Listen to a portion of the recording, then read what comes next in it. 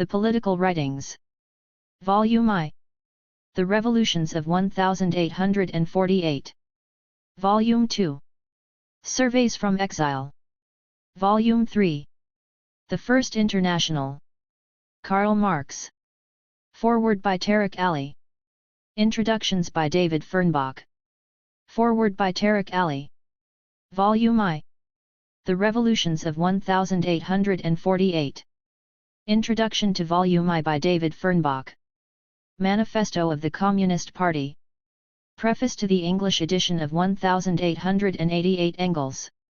Manifesto of the Communist Party Marx and Engels. Speeches on Poland, November 29, 1847.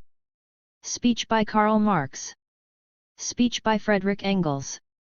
Speeches on Poland, February 22, 1848. Speech by Karl Marx. Speech by Friedrich Engels. The Demands of the Communist Party in Germany. Marx and Engels. Articles from the Neue Rheinischen-Zeitung. The Democratic Party. Kamphausen's Declaration in the sitting of May 30, 1848. The Kamphausen Ministry. The programs of the Radical Democratic Party and the Left in the Frankfurt Assembly. The June 15 sitting of the Vereinbarungsversammlung. The Prague Rising. Engels. The fall of the Kamphausen Ministry. The June Revolution. The Prussian Press Bill. The Bill for the Abolition of Feudal Burdens. The Russian Note. The debate on Poland in the Frankfurt Assembly. Engels. The Crisis and the Counter-Revolution. I4. Revolution in Vienna. The Cologne Revolution. The proclamation of the Democratic Congress to the German people. The victory of the counter-revolution in Vienna. The counter-revolution in Berlin. I3. No more taxes. The Frankfurt Assembly. The bourgeoisie and the counter-revolution. I4. The Magyar struggle. Engels. Democratic pan-slavism. I2. Engels. The trial of the Rhineland District Committee of Democrats. Speech by Karl Marx in his own defense. To the workers of Cologne. Reviews from the Neue Rheinischen-Zeitung. Review, January-February 1850. Marx and Engels. Review, March-April 1850. Marx and Engels. Review, May-October 1850. Marx and Engels. Address of the Central Committee to the Communist League, March 1850, Marx and Engels. Address of the Central Committee to the Communist League, June 1850, Marx and Engels. Minutes of the Central Committee meeting of September 15, 1850. Volume 2. Surveys from Exile. Introduction to Volume 2 by David Fernbach. The Class Struggles in France, 1848-50. I. The Defeat of June 1848. 2 June 13, 1849. 3. The Consequences of June 13, 1849. 4. The Abolition of Universal Suffrage in 1850. The 18th Brumaire of Louis Bonaparte. Articles on Britain. Review of Guizot's book on the English Revolution. Tories and Whigs. The Chartists. Corruption at elections. Letter to the Labour Parliament. Parties and cliques. The British Constitution. The character of the Whigs and Tories. On the Reform Movement. Agitation against the Sunday Trading Bill. Speech at the anniversary of the People's Paper. Articles on India and China. The British rule in India. The East India Company, its history and results. Indian affairs. The future results of the British rule in India. Revolution in China and in Europe. Articles on the North American Civil War. The North American Civil War. Civil War in the United States. Proclamation on Poland by the German Workers' Educational Association in London. Volume 3. The First International and After. Introduction to Volume 3 by David Fernbach. Documents of the First International, 1864-70. Inaugural Address of the International Working Men's Association. Provisional Rules. Instructions for Delegates to the Geneva Congress. Report to the Brussels Congress. Report to the Ball Congress. The General Council to the Federal Council of French Switzerland. On Germany. The Prussian military question and the German Workers' Party Engels extract. Marx to Schweitzer, February 13, 1865. Marx to Kugelmann, February 23, 1865. Marx to Schweitzer, October 13, 1868. Letters on Ireland. Marx to Engels, November 2, 1867. Marx to Engels, November 30, 1867. Marx to Kugelmann, April 6, 1868. Marx to Engels, November 18, 1869. Marx to Kugelmann, November 29, 1869. Marx to Engels, December 10, 1869. Marx to Meyer and Vogt. April 9, 1870. The Franco-Prussian War. First Address of the General Council on the Franco-Prussian War. Letter to the Brunswick Committee of the Social Democratic Workers' Party. Second Address of the General Council on the Franco-Prussian War. The Civil War in France. The Civil War in France, Address of the General Council. First Draft of the Civil War in France extract. Documents of the First International, 1871-2. Resolution of the London Conference on Working Class Political Action Marx and Engels. Speech on the 7th anniversary of the International. The alleged splits in the International Marx and Engels. Report to the Hague Congress. Speech on the Hague Congress. Political Indifferentism. Conspectus of Bakunin's Statism and Anarchy extract. Critique of the Gotha Program. Circular Letter to Babel, Liebknecht, Braca, et.al. Marx and Engels. Introduction to the Program of the French Workers' Party. On Poland and Russia. What have the working classes to do with Poland? Engels. For Poland, Marx and Engels. The curtain raised. Forward. The recession caused by the capitalist crisis of 2008 triggered a revival of interest in Marx's Capital and his other writings on the specific dynamics of the capitalist mode of production. That this system was the central subject of his work is indisputable, but he never thought of the economy in isolation. Capitalism was, for him and Engels, above all a socio-economic or social formation. Politics, as one of Marx's more gifted followers from a subsequent generation wrote, is concentrated economics. What was true, if only partially visible during the first few decades of the 20th century, can now be seen in full frontal view. In the traditional capitalist states, democracy is being hollowed out by a process globalization that systematically subordinates politics to economics, reducing the basic differences between center-left and center-right so that there is virtually no difference between existing mainstream political parties. For all practical purposes, the West is in the grip of a political system that has both the incentive and the means to become increasingly despotic. Whether it does so will depend on the degree and nature of the opposition that it encounters from below. It is this relegation of politics and its Siamese twins, history and philosophy, which makes the republication of Marx's political and historical writings all the more necessary at this time.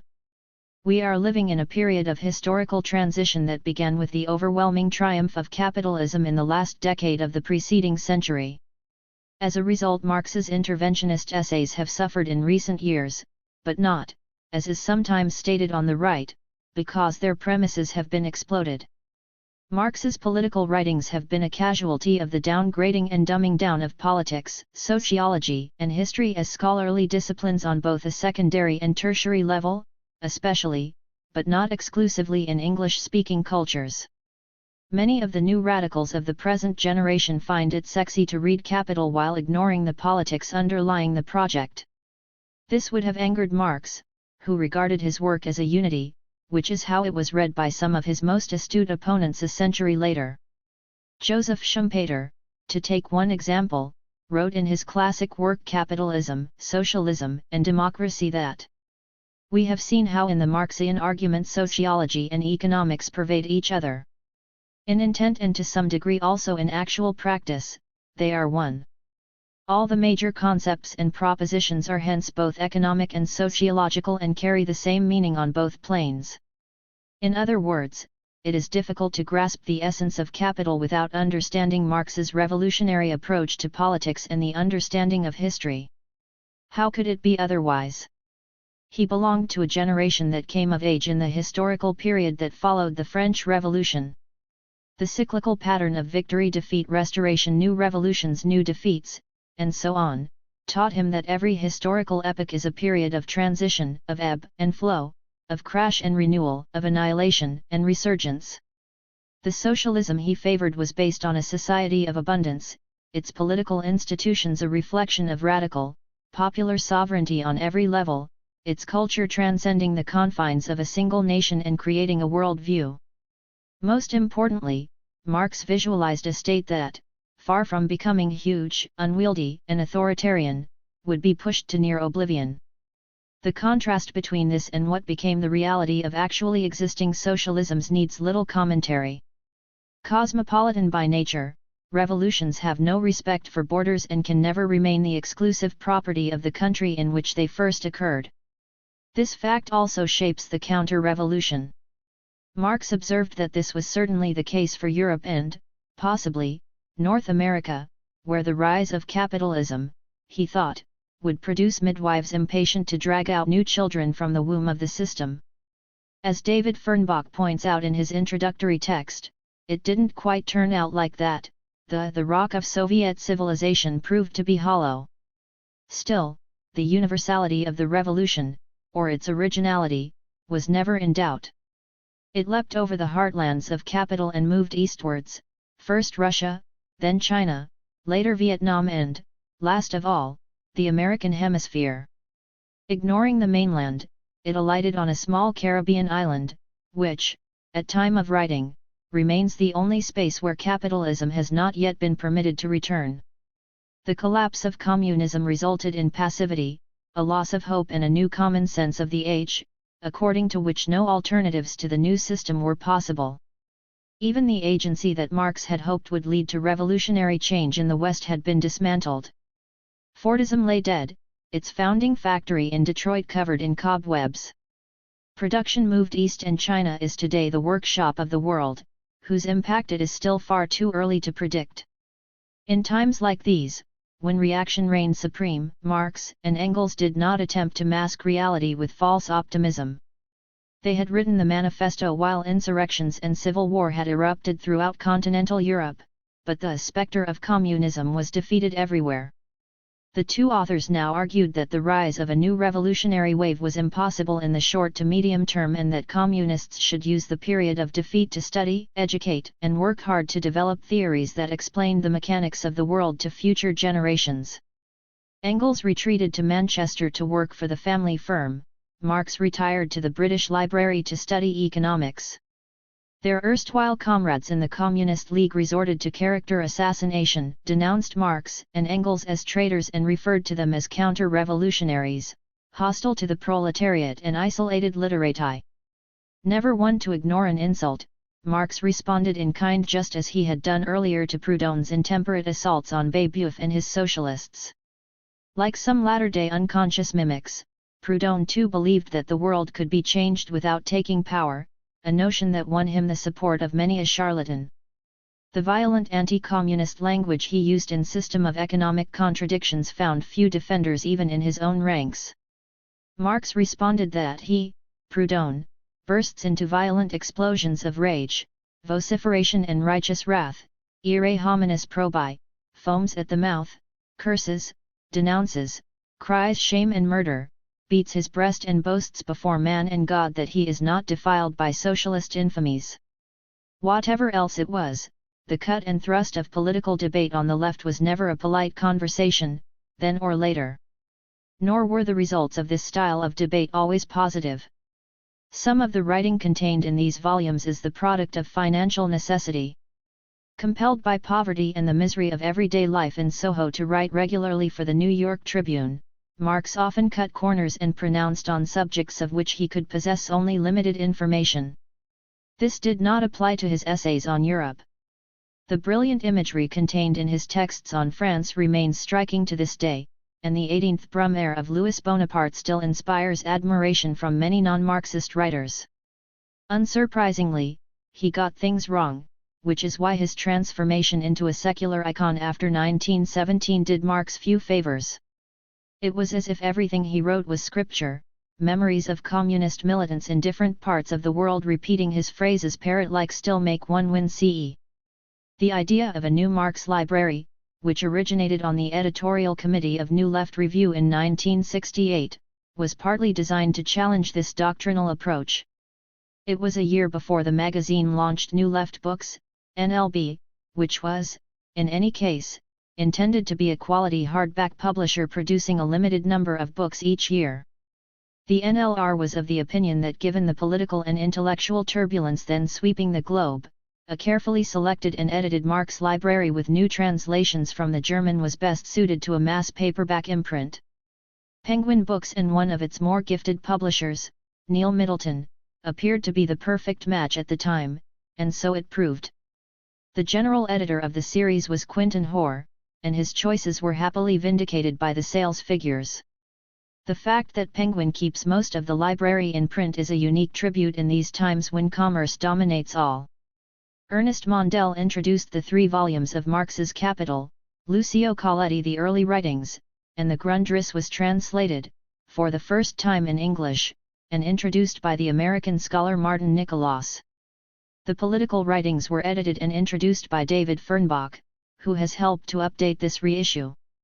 The intellectual and commercial success of New Left Books led to the launch of its paperback imprint, Verso, in 1970.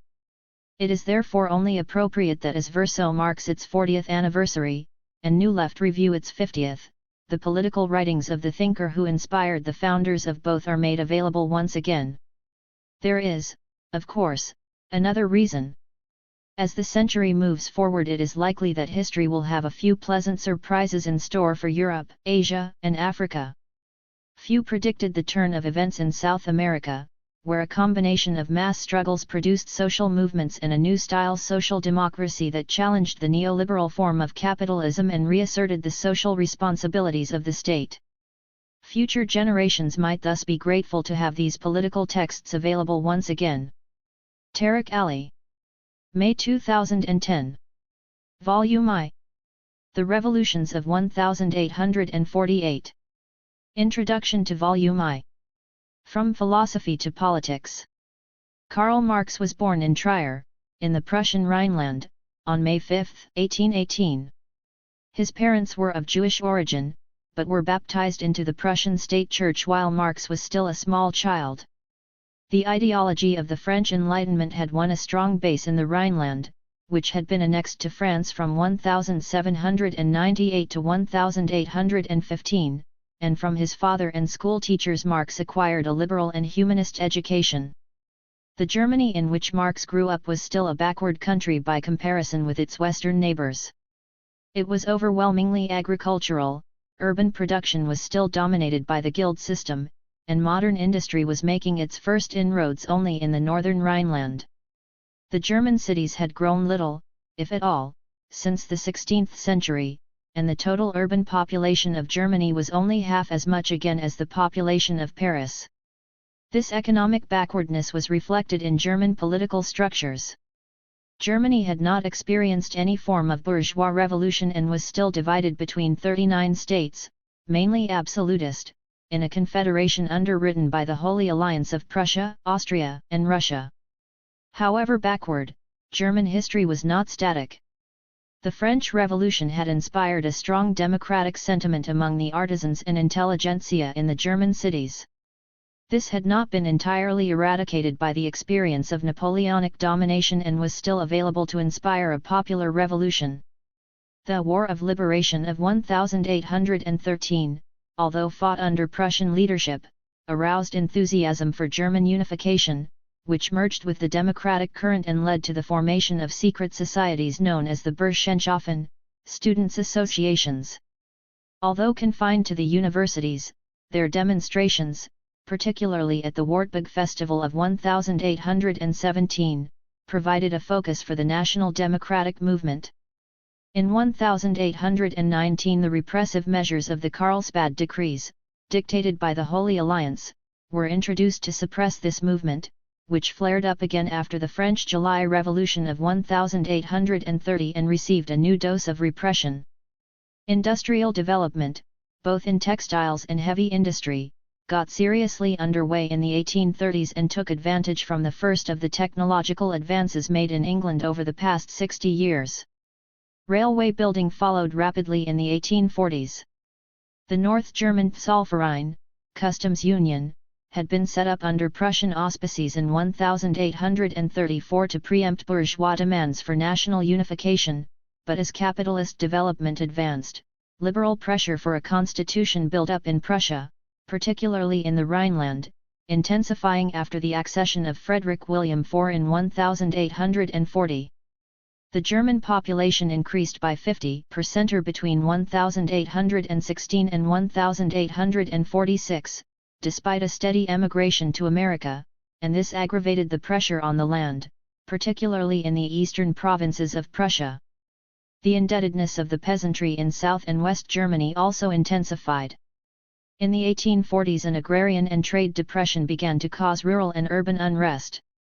Economic, political, and ideological factors were thus being formed which would fuse in the revolutionary conjuncture of 1848. A paradoxical effect of German backwardness marked intellectual life, one sphere in which Germany was unquestionably advanced. From the time of the French Revolution onwards, German philosophy underwent a peculiar overdevelopment, producing the powerful idealist systems of Kant, Fichte, Schelling, and Hegel. In the context of their national historical backwardness, German intellectuals were forced, as Marx put it, to think what others had done, and this forced abstraction of their thought made the German philosophy of this period unequaled in the scope of its syntheses, culminating in Hegel's systematic integration of the natural sciences, logic, and social theory. In 1836 Marx began his university career at Bonn, but transferred the next year to Berlin. He had originally intended to read law, but his theoretical inclination soon drew him towards philosophy. In 1831 Hegel had died in office as professor of philosophy at Berlin, but by the middle of the decade his legacy was already in dispute, as the left or young Hegelians fired their first shot at orthodoxy with the publication of David Strauss's Life of Jesus. 2. In the peculiar German circumstances of economic and political backwardness coupled with theoretical overdevelopment, the Hegelian philosophy, with its ambiguous political implications and internal tension between system and method, was for the next decade to provide a terrain for political battles that could not yet be fought out in the arena of open class struggle. The right, i.e. orthodox Hegelians, fought for conservatism by defending Hegel's system, which under the dictum that the real is the rational provided a legitimation for everything that existed, in particular the Christian religion and the Prussian monarchy. The left Hegelians used Hegel's dialectical method to criticize existing institutions as non-rational and therefore non-real, i.e. having outlived their historical moment and due to be changed. They thus refought, though in more sophisticated terms, the battles against religion and absolutism that the French Enlightenment had fought in the previous century. Rather than deny the truth of religion on its own ground, the young Hegelians sought to explain religious dogma in terms of a different level of reality, which in the first instance was that of ethics.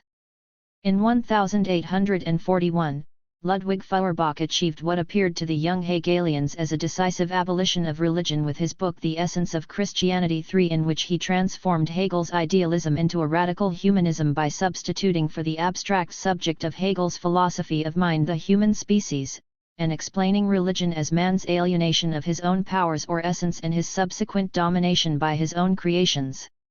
In Prussia and the other absolutist states of Germany, religion was the natural starting point of rationalist criticism, as the state and the traditional social order still founded their legitimacy on a religious basis. Marx himself eagerly plunged into religious criticism, and his doctoral thesis, completed in 1841, was conceived as an anti-religious work. 4. Marx approached politics under the aegis of his young Hegelian colleague Bruno Bauer, who made the transition from religious to explicitly political criticism with his book The Christian State. In the summer of 1841 Marx joined Bauer in Bonn and worked with him for a while on an abortive plan for a journal, hoping also to obtain a place beside Bauer at the university. A few months later, however, Bauer's subversive activities led to his dismissal from Bonn, an event which simultaneously ditched Marx's own hopes of an academic career. Marx's first political article was published in February 1842 in the young Hegelian journal Anekdota. Commenting on the Prussian censorship, Marx exposed the inherent contradictions of the censorship system, and argued a liberal and rationalist defense of a free press and public opinion. 5. During the course of 1842 Marx became increasingly involved with the recently founded Reinigungszeitung, Rheinische Gazette, and was eventually appointed its editor. The Reinigungszeitung, published in Cologne, represented a short-lived alliance between the young Hegelian philosophers, already verging on radicalism, and the liberal Rhineland bourgeoisie who were restless with the failure of the new king to grant the long-promised constitution. In the Reinigungszeitung Marx dealt with current political questions within the limits of the liberal opposition, for he still believed possible and necessary the laborious task of winning freedom step by step. 6. It was while working on the Reinigungszeitung that Marx first came into contact with French socialist and communist ideas, which became current in Germany in 1842 with the propaganda of Moses Hess 7 and the publication of Lawrence von Stein's book The Socialism and Communism of Contemporary France. But Marx's attitude to French communism was still extremely cautious. When Hess came under attack for articles he had written in the Reinigungszeitung, Marx wrote editorially, "The Reinigungszeitung cannot even concede theoretical reality to communistic ideas in their present form, and can even less wish to consider possible their practical realization." However, he conceded that writings such as those by Leroux, Considerant, and above all Proudhon's penetrating work, can be criticized only after long and deep study. 8. It was more immediately important for Marx's development that as editor of the Reinigungszeitung he was confronted practically with the social question. Previously Marx had been concerned exclusively with religion and politics, in which fields he had been able to ascribe conflicts between men, in the idealist fashion, simply to the truth or falsity of their ideas. Now Marx came up against conflicts of material interest for the first time, in connection with the Rhineland Diet's 9 legislative encroachment on common timber rights and the destitution of the Mosel grape growers caused by the Zollverein. Marx criticized the Rhineland Diet for its class-biased legislation, but still believed that political reason could resolve such conflicts, the conditions for this being a free press and public debate. 10. As Marx later acknowledged, however, it was the problems presented by these issues that first led him away from the mainstream of young Hegelian philosophical criticism and towards the theory of historical materialism. 11. The suppression of the Reinigungszeitung in March 1843 marked the end of the hope that Prussia could progress through constitutional monarchy to democratic freedom. The young Hegelians now branched in different directions. Some, like Bruno and Edgar Bauer and Max Stirner, went on to develop increasingly radical theoretical positions, but kept safely away from all practical activity. Others, particularly Arnold Ruge 12 Moses Hess, Karl Marx, and Friedrich Engels, began to seek the means of turning the arm of criticism into the criticism of arms. 13. To that end Ruge and Marx left Germany in October 1843 for Paris, where Hess was already living, and where they planned to produce a journal, the Deutsche Französische Jahrbucher, Franco-German yearbooks. The move to Paris was not only necessitated by the Prussian censorship. As the title of their journal implied, Marx and his colleagues hoped to combine their philosophic results with the achievements of French political theory, and thus to arrive at the guiding principles of the radical revolution that they now believed necessary in Germany. During the course of 1843 Marx had become an ardent follower of Feuerbach, who had developed his full position in that year with the publication of his provisional theses for the reform of philosophy. Feuerbach had already taught that the religious account of God as subject and man as predicate had only to be inverted in order to reveal the true relationship. In the provisional theses he claimed that this transformative method was the means to criticize all speculative philosophy, such as German idealism, since this was nothing more than religion in a secular guise. Feuerbach's key critical concept was that of Gattungswesen, or species being, which he used to denote the sum of humanity's collective powers, and it is this that Marx sought to apply, first to the political state, then to the capitalist economy, in two major texts written in 1843 and 1844. Marx wrote his critique of Hegel's doctrine of the state in the summer of 1843. He had just married Jenny von Westphalen, to whom he had been engaged for 7 years, and was shortly to move with her to Paris. In this text Marx attacked Hegel's presentation of the relation between the state and civil society, i.e. economic life, as a typical case of speculative philosophy. For Hegel, civil society was the sphere of material needs, while the state was the higher sphere of reason in which conflicts of material interest were resolved.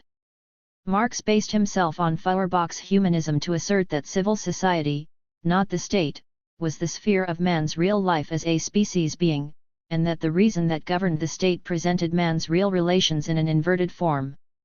Far from the state bureaucracy rationally mediating conflicts of material interest, it weighed on man's real existence as an oppressive force. In this critique Marx already saw the resolution of the antagonism between state and civil society as requiring the dissolution of the former into the latter, a position he was later to integrate into his scientific communism. But at this stage in his development Marx had as yet only a vague conception of class antagonisms. He believed that universal suffrage would spell the dissolution of the oppressive state and the liberation of man's species life, and did not yet recognize the abolition of private property, i.e. communism, as the essential condition of this liberation.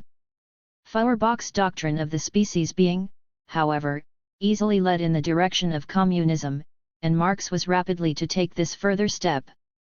Marx's conversion to communism came soon after his move to Paris, where he studied at first hand the French socialist and communist tendencies and engaged in discussion with the militants of the French workers' movement. In the class-conscious workers of Paris Marx found the solution to the problems he had analyzed in the critique of Hegel's doctrine of the state, and his first mention of the proletariat is in the introduction published in the Deutsche Französische Jahrbuch to a projected edition of that manuscript. Here Marx argues that the only class that can make a radical revolution in Germany, i.e. one that would realize the goals of Feuerbach's humanist philosophy, is a class with radical chains, a class in civil society which is not a class of civil society, a class which has a universal character because of its universal suffering and which lays claim to no particular right because the wrong it suffers it is not a particular wrong but wrong in general.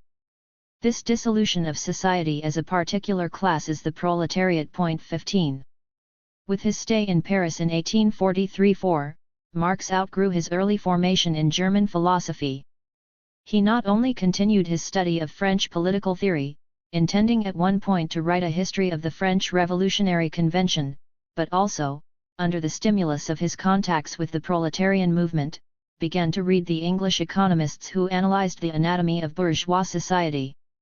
Yet in the first text in which Marx dealt with the problems of economic theory and communism, the Economic and Philosophical Manuscripts of 1844, he still attempted, for the first and last time, to integrate this new subject matter into the framework of Feuerbachian humanism. In the 1844 manuscripts Marx applied Feuerbach's transformative method to political economy, criticizing the bourgeois economic system and its apologists for inverting the true relations of labor and capital. Instead of capital being the subject of the economic process and labor its predicate, in reality it is human labor, the natural activity of man's species being, that is estranged or alienated and turned into the capital which oppresses the laborer. Communism is defined in these terms as the reappropriation of man's estranged productive powers, and thus as the form of society conforming to man's species being. These manuscripts have often been considered the sign of Marx's arrival at the basic themes of his mature theory. It is certainly true that the notion of capital as estranged labor presages Marx's later analysis of surplus value, and that Marx for the first time here explicitly avows communism as the solution to social antagonisms. However, the decisive break in Marx's theoretical development was still ahead. In the 1844 manuscripts, Marx did not take issue with the descriptive content of bourgeois economic theory, but criticized as inhuman the reality that it described and the ideologists who accepted and justified this reality. In Capital, however, Marx no longer criticized capitalist society simply on the basis of external humanistic criteria, but criticized bourgeois economic theory for its inadequate scientific comprehension of the capitalist economy and explained how the reality of the capitalist economy contains inherent contradictions that impel it into crisis. And although in 1844 Marx already accepted a communist solution to the antagonisms of capitalist society, he in fact criticized the communist tendencies of the day, represented by Blanqui and Cabet, on the grounds that their politics were based on the greed and envy that capitalism itself engendered, rather than transcending this selfish motivation. Not long after, Marx was to accept that this selfish class struggle was the motive force of history and would lead to communism, and criticize Cabet and Blanqui for quite different reasons. The 1844 manuscripts certainly foreshadow Marx's future concerns and contain important insights that Marx was to integrate into his theory of historical materialism. Yet rather than heralding the birth of the new theory, they represent in fact Marx's last staging post within the realm of German ideology, as he was soon to call it, a desperate but untenable attempt to integrate the realities of political economy and communism into the philosophical humanism of Ludwig Feuerbach. Historical materialism and scientific communism. Before explaining the theoretical break that led Marx to elaborate the theory of historical materialism, it is necessary to introduce Friedrich Engels, who, as Marx himself wrote, had by another road, arrived at the same result. 16. Engels was born in 1820 in Barmen, Westphalia, into a Calvinist mill-owning family. He did not undergo formal higher education, but made his mark as a literary figure while still extremely young with articles and pamphlets of religious criticism, often very satirical in character. From October 1841, shortly after Marx had left Berlin, Engels spent a year posted there on military service, and eagerly joined in the heady current of young Hegelian philosophy. He became, like Marx, an ardent follower of Feuerbach. In November 1842 Engels travelled to England to work in Manchester for his family's cotton business, and there he came into first-hand contact with both working-class misery and the Chartist movement.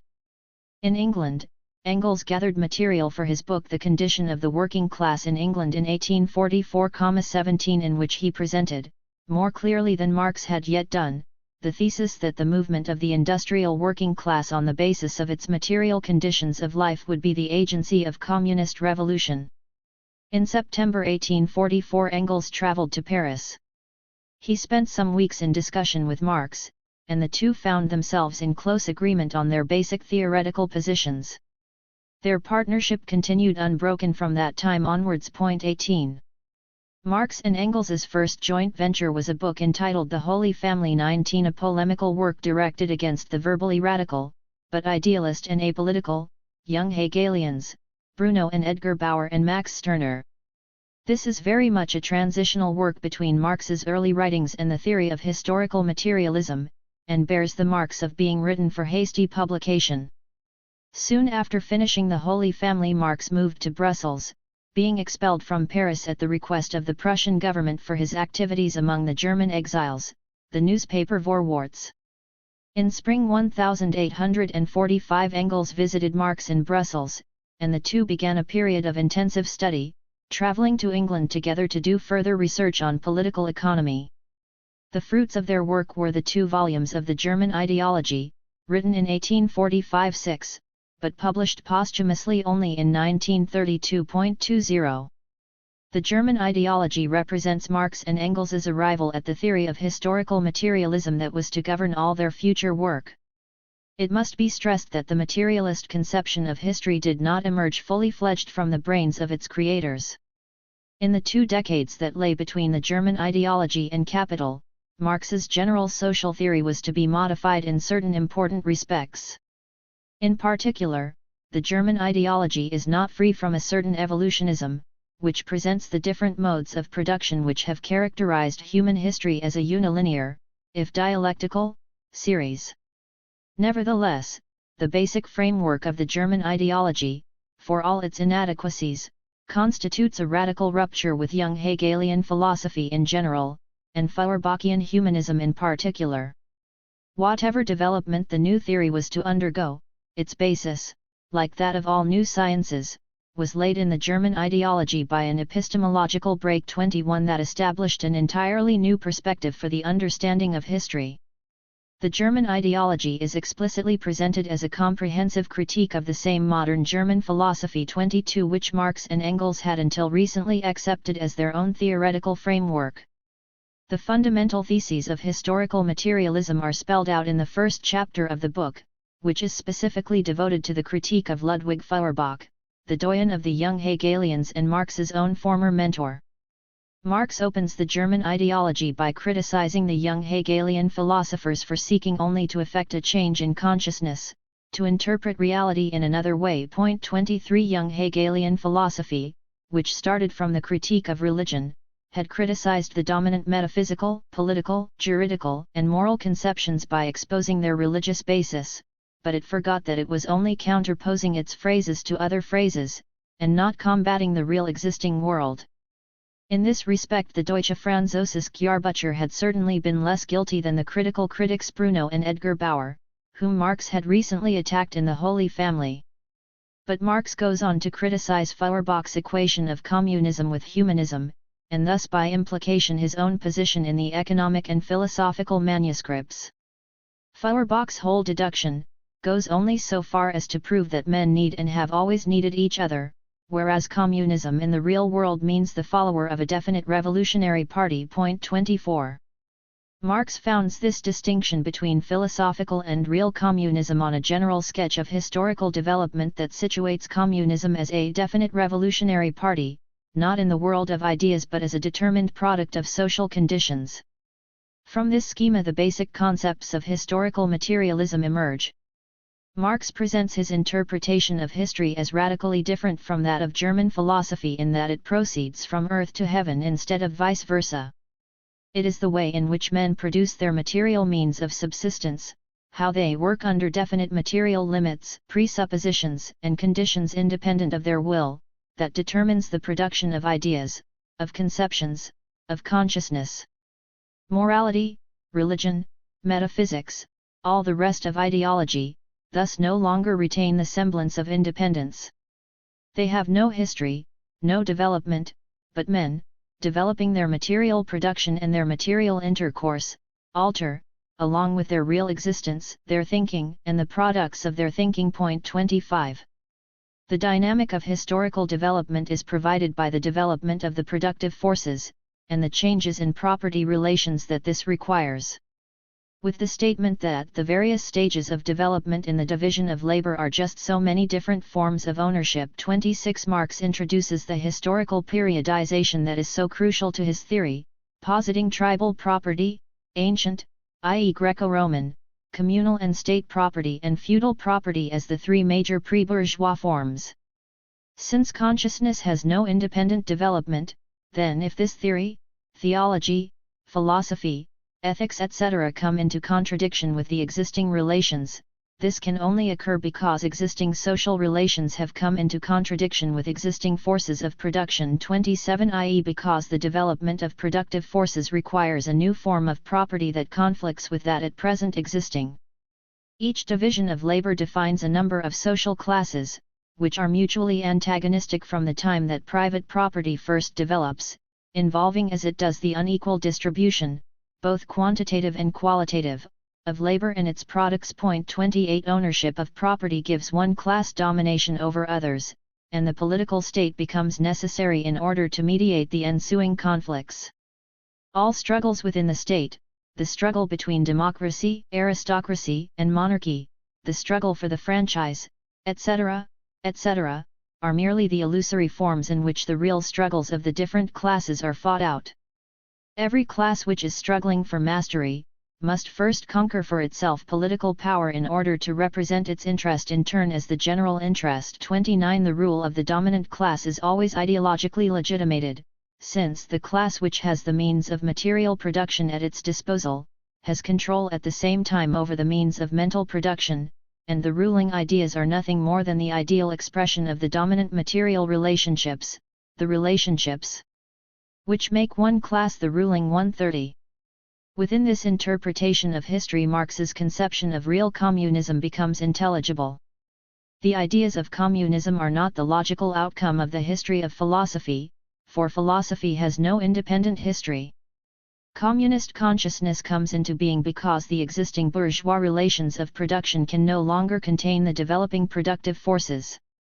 In the development of the productive forces there comes a stage when productive forces and means of intercourse are brought into being, which, under the existing relationships, only cause mischief, and are no longer productive but destructive forces, machinery and money, and connected with this a class is called forth, which has to bear all the burdens of society without enjoying its advantages, which, ousted from society, is forced into the most decided antagonism to all other classes, a class which forms the majority of all members of society, and from which emanates the consciousness of the necessity of a fundamental revolution. 31.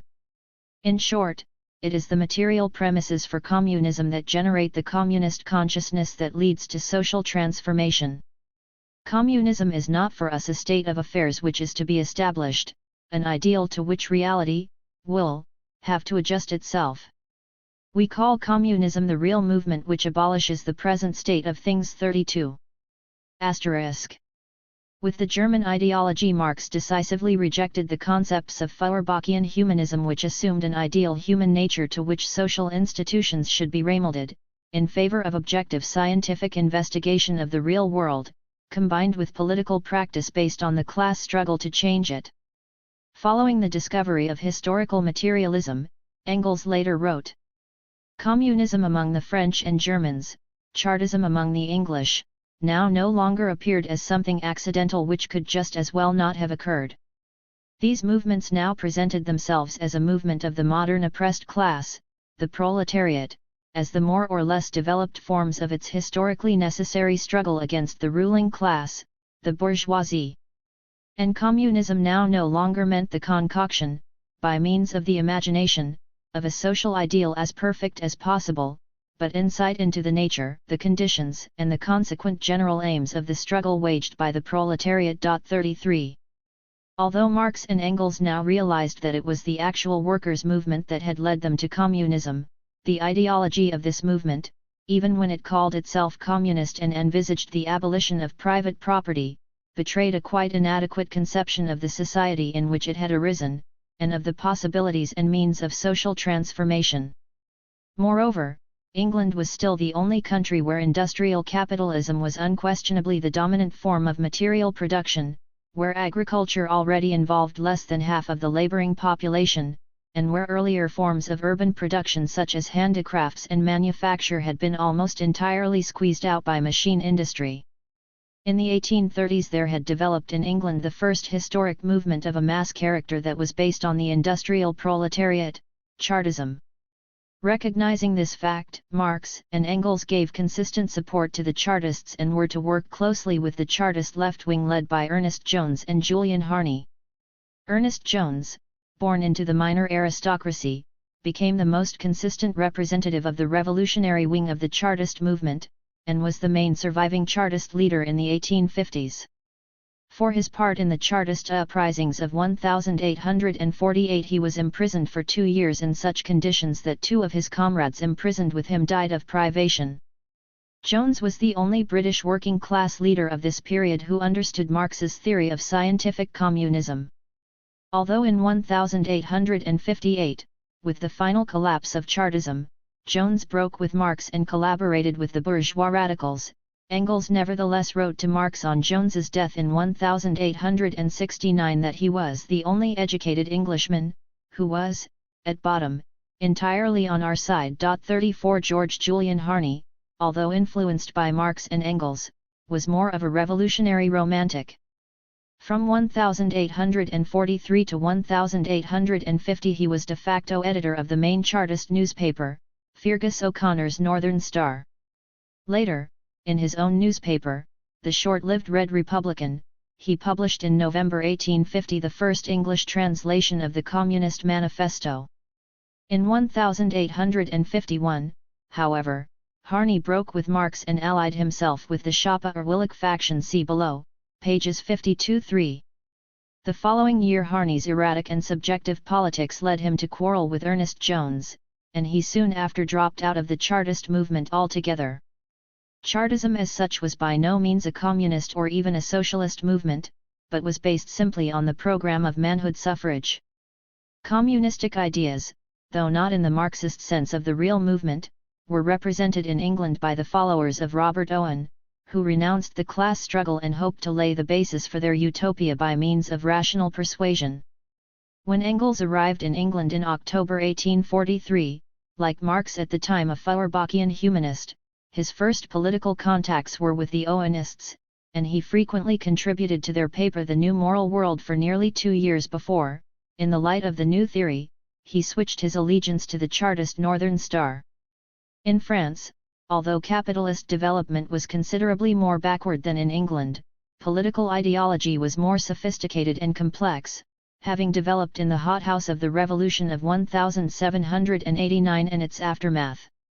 Modern socialism had first originated in France with the utopian writings of Henri de Saint-Simon and Charles Fourier, who envisaged the planned direction of industrial technology in the general interest. However, the utopian socialists did not demand the abolition of all private property and did not see the industrial working class, still very undeveloped in early 19th century France, as the agent of social transformation. By the 1840s the followers of Saint-Simon and Fourier only survived in the form of quasi-religious sects, but their writings continued to inspire all sorts of plans for solving the social question, i.e. the social upheaval caused by the beginnings of industrialization and the working class unrest that accompanied it. Among these socialist doctrines of the 1840s, two were not only particularly important in the history of socialist thought, but also won considerable support from the French workers.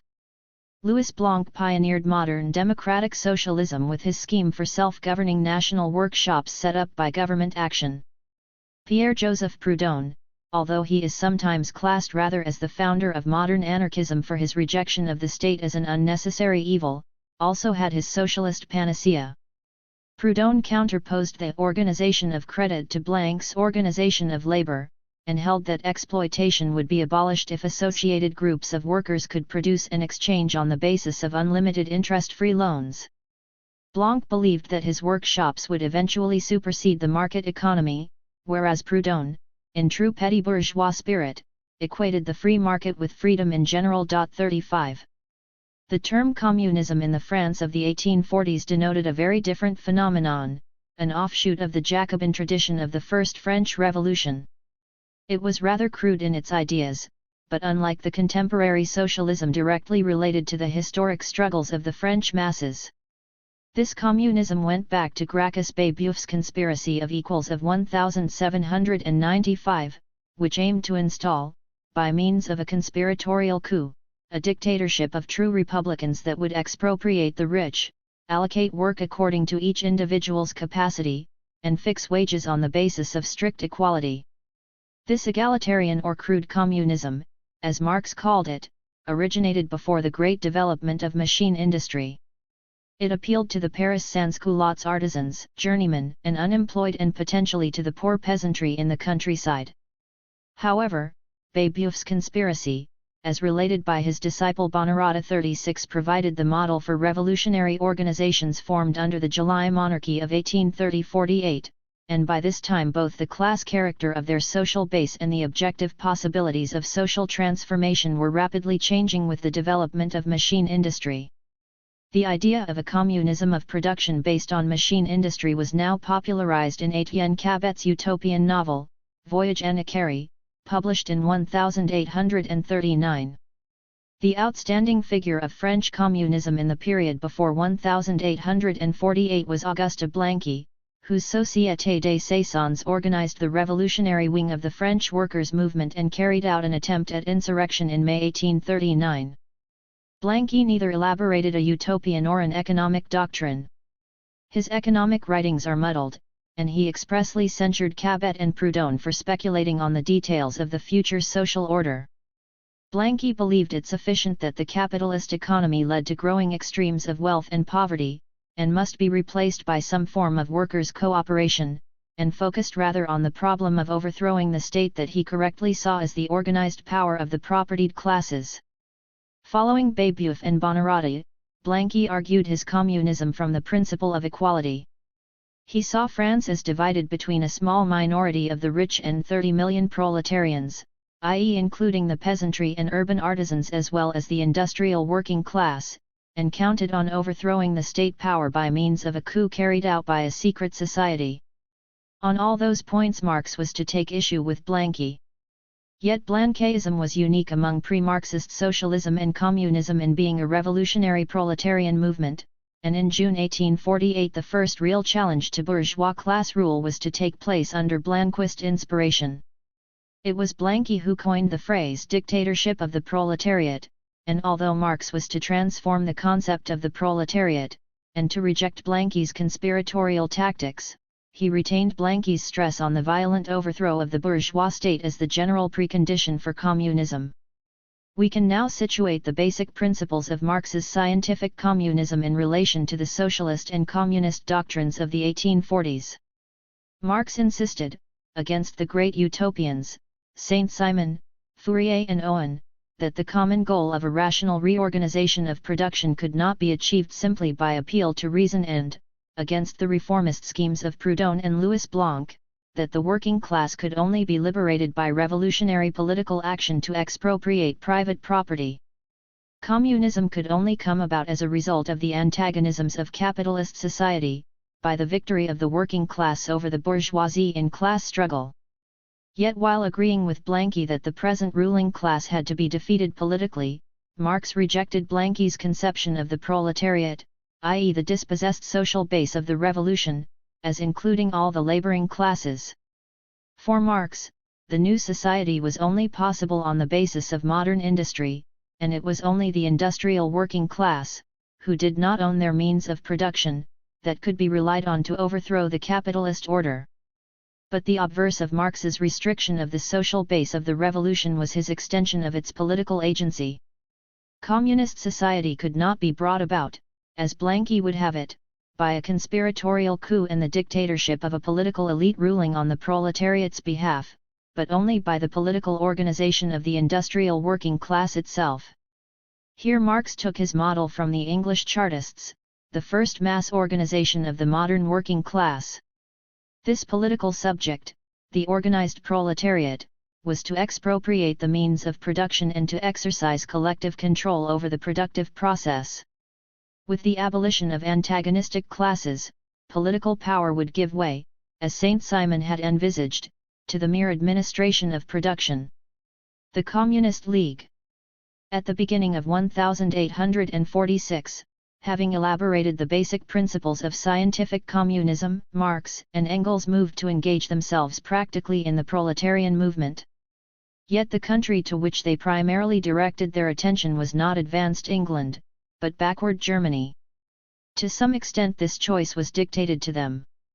They already possessed a certain following among the German intelligentsia, while their capacity to intervene in English or French politics was severely limited.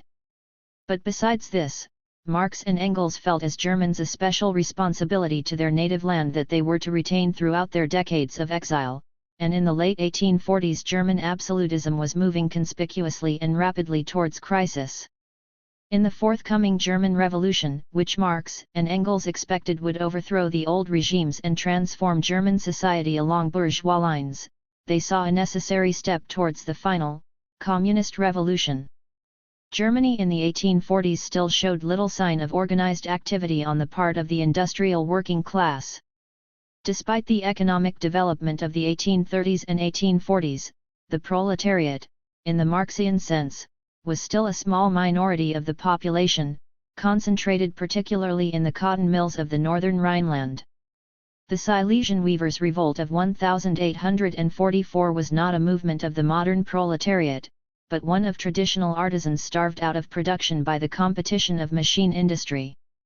Among German skilled workers, however, there was already a significant political ferment, which, if it found little expression in Germany itself, where police conditions made this almost impossible, blossomed in the great centers of German emigration, Paris, Brussels, London, Geneva, and New York. In Paris alone, there were by 1843 some 85,000 emigrant German workers. The main organization of the German workers' movement of this time, which was also, in the circumstances of the emigration, the first international workers' movement ever, was the League of the Just. This secret society, formed by German émigrés in Paris in 1836, had been closely connected with Blanqui's Société des Saisons and had suffered together with it in the defeated insurrection of 1839.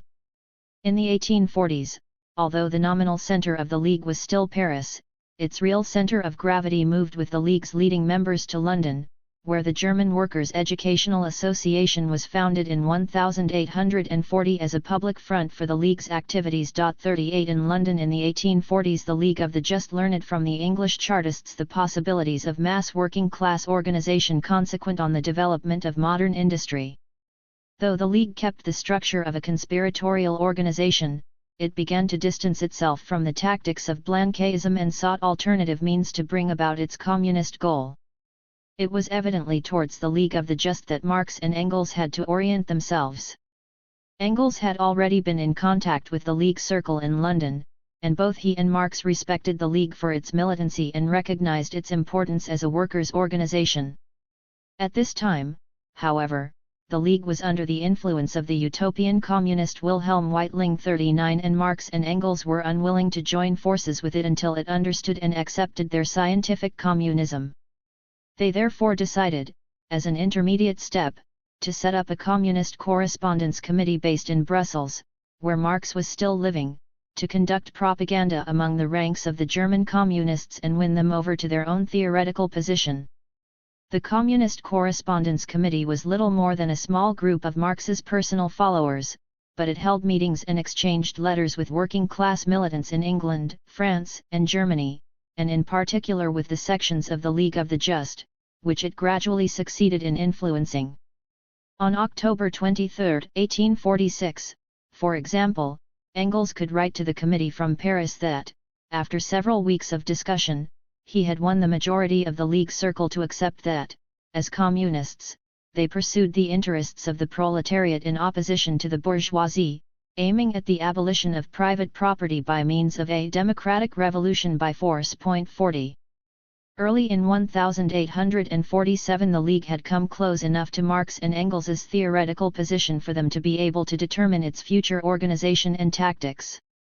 In June 1847 a congress was held in London, attended by Engels and Wilhelm Wolff-41 on behalf of the Communist Correspondence Committee, which transformed the League of the Just into the Communist League, reorganized its structure on democratic lines, though the League necessarily remained secret, and laid down, as the first article of its new rules, the aim of the League is the overthrow of the bourgeoisie, the rule of the proletariat, the abolition of the old, bourgeois society which rests on antagonism of classes and the foundation of a new society without classes and without private property. 42 After the June Congress, Marx and his followers set up a public German Workers' Association in Brussels, on the lines of the League's successful front organization in London, through which to influence the emigrant German workers. In November 1847 Marx and Engels travelled to London to attend the Second Congress of the Communist League, held secretly in the Great Windmill Street premises over a 10-day period. This Congress discussed at length the principles of scientific communism presented by Marx and Engels, and at the end of the Congress the two were mandated to draft a statement of principles for the League. Marx sent the manifesto of the Communist Party to London at the end of January 1848, and it was published there in German just before revolution broke out in Paris on 21 February. 43. The Communist Manifesto is justly Marx's most famous political text, formulating in polemical mode his general conception of the proletarian revolution, as this follows from the materialist concept of history. In the manifesto, Marx did not merely set out to demonstrate the thesis that opens its first section, the history of all hitherto existing societies is the history of class struggles. 44. Commenting on the manifesto some 4 years later, Marx insisted, "Now as for myself, I do not claim to have discovered either the existence of classes in modern society or the struggle between them. Long before me, bourgeois historians had described the historical development of this struggle between the classes, as had bourgeois economists their economic anatomy. My own contribution was 1. To show that the existence of classes is merely bound up with certain historical phases in the development of production. 2. That the class struggle necessarily leads to the dictatorship of the proletariat. 3. That this dictatorship itself only constitutes no more than a transition to the abolition of all classes and to a classless society. 45. Marx's concern in the first section of the manifesto is to explain in what way capitalist relations of production have become fetters on the development of the productive forces, and why the class that is exploited by capital, the industrial proletariat, is both capable of overthrowing this mode of production and indeed compelled by its position to do so. By way of comparison, Marx opens the manifesto by outlining the transition from feudalism to capitalism, portraying the bourgeoisie in heroic guise as the representative of the new forces of production and exchange, manufacture, international trade, whose development was restricted by feudal social relations. To attain the free market it needed, the bourgeoisie had to overthrow the feudal organization of agriculture and industry, and the political superstructures built upon this, and it has at last, since the establishment of modern industry and of the world market, conquered for itself, in the modern representative state, exclusive political sway. 46.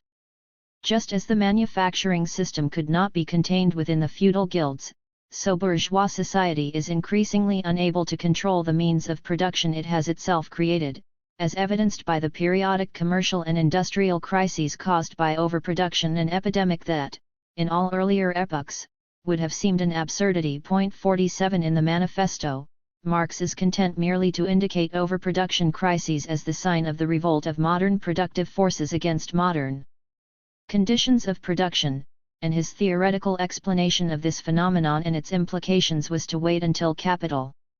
What must be stressed here, however, is the distinction that Marx makes between the constantly developing productive forces that are fettered by capitalist property relations, which Marx describes as weapons that are turned against the bourgeoisie itself, and the men who are to wield these weapons, the proletarians. 48. The industrial working class provides the political agency that will overthrow existing social relations, but it can only do so because the development of the productive forces places this task on the historical agenda.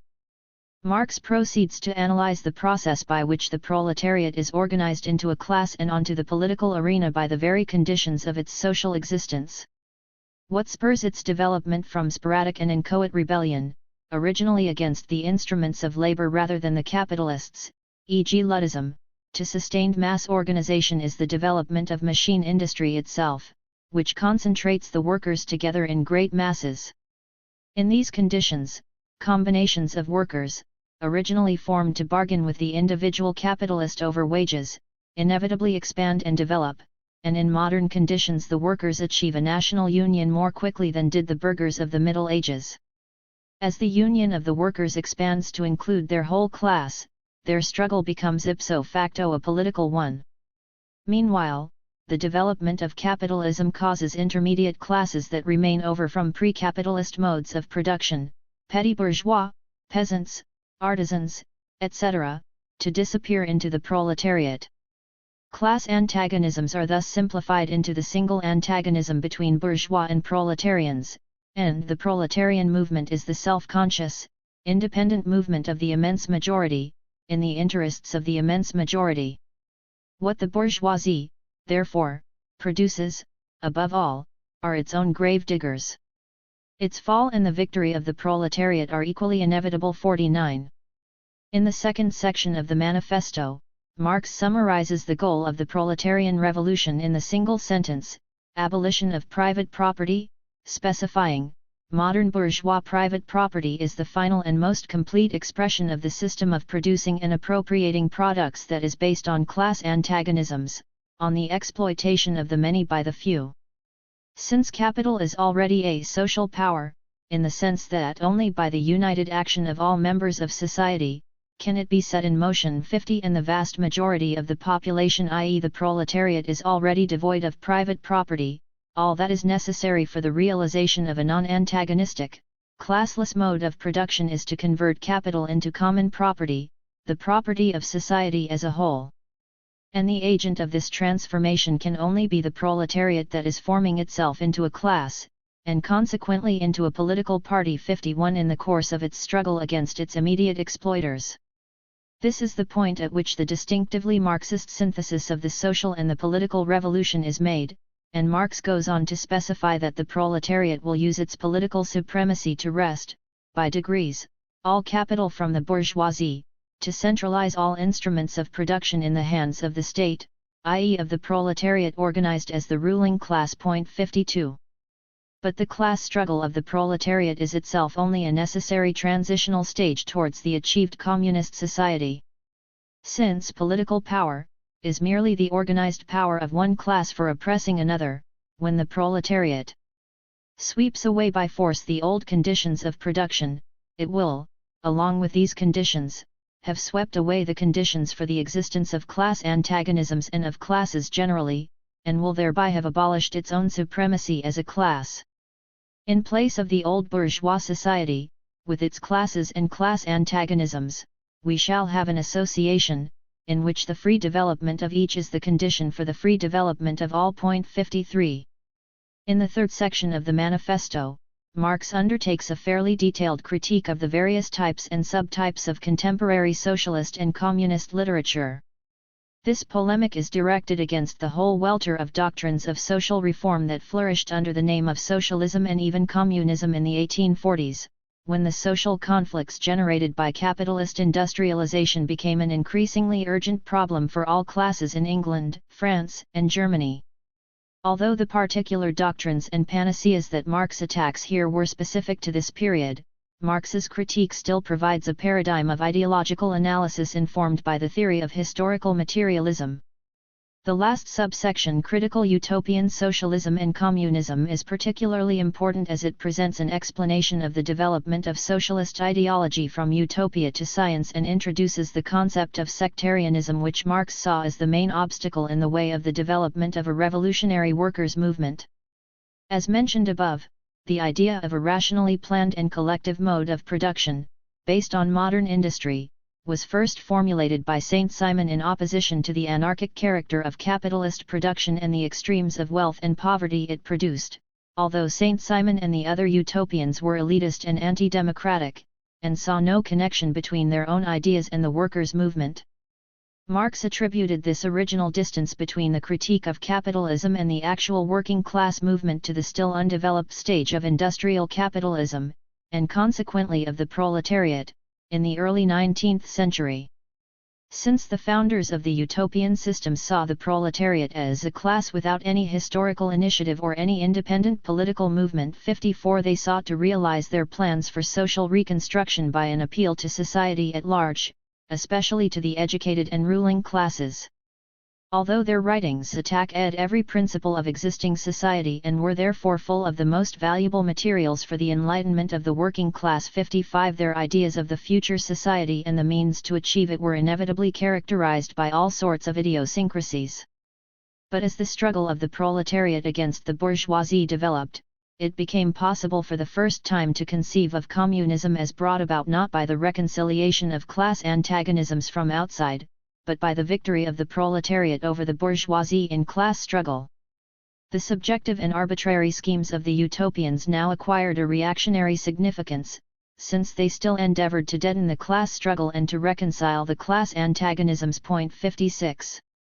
It is against this characterization of the utopian socialism and communism, which attempted to foist its subjective plans on the real proletarian movement, that Marx defines the tasks of the communists in the second section of the manifesto. As opposed to the utopians, the theoretical conclusions of the communists merely express, in general terms, actual relations springing from an existing class struggle, from an historical movement going on under our very eyes. The Communists therefore do not form a separate party opposed to other working class parties 57 and do not set up any sectarian principles of their own, by which to shape and mold the proletarian movement. 58 The particular task of the Communists, distinguished only by their theoretical insight into the historical process, is to struggle for the proletariat to recognize the revolutionary role that it is compelled to play by the objective dynamic of bourgeois society, to point out to the proletariat as a whole its own international and long-term interests. The manifesto should not be regarded as the summa of Marx's political thought. It is certainly the most general formulation of the principles of scientific communism, and Marx himself was to refer to it as a touchstone throughout his life. However, the manifesto leaves many problems unresolved and gives inadequate solutions to others. The paramount problem is of course whether the historical movement going on under our very eyes leads as straightforwardly to communism as Marx in 1848 believed, and we shall return to this in the introduction to the First International and after. Other problems include those of how the working class organizes politically for the seizure of power, and how it confronts the state apparatus, as well as the problems of national antagonisms and intermediate classes, and these will be discussed as they arise in the context of Marx's political practice.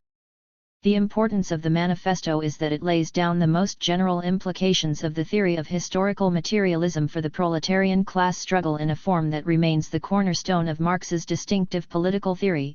The fetters that capitalist relations of production impose on the productive forces render inevitable the replacement of capitalism by communism. Capitalist relations can only be abolished by the class struggles that they themselves engender. The proletariat can only transform capitalist into communist society by organizing itself as the ruling class and using its state power to expropriate the owners of capital, and the abolition of classes that is synonymous with the achievement of communism will lead to the withering away of the state itself. The problem of tactics. In the Communist League, Marx and Engels developed a working-class cadre that accepted their theory of scientific communism.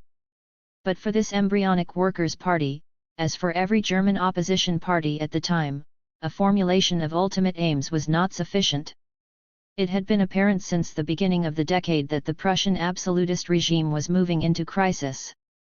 When in 1846 the liberal bourgeois opposition demanded the promulgation of a constitution before they would vote further taxation, the Communists, in common with all Democrats 59, began to expect the outbreak of revolution in the near future. The approach of revolution required the Communist League to define its tactical goals, which, given the infancy of German industrial capitalism, could not simply coincide with the strategic goal of the seizure of power by the working class. The situation that the Communist League faced in the approaching German Revolution seems at first sight inexplicable in terms of the historical schema presented in the manifesto. The manifesto was principally oriented to the development of the proletarian movement in the most advanced capitalist countries, which had long since experienced their bourgeois revolutions, e.g. England in the 17th and France in the 18th century, and where Marx expected the contradiction between the proletariat and the bourgeoisie to rapidly intensify and lead to communist revolution. But in Germany, which was so far behind the Western countries in its economic and social development that the bourgeoisie had not yet taken power, how could there already be a proletarian movement directed against the bourgeoisie, and what should the German communists do in such a situation? The root cause of Germany's idiosyncratic political course is explained in Marxist theory by the concept of uneven development, which forms the object of many of Marx's analyses. In the historical process, societies originally separate from one another enter into relation with each other exhibiting different modes of production, and mutually affect each other's historical course by means of trade, war, the spread of technology, etc. It is this process of interaction that gives history its intricate complexity. And although Marx believed that capitalism was tending to level out national differences, it has itself generated new forms of uneven development. Only with world communism can we expect, at last, a single human history.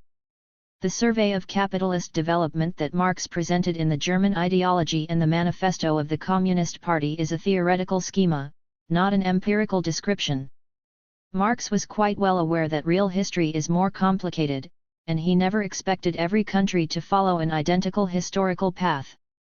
In the final section of the manifesto, Marx himself alluded to the effects of uneven development with respect to Germany, although he did not explain its particular causes. With historical hindsight, these appear to be essentially of the following kind.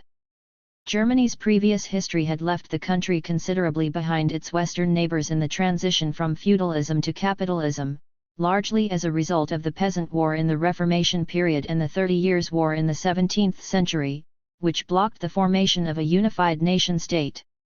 Germany had not developed a strong commercial and financial bourgeoisie based on international trade, such as had overthrown the old regimes in England and France, but this did not prevent the rise of an industrial capitalist class in the 19th century, based on the new technology of machine industry, which had gradually been developed in the most advanced countries. Because of this, the German bourgeoisie did not confront its revolution until it had already produced its alter ego, the industrial proletariat. 60 in the manifesto, however, although Marx asserted that German history would take a different course from the classic scenario of the English and French bourgeois revolutions, he presented this merely in terms of a condensed timescale, the bourgeois revolution in Germany, to be carried out under more advanced conditions of European civilization. And with a much more developed proletariat, than that of England was in the 17th, and of France in the 18th century, would be the prelude to an immediately following proletarian revolution. 61. From early in 1846, when Marx and Engels began their systematic propaganda for scientific communism, they also put forward a specific tactic for the working class in the German Revolution. Given that the coming revolution would bring the bourgeoisie to power in Germany, the proletariat should actively support the bourgeoisie in its struggle against absolutism and refrain from pursuing its own struggle against the bourgeoisie until the old regime had been decisively defeated. The first public statement of this position was in an article by Engels on the State of Germany 62 published in the Chartist Northern Star, October 25, 1845, where he wrote that the German workers' movement would subordinate itself to the bourgeoisie until the day that the bourgeoisie held full power, but that from that very day its struggle against the bourgeoisie would begin. A similar formulation is reproduced in Section 4 of the Manifesto, with the proviso that the Communists never cease, for a single instant, to instill into the working class the clearest possible recognition of the hostile antagonism between bourgeoisie and proletariat. 63 so as to prepare the workers for the future battle against their present ally. It is interesting to compare this new tactical position with that expressed by Marx before he developed his materialist conception of history. When Marx first committed himself to the proletariat, in 1844, it was as the class with radical chains, the agent of a revolution that had, by a salto mortale, mortal leap, to override both Germany's limitations and those of the modern nations, because the development of the social conditions and the progress of political theory have demonstrated the middle class's point of view to be antiquated or at least problematical. 64 by 1846, however, Marx's theory of historical materialism had led him to the conclusion that the German proletariat could not simply ignore the problematical position of the bourgeoisie, and that, in the revolution now approaching, the working class must at first throw in its lot with its own immediate exploiter until feudalism and absolutism had been defeated. As we shall see, Marx was to insist on the need for this alliance with the bourgeoisie even at the expense of losing allies in the German working class movement. 65. In line with this tactic, Marx and Engels concentrated on attacking utopian ideas that held that communism was already possible in Germany, and in particular the ideas of true socialism which dominated German socialist ideology at this time. 66 and which used a critique of capitalism drawn from the French utopians to deflect the workers from participating in the growing democratic movement. At a discussion between the Communist Correspondence Committee and Weitling when the latter visited Brussels in March 1846, Marx denounced the fantastic hopes of the utopians and argued his characteristic position that communism could not be achieved in Germany without the bourgeoisie first coming to power. On the basis of this position, Marx and Engels could also work within the ranks of the general democratic exile of petty bourgeois and intellectuals, attempting to weld a solid alliance of communists and democrats on a common program of the overthrow of feudalism and absolutism, and the unification of Germany as a democratic republic. Marx therefore collaborated, from its foundation in the spring of 1847, with the Deutsche Brüsseler Zeitung, Brussels German Gazette, a German paper published in Brussels which was quite influential in the immediate pre-revolutionary period, and which towards the end of the year became the virtual organ of Marx and his followers.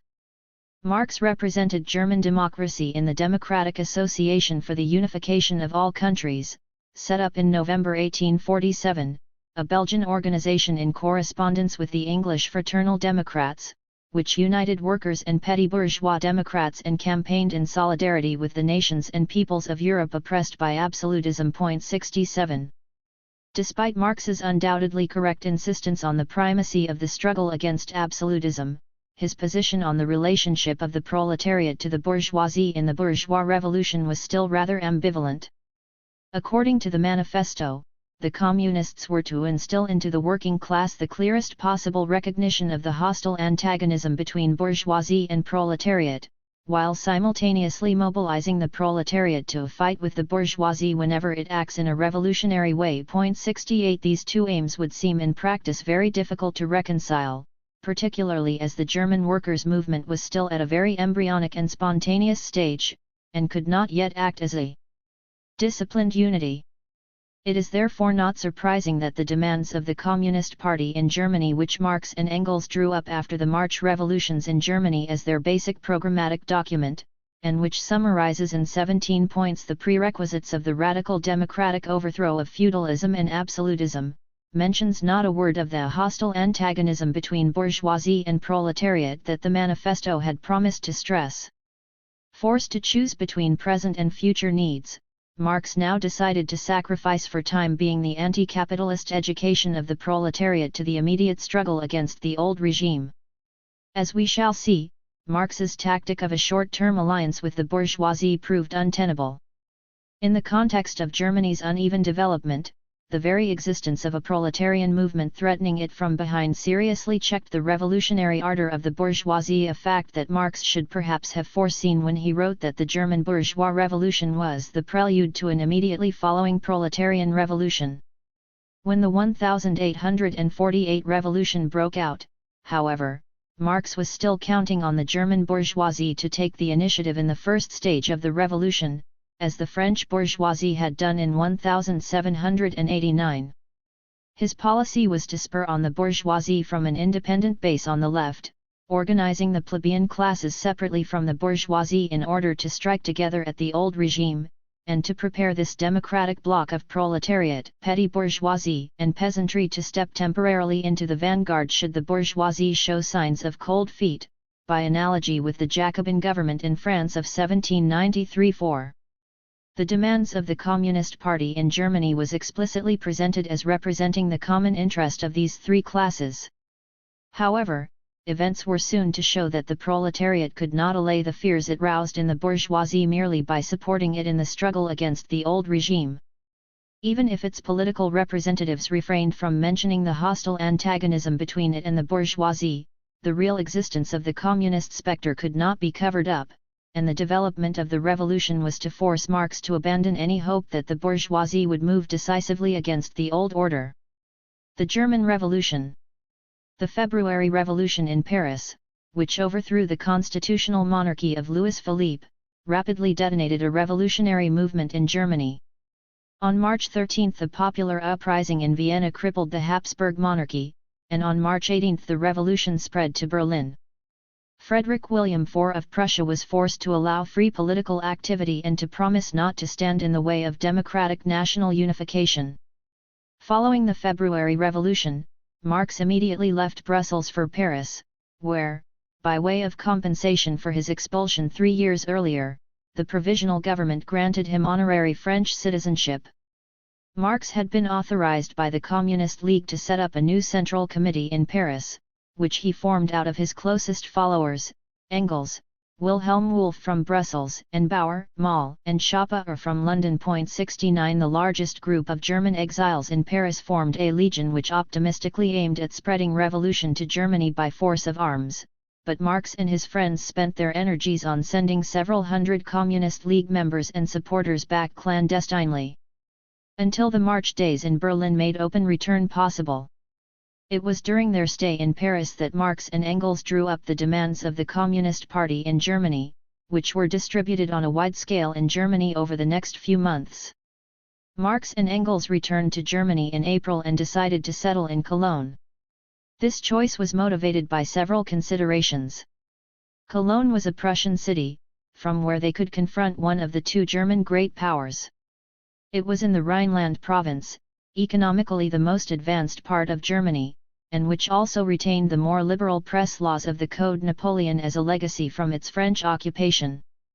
Cologne had been a center of opposition activity throughout the 1840s and already possessed an active Communist League organization.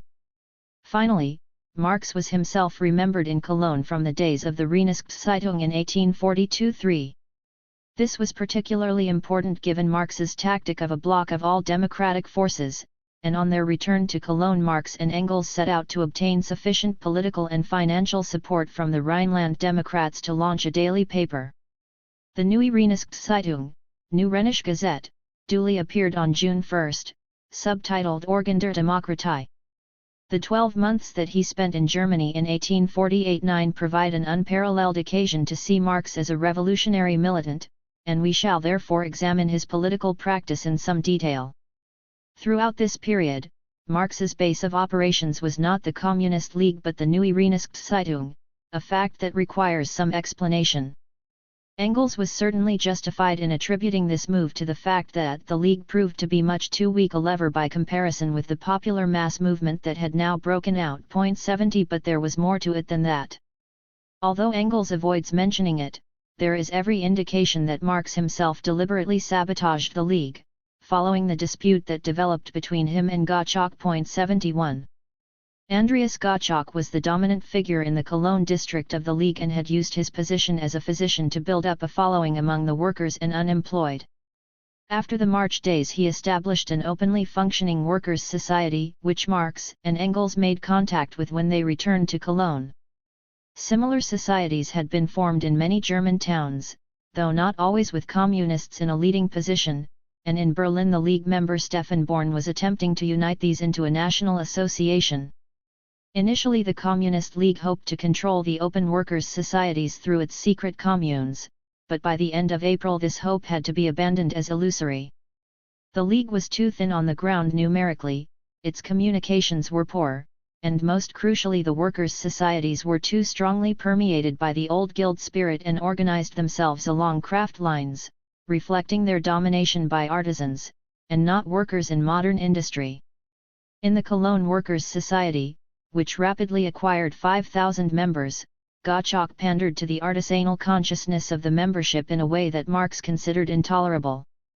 Not only did Gottschalk sanction the division of the society on craft lines, he supported its concentration on the particular problems of unemployment, etc. faced by the workers and compromised with politically backward elements on the crucial question of the Republic, sticking at the demand for a federal constitutional monarchy.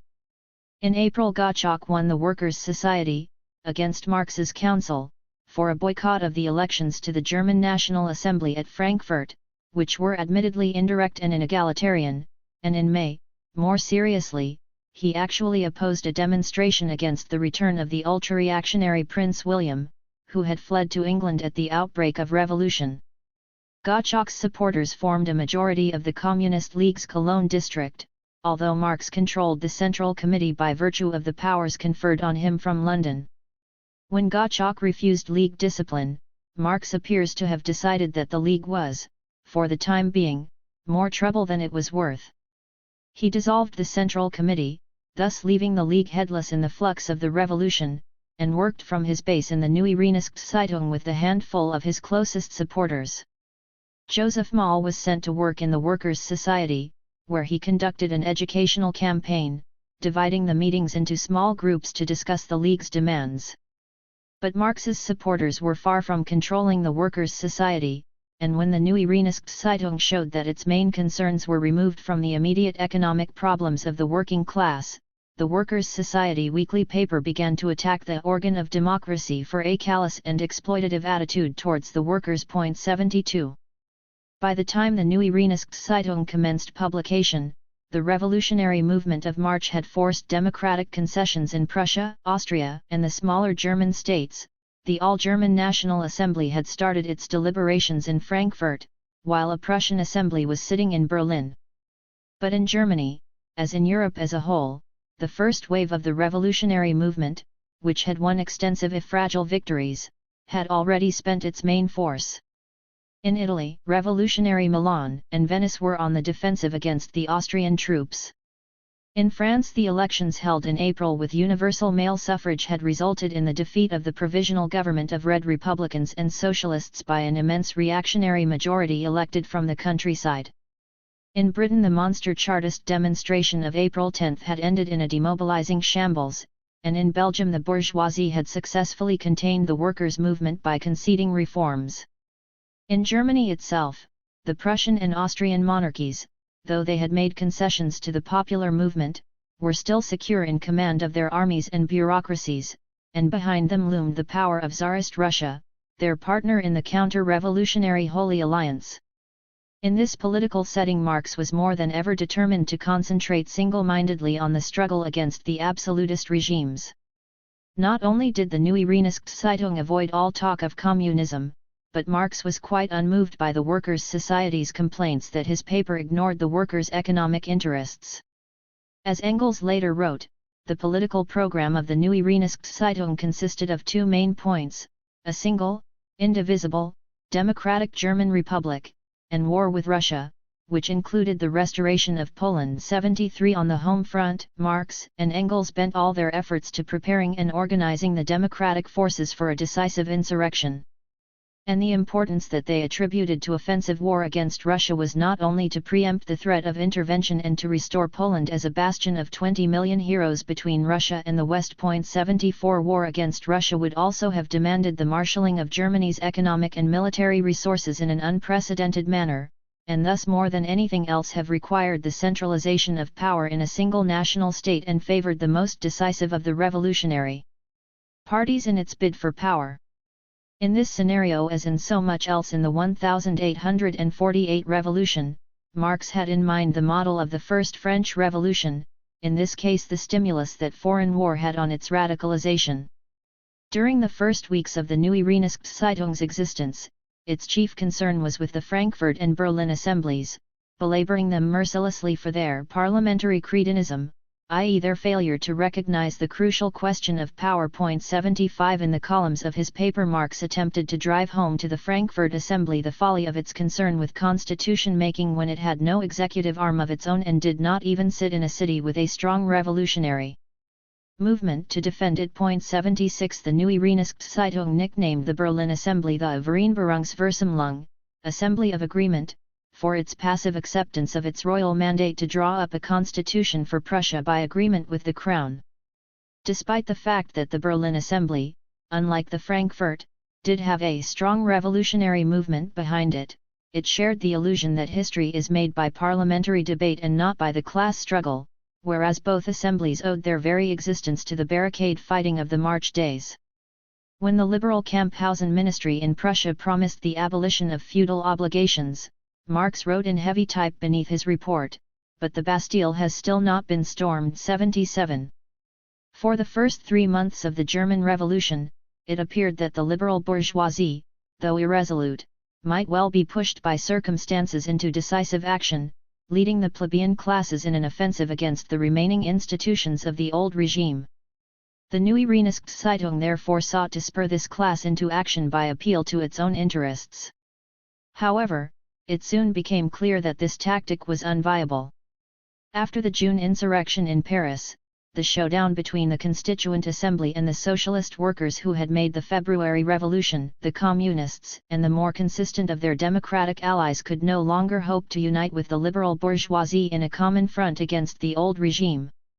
As Marx later wrote in The Class Struggles in France, the June days were the first great battle between the two great classes which divide modern society. It was a fight for the preservation or destruction of the bourgeois order. 78 The significance of the June days was immediately apparent throughout Europe, and the spectre of proletarian revolution which, for the first time in history, had shown itself a practical possibility, consolidated all the exploiting classes in Germany on the side of reaction. Needless to say, the Neue Rheinzeitung came out unflinchingly on the side of the vanquished insurgents, exposing the brutal solidarity against the working class under the slogan of order that ran right through from the monarchists to the Red Republicans. 79 But the timorous German bourgeoisie did not need Marx to spell out the lessons of the June days. During the summer, and with the increasing stagnation of the Berlin and Frankfurt assemblies, Marx and his comrades in Cologne concentrated their efforts on extending their organizational base so as to be prepared for any future contingencies. The arrest of Gottschalk, after the Workers' Society held rallies in support of the Paris insurgents, provided a fortuitous occasion for Marx to augment his influence over the society. In July Moll and Schapper were elected as its president and vice president, and the society was reorganized with a smaller, directly elected executive committee to replace the old one elected on a guild basis and with fixed dues. The June days had caused severe tensions in the ranks of the Democrats, but in the increasing climate of repression Marx, who was himself accused under the press laws, consolidated his support in the Cologne Democratic Society, where he now argued openly in favor of a revolutionary government brought about by new popular insurrection, which would represent all the heterogeneous elements that made the revolution, i.e. not merely the bourgeoisie. 80 During the summer Marx and Engels pressed the Workers' Society into starting agitation amongst the peasantry, and by September substantial peasant unions had been started up and down the Rhineland, as well as a peasant newspaper. September 1848 saw a crisis in Prussia after the fiasco of the war against Denmark over the disputed territories of Schleswig-Holstein. The war had become a symbol of the movement for national unity and even an occasion for German chauvinism, and the Frankfurt Assembly, having no armed forces of its own, was forced to ask the Prussian monarchy to fight on behalf of the German nation. The Malmö Armistice of August 26, which Prussia accepted in deference to England and Russia, sparked off a wave of anger against the Prussian regime, leading to clashes between soldiers and citizens in Berlin, Cologne, and other cities. 81. On September 16 the crisis intensified, as the Frankfurt Assembly finally ratified the Malmö Armistice. A popular insurrection broke out in Frankfurt, in which the peasantry played a major role, and the Frankfurt Reich Ministry called in Prussian, Austrian, and Hessian troops to restore order. In Cologne, the Democratic and Workers' Societies called a mass meeting to denounce the Frankfurt Assembly, and by September 25, when a Rhineland Democratic Congress was scheduled to meet in Cologne, that city was also on the verge of insurrection. Marx, who had kept a low profile during the previous 3 weeks' agitation, and preferred where possible to work behind the scenes, realized that if the Democratic Congress met, a suicidal insurrection confined to Cologne was inevitable. While attempts by the police to arrest the most active leaders were delayed by popular action, Marx succeeded in getting the Congress cancelled and persuading the workers and democratic societies not to be provoked into insurrection. Barricades were erected in Cologne in the evening, but the defenders quickly dispersed as the army advanced. Martial law was proclaimed with the support of the Constitutionalist City Council, the Civic Guard was disbanded, and the Neue Rheinzeitung and 3 other papers were banned. Engels, expecting imminent arrest for his role on the Committee of Public Safety formed to prepare for insurrection, fled to France, where he remained until the new year, and most of Marx's other chief supporters also either fled or were imprisoned. 82. The Neue Rheinzeitung was allowed to reappear on October 12, but took time to regain its former strength.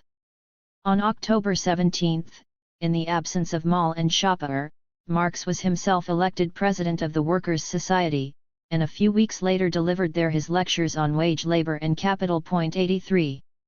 Meanwhile, the German Revolution came to its decisive stage. The high point of the revolution had been reached with the October events in Vienna, when the imminent departure of Habsburg troops against Hungary provoked a successful insurrection, and the city was liberated for 3 weeks. After heavy siege, the Vienna insurrection succumbed on November 1, and the Prussian monarchy now also felt strong enough to move to the counter-offensive. 84 The king appointed an explicitly counter-revolutionary ministry under Count Brandenburg, and on November 9, after the Prussian Assembly passed a vote of no confidence, signed a decree dissolving the Assembly, moved 10,000 troops into Berlin and declared martial law. The Assembly attempted to carry on its sessions, but reacted only passively to increasing harassment. Rather than take the opportunity to organize armed resistance, its members dispersed across the country to organize a campaign of tax refusal. 85. At first the Neue Rheineszeitung participated in this campaign, as Marx hoped that the liberal bourgeoisie might once again rally to the side of the revolution. But when it became apparent that the bourgeois opposition would not go beyond peaceful protest, Marx made an attempt to turn passive into active resistance, and the Neue Rheineszeitung and the Workers' Society called for the forcible deposition of government officials, the establishment of committees of public safety, and the formation of democratic troops of the military reserve into a people's militia. By November 21 the Cologne revolutionaries had their own armed forces, but 2 days later these collapsed without a struggle against the overwhelming force of the Prussian garrison. The Cologne City Council refused to halt tax collection, and the Frankfurt Reich Ministry declared a National Assembly motion to this end null and void. In December Frederick William, having used the Red Scare to entice the bourgeoisie back into the monarchist fold, consolidated his new reactionary bloc by granting a superficially liberal constitution and waited for the occasion when the forces of revolution could be decisively routed. In December 1848, in the series of articles The Bourgeoisie and the Counter-Revolution, Marx analyzed the Prussian bourgeoisie's backsliding into the camp of reaction. Whereas in the manifesto Marx had predicted, from the fact that Germany was entering its bourgeois revolution with a more developed proletariat than had England and France at the corresponding stage of their development, that the German proletariat would seize power hard on the heels of the bourgeoisie, he was now forced to the realization that the effect of this uneven development was that the German bourgeoisie would not seize power at all. The German bourgeoisie had developed so sluggishly, so pusillanimously, and so slowly, that it saw itself threateningly confronted by the proletariat, and all those sections of the urban population related to the proletariat in interests and ideas, at the very moment of its own threatening confrontation with feudalism and absolutism. The Prussian bourgeoisie was not, like the French bourgeoisie of 1789, the class which represented the whole of modern society in face of the representatives of the old society, the monarchy, and the nobility. It had sunk to the level of a type of estate, inclined from the outset to treachery against the people, because it itself already belonged to the old society. 86. The bourgeois revolution in Germany could thus expect no help from the bourgeoisie itself. This was the paradoxical yet vitally important conclusion that Marx formulated for the first time in December 1848. How then could the bourgeois revolution succeed, and what tactics should the proletariat follow? Marx had as yet no plan for this new contingency and was only to formulate one after the defeats of 1849. But if the bourgeoisie had decisively gone over to the counter-revolution, then there was no need for the proletariat to play down its antagonism to the bourgeoisie, and it was free to concentrate on building up its own independent organization, the better to prepare for the next round of the revolution. In the early part of 1849 Marx gradually moved to separate himself from the Democrats and press for the construction of the Independent Workers' Party, which he had earlier blocked by dissolving the League's Central Committee. In the February elections under the new Prussian constitution, undemocratic as they were, Marx had still insisted on the Cologne Workers' Society backing the Democratic candidates, thereby incurring the vehement opposition of Gottschalk's faction, who charged Marx with asking the workers to endure the rule of capital. 87 But on February 18 a new note crept into the columns of the Neue Rheineszeitung, when Marx referred to the paper as representing, not the Democratic Party, but the Party of the People, which until now has existed only in elementary form. 88 The Neue Rheineszeitung now turned decisively towards the working class, publishing Wilhelm Wolff's articles on the fraudulent emancipation of the Silesian peasantry and Marx's lectures Wage, Labor and Capital. On April 14 Marx and his group formally severed their ties with the Democrats and declared that they would work instead for a closer union of workers' societies. 89 2 days later the Cologne Workers' Society called a regional congress of all workers' societies of Rhineland and Westphalia for May 6 and sent out reprints of Wage, Labor and Capital, its own statutes and other documents by way of preparation. In spring 1849 Marx and Engels counted on support from without as the only salvation for the German Revolution. The Hungarian National Army was successfully fending off Austrian invasion and was expected at one point to march on Vienna. In France the Constituent Assembly dissolved itself, and it looked as if a further advance of the revolution was possible there.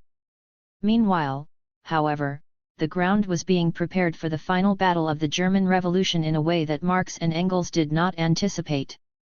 On March 4 the Austrian government declared the Habsburg Empire an indivisible monarchy, effacing for the first time all economic and military distinctions between the German and non-German provinces, and thus preempting the Frankfurt Assembly's claims for German unity.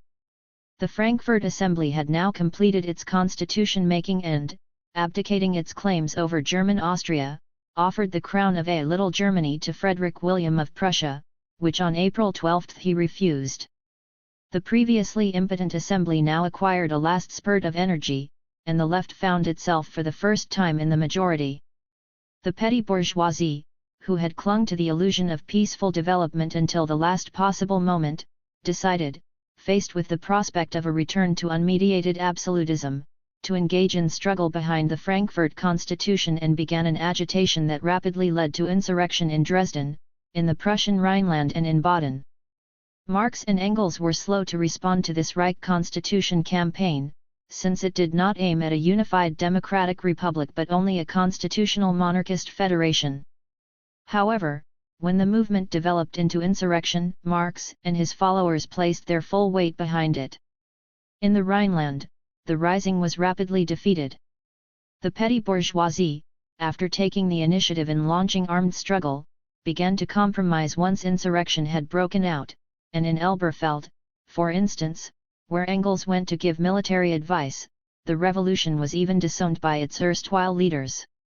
On May 16, Marx was served with an expulsion order, and the final issue of the Neue Rheineszeitung appeared on the 19th, printed in red, with the leading article to the workers of Cologne 90 advising against premature and isolated insurrection. Simultaneously, however, the Neue Rheineszeitung optimistically predicted that in a few weeks, perhaps even a few days, the revolutionary armies of France, Poland, Hungary, and Germany would be in Berlin. 91. Marx and Engels left Cologne for Frankfurt, where they vainly attempted to rouse the collapsing assembly to give a decisive political leadership to the revolutionary forces. However, only in Baden and the Palatinate, where the entire state fell into the hands of the insurrection, did military operations last for more than a week. Engels joined the Baden army which resisted the Prussians until July, while Marx left for Paris and, soon expelled by the Cavaignac government, for London. The national question. The first of the demands of the Communist Party in Germany was, the whole of Germany shall be declared a single and indivisible republic. 92 In Central and Eastern Europe, dominated by the transnational empires of Austria and Russia, nationalism and democracy inevitably went hand in hand. The bourgeois revolution could only triumph if it broke up the Habsburg Empire, fused together the petty German princedoms, and established a barrier against Russian intervention. Marx and Engels inherited from their bourgeois democratic forebears the view of Russia as a barbarous Asiatic presence outside the pale of European civilization. In their later years they overcame this Eurocentrism, but they were at least justified at this time in their indiscriminate antipathy to all things Russian. In the 1848 period there was no possibility of support for the revolutionary movement from any class of Russian society, and since 1815 the Tsarist regime had never hesitated, as the strongest partner in the Holy Alliance, to use its influence in Europe as the ultimate bulwark of reaction. It was generally believed that Russian military intervention against the French Revolution of 1830 had only been prevented by the insurrection in Poland, and the Tsar was to send Russian troops to put down the Hungarian Revolution in 1849. Poland had been completely partitioned between Prussia, Austria, and Russia since 1795, and support for Polish independence was naturally common ground for all Democrats. Next to German unification itself, Polish independence was the foundation stone on which Marx and Engels built their position on the national questions of Central and Eastern Europe. In their London speeches on Poland of November 29, 1847, a few weeks before the outbreak of the 1848 revolutions, Marx and Engels first began to integrate a national policy into their communist program, a policy in which the restoration of Poland had a crucial place. Marx's own speech still betrays the rather idealistic euphoria that often characterized the early formulations of scientific communism from 1846 to the crucible of the 1848 revolution, insofar as he tended to reduce the struggle for Polish independence to an epiphenomenon of the universal proletarian revolution he believed impending. The victory of the proletariat over the bourgeoisie also signifies the emancipation of all downtrodden nations, and as of all countries it is England where the opposition between the proletariat and the bourgeoisie is most highly developed. Poland, therefore, must be freed, not in Poland, but in England. 93 Engels, however, was already at this stage concerned with the tactical significance of the Polish movement to the German Revolution. German democracy and Polish liberation were allied because the first condition for the freeing of both Germany and Poland is the overthrow of the present political regime in Germany, and the withdrawal of Russia to the Dniester and the Dwina. 94. During the 1848 revolution, as editors of the Neue Reinigungszeitung, Marx and Engels had to develop their national policy at a more specific and detailed level. Given that the overthrow of absolutism required the establishment of strong national states, Engels, who generally acted as the pair's spokesman on national questions, put forward the theory of the great historic nations, Germany, Poland, Hungary, and Italy, as the four peoples that could successfully create viable nation-states in Central and Eastern Europe. The reason why Engels was led to discriminate in this way between great historic nations and lesser nationalities doomed to subordination was that the transnational empires contained an intricate patchwork of overlapping populations at different stages of social development.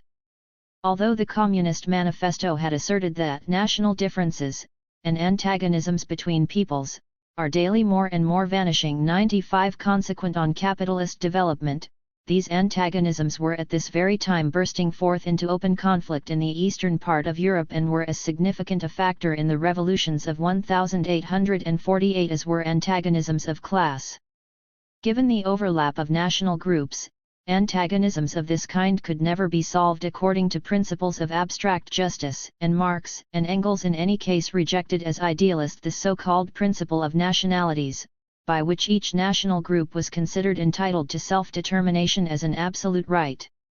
The Germans, Poles, Hungarians, and Italians had long proved their viability in struggling for unity and independence, and Marx and Engels decided to hitch the proletarian wagon to these national stars.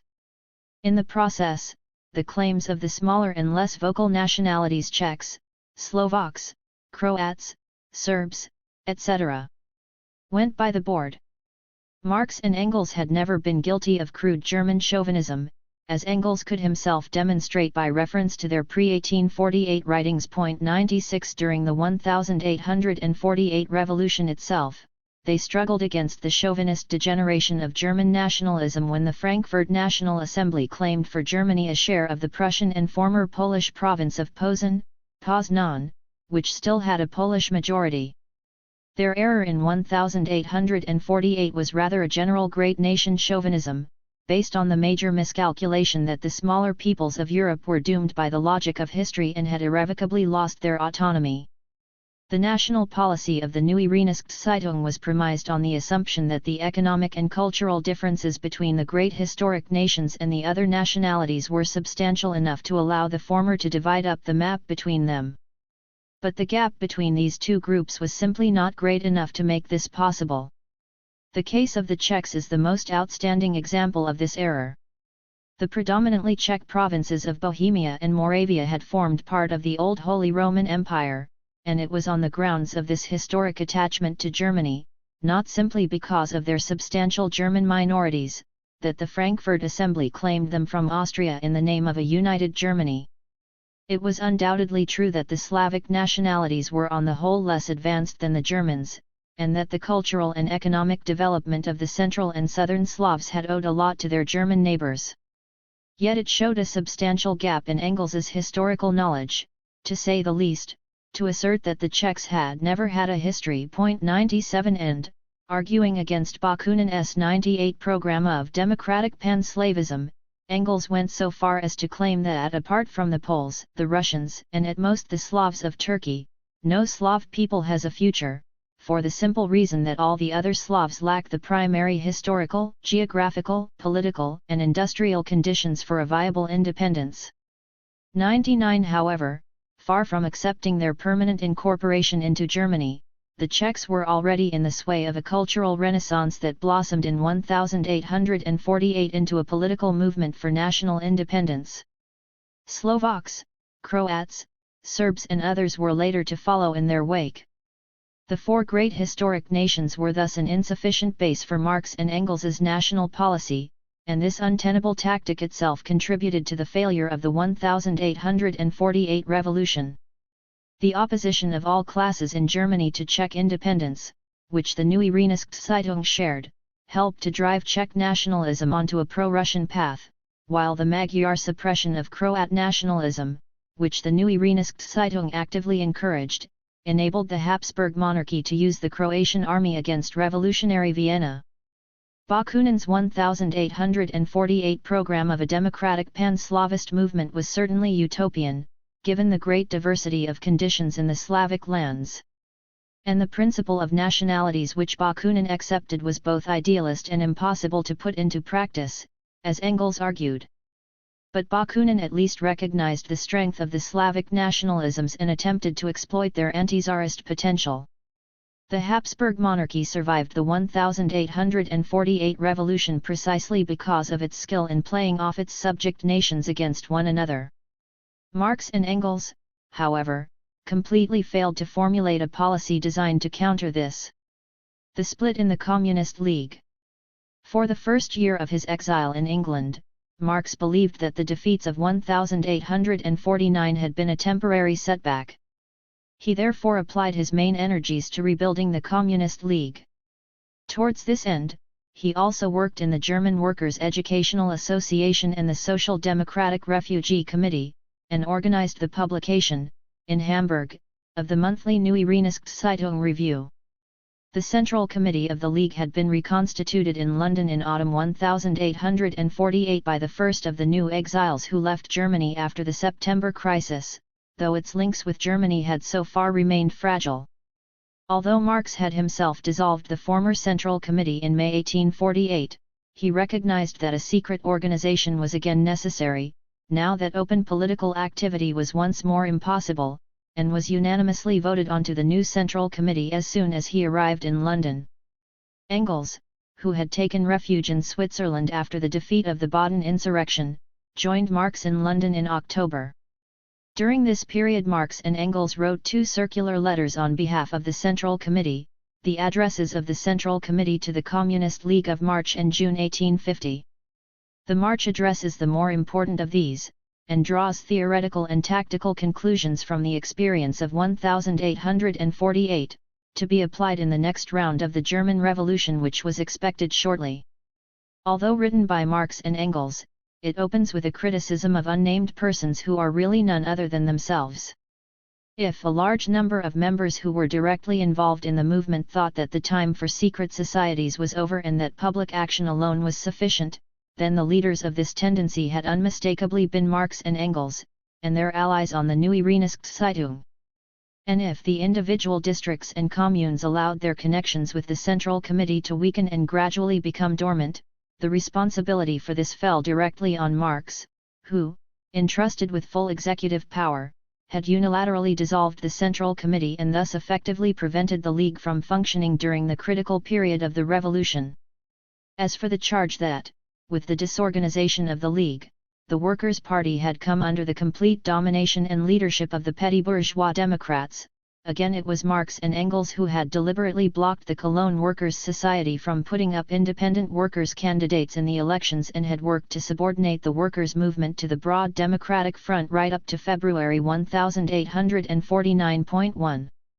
The unexpected blow that had vitiated Marx's previous tactical position and led to this implicit self-criticism was the passage of the Prussian liberal bourgeoisie to the reactionary camp, analyzed by Marx in The Bourgeoisie and the Counter-Revolution. Marx had held in the Communist Manifesto that the proletarian revolution in Germany would follow hard on the heels of the bourgeois revolution. Now that the bourgeois revolution had been deserted by its natural leader, the bourgeoisie, and the task of destroying feudalism and absolutism therefore fell to the plebeian classes alone, it seemed that the bourgeois revolution would directly merge into the first stages of the proletarian revolution. With this perspective, Marx developed in the March Address the tactic of permanent revolution. Although the petty bourgeois Democrats are expected to take the initiative in the next revolutionary outbreak, carrying on the struggle they began with the Reich Constitution campaign, Marx sets the German working class the task of inserting into the anti-feudal struggle its own leadership and carrying the revolution forward from the overthrow of absolutism to the overthrow of capital itself. Marx stresses, therefore, that the workers, after they fought with the petty bourgeoisie against the existing governments, must not lay down their arms with the advent of the new regime, even if they themselves could not yet take and hold power.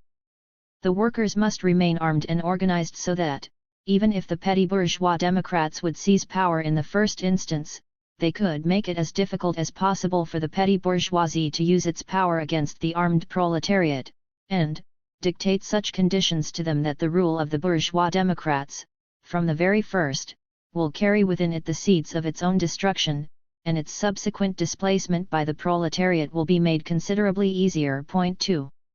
Although the German workers cannot come to power and achieve the realization of their class interests without passing through a protracted revolutionary development. 3. It is the exercise of their own independent political power that the workers must now be concerned with. In this context, Marx develops two important points of revolutionary theory.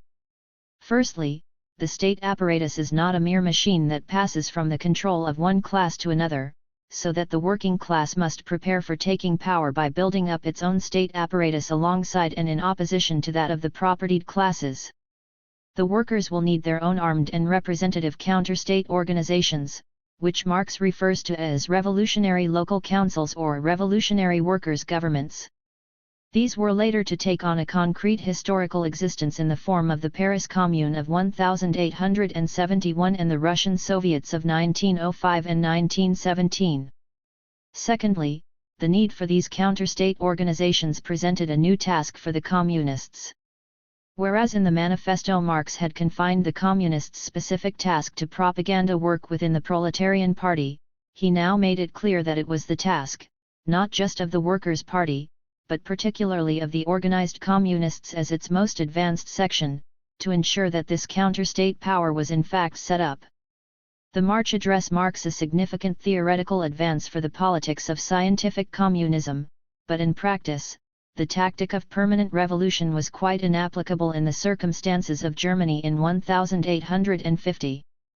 Marx and Engels had entered the revolutionary period of 1848 with a basically false assumption, that the impending revolutionary storm marked the beginning of the end for the bourgeois order.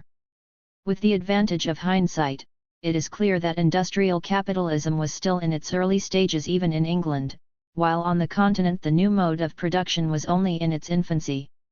Throughout the 1848 period, Marx and Engels tended to read into the present what was still a long way in the future, an error of judgment which can be attributed to the novelty of the ideas of scientific communism and their birth so far ahead of their time. Point 4. We have already seen how the specter of proletarian revolution led the German bourgeoisie to compromise its own goals and thus vitiated Marx and Engels' original tactic of alliance with the bourgeoisie in the bourgeois revolution. Once the bourgeoisie had passed over to the side of reaction, the assumption that socialism was on the historical agenda in Germany, and that only the class-conscious organization of the proletariat was necessary to overthrow capitalism, led Marx and Engels to a new tactical error. The tactic of permanent revolution could not have worked, as the weakness of the German working class at the time was due not simply to its political and ideological immaturity, but to the economic immaturity of German capitalism. There was not the slightest chance of the German proletariat, whatever the political circumstances, overthrowing capitalism and setting up a socialist economy. In the event, the revolutionary movement of 1848 had already been decisively defeated. Capitalism was to triumph in Germany without the revolutionary overthrow of the old regime, which would instead undertake its own modernization, and Germany was to be unified from above by Prussian arms. In the absence of a revolutionary situation, the tactics of the March Address were not put to the test, and the problem of the position of the proletariat in the bourgeois revolution disappeared from Marxist theory for half a century. Only in 1905 was Marxism finally to deal with the situation produced by the abdication of the bourgeoisie in the face of its own revolution, when Lenin developed for the Russian Revolution of that year a tactic that fully matched up to the torsions of this form of uneven development, that of the revolutionary democratic dictatorship of the proletariat and the peasantry. According to Lenin, the proletariat in this situation should struggle for leadership of the bourgeois revolution, even going so far as to temporarily seize state power with a provisional revolutionary government. The proletariat could thereby ensure what the petty bourgeoisie would not, the decisive defeat of all feudal and absolutist vestiges, and therefore the most favorable conditions for pursuing its own ultimate goals. It could do this without any illusions of the possibility of passing directly to socialism, and indeed it had to forego the attempt to advance towards socialism at this stage, as it still needed the support of the peasantry as a whole, and not just the rural proletariat, in order to decisively defeat the old regime. 5. The tactic of permanent revolution, although inapplicable in the Germany of 1850, remained as a valuable political legacy for the workers' movement. It was proposed by Trotsky for Russia in 1905, though Lenin still considered it premature to attempt to convert the bourgeois democratic revolution into a proletarian one. In 1917, however, in the context of the all-European crisis brought about by the World War, Lenin and the Bolshevik Party were able to apply successfully the tactic of permanent revolution, leading the Russian Revolution of that year forward from the overthrow of Tsarism to the overthrow of capital itself. The June address witnesses to the revival of the Communist League's organization in Germany, despite the difficult conditions created by the repression. It is noteworthy for its insistence on the organizational unity of the Communists as the precondition for tactical action, and for the importance it attaches to the international alliances that the League had built with the left wing of the English Chartists, and with the exiled French Blanquists and Hungarian revolutionaries. In April 1850 the Central Committee of the League had founded, together with the Blanquists and left Chartists, a secret international organization confined to leading cadres, the Universal Society of Revolutionary Communists, based on the expectation of a new revolutionary outbreak and pledging mutual support.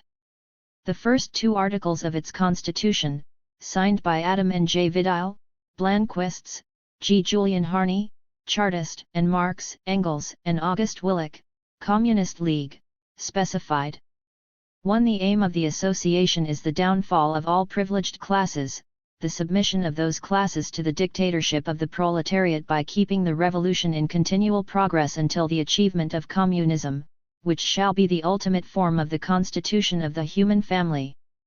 2. To contribute to the realization of this aim, the association will form ties of solidarity between all sections of the Revolutionary Communist Party, causing national divisions to disappear according to the principle of Republican fraternity. 6. Soon after writing the June address, however, Marx underwent a substantial change of perspective, perhaps the most important during his entire political work as a communist. In the summer of 1850, he returned to the economic studies he had abandoned in 1848 and undertook a thorough analysis of the economic basis of the political upheavals of the past few years. The conclusion he came to was that the 1848 revolutions had been provoked by the trade crisis of the previous year, and that, with the economic recovery that was now in progress, there can be no question of a real revolution. Such a revolution is only possible at a time when two factors come into conflict, the modern productive forces and the bourgeois forms of production. A new revolution is only possible as a result of a new crisis, but it will come, just as surely as the crisis itself. 7. This analysis had substantial implications for communist political practice, and a dispute arose between Marx's group and the Willich-Schopenhauer faction. 8. In the private context of this dispute, Marx went further than in his review and admitted that a successful proletarian revolution, in Germany at least, depended not simply on the next periodic trade crisis, but also on a considerable further development of the productive forces. On September 15, 1850, the Central Committee of the League concluded its debate on the position of the German proletariat in the coming revolution. 9. Schopenhauer had argued to the Central Committee that the activities of the Communists only had meaning if the proletariat could come to power immediately with the next round of the revolution. Otherwise, they might as well give up political activity altogether. Arguing against Schopenhauer, Marx subtly but decisively jettisoned the tactic of permanent revolution put forward in the March Address. While the address had spoken of the working class having to undergo a protracted revolutionary development before it could achieve its goal, Marx now mentioned 15, 20, or 50 years of class struggle as the time scale involved, ascribing this to the immaturity of economic conditions. Even if the Workers' Party did come to power now, it could only carry out petty bourgeois measures, i.e. it could not socialize production, which was still predominantly small-scale. 10. Both sides agreed that this difference in perspective was too great to enable them to continue working together, and the League split in two. Despite Willich and Schopenhauer's fine revolutionary spirit, they had, as Marx claimed, renounced the scientific communism of the manifesto.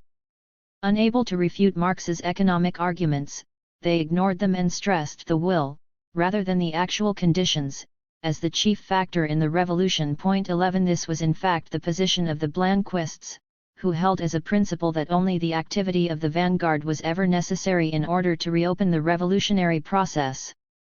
When Marx rejected the possibility of a new revolution in the near future, there was no longer any occasion for his alliance with the Blanquists. After the split in the League, Marx, Engels, and Harney wrote to the Blanquist leaders that they had long considered the association as de facto dissolved, i.e. the Universal Society of Revolutionary Communists, and requested a meeting to burn the founding agreement. 12. Willich and Schopenhauer, however, whose supporters formed the majority both in the Communist League's London district and in the German Workers' Educational Association, slid from a tactical alliance with the Blanquists to a strategic one. Rather than work for the creation of an independent organization of the Workers' Party, both secret and open, alongside the official Democrats 13 which the March Address had laid down as the task of the Communist League in the immediate, pre-revolutionary period, they turned to conspiratorial activity precisely in harness with the petty bourgeois Democrats, who from the safety of exile in London were hatching all sorts of schemes that came to nothing. Marx's group, on the other hand, moved their Central Committee to Cologne, where it continued for a while to conduct propaganda work. In spring 1851, however, both groups' German organizations were totally destroyed by the Prussian police, and after the conviction of the accused in the Cologne Communist trial of October 1852, Marx had his League formally wound up. The first major phase of Marx's political practice as a scientific communist comes to an end with the close of the revolutionary period of 1848, and with Marx's recognition of this fact. The communist revolution had proved to be a much longer and harder struggle than Marx had originally anticipated. Marx had in fact seen the revolution of 1848 as an ultimate and general crisis of capitalism, when this was, like all crises, specific and particular. As the revolutionary tide ebbed, he began to stand back and take the measure of the events of the past few years. During the 1850s, Marx returned to the economic studies that were to result in capital and sharpened his general theory of historical materialism, which was still very incomplete in the 1848 period. Politically, however, Marx was very isolated during the decade of reaction. After the Communist League was dissolved in 1852, he no longer belonged to any political organization, and he saw eye to eye with very few of his former comrades. Most of these had either followed Schopenhauer and Willich, or abandoned political activity altogether. Between 1852 and 1864, Marx was to comment voluminously on developments in Europe and overseas, but he had resigned himself temporarily to the role of a spectator. When the European workers' movements recovered from the defeats of 1848–50, Marx's overall perspective had substantially broadened. His horizon, originally simply European, was increasingly becoming a world one. And while Marx by no means abandoned his thesis of the necessity of violent revolution, he was to lay more stress on the gradual building of a mass workers' party as a necessary prerequisite for this. This process was set underway with the foundation, in 1864, of the International Working Men's Association, the first international in which Marx himself played a leading role. Besides several texts that Marx and Engels co-authored, a few articles written by Engels alone have been included in this volume where these are necessary to the understanding of Marx's own politics. Although Engels's positions sometimes diverged slightly from Marx's, the two did operate a very close division of labor from 1846 through to Marx's death, in which Marx generally left to Engels the fields of international politics and military affairs. Not only did Marx and Engels invariably consult together before publishing any significant political statement, but Engels often wrote pieces at Marx's express request. Although Engels's individual work, these are nevertheless an essential dimension of Marx and Engels's joint political practice. In the introduction and notes to this volume, Marx is sometimes used for Marx and Engels in this sense, and when Marx alone is involved and it is necessary to avoid ambiguity, this is made explicit. All texts written by Marx and Engels in German and French have been newly translated for this volume, with the exception of the Communist Manifesto, for which we have used the authorized English translation by Samuel Moore, edited by Engels. Articles from the Neue Rheinische Zeitung and the reviews from Neue Rheinische Zeitung Review were annotated by Ben Fowkes. David Fernbach. 1973 and 2010. Manifesto of the Communist Party. Preface to the English edition of 18881. The manifesto was published as the platform of the Communist League, a working men's association, first exclusively German, later on international, and, under the political conditions of the continent before 1848, unavoidably a secret society. At a Congress of the League, held in London in November 1847, Marx and Engels were commissioned to prepare for publication a complete theoretical and practical party program.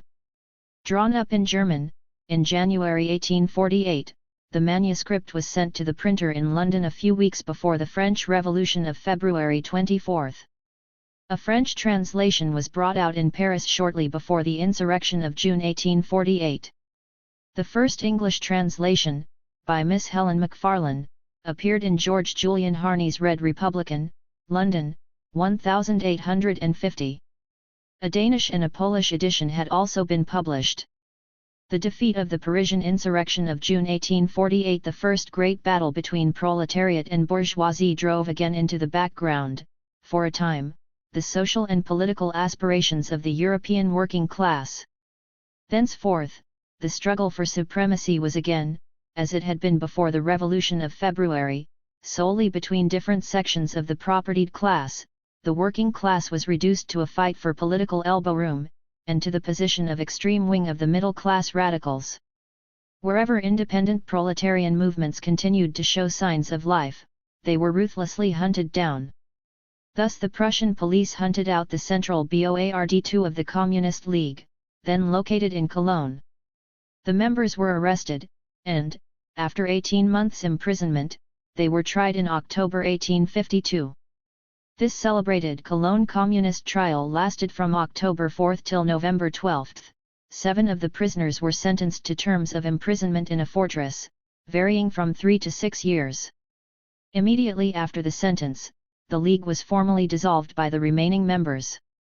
As to the manifesto, it seemed thenceforth to be doomed to oblivion.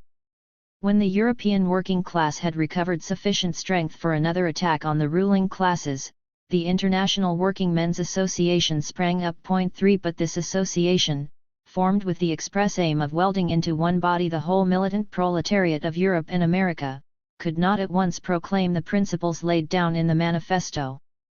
The International was bound to have a program broad enough to be acceptable to the English trade unions, to the followers of Proudhon in France, Belgium, Italy, and Spain, and to the Lassalleans IV in Germany. Marx, who drew up this program to the satisfaction of all parties, entirely trusted to the intellectual development of the working class, which was sure to result from combined action and mutual discussion. The very events and vicissitudes of the struggle against capital, the defeats even more than the victories, could not help bringing home to men's minds the insufficiency of their various favorite nostrums, and preparing the way for a more complete insight into the true conditions of working-class emancipation. And Marx was right. The International, on its breaking up in 1874-5 left the workers quite different men from what it had found them in 1864. Proudhonism in France, Lassalleanism in Germany were dying out, and even the conservative English trade unions, though most of them had long since severed their connection with the International, were gradually advancing towards that point at which, last year at Swansea, their president could say in their name, "Continental socialism has lost its terrors for us." 6. In fact, the principles of the manifesto had made considerable headway among the working men of all countries. The manifesto itself thus came to the front again.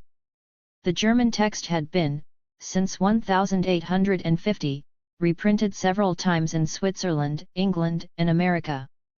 In 1872, it was translated into English in New York, where the translation was published in Woodhull and Claflin's Weekly. 7 From this English version, a French one was made in Le Socialiste of New York.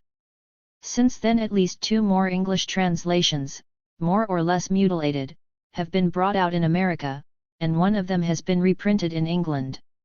The first Russian translation, made by Bakunin, was published at Herzen's Coloco 8 office in Geneva, about 1863, a second one, by the heroic Varazé Sulich 9 also in Geneva, 1882.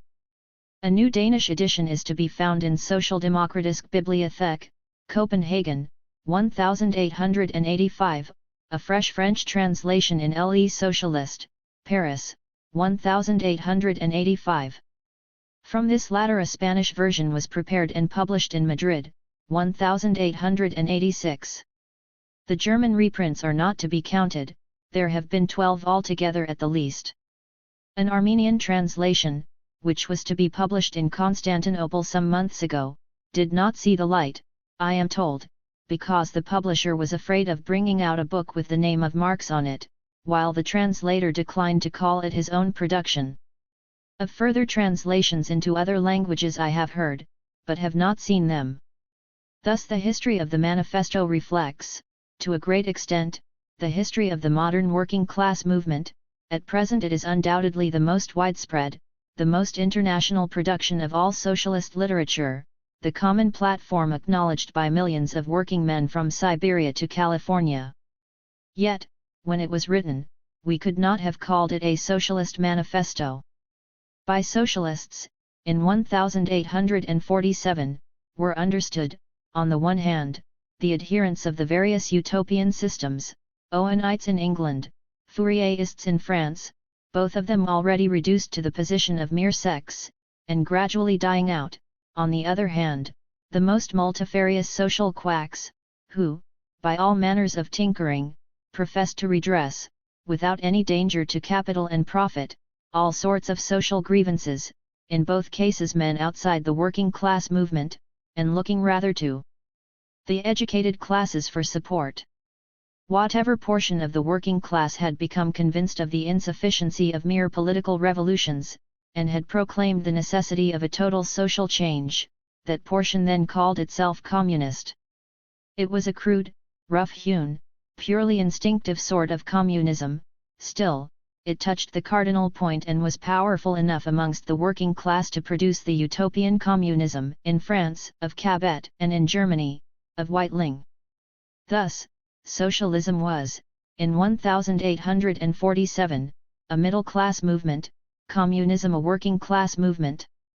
Socialism was, on the continent at least, respectable, communism was the very opposite. And as our notion, from the very beginning, was that the emancipation of the working class must be the act of the working class itself, there could be no doubt as to which of the two names we must take. Moreover, we have, ever since, been far from repudiating it. The manifesto being our joint production, I consider myself bound to state that the fundamental proposition, which forms its nucleus, belongs to Marx.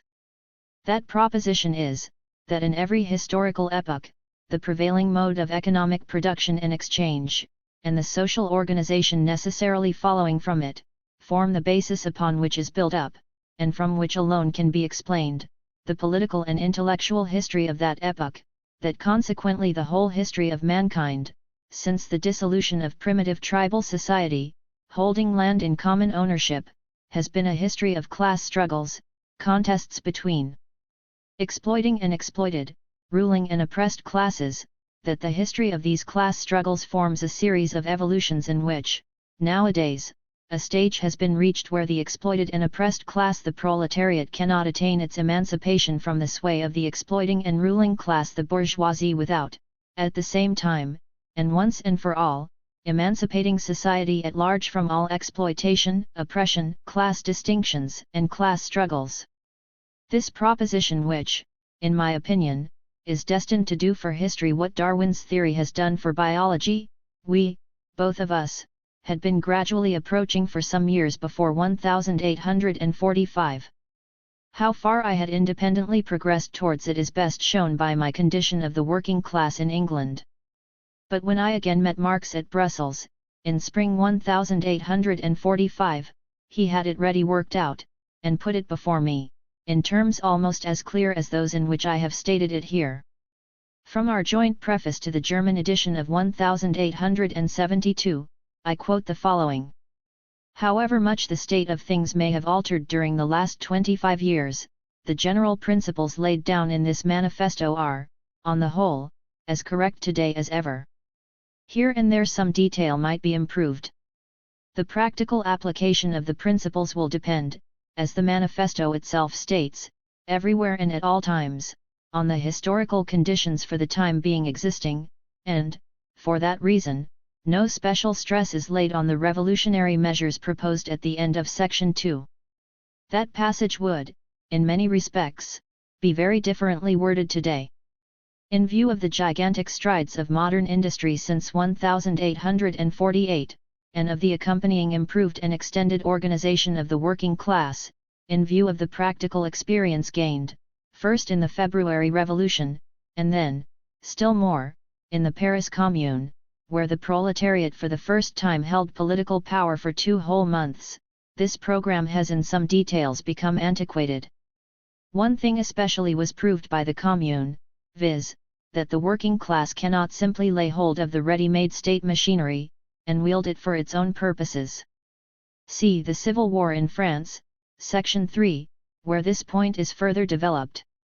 Further, it is self-evident that the criticism of socialist literature is deficient in relation to the present time, because it comes down only to 1847, also, that the remarks on the relation of the communists to the various opposition parties, Section 4, although in principle still correct, yet in practice are antiquated, because the political situation has been entirely changed, and the progress of history has swept from off the earth the greater portion of the political parties there enumerated. But then, the manifesto has become a historical document which we have no longer any right to alter.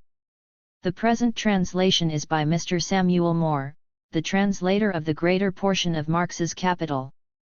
We have revised it in common, and I have added a few notes explanatory of historical allusions. London, January 30, 1888. Frederick Engels. Manifesto of the Communist Party. A spectre is haunting Europe, the spectre of communism. All the powers of old Europe have entered into a holy alliance to exorcise this spectre, Pope and Tsar, Metternich 10 and Guizot 11 French radicals and German police spies. Where is the party in opposition that has not been decried as communistic by its opponents in power? Where the opposition that has not hurled back the branding reproach of communism, against the more advanced opposition parties, as well as against its reactionary adversaries. Two things result from this fact. 1. Communism is already acknowledged by all European powers to be itself a power. 2. It is high time that communists should openly, in the face of the whole world, publish their views, their aims, their tendencies, and meet this nursery tale of the spectre of communism with a manifesto of the party itself. To this end, communists of various nationalities have assembled in London, and sketched the following manifesto, to be published in the English, French, German, Italian, Flemish and Danish languages. 1. Bourgeois and Proletarians 12. The history of all hitherto existing society 13 is the history of class struggles. Freeman and slave, patrician and plebeian, lord and serf, guild master 14 and journeyman, in a word, oppressor and oppressed, stood in constant opposition to one another, carried on an uninterrupted, now hidden, now open fight, a fight that each time ended, either in a revolutionary reconstitution of society at large, or in the common ruin of the contending classes. In the earlier epochs of history, we find almost everywhere a complicated arrangement of society into various orders, a manifold gradation of social rank. In ancient Rome we have patricians, knights, plebeians, slaves, in the Middle Ages, feudal lords, vassals, guild masters, journeymen, apprentices, serfs, in almost all of these classes, again, subordinate gradations. The modern bourgeois society that has sprouted from the ruins of feudal society has not done away with class antagonisms. It has but established new classes, new conditions of oppression, new forms of struggle in place of the old ones. Our epoch, the epoch of the bourgeoisie, possesses, however, this distinctive feature: it has simplified the class antagonisms. Society as a whole is more and more splitting up into two great hostile camps, into two great classes directly facing each other, bourgeoisie and proletariat. From the serfs of the Middle Ages sprang the chartered burghers of the earliest towns. From these burgesses the first elements of the bourgeoisie were developed. The discovery of America, the rounding of the Cape, opened up fresh ground for the rising bourgeoisie. The East Indian and Chinese markets, the colonization of America, trade with the colonies, the increase in the means of exchange and in commodities generally, gave to commerce, to navigation, to industry, an impulse never before known, and thereby, to the revolutionary element in the tottering feudal society, a rapid development. The feudal system of industry, under which industrial production was monopolized by closed guilds, now no longer sufficed for the growing wants of the new markets. The manufacturing system took its place. The guild masters were pushed on one side by the manufacturing middle class, division of labor between the different corporate guilds vanished in the face of division of labor in each single workshop. Meantime the markets kept ever growing, the demand ever rising. Even manufacture no longer sufficed. Thereupon, steam and machinery revolutionized industrial production. The place of manufacture was taken by the giant, modern industry, the place of the industrial middle class, by industrial millionaires, the leaders of whole industrial armies, the modern bourgeois. Modern industry has established the world market, for which the discovery of America paved the way. This market has given an immense development to commerce, to navigation, to communication by land.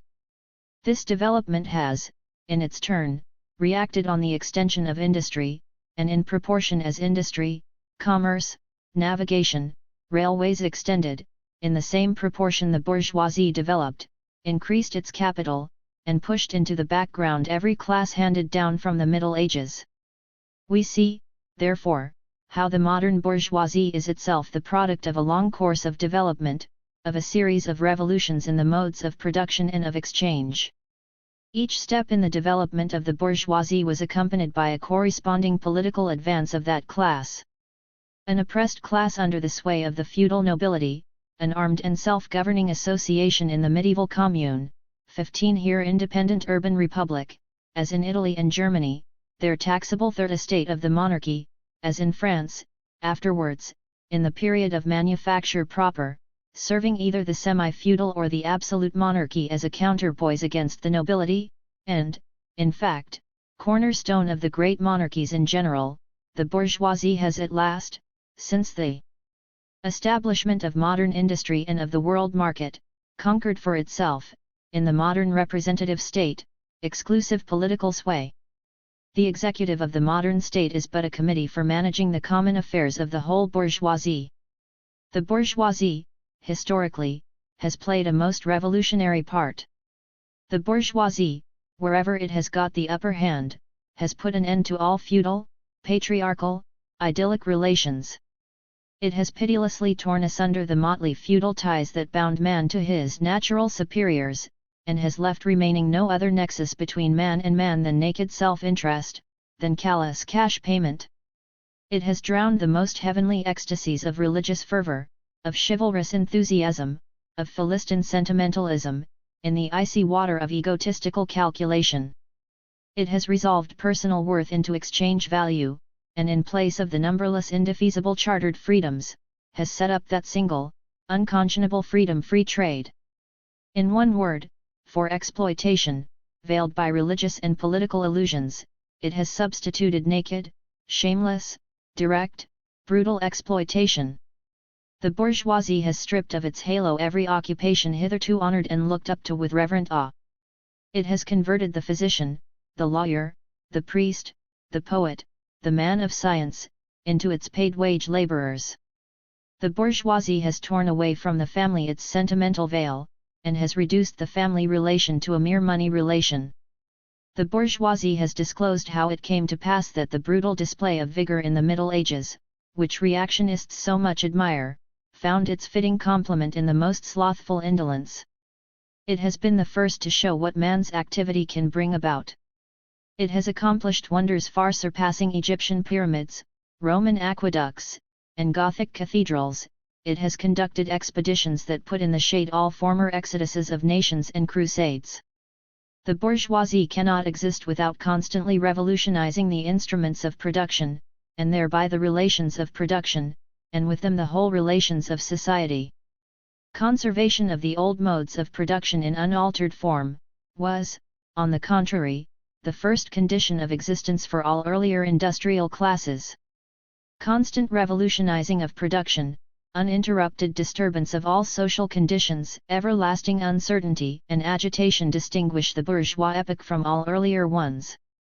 All fixed, fast-frozen relations, with their train of ancient and venerable prejudices and opinions, are swept away, all new-formed ones become antiquated before they can ossify. All that is solid melts into air, all that is holy is profaned, and man is at last compelled to face with sober senses, his real conditions of life, and his relations with his kind. The need of a constantly expanding market for its products chases the bourgeoisie over the whole surface of the globe. It must nestle everywhere, settle everywhere, establish connections everywhere. The bourgeoisie has through its exploitation of the world market given a cosmopolitan character to production and consumption in every country. To the great chagrin of reactionists, it has drawn from under the feet of industry the national ground on which it stood. All old established national industries have been destroyed or are daily being destroyed. They are dislodged by new industries, whose introduction becomes a life and death question for all civilized nations, by industries that no longer work up indigenous raw material, but raw material drawn from the remotest zones, industries whose products are consumed, not only at home, but in every quarter of the globe. In place of the old wants, satisfied by the productions of the country, we find new wants, requiring for their satisfaction the products of distant lands and climes. In place of the old local and national seclusion and self-sufficiency, we have intercourse in every direction, universal interdependence of nations. And as in material, so also in intellectual production. The intellectual creations of individual nations become common property. National one-sidedness and narrow-mindedness become more and more impossible, and from the numerous national and local literatures, there arises a world literature. The bourgeoisie, by the rapid improvement of all instruments of production, by the immensely facilitated means of communication, draws all, even the most barbarian, nations into civilization. The cheap prices of its commodities are the heavy artillery with which it batters down all Chinese walls, with which it forces the barbarians' intensely obstinate hatred of foreigners to capitulate. It compels all nations, on pain of extinction, to adopt the bourgeois mode of production. It compels them to introduce what it calls civilization into their midst, i.e., to become bourgeois themselves. In one word, it creates a world after its own image. The bourgeoisie has subjected the country to the rule of the towns. It has created enormous cities, has greatly increased the urban population as compared with the rural, and has thus rescued a considerable part of the population from the idiocy of rural life. Just as it has made the country dependent on the towns, so it has made barbarian and semi-barbarian countries dependent on the civilized ones, nations of peasants on nations of bourgeois, the East on the West. The bourgeoisie keeps more and more doing away with the scattered state of the population, of the means of production, and of property. It has agglomerated population, centralized means of production, and has concentrated property in a few hands. The necessary consequence of this was political centralization. Independent, or but loosely connected provinces, with separate interests, laws, governments, and systems of taxation, became lumped together into one nation, with one government, one code of laws, one national class interest, one frontier, and one customs tariff. The bourgeoisie, during its rule of scarce 100 years, has created more massive and more colossal productive forces than have all preceding generations together. Subjection of nature's forces to man, machinery, application of chemistry to industry and agriculture, steam navigation, railways, electric telegraphs, clearing of whole continents for cultivation, canalization of rivers, whole populations conjured out of the ground. What earlier century had even a presentiment that such productive forces slumbered in the lap of social labor? We see then, the means of production and of exchange, on whose foundation the bourgeoisie built itself up, were generated in feudal society. At a certain stage in the development of these means of production and of exchange, the conditions under which feudal society produced and exchanged, the feudal organization of agriculture and manufacturing industry, in one word, the feudal relations of property became no longer compatible with the already developed productive forces. They became so many fetters. They had to be burst asunder, they were burst asunder. Into their place stepped free competition, accompanied by a social and political constitution adapted to it, and by the economical and political sway of the bourgeois class. A similar movement is going on before our own eyes. Modern bourgeois society, with its relations of production, of exchange, and of property, a society that has conjured up such gigantic means of production and of exchange, is like the sorcerer, who is no longer able to control the powers of the nether world whom he has called up by his spells. For many a decade past, the history of industry and commerce is but the history of the revolt of modern productive forces against modern conditions of production, against the property relations that are the conditions for the existence of the bourgeoisie and of its rule. It is enough to mention the commercial crises that by their periodical return put on trial, each time more threateningly, the existence of the entire bourgeois society.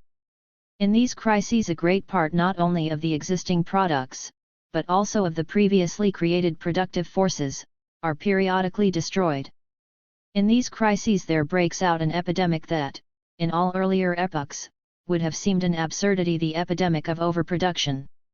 Society suddenly finds itself put back into a state of momentary barbarism.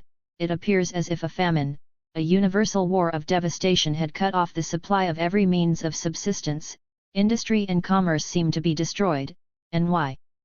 Because there is too much civilization, too much means of subsistence, too much industry, too much commerce.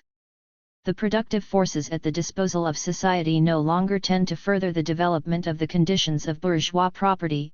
On the contrary, they have become too powerful for these conditions, by which they are fettered, and so soon as they overcome these fetters, they bring disorder into the whole of bourgeois society, endanger the existence of bourgeois property.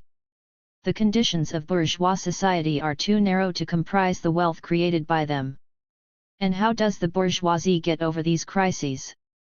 On the one hand by enforced destruction of a mass of productive forces, on the other, by the conquest of new markets, and by the more thorough exploitation of the old ones. That is to say, by paving the way for more extensive and more destructive crises, and by diminishing the means whereby crises are prevented. The weapons with which the bourgeoisie felled feudalism to the ground are now turned against the bourgeoisie itself.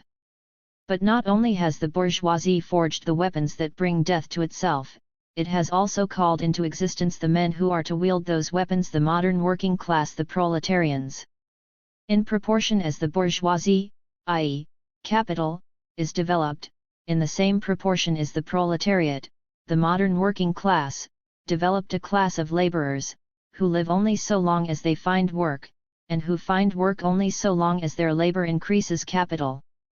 These laborers, who must sell themselves piecemeal, are a commodity, like every other article of commerce, and are consequently exposed to all the vicissitudes of competition, to all the fluctuations of the market.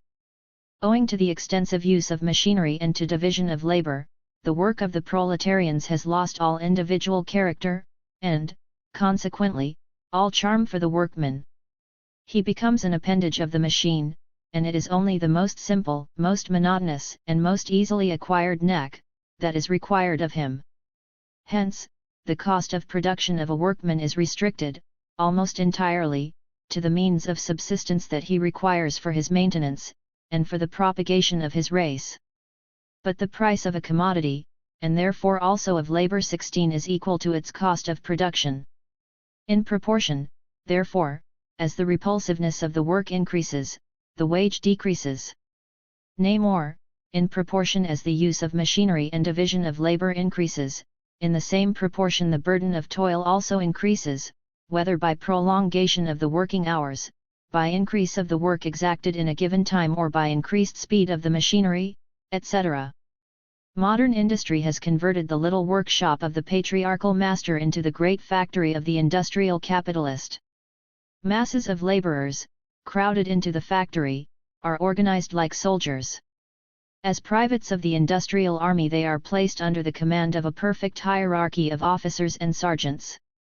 Not only are they slaves of the bourgeois class, and of the bourgeois state, they are daily and hourly enslaved by the machine, by the overseer, and, above all, by the individual bourgeois manufacturer himself. The more openly this despotism proclaims gain to be its end and aim, the more petty, the more hateful, and the more embittering it is. The less the skill and exertion of strength implied in manual labor, in other words, the more modern industry becomes developed, the more is the labor of men superseded by that of women.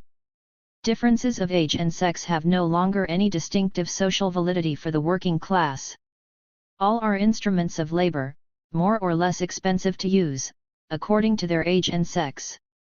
No sooner is the exploitation of the laborer by the manufacturer so far at an end that he receives his wages in cash, than he is set upon by the other portions of the bourgeoisie, the landlord, the shopkeeper, the pawnbroker, etc.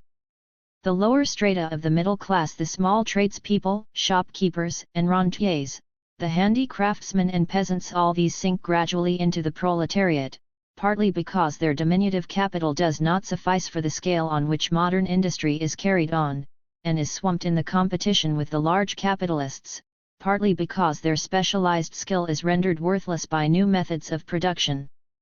Thus the proletariat is recruited from all classes of the population.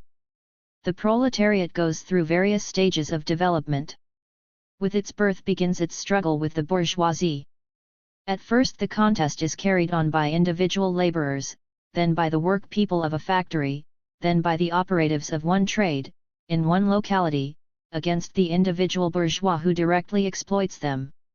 They direct their attacks not against the bourgeois conditions of production, but against the instruments of production themselves.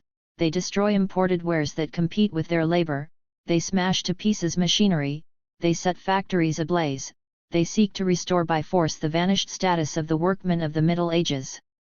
At this stage the laborers still form an incoherent mass scattered over the whole country, and broken up by their mutual competition. If anywhere they unite to form more compact bodies, this is not yet the consequence of their own active union, but of the union of the bourgeoisie, which class, in order to attain its own political ends, is compelled to set the whole proletariat in motion, and is moreover yet, for a time, able to do so. At this stage, therefore, the proletarians do not fight their enemies, but the enemies of their enemies, the remnants of absolute monarchy, the landowners, the non-industrial bourgeois, the petty bourgeoisie. Thus the whole historical movement is concentrated in the hands of the bourgeoisie. Every victory so obtained is a victory for the bourgeoisie. But with the development of industry, the proletariat not only increases in number, it becomes concentrated in greater masses, its strength grows, and it feels that strength more. The various interests and conditions of life within the ranks of the proletariat are more and more equalized, in proportion as machinery obliterates all distinctions of labor, and nearly everywhere reduces wages to the same low level. The growing competition among the bourgeois, and the resulting commercial crises, make the wages of the workers ever more fluctuating. The unceasing improvement of machinery, ever more rapidly developing, makes their livelihood more and more precarious. The collisions between individual workmen and individual bourgeois take more and more the character of collisions between two classes. Thereupon the workers begin to form combinations, trade unions, against the bourgeois. They club together in order to keep up the rate of wages. They found permanent associations in order to make provision beforehand for these occasional revolts. Here and there the contest breaks out into riots. Now and then the workers are victorious, but only for a time. The real fruit of their battles lies, not in the immediate result, but in the ever-expanding union of the workers. This union is helped on by the improved means of communication that are created by modern industry, and that place the workers of different localities in contact with one another. It was just this contact that was needed to centralize the numerous local struggles, all of the same character, into one national struggle between classes. But every class struggle is a political struggle. And that union, to attain which the burghers of the Middle Ages, with their miserable highways, required centuries, the modern proletarians, thanks to railways, achieve in a few years. This organization of the proletarians into a class, and consequently into a political party, is continually being upset again by the competition between the workers themselves. But it ever rises up again, stronger, firmer, mightier. It compels legislative recognition of particular interests of the workers, by taking advantage of the divisions among the bourgeoisie itself. Thus the 10 Hours Bill in England was carried. 17. Altogether, collisions between the classes of the old society further, in many ways, the course of development of the proletariat. The bourgeoisie finds itself involved in a constant battle, at first with the aristocracy, later on, with those portions of the bourgeoisie itself, whose interests have become antagonistic to the progress of industry, at all times, with the bourgeoisie of foreign countries. In all these battles it sees itself compelled to appeal to the proletariat, to ask for its help, and thus to drag it into the political arena. The bourgeoisie itself, therefore, supplies the proletariat with its own elements of political and general education. In other words, it furnishes the proletariat with weapons for fighting the bourgeoisie. Further, as we have already seen, entire sections of the ruling classes are, by the advance of industry, precipitated into the proletariat, or are at least threatened in their conditions of existence. These also supply the proletariat with fresh elements of enlightenment and progress.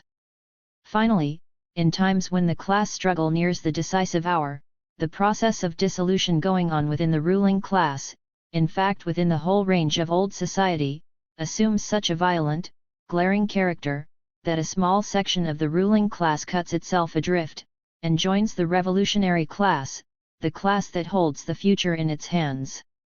Just as, therefore, at an earlier period, a section of the nobility went over to the bourgeoisie, so now a portion of the bourgeoisie goes over to the proletariat, and in particular, a portion of the bourgeois ideologists, who have raised themselves to the level of comprehending theoretically the historical movement as a whole.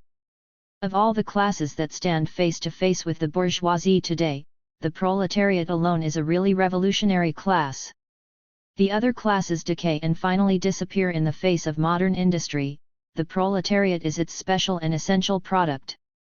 The lower middle class, the small manufacturer, the shopkeeper, the artisan, the peasant, all these fight against the bourgeoisie, to save from extinction their existence as fractions of the middle class.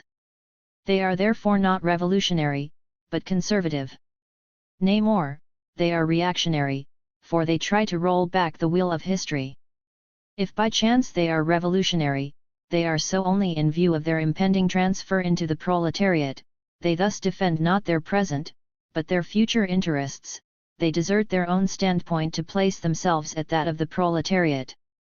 The dangerous class 18, the social scum, that passively rotting mass thrown off by the lowest layers of old society, may, here and there, be swept into the movement by a proletarian revolution. Its conditions of life, however, prepare it far more for the part of a bribed tool of reactionary intrigue. In the conditions of the proletariat, those of old society at large are already virtually swamped. The proletarian is without property, his relation to his wife and children has no longer anything in common with the bourgeois family relations. Modern industrial labor, modern subjection to capital, the same in England as in France, in America as in Germany, has stripped him of every trace of national character. Law, morality, religion, are to him so many bourgeois prejudices, behind which lurk in ambush just as many bourgeois interests. All the preceding classes that got the upper hand, sought to fortify their already acquired status by subjecting society at large to their conditions of appropriation. The proletarians cannot become masters of the productive forces of society, except by abolishing their own previous mode of appropriation, and thereby also every other previous mode of appropriation. They have nothing of their own to secure and to fortify. Their mission is to destroy all previous securities for, and insurances of, individual property. All previous historical movements were movements of minorities, or in the interest of minorities. The proletarian movement is the self-conscious, independent movement of the immense majority, in the interest of the immense majority. The proletariat, the lowest stratum of our present society, cannot stir, cannot raise itself up, without the whole superincumbent strata of official society being sprung into the air. Though not in substance, yet in form, the struggle of the proletariat with the bourgeoisie is at first a national struggle. The proletariat of each country must, of course, first of all settle matters with its own bourgeoisie. In depicting the most general phases of the development of the proletariat, we traced the more or less veiled civil war, raging within existing society, up to the point where that war breaks out into open revolution, and where the violent overthrow of the bourgeoisie lays the foundation for the sway of the proletariat. Hitherto, every form of society has been based, as we have already seen, on the antagonism of oppressing and oppressed classes. But in order to oppress a class, certain conditions must be assured to it under which it can, at least, continue its slavish existence. The serf, in the period of serfdom, raised himself to membership in the commune, just as the petty bourgeois, under the yoke of feudal absolutism, managed to develop into a bourgeois. The modern laborer, on the contrary, instead of rising with the progress of industry, sinks deeper and deeper below the conditions of existence of his own class. He becomes a pauper, and pauperism develops more rapidly than population and wealth. And here it becomes evident that the bourgeoisie is unfit any longer to be the ruling class in society, and to impose its conditions of existence upon society as an overriding law. It is unfit to rule because it is incompetent to assure an existence to its slave within his slavery, because it cannot help letting him sink into such a state that it has to feed him, instead of being fed by him. Society can no longer live under this bourgeoisie, in other words, its existence is no longer compatible with society. The essential condition for the existence, and for the sway of the bourgeois class, is the formation and augmentation of capital. The condition for capital is wage labor. Wage labor rests exclusively on competition between the laborers. The advance of industry, whose involuntary promoter is the bourgeoisie, replaces the isolation of the laborers, due to competition, by their revolutionary combination, due to association. The development of modern industry, therefore, cuts from under its feet the very foundation on which the bourgeoisie produces and appropriates products. What the bourgeoisie therefore produces, above all, are its own grave diggers. Its fall and the victory of the proletariat are equally inevitable. 2. Proletarians and communists. In what relation do the communists stand to the proletarians as a whole? The communists do not form a separate party opposed to other working class parties. They have no interests separate and apart from those of the proletariat as a whole. They do not set up any sectarian principles of their own, by which to shape and mold the proletarian movement. The communists are distinguished from the other working class parties by this only. 1. In the national struggles of the proletarians of the different countries, they point out and bring to the front the common interests of the entire proletariat, independently of all nationality. 2. In the various stages of development which the struggle of the working class against the bourgeoisie has to pass through, they always and everywhere represent the interests of the movement as a whole. The communists, therefore, are on the one hand, practically, the most advanced and resolute section of the working class parties of every country, that section which pushes forward all others. On the other hand, theoretically, they have over the great mass of the proletariat the advantage of clearly understanding the line of march, the conditions, and the ultimate general results of the proletarian movement. The immediate aim of the communists is the same as that of all the other proletarian parties: formation of the proletariat into a class, overthrow of the bourgeois supremacy, conquest of political power by the proletariat. The theoretical conclusions of the communists are in no way based on ideas or principles that have been invented, or discovered, by this or that would-be universal reformer. They merely express, in general terms, actual relations springing from an existing class struggle, from a historical movement going on under our very eyes. The abolition of existing property relations is not at all a distinctive feature of communism. All property relations in the past have continually been subject to historical change consequent upon the change in historical conditions. The French Revolution, for example, abolished feudal property in favor of bourgeois property. The distinguishing feature of communism is not the abolition of property generally, but the abolition of bourgeois property. But modern bourgeois private property is the final and most complete expression of the system of producing and appropriating products that is based on class antagonisms, on the exploitation of the many by the few. In this sense, the theory of the communists may be summed up in the single sentence: abolition of private property. We communists have been reproached with the desire of abolishing the right of personally acquiring property as the fruit of a man's own labor, which property is alleged to be the groundwork of all personal freedom, activity, and independence. Hard 1. Self-acquired, self-earned property. Do you mean the property of the petty artisan and of the small peasant, a form of property that preceded the bourgeois form? There is no need to abolish that. The development of industry has to a great extent already destroyed it, and is still destroying it daily. Or do you mean modern bourgeois private property? But does wage labor create any property for the laborer? Not a bit. It creates capital, i.e., that kind of property which exploits wage labor, and which cannot increase except upon conditions of begetting a new supply of wage labor for fresh exploitation. Property, in its present form, is based on the antagonism of capital and wage labor. Let us examine both sides of this antagonism. To be a capitalist is to have not only a purely personal, but a social status in production. Capital is a collective product, and only by the united action of many members, nay, in the last resort, only by the united action of all members of society, can it be set in motion. Capital is, therefore, not a personal, it is a social power. When, therefore, capital is converted into common property, into the property of all members of society, personal property is not thereby transformed into social property. It is only the social character of the property that is changed. It loses its class character. Let us now take wage labor. The average price of wage labor is the minimum wage, i.e., that quantum of the means of subsistence which is absolutely requisite to keep the laborer in bare existence as a laborer. What, therefore, the wage laborer appropriates by means of his labor, merely suffices to prolong and reproduce a bare existence. We by no means intend to abolish this personal appropriation of the products of labor, an appropriation that is made for the maintenance and reproduction of human life, and that leaves no surplus wherewith to command the labor of others. All that we want to do away with, is the miserable character of this appropriation, under which the laborer lives merely to increase capital, and is allowed to live only in so far as the interest of the ruling class requires it.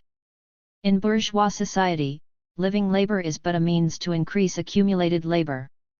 In communist society, accumulated labor is but a means to widen, to enrich, to promote the existence of the laborer. In bourgeois society, therefore, the past dominates the present; in communist society, the present dominates the past. In bourgeois society, capital is independent and has individuality, while the living person is dependent and has no individuality. And the abolition of this state of things is called by the bourgeois, abolition of individuality and freedom. And rightly so. The abolition of bourgeois individuality, bourgeois independence, and bourgeois freedom is undoubtedly aimed at. By freedom is meant, under the present bourgeois conditions of production, free trade, free selling and buying.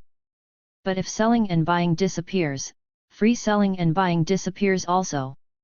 This talk about free selling and buying, and all the other brave words of our bourgeoisie about freedom in general, have a meaning, if any, only in contrast with restricted selling and buying, with the fettered traders of the Middle Ages, but have no meaning when opposed to the communistic abolition of buying and selling, of the bourgeois conditions of production, and the bourgeoisie itself. You are horrified at our intending to do away with private property. But in your existing society, private property is already done away with for 9/10 of the population. Its existence for the few is solely due to its non-existence in the hands of those 9/10. You reproach us, therefore, with intending to do away with a form of property, the necessary condition for whose existence is the non-existence of any property for the immense majority of society. In one word, you reproach us with intending to do away with your property. Precisely so, that is just what we intend. From the moment when labor can no longer be converted into capital, money, or rent, into a social power capable of being monopolized, i.e., from the moment when individual property can no longer be transformed into bourgeois property, into capital, from that moment, you say, individuality vanishes. You must, therefore, confess that by individual you mean no other person than the bourgeois, than the middle-class owner of property. This person must, indeed, be swept out of the way, and made impossible. Communism deprives no man of the power to appropriate the products of society, all that it does is to deprive him of the power to subjugate the labor of others by means of such appropriation. It has been objected that upon the abolition of private property all work will cease, and universal laziness will overtake us. According to this, bourgeois society ought long ago to have gone to the dogs through sheer idleness, for those of its members who work, acquire nothing, and those who acquire anything, do not work. The whole of this objection is but another expression of the tautology that there can no longer be any wage labor when there is no longer any capital. All objections urged against the communistic mode of producing and appropriating material products have, in the same way, been urged against the communistic mode of producing and appropriating intellectual products. Just as, to the bourgeois, the disappearance of class property is the disappearance of production itself, so the disappearance of class culture is to him identical with the disappearance of all culture.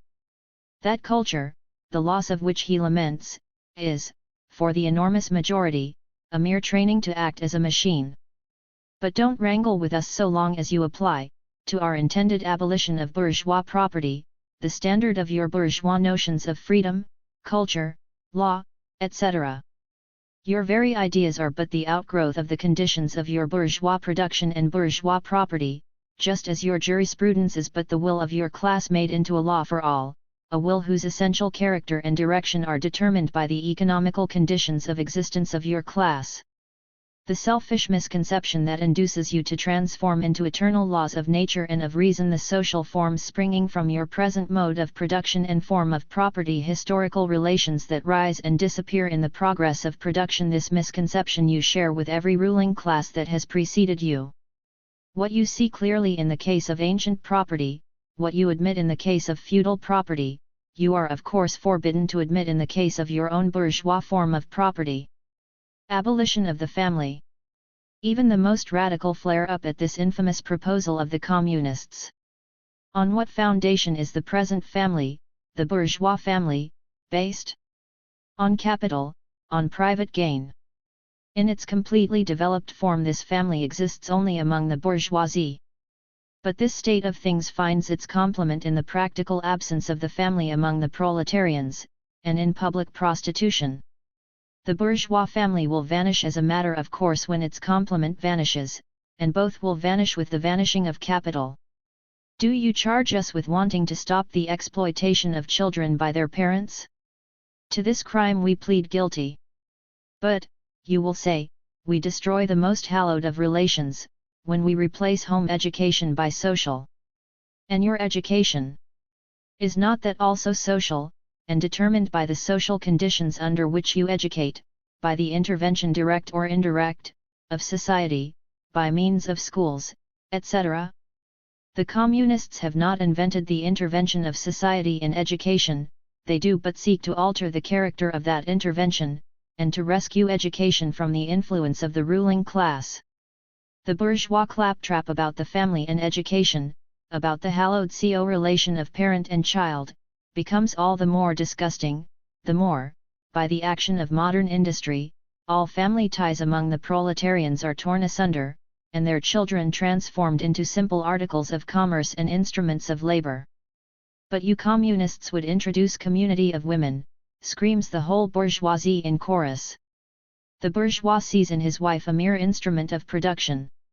He hears that the instruments of production are to be exploited in common, and, naturally, can come to no other conclusion than that the lot of being common to all will likewise fall to the women. He has not even a suspicion that the real point aimed at is to do away with the status of women as mere instruments of production. For the rest, nothing is more ridiculous than the virtuous indignation of our bourgeois at the community of women which, they pretend, is to be openly and officially established by the communists. The communists have no need to introduce community of women, it has existed almost from time immemorial. Our bourgeois, not content with having the wives and daughters of their proletarians at their disposal, not to speak of common prostitutes, take the greatest pleasure in seducing each other's wives. Bourgeois marriage is in reality a system of wives in common, and thus, at the most, what the communists might possibly be reproached with, is that they desire to introduce, in substitution for a hypocritically concealed, an openly legalized community of women. For the rest, it is self-evident that the abolition of the present system of production must bring with it the abolition of the community of women springing from that system, i.e., of prostitution both public and private. The communists are further reproached with desiring to abolish countries and nationality. The working men have no country. We cannot take from them what they have not got. Since the proletariat must first of all acquire political supremacy, must rise to be the leading class of the nation, must constitute itself as the nation, it is, so far, itself national, though not in the bourgeois sense of the word. National differences, and antagonisms between peoples, are daily more and more vanishing, owing to the development of the bourgeoisie, to freedom of commerce, to the world market, to uniformity in the mode of production and in the conditions of life corresponding thereto. The supremacy of the proletariat will cause them to vanish still faster. United action, of the leading civilized countries at least, is one of the first conditions for the emancipation of the proletariat. In proportion as the exploitation of one individual by another is put an end to, the exploitation of one nation by another will also be put an end to. In proportion as the antagonism between classes within the nation vanishes, the hostility of one nation to another will come to an end. The charges against communism made from a religious, a philosophical, and, generally, from an ideological standpoint, are not deserving of serious examination. Does it require deep intuition to comprehend that man's ideas, views, and conceptions, in one word, man's consciousness, changes with every change in the conditions of his material existence, in his social relations and in his social life? What else does the history of ideas prove, than that intellectual production changes its character in proportion as material production is changed? The ruling ideas of each age have ever been the ideas of its ruling class. When people speak of ideas that revolutionize society, they do but express the fact that within the old society, the elements of a new one have been created, and that the dissolution of the old ideas keeps even pace with the dissolution of the old conditions of existence. When the ancient world was in its last throes, the ancient religions were overcome by Christianity. When Christian ideas succumbed in the 18th century to rationalist ideas, feudal society fought its death battle with the then revolutionary bourgeoisie. The ideas of religious liberty and freedom of conscience merely gave expression to the sway of free competition within the domain of knowledge. Undoubtedly, it will be said, religious, moral, philosophical and juridical ideas have been modified in the course of historical development. But religion, morality, philosophy, political science, and law constantly survived this change. There are, besides, eternal truths, such as freedom, justice, etc., that are common to all states of society. But communism abolishes eternal truths, it abolishes all religion and all morality, instead of constituting them on a new basis, it therefore acts in contradiction to all past historical experience. What does this accusation reduce itself to? The history of all past society has consisted in the development of class antagonisms, antagonisms that assumed different forms at different epochs. But whatever form they may have taken, one fact is common to all past ages, viz., the exploitation of one part of society by the other. No wonder, then, that the social consciousness of past ages, despite all the multiplicity and variety it displays, moves within certain common forms, or general ideas, which cannot completely vanish except with the total disappearance of class antagonisms. The communist revolution is the most radical rupture with traditional property relations, no wonder that its development involves the most radical rupture with traditional ideas. But let us have done with the bourgeois objections to communism. We have seen above, that the first step in the revolution by the working class is to raise the proletariat to the position of ruling class, to win the battle of democracy.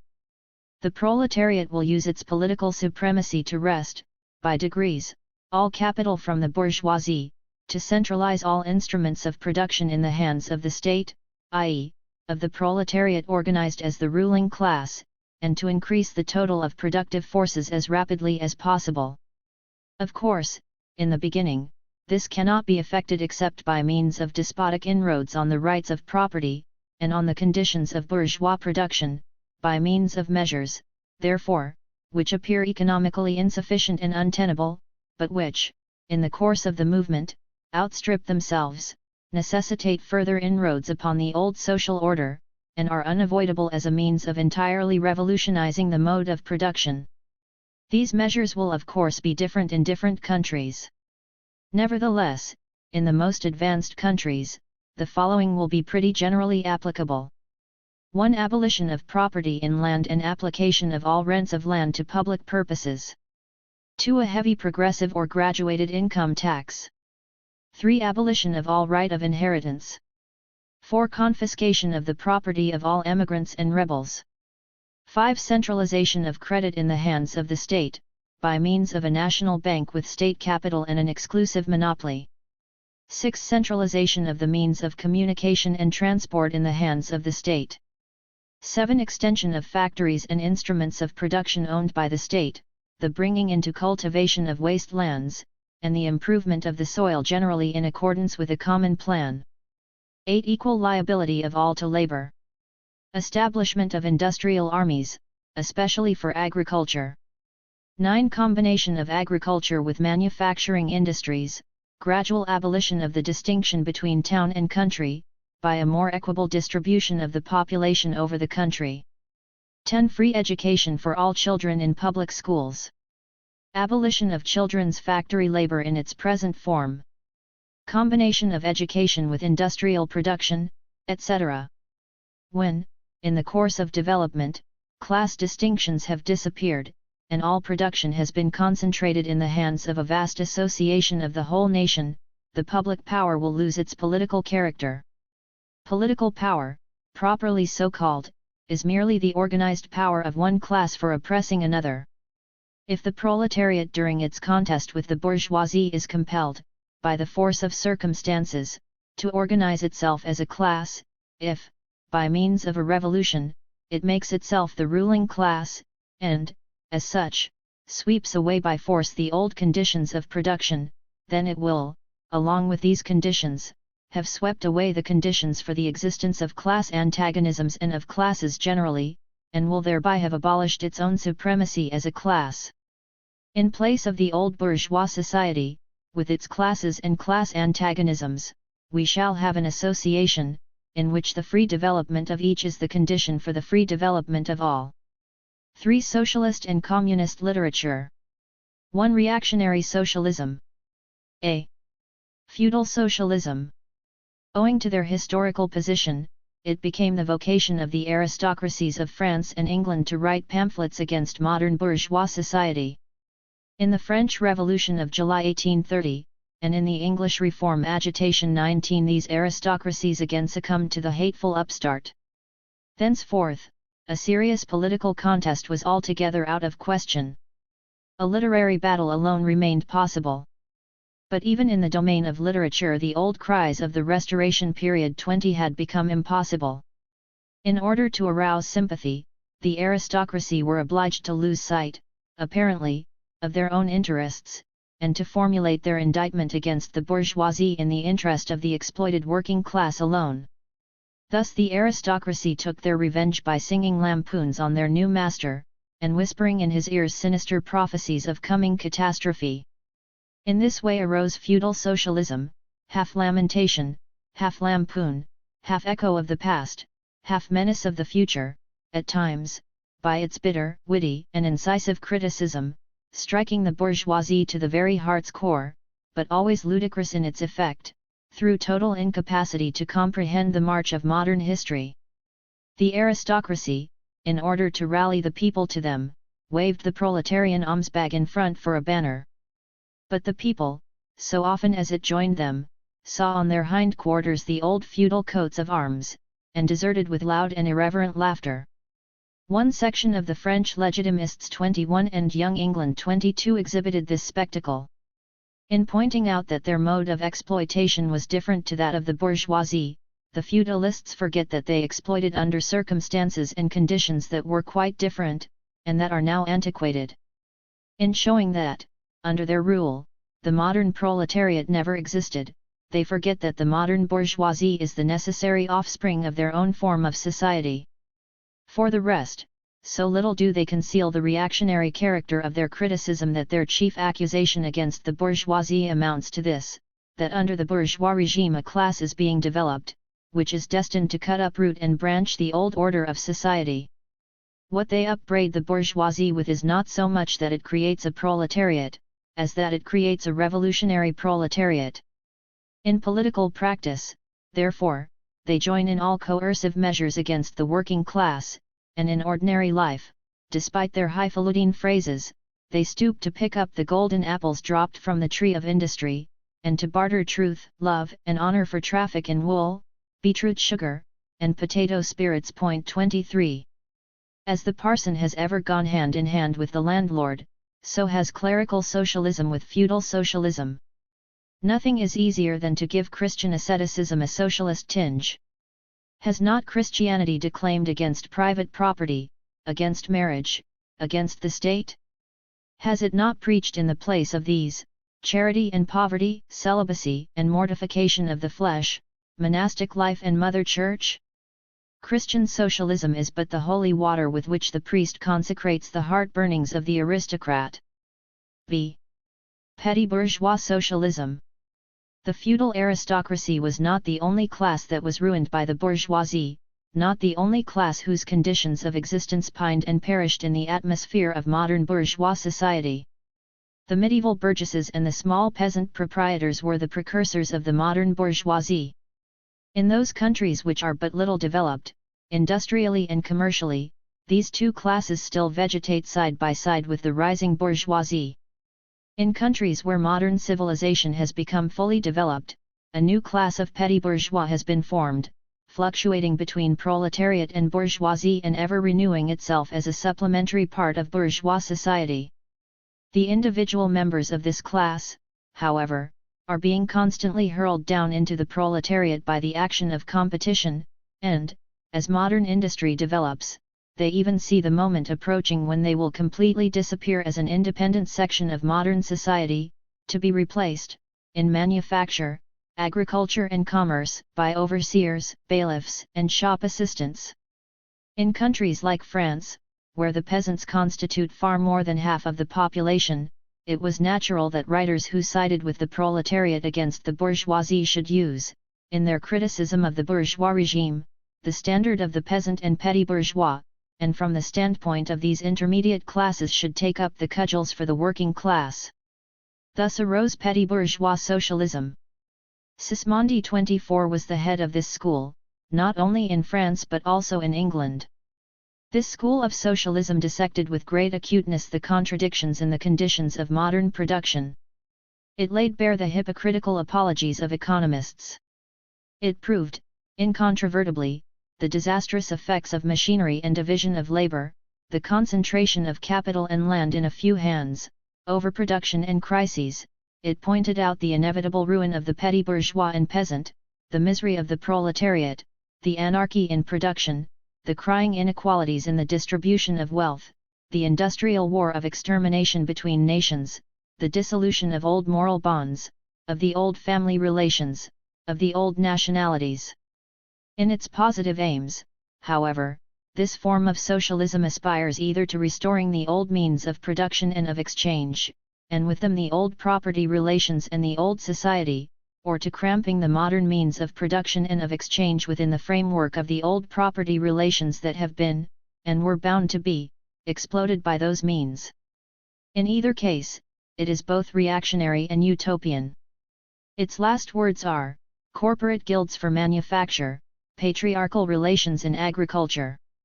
Ultimately, when stubborn historical facts had dispersed all intoxicating effects of self-deception, this form of socialism ended in a miserable fit of the blues. See German or True Socialism. The socialist and communist literature of France, a literature that originated under the pressure of a bourgeoisie in power, and that was the expression of the struggle against this power, was introduced into Germany at a time when the bourgeoisie, in that country, had just begun its contest with feudal absolutism. German philosophers, would-be philosophers, and beaux esprits eagerly seized on this literature, only forgetting that when these writings immigrated from France into Germany, French social conditions had not immigrated along with them. In contact with German social conditions, this French literature lost all its immediate practical significance, and assumed a purely literary aspect. 25 Thus, to the German philosophers of the 18th century, the demands of the First French Revolution were nothing more than the demands of practical reason in general, and the utterance of the will of the revolutionary French bourgeoisie signified in their eyes the laws of pure will, of will as it was bound to be, of true human will. Generally, the work of the German literati consisted solely in bringing the new French ideas into harmony with their ancient philosophical conscience, or rather, in annexing the French ideas without deserting their own philosophic point of view. This annexation took place in the same way in which a foreign language is appropriated, namely by translation. It is well known how the monks wrote silly lives of Catholic saints over the manuscripts on which the classical works of ancient Heathendom had been written. The German literati reversed this process with the profane French literature. They wrote their philosophical nonsense beneath the French original. For instance, beneath the French criticism of the economic functions of money, they wrote alienation of humanity, and beneath the French criticism of the bourgeois state they wrote dethronement of the category of the general, and so forth. The introduction of these philosophical phrases at the back of the French historical criticisms they dubbed philosophy of action, true socialism, German science of socialism, philosophical foundation of socialism, and so on. The French socialist and communist literature was thus completely emasculated. And, since it ceased in the hands of the German to express the struggle of one class with the other, he felt conscious of having overcome French one-sidedness and of representing, not true requirements, but the requirements of truth, not the interests of the proletariat, but the interests of human nature, of man in general, who belongs to no class, has no reality, who exists only in the misty realm of philosophical fantasy.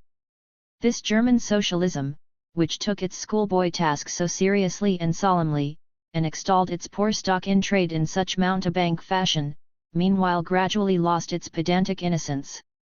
The fight of the German, and especially the Prussian bourgeoisie, against feudal aristocracy and absolute monarchy, in other words, the liberal movement, became more earnest. By this, the long-wished-for opportunity was offered to true socialism of confronting the political movement with the socialist demands, of hurling the traditional anathemas against liberalism, against representative government, against bourgeois competition, bourgeois freedom of the press, bourgeois legislation, bourgeois liberty and equality, and of preaching to the masses that they had nothing to gain, and everything to lose, by this bourgeois movement. German socialism forgot, in the nick of time, that the French criticism, whose silly echo it was, presupposed the existence of modern bourgeois society, with its corresponding economic conditions of existence and the political constitution adapted thereto, the very things whose attainment was the object of the pending struggle in Germany. To the absolute governments, with their following of parsons, professors, country squires and officials, it served as a welcome scarecrow against the threatening bourgeoisie. It was a sweet finish after the bitter pills of floggings and bullets with which these same governments, just at that time, dosed the German working class risings. 26. While this true socialism thus served the governments as a weapon for fighting the German bourgeoisie, it, at the same time, directly represented a reactionary interest, the interest of the German Philistines. In Germany the petty bourgeois class, a relic of the 16th century, and since then constantly cropping up again under various forms, is the real social basis of the existing state of things. To preserve this class is to preserve the existing state of things in Germany. The industrial and political supremacy of the bourgeoisie threatens it with certain destruction on the one hand, from the concentration of capital, on the other, from the rise of a revolutionary proletariat. True socialism appeared to kill these two birds with one stone. It spread like an epidemic. The robe of speculative cobwebs, embroidered with flowers of rhetoric, steeped in the dew of sickly sentiment, this transcendental robe in which the German socialists wrapped their sorry eternal truths, all skin and bone, served to wonderfully increase the sale of their goods amongst such a public. And on its part, German socialism recognized, more and more, its own calling as the bombastic representative of the petty bourgeois Philistine. It proclaimed the German nation to be the model nation, and the German petty Philistine to be the typical man. To every villainous meanness of this model man it gave a hidden, higher, socialistic interpretation, the exact contrary of its real character. It went to the extreme length of directly opposing the brutally destructive tendency of communism, and of proclaiming its supreme and impartial contempt of all class struggles. With very few exceptions, all the so-called socialist and communist publications that now, 1847, circulate in Germany belong to the domain of this foul and enervating literature. 2. Conservative or bourgeois socialism.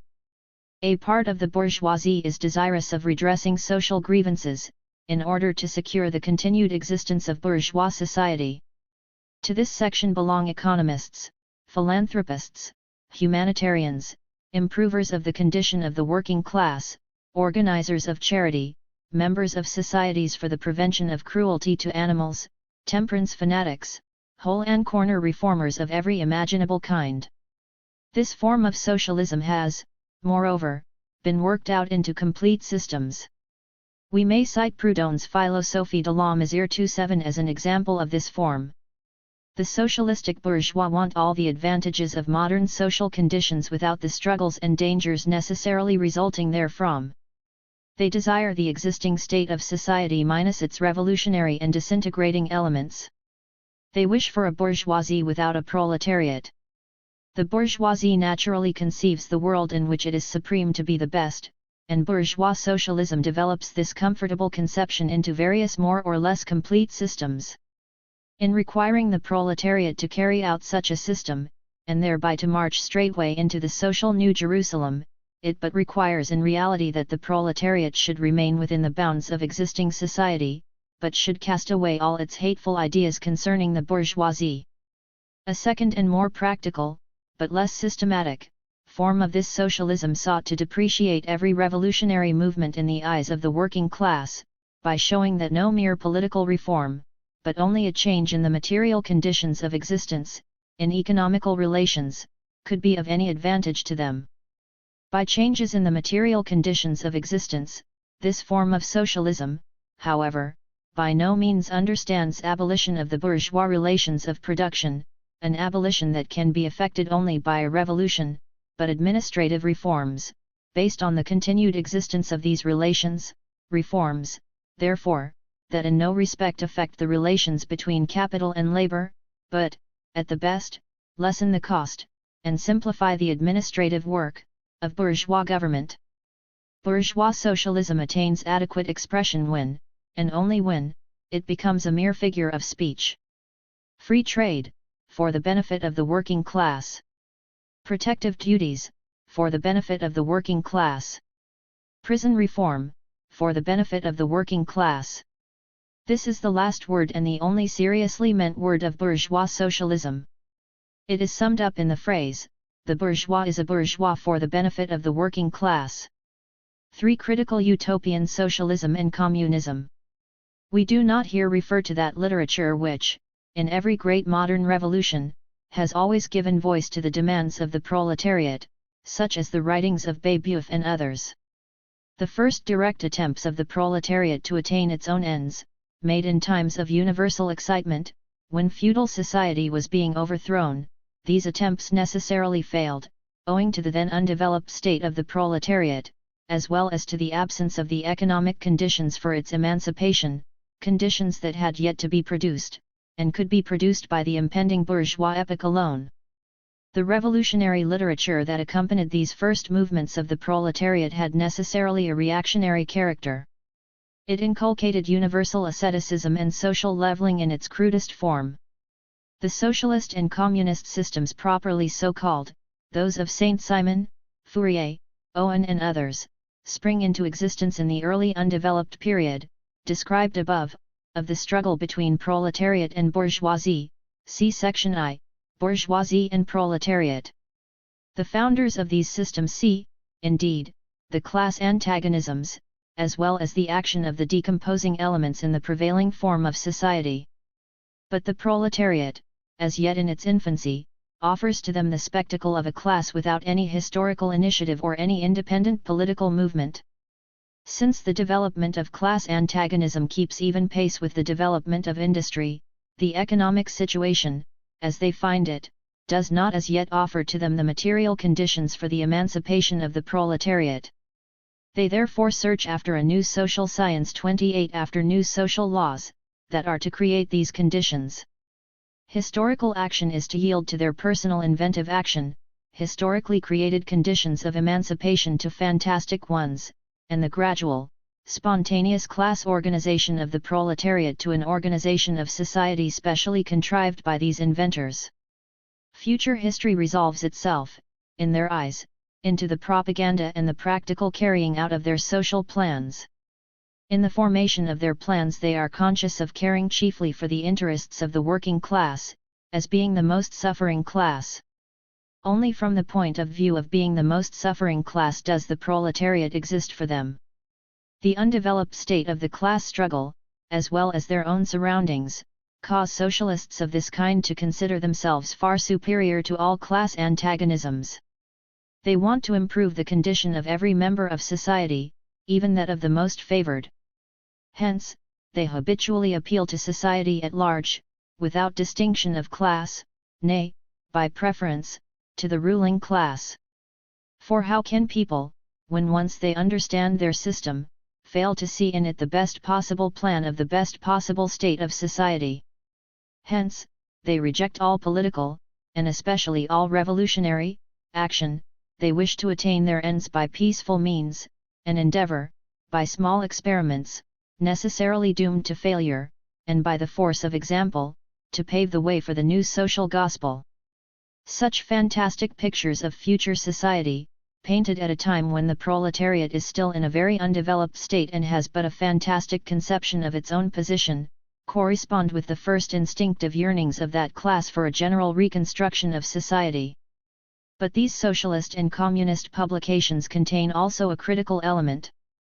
They attack every principle of existing society.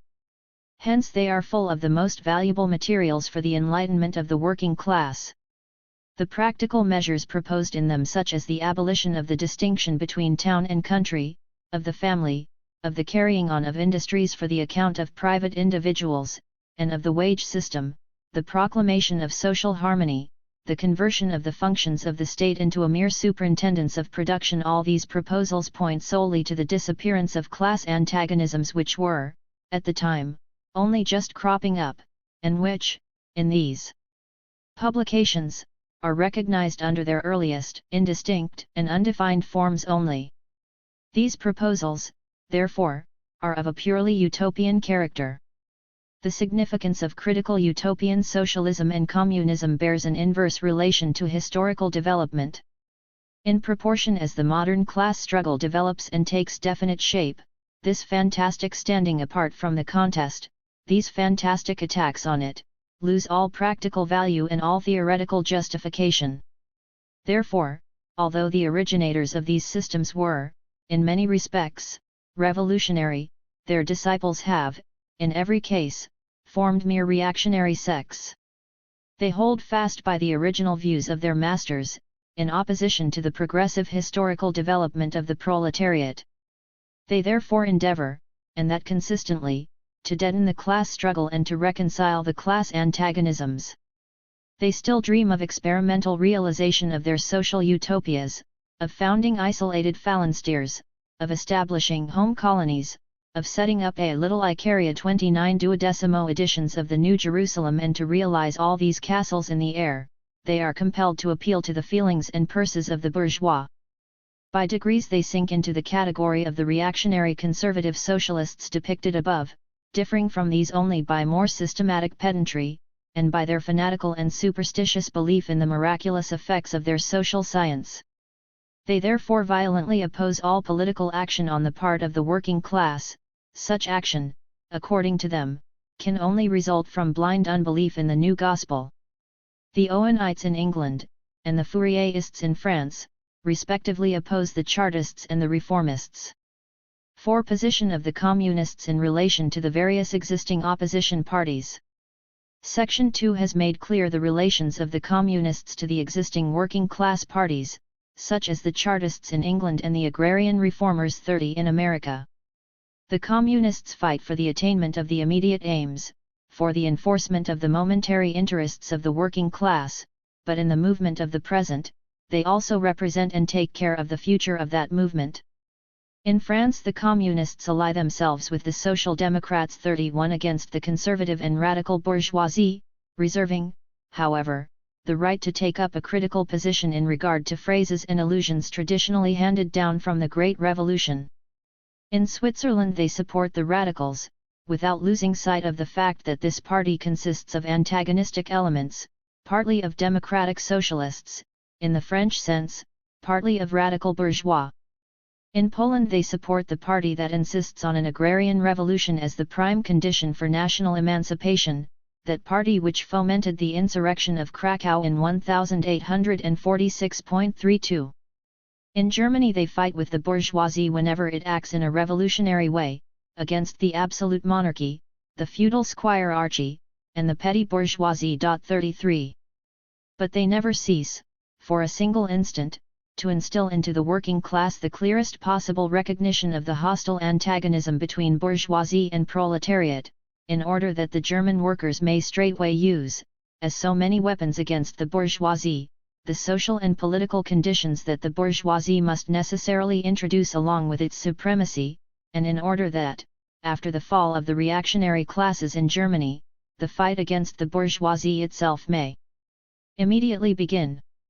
The Communists turn their attention chiefly to Germany, because that country is on the eve of a bourgeois revolution that is bound to be carried out under more advanced conditions of European civilization, and with a much more developed proletariat, than that of England was in the 17th, and of France in the 18th century, and because the bourgeois revolution in Germany will be but the prelude to an immediately following proletarian revolution.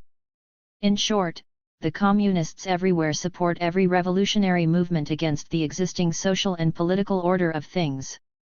In all these movements they bring to the front, as the leading question in each, the property question, no matter what its degree of development at the time.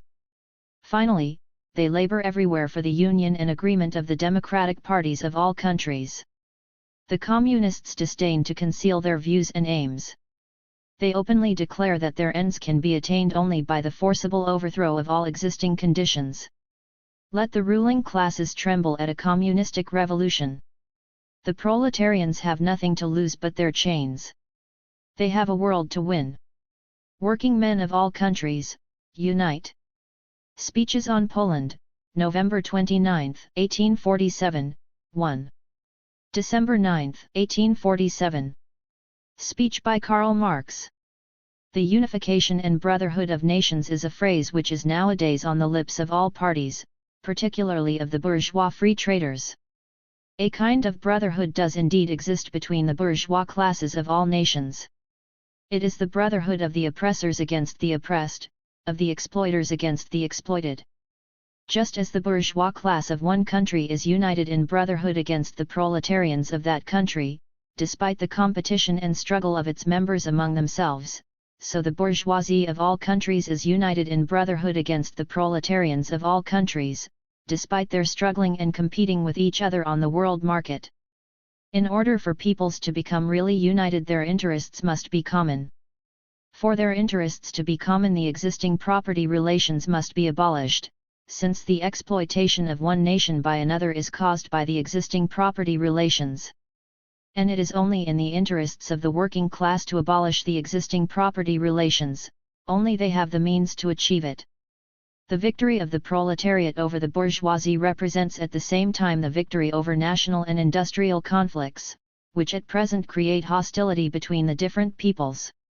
Therefore, the victory of the proletariat over the bourgeoisie also signifies the emancipation of all downtrodden nations.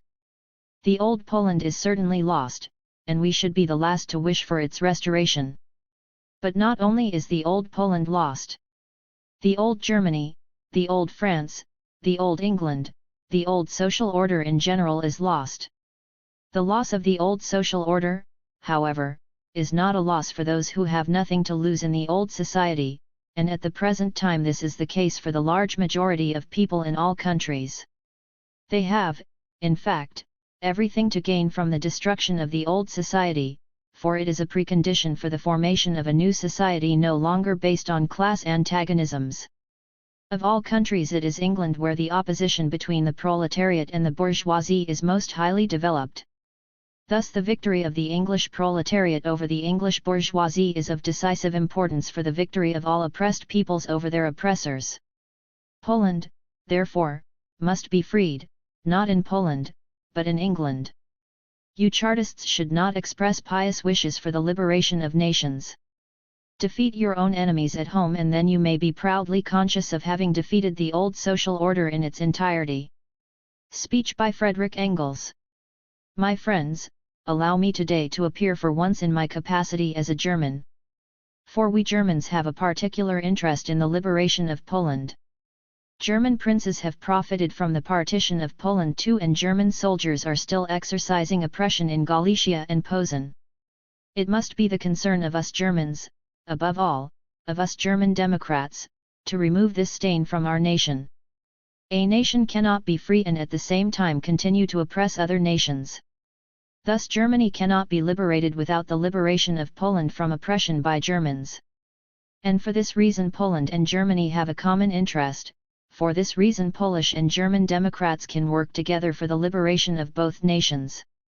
I, too, am of the opinion that the first decisive blow from which the victory of democracy, the liberation of all European countries will ensue, will be delivered by the English Chartists. I have been in England for several years, and during this time I have openly joined in the Chartist movement. The English Chartists will rise up first because it is precisely here that the struggle between bourgeoisie and proletariat is at its fiercest. And why is it at its fiercest? Because in England, as a result of modern industry and machines, all the oppressed classes have been thrown together into one huge class with common interests, the class of the proletariat, because, conversely, as a result of these developments all the oppressing classes have likewise been united into a single class, the bourgeoisie. Thus the struggle has been simplified, thus it will be resolved at one great decisive stroke. Is this not so? The aristocracy has no more power in England, the bourgeoisie alone rules and has taken the aristocracy in tow. The bourgeoisie, however, is faced by the great mass of the people, united in a terrible phalanx, whose victory over the ruling capitalists is drawing nearer and nearer. And this destruction of the divergent interests which earlier divided the different sections of the workers, this reduction of the lives of all workers to the same level you owe to machinery.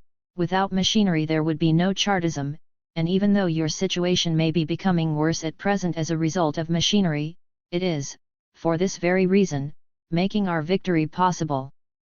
But it has had this result not just in England but also in all other countries. In Belgium, in America, in France, in Germany it has reduced the conditions of all workers to the same level, and it is making them increasingly similar day by day. In all these countries the workers have the same interest, that is, to overthrow the class which is oppressing them, the bourgeoisie. This leveling out of conditions, this international identity of interest of the Workers' Party is the result of machinery. Machinery therefore, remains an enormous historical advance. What conclusions can be drawn from this? Because the position is the same for the workers of all countries, because their interests are the same and their enemies are the same, for this reason they must also fight together, they must oppose the brotherhood of the bourgeoisie of all nations with the brotherhood of the workers of all nations. Speeches on Poland, February 22, 1848, 1. Speech by Karl Marx. Gentlemen, there are some striking analogies in history. The Jacobin of 1793 has become the communist of our own day. In 1793, when Russia, Austria and Prussia divided Poland, the three powers justified themselves by citing the Constitution of 1791, which was condemned by general agreement on the grounds of its reputedly Jacobin principles. And what had the Polish Constitution of 1791 proclaimed? No more and no less than constitutional monarchy, legislation to be placed in the hands of the country's representatives, freedom of the press, freedom of conscience, judicial hearings to be made public, serfdom to be abolished, etc. And all this was at that time simply called Jacobinism. So, gentlemen, you see how history has progressed. The Jacobinism of that time has today become, in the form of liberalism, all that is most moderate. The three powers have moved with the times.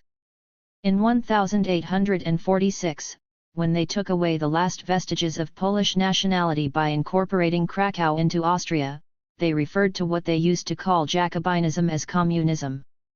But what was communist about the Krakow Revolution? Was it communist to want to re-establish Polish nationality? One might equally say that the war of the European coalition against Napoleon to save the various nationalities was a communist war, and that the Congress of Vienna was made up of communists with crowned heads. Or was the Krakow Revolution communist for wanting to set up a democratic government? No one would accuse the millionaires of Bern or New York of communist tendencies. Communism denies the need for classes to exist, it wants to get rid of all classes and all class distinctions. But the Krakow revolutionaries merely wanted to get rid of political distinctions between the classes, they wanted to give all classes equal rights. Just what then was communist about that Krakow revolution? Was it possibly that it was trying to break the chains of the feudal system, to liberate land subject to tribute and transform it into free, modern property? If one were to say to French landowners, "Do you realize what the Polish Democrats want? They want to bring into their country the form of ownership already existing in your country," then the French landowners would answer, "They are doing the right thing." But say, like M. Guizot, to the French landowners, "The Poles want to get rid of land ownership as established by you in the 1789 revolution, and as it still exists in your country." Good God, they would cry, then they are revolutionaries, communists. These evil men must be crushed. The abolition of guild wardens and corporations, and the introduction of free competition, is now in Sweden called communism. The Journal des Débats goes further, abolishing the income which the 200,000 electors' right of corruption brings in, that means abolishing a source of revenue, destroying an existing property. Communism. Point 2. Certainly the Krakow Revolution also wanted to abolish a form of property. But what kind of property? A kind which can no more be destroyed anywhere else in Europe, than can the Sonderbund 3 in Switzerland, because it simply does not exist anymore. No one will deny that in Poland an political question is linked with a social question. The one is always inseparable from the other. You can ask the reactionaries about that. Under the Restoration, for were they only struggling against political liberalism and its necessary corollary, Voltaireanism?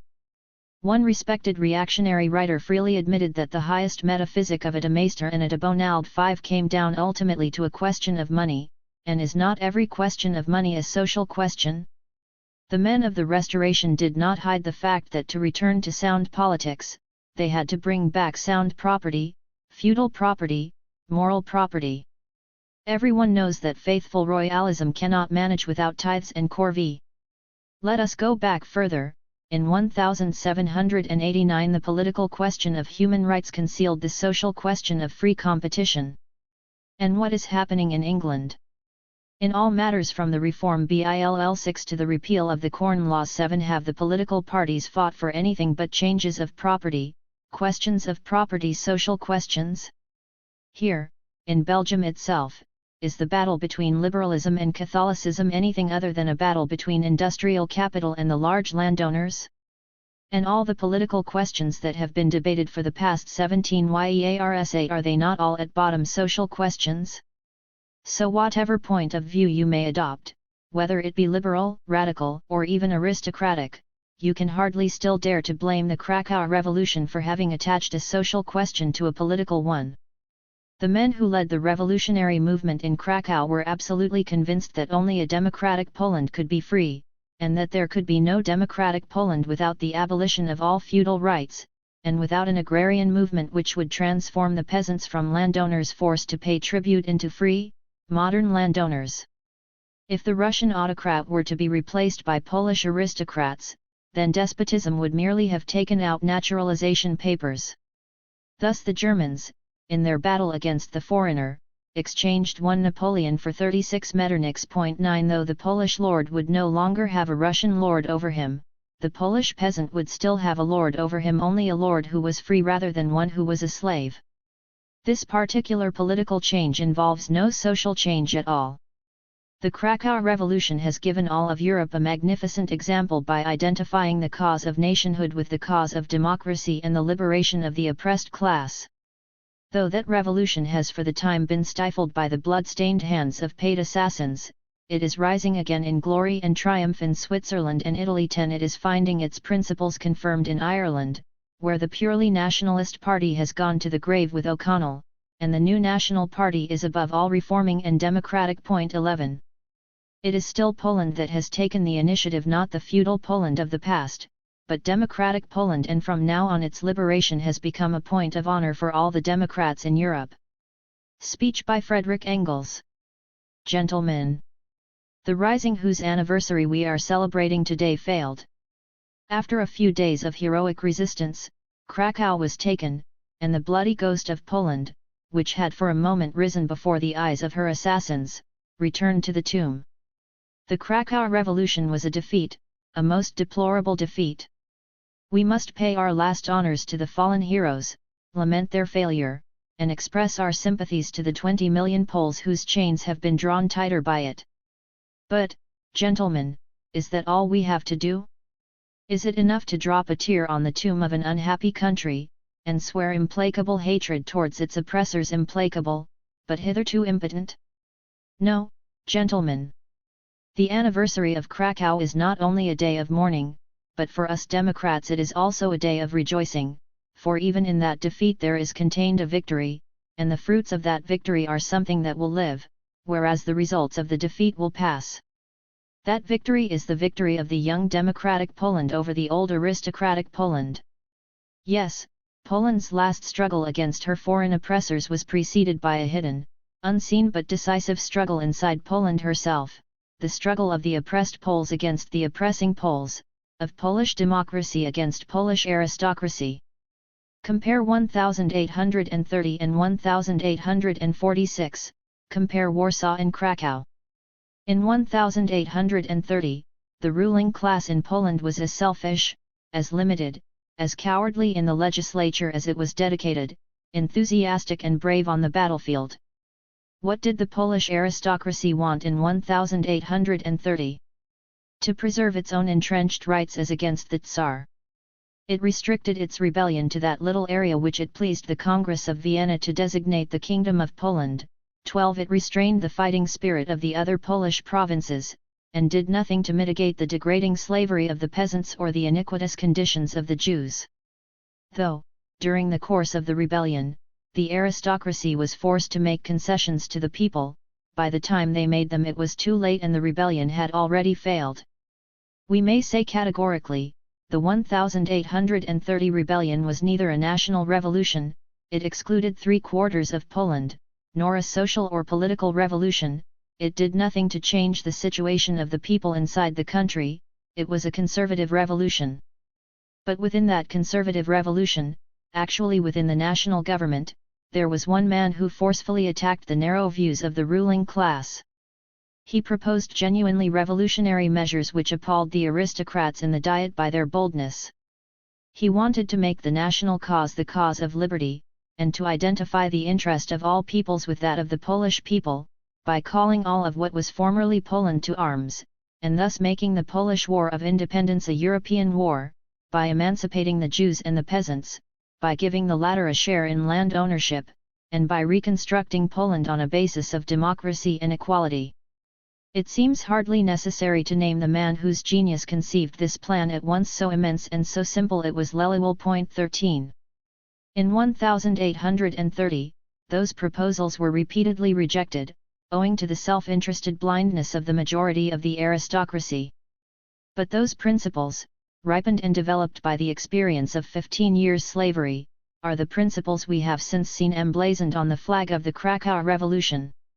In Krakow, as we saw, there was no one left with a lot to lose, there were no aristocrats, and every step that was taken bore the mark of that democratic, almost proletarian boldness which has nothing to lose but its poverty, and a country, indeed a whole world, to gain. There was no hanging back, no scruple, they attacked all three powers at once, they proclaimed freedom for the peasants, agrarian reform, emancipation of the Jews, and all this without a moment's anxiety as to whether it might go counter to this or that aristocratic interest. The Krakow Revolution sought neither to re-establish the Poland of the past, nor to preserve such of the old Polish institutions as the foreign governments had left in existence. It was not reactionary, nor was it conservative. No, it was even more hostile to Poland herself than to her foreign oppressors, hostile to the Poland of the past, barbarous, feudal, aristocratic, founded on the slavery of the majority of the people.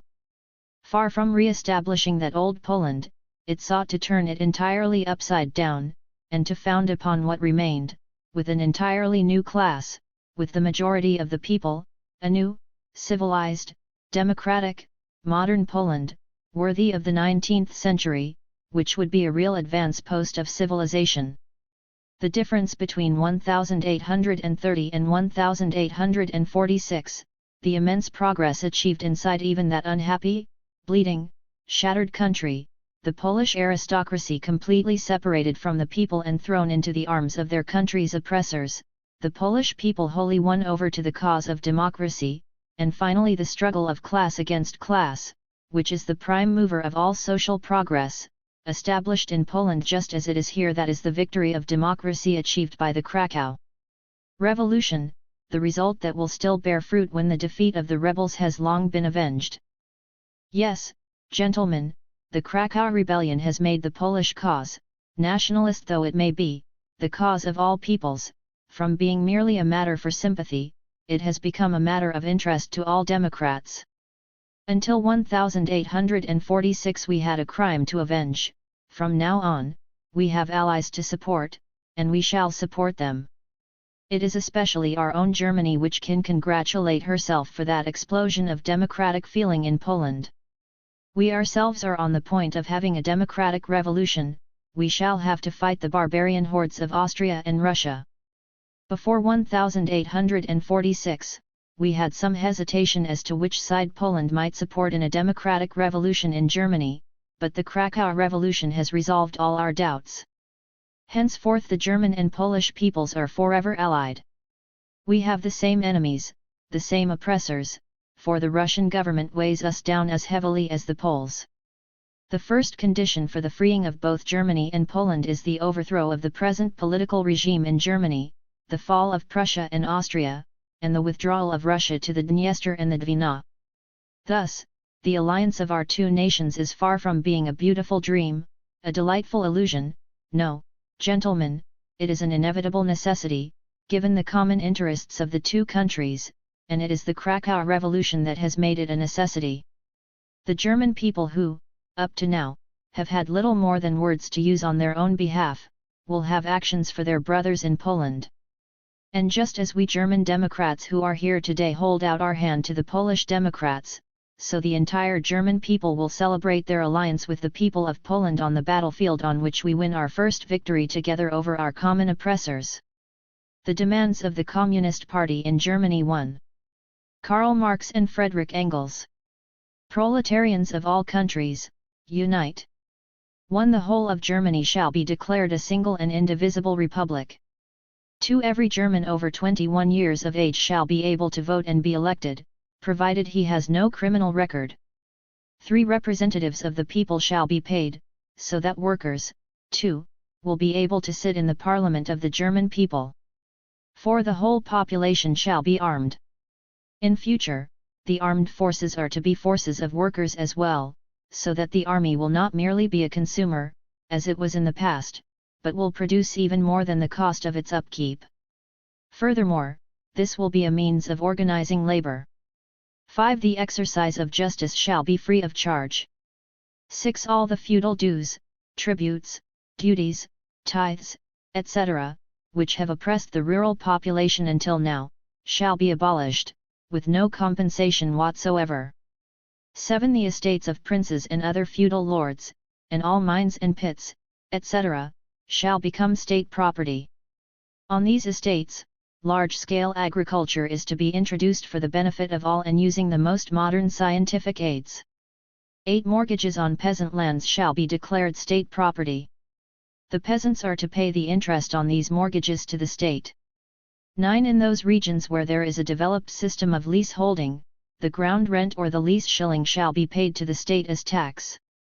All the measures listed in 6, 7, 8, and 9 are designed to reduce public and other burdens on peasants and small tenant farmers, without reducing the requisite means for paying the expenses of the state and without endangering production itself. The real landowner, who is neither a peasant nor a tenant, has no part in production. His consumption is therefore nothing but misuse. 10. One state bank shall replace all the private banks, and its note issue shall be legal tender. This measure will make it possible to regulate credit in the interests of the whole population and thus undermine the domination of the big money men. The gradual replacement of gold and silver by paper money will reduce the cost of the indispensable instrument of bourgeois commerce, the universal means of exchange, and reserve gold and silver for effective use abroad. Finally, this measure is needed in order to bind the interests of the conservative bourgeois to the revolution. 2. 11. All means of transport, railways, canals, steamships, roads, stations, etc. shall be taken over by the state. They are to be transformed into state property and put at the free service of the needy. 12. All civil servants shall receive the same pay, without any distinction other than that those with a family, i.e. with more needs, will also receive a higher salary than the rest.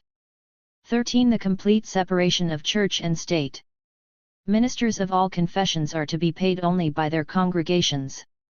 14. Restriction of the right of inheritance.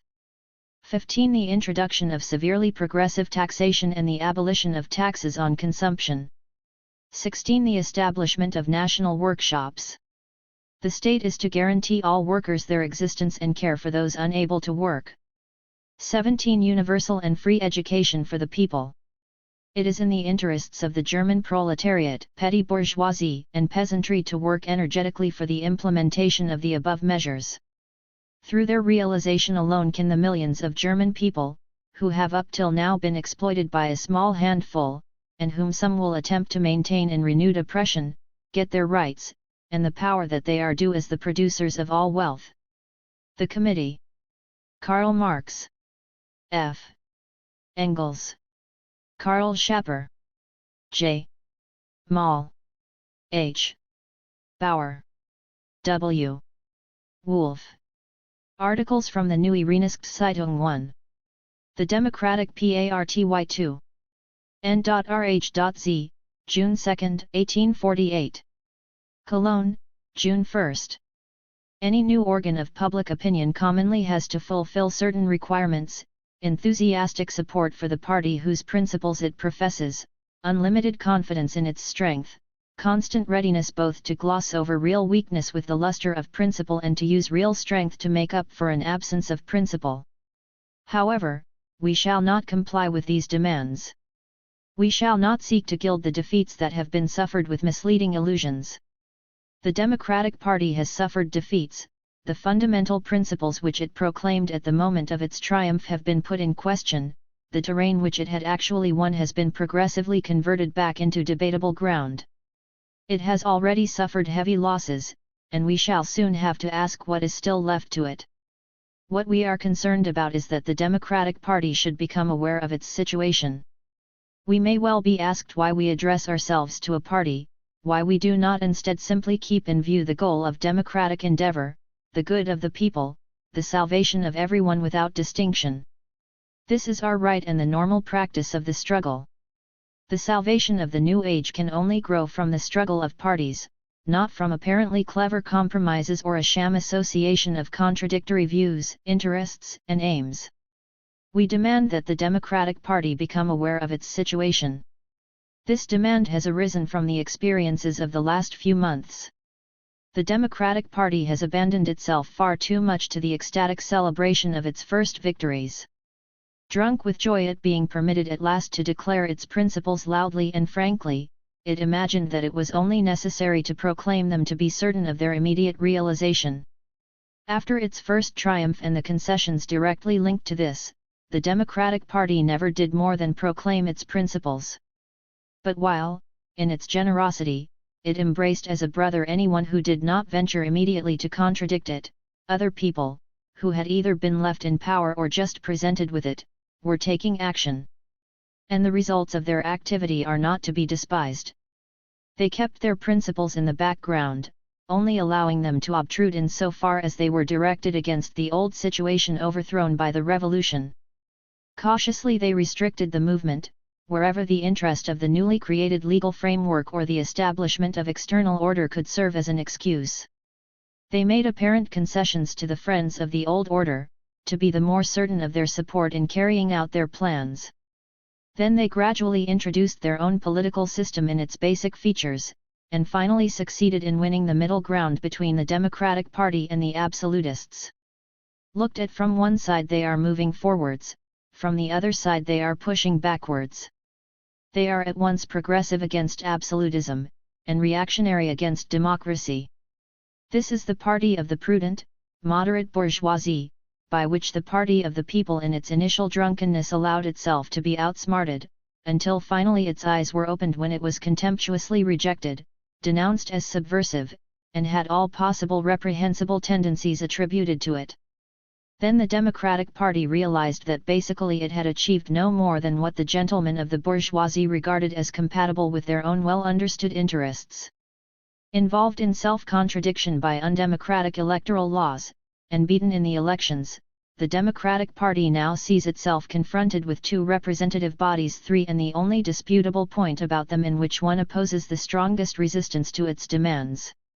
With this, of course, its enthusiasm has cooled off, and given place to the sober recognition that a powerful reaction has attained power, and, peculiarly enough, before any action of a revolutionary kind has taken place.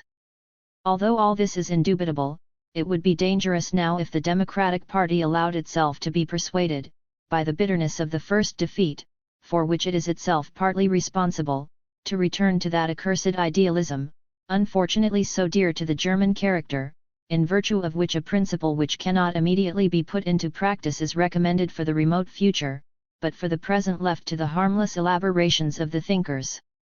We must give a direct warning against those hypocritical friends who declare their agreement with the principle, but who are doubtful of its feasibility because the world is not yet ripe for it. They have no intention of bringing this ripeness about, but prefer rather to revert, in this depraved earthly existence, to man's general fate of depravity. If these are the crypto-republicans, so feared by Hofrat Gervinus, for we must agree with him wholeheartedly, such men are dangerous. Kampfhusen's declaration in the sitting of May 30, 1848. N.R.H.Z., June 3, 1848. Cologne, June 2. Post hoc et non proter hoc. Herr Kamphausen V did not become Prime Minister on account of the March Revolution but merely after the March Revolution. On May 30, 1848 he revealed the subsequent character of his cabinet in a solemn, highly declamatory manner, with that so to speak serious corporeality which conceals the lack of a soul. 6 To the Berlin Assembly agreed on between the indirect electors 7 and himself. The Ministry of State which was formed on 29 March, says the thinking friend of history, 8 met together shortly after an occurrence the significance of which it has not failed to appreciate and will not fail to appreciate. The evidence for Herr Kampfhusen's assertion that he did not form a cabinet before March 29 will be found in the last few months' issues of the Preußische Staatszeitung. 9 And we may reliably assume that the date which forms at least the chronological starting point for Herr Kampfhusen's ascension into heaven possesses a great significance for him. What reassurance for the dead of the barricades, that their cold corpses should figure as a signpost, a pointer towards the ministry of March 29. What an honor! To put it briefly, after the March Revolution a Kamphausen ministry was formed. That same Kamphausen ministry recognizes the great significance of the March Revolution, at any rate it does not fail to appreciate it. The revolution itself is a mere bagatelle, but we are speaking of its significance. What it signifies is the Kamphausen ministry, at any rate retrospectively. This occurrence, the formation of the Kamphausen ministry or the March Revolution, belongs among the most essential contributory causes of the reconstruction of our internal constitution. He apparently means that the March Revolution was an essential contributory cause of the formation of the Ministry of March 29, i.e. of Kampfhusen's ministry. Or is he merely saying, the Prussian March Revolution has revolutionized Prussia? We might very well expect a solemn tautology of this nature from a thinking friend of history. We stand at the entrance to the same, namely the reconstruction of the internal relations of our state, and we have a long road ahead of us, as the government recognizes. In short, the Kamphausen ministry recognizes that it still has a long road ahead of it, i.e. it expects to last a long time. Short is art, i.e. the revolution, and long is life, i.e. the subsequent ministry. What a superfluity of self-recognition! Or should Kampfhusen's words be interpreted in some other way? One would certainly not expect from the thinking friend of history the trivial statement that peoples which stand on the threshold of a new historical epoch stand at its threshold, and that the road which every epoch has ahead of it is precisely as long as the future. Thus far the first part of the laborious, serious, formal, upright, and shrewd speech of Prime Minister Kampfhusen. It can be summed up in 3 phrases: after the March Revolution the Kamphausen ministry, great significance of the Kamphausen ministry, long road ahead of the Kamphausen ministry. Now the second part. We have by no means, pontificates Herr Camphausen, conceived the situation to be that this occurrence he means the March Revolution has brought about a complete upheaval, that the entire constitution of our state has been overthrown, that what we see before us has ceased to exist in law, and that all our institutions require a new legal foundation. On the contrary, immediately they had met together, the ministers agreed to view it as a matter of the ministry's very existence that the United Diet 10 called at that time should actually meet, despite the petitions handed in against it. We agreed that the passage from the existing constitution to the new constitution should take place through the legal means provided by the former, and without cutting off the bond which links the old to the new. We strictly maintained this unquestionably correct course. The electoral law was presented to the United Diet and issued with its concurrence. Later on the attempt was made to empower the government to alter the law out of the plenitude of its own power, namely to change the indirect into the direct electoral system. The government did not give way to this. The government has not exercised a dictatorship, it has not been able to, nor has it wanted to.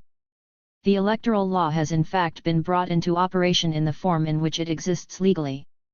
The electors, the deputies, have been elected on the basis of this electoral law. They are here on the basis of this electoral law with full powers to agree jointly with the Crown upon a constitution for the future which it is hoped will be a lasting constitution. A kingdom for a doctrine. A doctrine for a kingdom.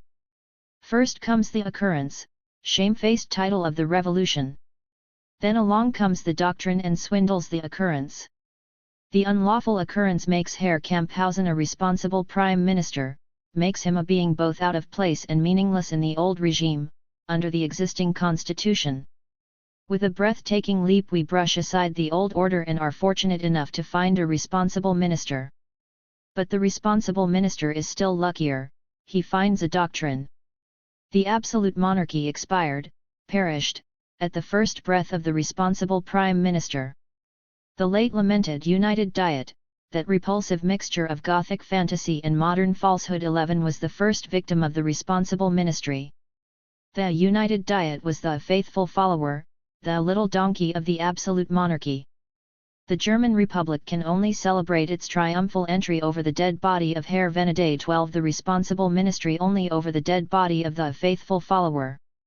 The responsible minister now seeks out the missing corpse, or conjures up the ghost of the faithful united, which does indeed appear but dangles unhappily in the air, cutting the most peculiar capers since it no longer finds any ground beneath its feet, the old legal and moral foundation having been swallowed up by the earthquake of the occurrence. The magician informs the ghost that he has called it up in order to liquidate its remains and to be able to behave as its loyal heir. This polite mode of action is beyond all praise, he says, for in ordinary life the dead are not permitted to draw up their wills posthumously. The highly flattered ghost nods like an oriental figurine to all the magician's commands, makes his obeisance on the way out, and vanishes. The law of indirect election is his posthumous testament. This is the doctrinal sleight of hand by which Herr Camphausen makes the transition from the existing constitution to the new constitution, through the legal means provided by the former. An illegal occurrence makes Herr Camphausen an illegal person in the sense of the existing constitution of the old order. It makes him a responsible prime minister, a constitutional minister. The constitutional minister illegally makes the anti-constitutional, pre-democratic, faithful United Diet a constituent assembly. The faithful united illegally establishes indirect suffrage. Indirect suffrage produces the Berlin Assembly, the Berlin Assembly produces the Constitution produces all subsequent assemblies and so on ad infinitum. In this way the egg comes out of the goose, and the goose comes out of the egg. However, the people soon realize, from the cackling that saved the capital, that someone has filched the golden eggs of Leda 13 laid by the goose during the revolution. Even Deputy Milde 14 does not seem to be the son of Leda, the ever-shining caster. The Camphausen Ministry. N.Rh.Z, June 4, 1848. Cologne, June 3. It is well known that an assembly of notables preceded the French National Assembly of 1789, and that this assembly, like the Prussian United Diet, was composed of estates. In the decree in which Minister Necker convoked the National Assembly, he referred to the wish the notables had expressed for the convocation of the Estates General. Necker therefore had a considerable advantage over Camphausen. He did not need to await the storming of the Bastille and the fall of the absolute monarchy in order to link the old and the new in doctrinaire fashion, so as to maintain with great effort the appearance that France had achieved its new Constituent Assembly by the lawful means provided by the old constitution. He had other advantages too. He was a minister of France and not of Alsace-Lorraine, whereas Herr Camphausen is not a minister of Germany but of Prussia. And with all these advantages, Necker did not succeed in making a quiet reform out of a revolutionary movement. The great sickness was not to be healed with attar of roses. 15 So much the less will Herr Camphausen change the character of the movement with an artificial theory which draws a straight line between his ministry and the previous situation in the Prussian monarchy. The March Revolution, and the German revolutionary movement in general, will not allow themselves to be transformed into incidents of greater or lesser importance by any kind of stratagem.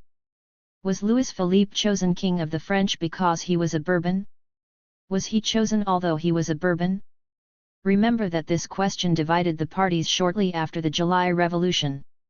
What did the question itself signify? That the revolution had been put in question, and that the interest of the revolution was not the interest of the class that had achieved mastery, nor of its political representatives. This is also the meaning of Herr Camphausen's declaration that his ministry did not come into the world on account of the March Revolution, but after it. The programs of the Radical Democratic Party and the Left in the Frankfurt Assembly. N.R.H.Z, June 7, 1848. Cologne, June 6. Yesterday we communicated to our readers the reasoned manifesto of the Radical Democratic Party in the Constituent National Assembly at Frankfurt am Main. Today, under the heading Frankfurt, you will find the manifesto of the Left. 16 The two manifestos appear at first sight to be scarcely distinguishable except in form, in that the Radical Democratic Party's writer is clumsy while the Left's is skillful. On closer inspection, however, there stand out certain essential points of difference. The Radical Manifesto demands a National Assembly on the basis of direct elections without property qualifications. The Left's manifesto calls for a free election by everyone. Free election by everyone excludes the property qualifications but by no means excludes the indirect method. And what indeed is the reason for this indefinite, ambiguous expression? We are once again confronted with the greater scope and the flexibility of the demands of the Left, as opposed to the demands of the Radical Party. The Left calls for an executive central authority, elected by the National Assembly for a specified period, and responsible to it. It leaves undecided whether this central authority is to emerge from the ranks of the National Assembly, as expressly laid down by the Radical Manifesto. Finally, the Manifesto of the Left demands that the fundamental rights of the German people be immediately determined, proclaimed, and protected against all possible attacks by the individual German governments. The Radical Manifesto does not content itself with this, but declares, the Assembly already contains within itself the full powers of the whole state, it must immediately put into operation its various powers and the forms of political life it has been called to decide, and deal with the internal and external policy of the whole state. Both manifestos agree that they want to leave the establishment of the German constitution to the National Assembly alone, excluding the participation of the governments. Both agree in leaving each individual state the choice of its constitution, whether it is to be a constitutional monarchy or a republic, without prejudice to the rights of the people, to be proclaimed by the National Assembly. Finally, both agree that they want to transform Germany into a confederation or federal state. At least the Radical Manifesto expresses the revolutionary nature of the National Assembly. It enlists the aid of the revolutionary activities appropriate to it. The very existence of a constituent National Assembly shows, does it not, that a constitution no longer exists. But if a constitution no longer exists, a government no longer exists. If there is no longer a government, the National Assembly itself must govern. Its first sign of life ought to have been the 6-word decree, the Federal Diet 17 is permanently abolished. A constituent National Assembly should above all be an active assembly, active in a revolutionary sense. The Assembly in Frankfurt performs parliamentary exercises and lets the governments act. Even assuming that this learned council succeeds in contriving the best agenda and the best constitution, what use is the best agenda and the best constitution when in the meantime the governments have placed bayonets on the agenda?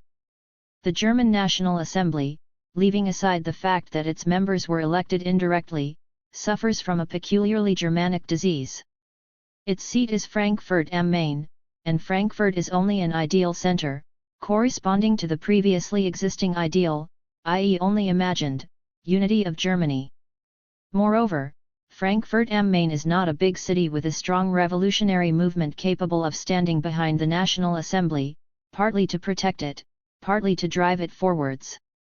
For the first time in world history, the Constituent Assembly of a great nation has held its meetings in a small town. This was a result of Germany's previous development.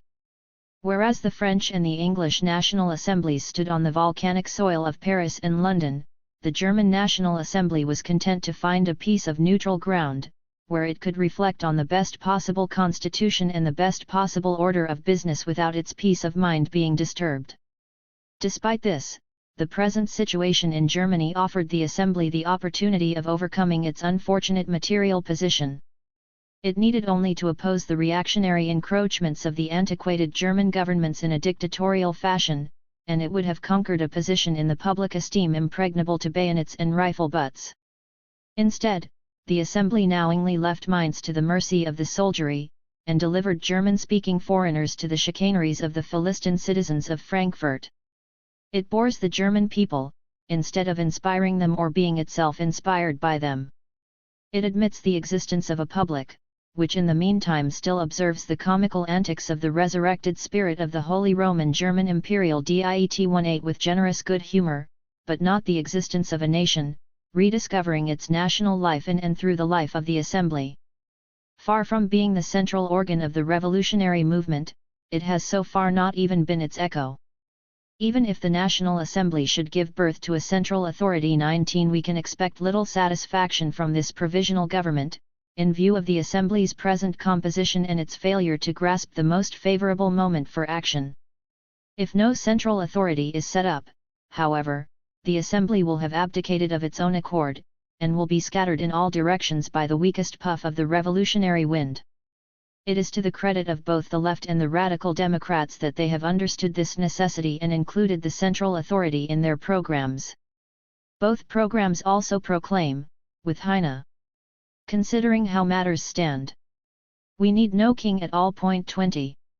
And the difficulty of deciding who shall be Kaiser, as well as the fact that both the elective and the hereditary systems have good grounds in their favor, will also compel the conservative majority of the Assembly to cut the Gordian knot by choosing no Kaiser at all. What is incomprehensible is how the so-called Radical Democratic Party has been able to proclaim a federation of constitutional monarchies, principalities, and mini-republics as the ultimate constitution for Germany. For the proposed Central Committee, an idea naturally accepted by the left, but now also by the Radical Party, is nothing more than a republican government at the head of a monarchical federation composed of the above heterogeneous elements. There is no doubt about it. The German central government elected by the National Assembly must first emerge alongside the individual governments, which still exist de facto. But the struggle with the individual governments commences with its very existence, and in this struggle either the central government and with it the unity of Germany will go under, or the individual governments will, i.e. the constitutional princes and the obscure little republics. We are not making here the utopian demand that a united, indivisible German Republic be proclaimed here and now, but rather that the so-called Radical Democratic Party cease to confuse the starting point of the struggle and the revolutionary movement with its final goal. German unity and a German constitution can only emerge as a result of a movement in which the internal conflicts as well as the war with the EAST-21 will reach their decision. The definitive constitution cannot be decreed, it coincides with the process we shall have to pass through. It is not a question of the realization of this or that opinion, of this or that political idea, it is a question of understanding the course of development. The task of the National Assembly is simply to take the immediately possible practical steps. Despite his assertion that every man is happy to get rid of his confusions, there is nothing more confused than the idea put forward by the writer of the Radical Democratic Manifesto that the German Constitution should take as its example the Constitution of the federal state in North America. The United States of America, apart from the fact that they all have similar constitutions, extend over an area as large as civilized Europe. An analogy could only be found in a European federation. And before Germany can federate with other countries, it must itself first become a single country. In Germany, the struggle of centralization with federalism is the struggle between modern civilization and feudalism. Germany decayed into a bourgeoified feudalism at the very moment when the great monarchies of Western Europe were established, and it was excluded from the world market at the very moment when that market was opened to Western Europe. Germany declined into poverty, whilst the others enriched themselves. Germany became ruralized, whilst the others became urbanized. Even if Russia were not at the gates, Germany's economic condition alone would compel the most rigid centralization. Even from a purely bourgeois standpoint, absolute unity is the first requirement for saving Germany from its previous misery and building up the national economy. Indeed, how could any modern social tasks be accomplished on the basis of a land divided into 39 parts? The writer of the democratic program did not in any case find it necessary to deal with the petty question of material economic relations. His justification remained at the level of the concept of federation. A federation is a union of free and equal people. Therefore, Germany must be a federal state.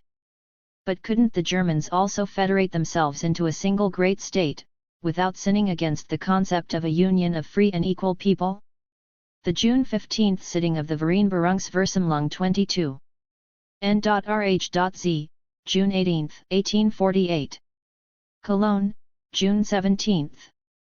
We told you some days ago 23 the existence of the revolution has been denied, it will demonstrate its existence by means of a second revolution. The events of 14 June 24 are only the first flashes of lightning heralding this second revolution, and the Camphausen ministry has already disintegrated. The Vereinbarungsversammlung has given the people of Berlin a vote of confidence by placing itself under their protection. 25 This is a retrospective recognition of the March fighters. The Assembly has taken the Constitution out of the ministers' hands and is endeavoring to make an agreement with the people, by setting up a commission to examine all petitions and addresses relevant to the Constitution. This is a retrospective rejection of its own declaration of incompetence. 26 The Assembly has promised to begin its work of constitution making by the removal of the foundation stone of the old building, the feudal relationships which burden the land. This is to promise a night of 4 August. 27. In short, the Berlin Assembly denied its own past on June 15, just as it denied the past of the people on June 9. It has undergone its own 21 March. 28. But the Bastille has still not been stormed. Meanwhile, an apostle of revolution is approaching from the east, unstoppable, irresistible. He already stands before the gates of Turin. 29 He is the Tsar of Russia. The Tsar will save the German Revolution by forcing its centralization. The Prague Rising. N.Rh.Z, June 18, 1848. Friedrich Engels. Cologne, June 17. A new Posen bloodbath 30 is being prepared in Bohemia. The Austrian soldiery has drowned the possibility of peaceful coexistence between Bohemia and Germany in Czech blood. Prince Windischgrätz 31 was positioning his cannons against Prague on the Virad and the Hradany. 32 troop concentrations were being built up and a surprise attack was being prepared against the Slav Congress 33 and the Czechs. The people learned of these military preparations. They swarmed around the prince's residence and demanded weapons. They met with a refusal. Excitement mounted, the armed and unarmed crowds grew in size. Then a shot was fired from an inn opposite the commander's palace. Princess Windischgrätz fell to the ground, mortally wounded. The order to attack was given on the spot, the infantry advanced and the people were pressed back. But everywhere barricades were set up, halting the advance of the troops. Cannons were moved up, and the barricades were destroyed with grape shot. The blood flowed in streams. The struggle lasted throughout the night of the 12th-13th and into the next morning. Finally the soldiers managed to take the main streets and force the people back into the more confined parts of the town, where artillery cannot be used. This is as far as our latest information goes. Moreover, many members of the Slav Congress have been expelled from the town under strong military escort. It would seem then that the military have secured at least a partial victory. However the rising may end, a war of annihilation of the Germans against the Czechs is now the only possible solution. 34. In making their revolution, the Germans had to be punished for the sins of their entire past. They were punished for them in Italy. In Posen they have once more been burdened with the curses of all Poland. And now there is Bohemia as well. Even in places where the French came as enemies 35 they were able to gain recognition and sympathy. The Germans, however, are recognized nowhere and find sympathy nowhere. Even where they come forward as the magnanimous apostles of liberty they are rejected with bitter sarcasm. And rightly so. A nation which has allowed itself to be used throughout its history as an instrument for oppressing all other nations, a nation of this kind must first prove that it has really become revolutionary. It must prove this in some other way than through a few semi-revolutions, which have had no other result than to allow the old indecisiveness, weakness, and disunity to continue in altered forms, revolutions during which a Radetzky 36 remains in Milan, a Kolom and a Steinacker in Posen, a Windeskritz in Prague and a Husser in Mainz, just as if nothing had happened. 37. A revolutionized Germany would have to disown the whole of its past, especially in relation to the neighboring peoples. It would have to proclaim the freedom of the peoples it had previously oppressed, at the same time as it proclaimed its own freedom. And what has revolutionary Germany done? It has completely ratified the old oppression of Italy, Poland, and now Bohemia too, by the German soldiery. Kaunitz 38 and Metternich have received a complete justification. After all this, are the Germans really asking the Czechs to trust them? And are the Czechs at fault for their unwillingness to attach themselves to a nation which oppresses and ill-treats other nations while freeing itself? Are they at fault for refusing to send representatives to an assembly like our miserable, half-hearted Frankfurt National Assembly, which trembles at the prospect of its own sovereignty? 39. Are they at fault for disowning the impotent Austrian government, whose indecision and paralysis seems to serve neither to prevent nor to organize the dissolution of Austria, but only to confirm it? A government which is too weak to liberate Prague from the cannons and the soldiers of a Windeskritz? But it is the brave Czechs themselves who are to be pitied most of all. Whether they win or lose, their downfall is assured. They have been driven into the arms of the Russians by 400 years of German oppression, of which the street battles in Prague are but a continuation. In the great struggle between the West and the East of Europe, which will break out in a very short time, perhaps in a few weeks, an unhappy destiny has placed the Czechs on the side of the Russians, on the side of despotism against the revolution. The revolution will win, and the Czechs will be the first to be crushed by it.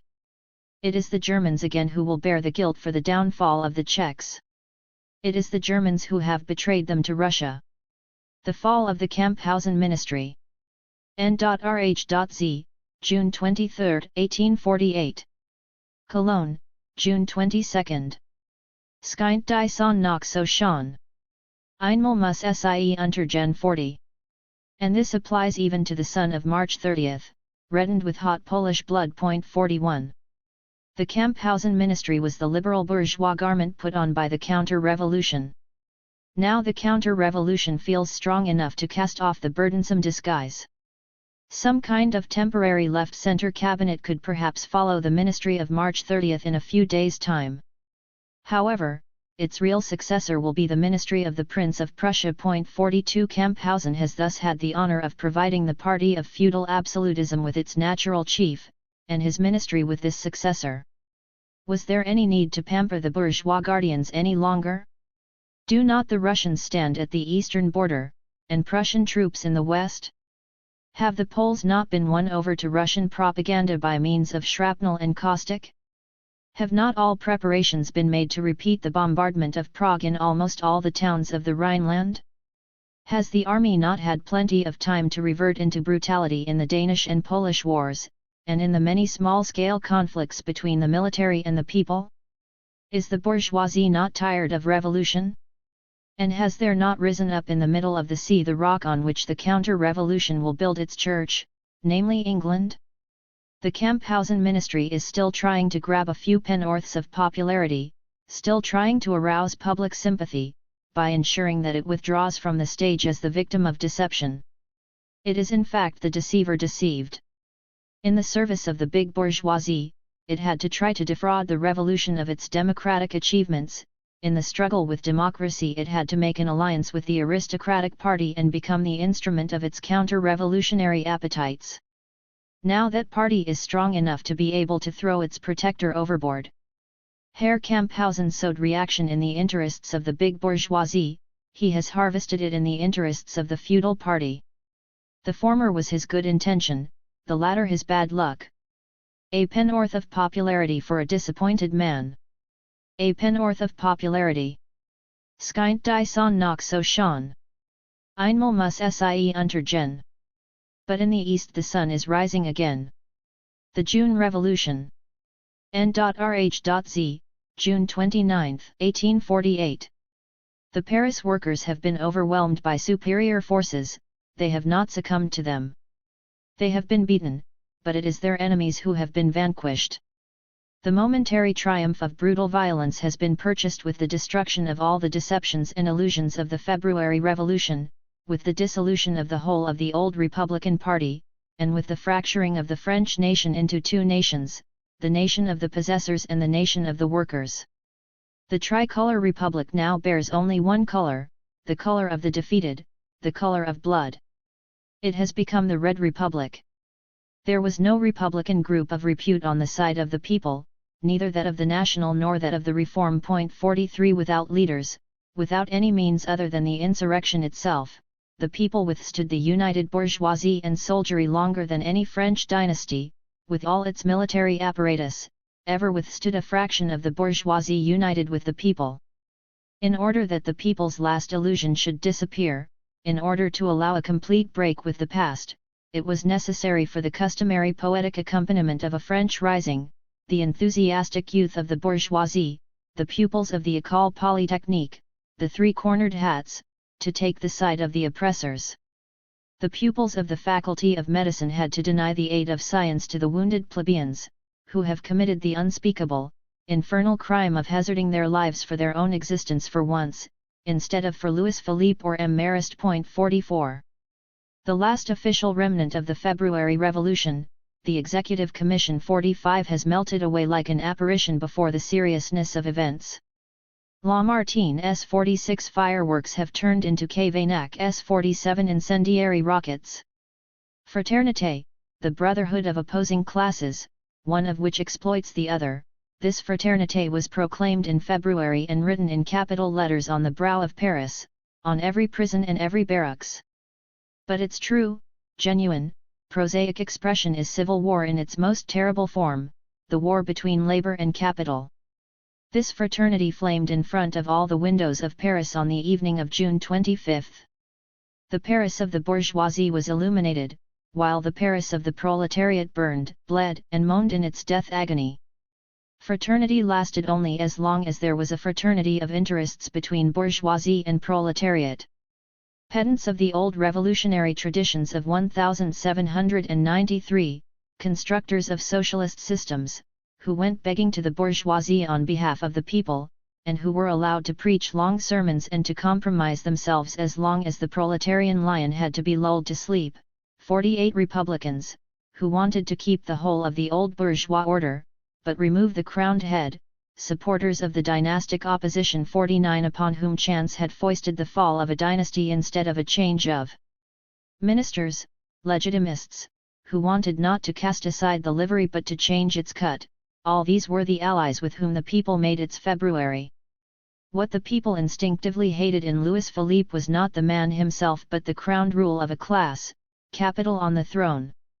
But, generous as ever, it imagined it had destroyed its enemy when it had only overthrown the enemy of its enemy, the common enemy.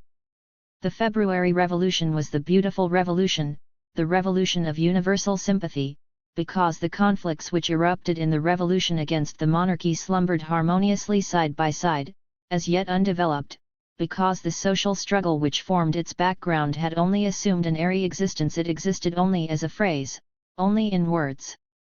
The June Revolution is the ugly revolution, the repulsive revolution, because realities have taken the place of words, because the Republic has uncovered the head of the monster itself by striking aside the protective, concealing crown. Order! Was Guizot's battle cry. Order!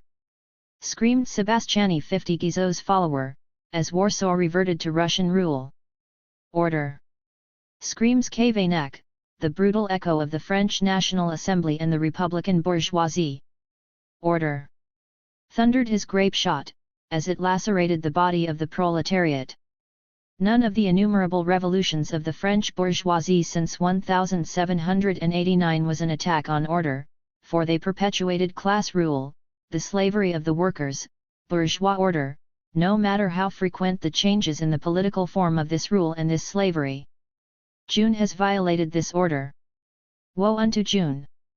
Under the provisional government it was customary, indeed it was a necessity, combining politics and enthusiasm at once, to preach to the generous workers who, as could be read on thousands of official placards, had placed 3 months of misery at the disposal of the Republic, that the February Revolution had been made in their own interests, and that the February Revolution was concerned above all with the interests of the workers. But after the opening of the National Assembly everyone came down to earth. What was important now was to bring back labor to its old situation, as Minister Trulat 5-1 said. In other words, the workers had fought in February in order to be thrown into an industrial crisis. The task of the National Assembly was to reverse the events of February, at least for the workers, and to throw them back into their old situation. But even that did not happen, because it is no more in the power of an assembly than that of a king to call a halt to an industrial crisis of a general character. The National Assembly, in its brutal eagerness to finish with the tiresome phrases of February, did not even adopt those measures which were possible on the basis of the old conditions. It either pressed the Paris workers between the ages of 17 and 25 into the army, or it threw them onto the streets. Non-Parisian workers were expelled from Paris and sent to the Sologny, without receiving even the money customarily provided on dismissal. Finally, Parisians of full age were given alms, provisionally and in militarily organized factories, on condition that they did not take part in any public meetings, i.e. on condition that they ceased to be republicans. The sentimental post-February rhetoric proved inadequate. So also did the brutal legislation enacted after 15 May. 52. The decision had to be made in fact, in practice. Has the rabble made the February Revolution for itself or for us? In June the bourgeoisie posed the question in such a way that it had to be answered with grape shot and barricades. And yet, as one deputy said on 25 June 53, the whole National Assembly was stupefied by the rising. As the question and its answer drowned the walls of Paris in blood, it was dazed with astonishment. Some were stunned because their illusions were vanishing in a cloud of gunsmoke, others because they could not understand how the people could dare to come forward independently on behalf of its very own interests. Russian gold, English gold, the Bonapartist eagle, the fleur-de-lis, talismans of all kinds had to be interposed between this remarkable occurrence and their understanding. However, both sides of the assembly felt that they were separated from the people by an immeasurable chasm. No one dared to speak on behalf of the people.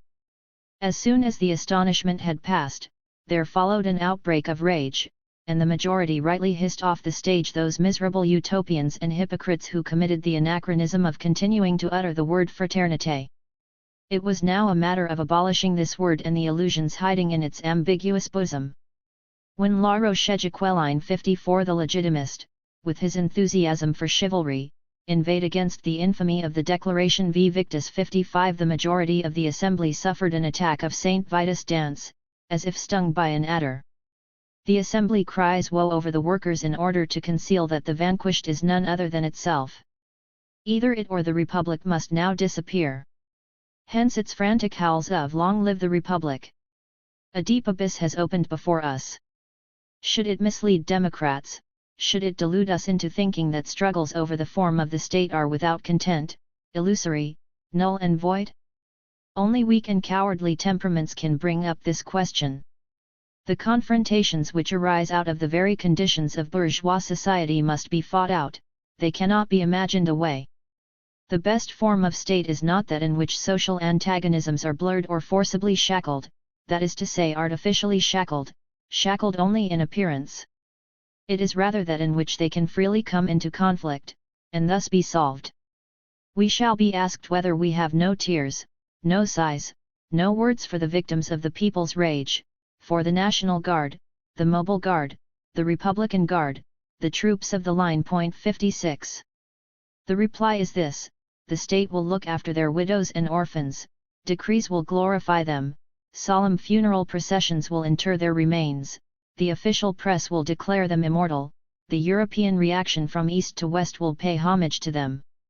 But the plebeians are tortured with hunger, reviled by the press, abandoned by doctors, abused by honest men as thieves, incendiaries, galley slaves, their women and children thrown into still deeper misery, their best sons deported overseas. It is the privilege, it is the right of the democratic press to wind the laurels around their stern and threatening brows.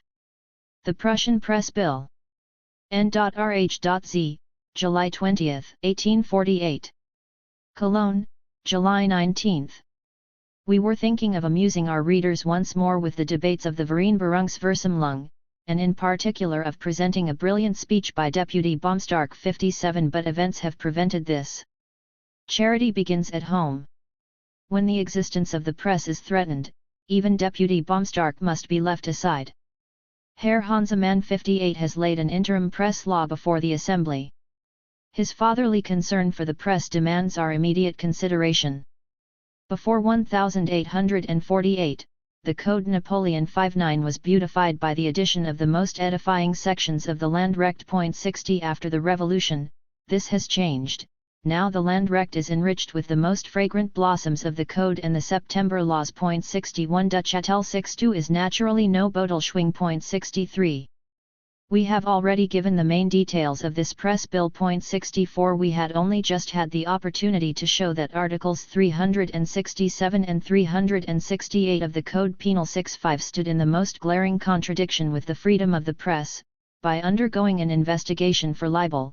66 When Herr Hansemann proposed not only to extend it to the whole of the kingdom, but also to make it 3 times more severe.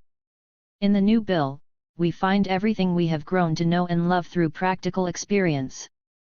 We find it prohibited, on pain of 3 months to 3 years imprisonment, to accuse anyone of an action which is punishable by law, or which merely puts him in public contempt. We find it prohibited to assert the truth of a fact except on the basis of completely valid evidence. In short, we rediscover the most classic characteristics of Napoleon's despotic rule over the press. One might well say that Herr Hansemann has fulfilled his promise to give the old Prussian provinces a share in the advantages of the laws of the Rhineland. These measures are crowned by paragraph 10 of the bill: if the libel was committed against state officials in relation to their official business, the normal punishment can be increased by a half.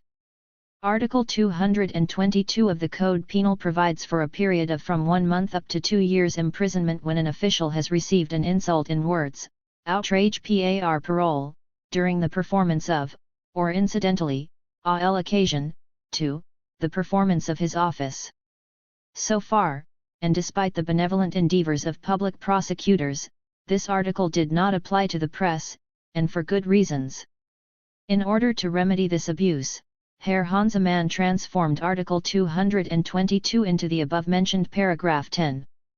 Firstly, incidentally was changed into the more convenient phrase in relation to their official business.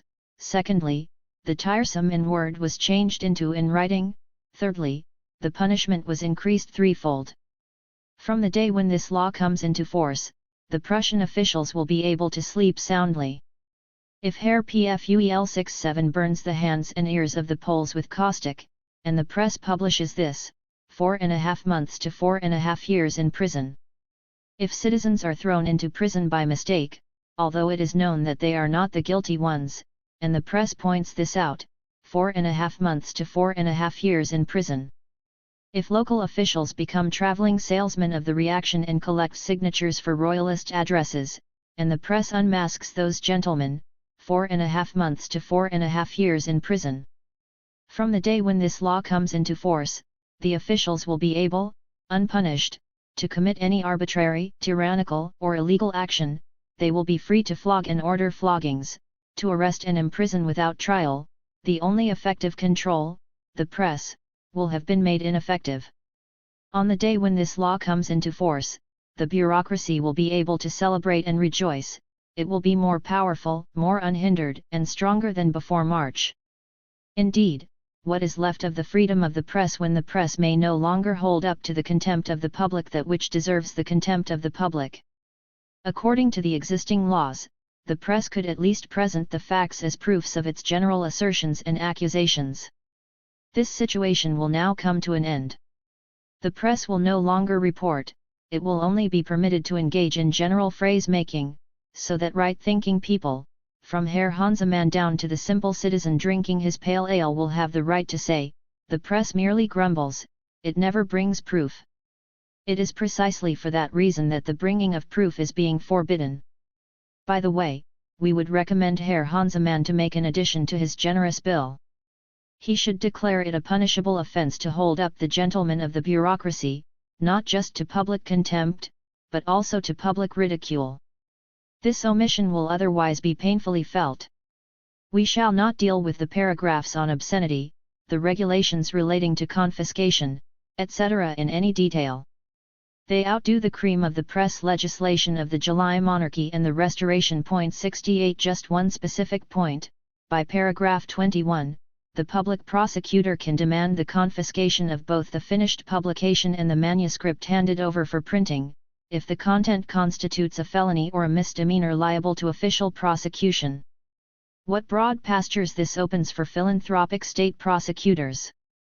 What an enjoyable diversion, to go to a newspaper office whenever you wish and have the manuscript handed over for printing presented to you for examination, as it is after all possible that it could constitute a felony or a misdemeanor.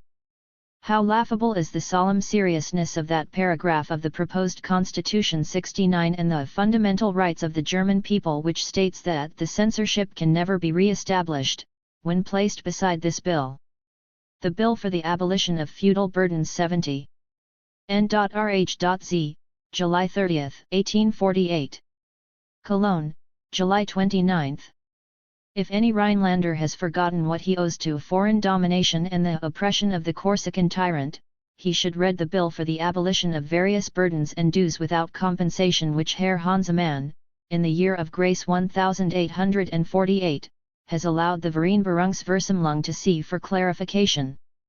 Fealty, enfranchisement money, relief, Harriet, protection money, jurisdiction tax, village court tax, wardship, sealing money, cattle tithe, bee tithe, etc. 71. How strange, how barbaric, is the sound of these preposterous names to our ears, which have been civilized by the Code Napoleon, by the French Revolution's destruction of feudal survivals. How incomprehensible to us is this whole jumble of semi-medieval services and dues, this natural history museum of the moldiest plunder of antediluvian times. But take off your shoes, German patriot, for you are standing on hallowed ground. These barbarisms are the remnants of the glory of Germanic Christendom, they are the final links of a chain which weaves its way through history and unites you with the majesty of your forefathers, right back to the Cherusgons in their woods. This stink of putrefaction, this feudal slime, found here in its classical purity, is the most genuine product of our fatherland, and he who is a true German must exclaim, with the poet, "This is truly my native air. It touched my cheeks, and they glowed. And this is the muck of my fatherland. This mud of the country road." 72. When one reads this bill, it appears at first sight that our Minister of Agriculture, Herr Gierke 73, is making a tremendous bold stroke. 74. On the instructions of Herr Hansemann, and abolishing a whole medieval situation with a stroke of the pen, and greatest too, of course. If, however, one looks at the justification given for the bill, one finds that it demonstrates right at the beginning that in fact absolutely no feudal burdens will be abolished without compensation, with a bold assertion which directly contradicts the bold stroke. The practical timidity of the honourable minister treads warily and cautiously between these two pieces of audacity. On the left we have the general welfare and the requirements of the spirit of the age, on the right the established rights of the landed estates, and in the middle the praiseworthy idea of a freer development of relations on the land, embodied in the shamefaced embarrassment of Herr Gierke. What a triptych! Enough of this. The minister fully recognizes that in general feudal burdens may only be abolished in return for compensation. With this, the most oppressive, widespread, and important burdens remain in existence, or, in other words, in view of the fact that the peasants had already got rid of them, they are restored. But, says Herr Gierke, if nevertheless certain relations, which lack internal justification or whose continued existence cannot be brought into consonance with the requirements of the spirit of the age and the general welfare, have been abolished without compensation, the people hit by this should not fail to realize that they are making some sacrifices, not only to the general good, but also in their own properly understood interest, in order to make the relation between those with rights and those with duties peaceful and friendly, and in this way to guarantee to landed property in general the position in the state which is due to it for the common good. The revolution on the land consisted in the actual removal of all feudal burdens. The Ministry of the Deed 75, which recognized the revolution, now recognizes it in the countryside by liquidating it on the quiet. The old status quo cannot be restored in its entirety. Even Herr Gierke sees that the peasants would kill their feudal barons without further ado. A spectacular list of insignificant, regionally limited feudal burdens are therefore abolished, and the main feudal burden, summed up in the simple phrase compulsory labor services, is restored. With the abolition of all the rights listed above, the nobility sacrifices less than 50,000 thalers a year, but thereby saves many millions. In this way the nobility will surely be able to reconcile itself with the peasants, as the minister hopes, and in the future even gain their votes at elections. This would indeed be a good bargain, if Herr Gierke has made no mistakes in his calculations. The objections of the peasants would be removed, and so would those of the nobility, provided it correctly grasped the situation. There remains the assembly itself and its scruples, which arise from the rigid attachment to logic displayed by jurists and radicals.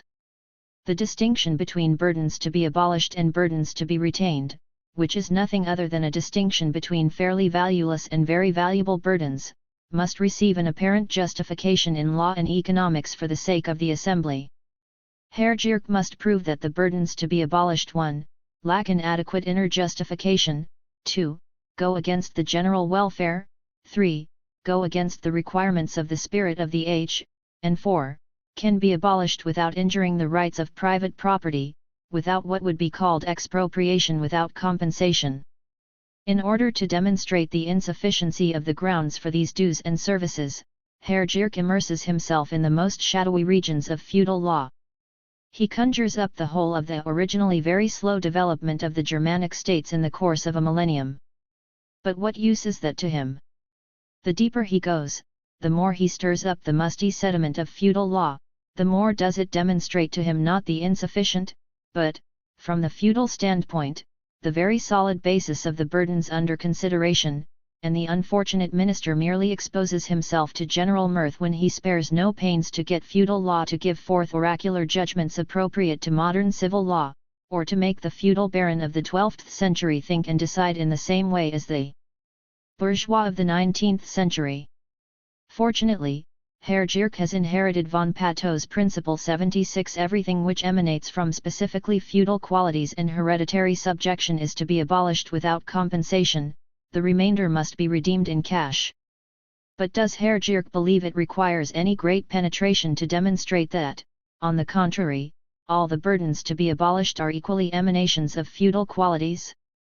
We hardly need to add that, in the interests of overall consistency, Herr Gierke smuggles modern legal concepts in among the feudal legal distinctions, and always appeals to the former in time of need. However, since he measures some of the feudal burdens against the conceptions of modern law, one cannot see why this does not happen in all cases. But of course, the compulsory labor services would come off badly when measured against the modern freedom of the individual and of property.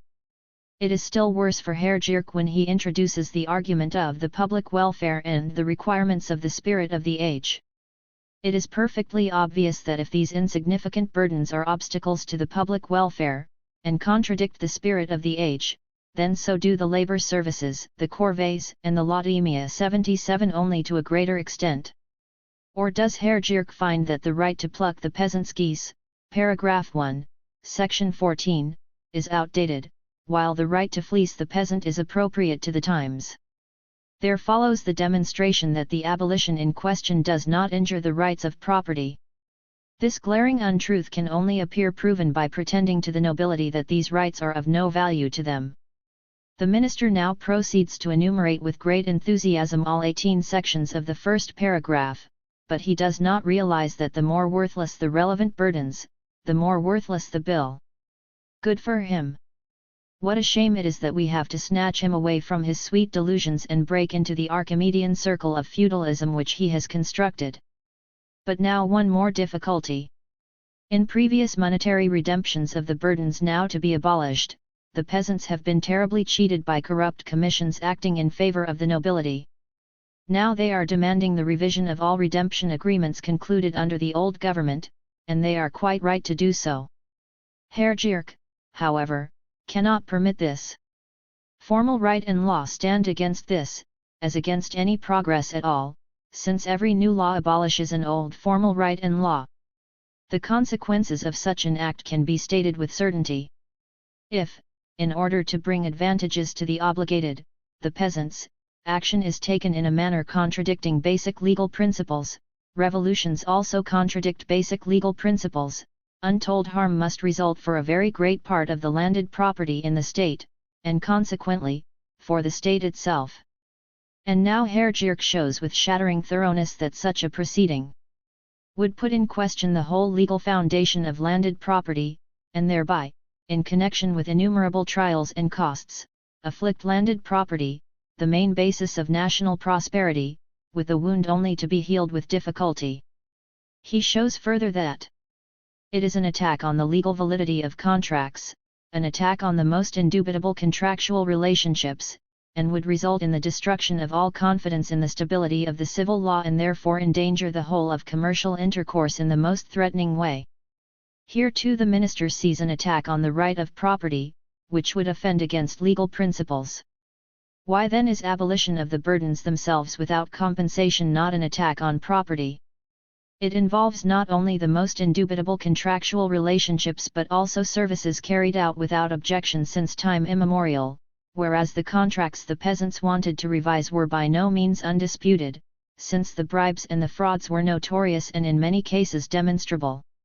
It cannot be denied, insignificant as the suppressed burdens are, Herr Gierke has indeed brought advantages to the obligated in a manner contradicting basic legal principles, and formal right and law are directly opposed to this action.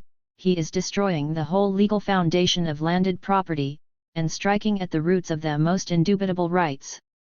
Was it worth it, to commit such terrible sins in order to achieve such miserable results? Of course the minister is attacking property that is undeniable, but it is feudal, not modern bourgeois property he is attacking. Bourgeois property, which raises itself on the ruins of feudal property, is strengthened by this attack on feudal property. The only reason for Herr Gierke's refusal to revise the redemption contracts is that those contracts have changed feudal property relations into bourgeois property relations, and that he cannot therefore revise them without at the same time formally injuring bourgeois property. And bourgeois property is naturally just as holy and untouchable as feudal property is assailable, and, depending on the level of the minister's need and courage, actually assailed. What, then, is the short meaning of this long law? It is the most conclusive proof that the German Revolution of 1848 is only a parody of the French Revolution of 1789. The French people finished with the feudal burdens in one day, the 4th of August 1789, 3 weeks after the storming of the Bastille. On July 11, 1848, 4 months after the March barricades, the feudal burdens finished with the German people, as testified by Gierke and Hansemann. The French bourgeoisie of 1789 did not leave its allies the peasants in the lurch for one moment. It knew that the basis of its rule was the destruction of feudalism on the land and the establishment of a class of free peasant landowners. The German bourgeoisie of 1848 does not hesitate to betray the peasants who are its natural allies, its own flesh and blood, and without the peasants this bourgeoisie is powerless against the nobility. The continued existence of feudal rights, their sanctioning in the form of their illusory abolition, that then is the result of the German Revolution of 1848. The mountain moved and lo! A mouse emerged. The Russian note. N.Rh.Z, August 3, 1848. Cologne, August 1. Instead of falling upon Germany with an army, Russian diplomacy has provisionally made do with a note, in the form of a circular sent to all the Russian consulates in Germany. This note was first published in the official Organ 78 of the Regency in Frankfurt, and soon met with a friendly reception in other official and unofficial papers. It is unusual that Nesselrode, the Russian Minister of Foreign Affairs, should ply his craft in public in this way, and this activity therefore deserves a close examination. In the happy days before 1848 the German censorship made sure that nothing the Russian government might dislike could be printed, even under the heading Greece, or Turkey. Since the terrible March days this convenient way out has unfortunately been barred. Nesselrode has therefore had to turn journalist. According to him it is the German press, whose hatred of Russia seemed to have ended momentarily, which has called forth the most unfounded speculations and commentaries in relation to Russian security measures on the border. After the gentle introduction, a stronger tone is adopted.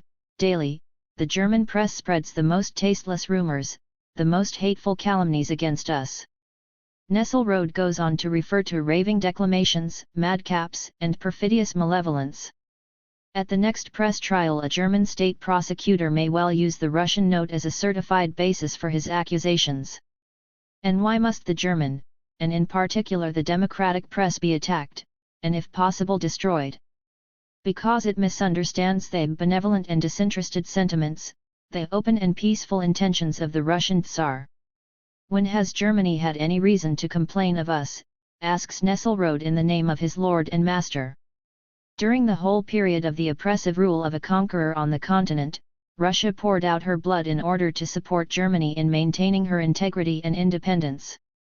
Although Russian land had already long been liberated, Russia continued to follow its German allies to all the battlefields of Europe and to stand by them. In spite of its many well-paid agents, Russia is involved in a serious self-deception if it imagines sympathies can be awakened in the year 1848 by the memory of the so-called Wars of Liberation. And did Russia really shed its blood for us Germans? Quite apart from the fact that before 1812 Russia supported Germany's integrity and independence by means of an open alliance and secret negotiations with Napoleon, sufficient compensation for this so-called help was taken later, in the form of robbery and plunder. The Tsar's help was given in fact to the princes allied with him. His support, despite the proclamation of Kalisz 79, was given to the representatives of absolutism by the grace of God against a ruler who emerged from the French Revolution. The Holy Alliance and its unholy works, the bandit congresses of Carlsbad, Laybach, Verona, etc. 80 the joint Russian-German persecution of any liberal utterance, in short the whole policy directed by Russia since 1815, have certainly given us a feeling of deep thankfulness. The House of Romanov and its diplomats need not worry, we shall never forget this debt. As far as Russian help in the years 1814 and 1815 is concerned, gratitude for this aid, paid for with English subsidies, is absolutely the last feeling to which we are susceptible. The reasons for this are quite obvious to anyone with a little insight. If Napoleon had remained victorious in Germany, he would have removed at least 36 well-loved princelings, adopting his customarily energetic procedure. French legislation and administration would have created a solid foundation for German unity and spared us 33 years of shame, as well as the tyranny of the Federal Diet, which Nesselrode naturally praises to the skies. A couple of Napoleonic decrees could have completely destroyed the whole medieval wilderness, those labor services and tithes, those exemptions and privileges, in short that economy of feudalism and patriarchalism with which we are now tortured in all the nooks and crannies of our fatherlands. The rest of Germany would then have long stood at the level reached by the left bank of the Rhine soon after the First French Revolution. We should have had neither Grandees from Uckermark 81 nor a Pomeranian Vendée 82, and there would have been no more need to inhale the stagnant air of the historic and Teutonic Christian swamps. But Russia is magnanimous. Even without receiving any thanks, the Tsar retains his benevolent and disinterested attitude towards us. Yes, despite insults and provocations, his opinions have undergone no change.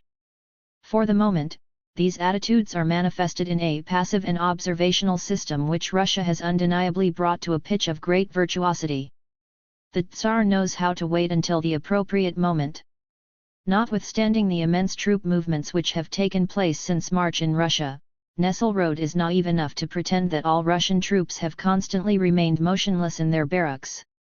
In spite of the classic "to horse, gentlemen," 83, in spite of the confidential, frank, and venomous outpourings of Police Chief Abramovich in Warsaw against the German people, in spite, or rather because, of the success of the threatening notes from St. Petersburg, the Russian government is and remains animated by feelings of peace and reconciliation. Russia continues to be open, peaceful, and defensive. In Nesselrode's circular, Russia is patience itself and pure innocence, despite many insults and provocations. Let us set out some of Germany's crimes against Russia, as listed in the note. First, a hostile attitude, and second, fever for change over the whole of Germany. So much benevolence from the Tsar as opposed to a hostile attitude by Germany. How insulting to the fatherly heart of our dear brother-in-law, 84, and this accursed sickness, fever for change. That is actually the main atrocity, although listed here as the second. From time to time Russia presents us with a different illness, the cholera. Never mind. The fever for change referred to here is not only infectious, it often takes on a virulently severe form, so that people of the highest rank are required to make a hurried departure for England. 85 was the German fever for change perhaps one of the grounds which spoke against Russian intervention in March and April? Germany's third crime, the pre-Parliament 86 in Frankfurt, presented war against Russia as a necessity of contemporary politics. The same thing occurred in clubs and newspapers, and was the more unforgivable in that according to the stipulations of the Holy Alliance and later treaties between Russia, Austria, and Prussia, we Germans should pour out our blood only in the interests of the princes, and not in our own. The fourth, discussions took place in Germany about the restoration of the old Poland within its genuine 1772 boundaries. The knout for you Germans, followed by Siberia.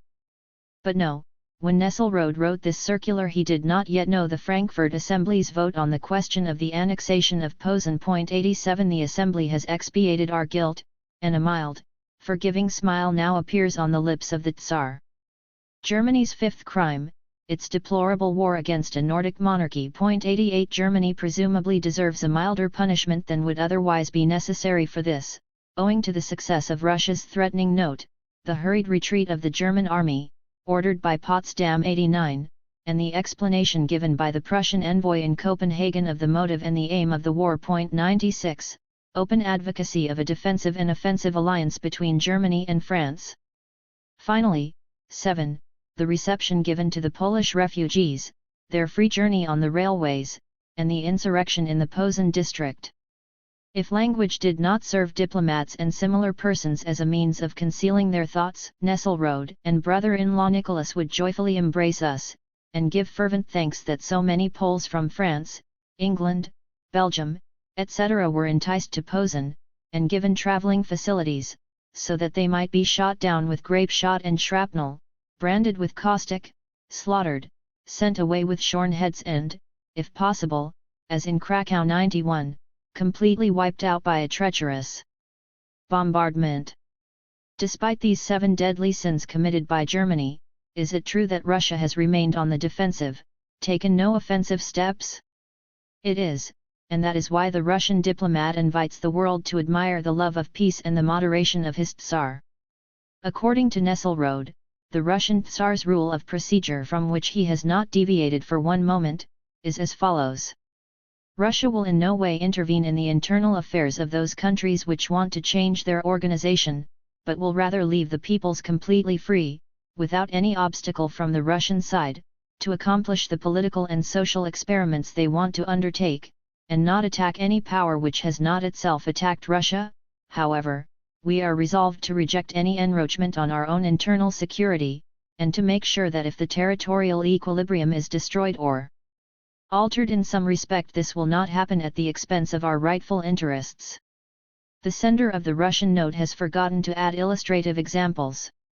After the July Revolution, the Tsar assembled an army on his western borders, in order to make a practical demonstration to the French, in alliance with his faithful German servants, of the way in which he intended to leave the peoples completely free to accomplish their political and social experiments.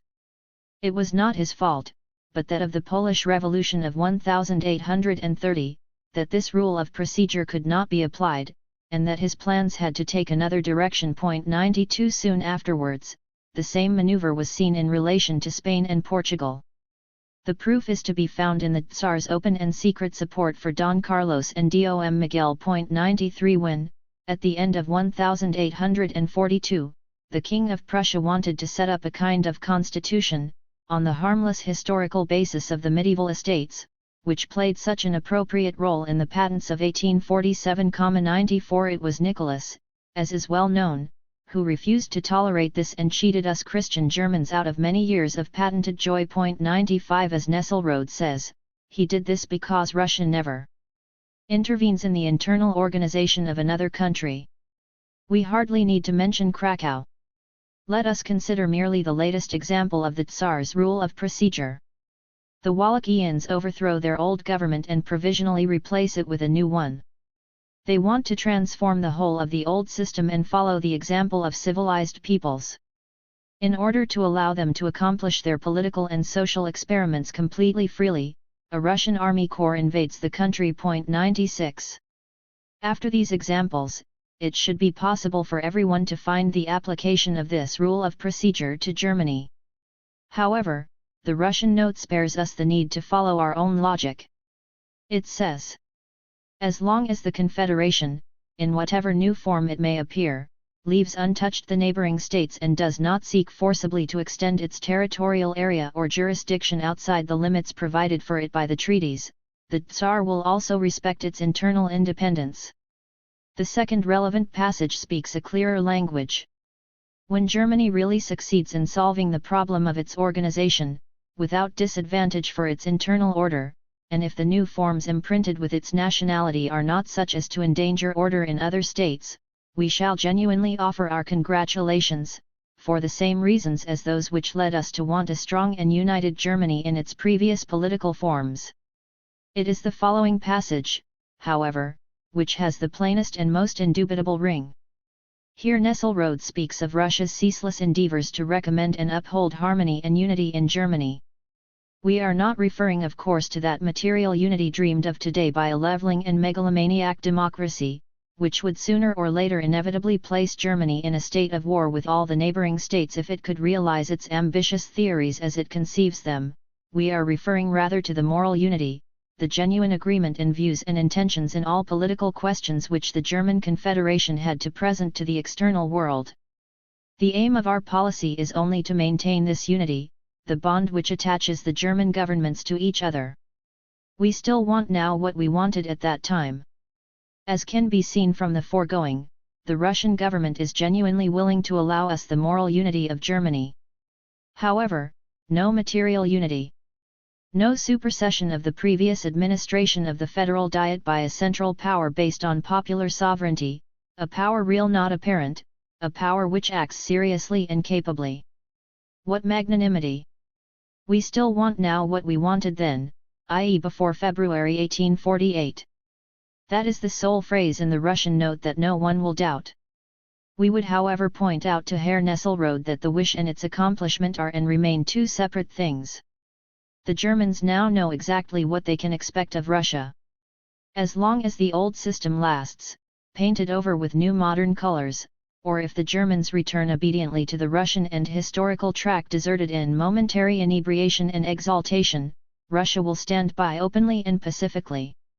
The situation within Russia, the cholera epidemic, the partial rebellions in some districts, the revolution fomented in St. Petersburg but prevented at the last minute, the plot in the Warsaw Citadel, the volcanic soil of the Kingdom of Poland, 97. All these circumstances contributed towards the benevolent and disinterested attitude of the Tsar towards Germany.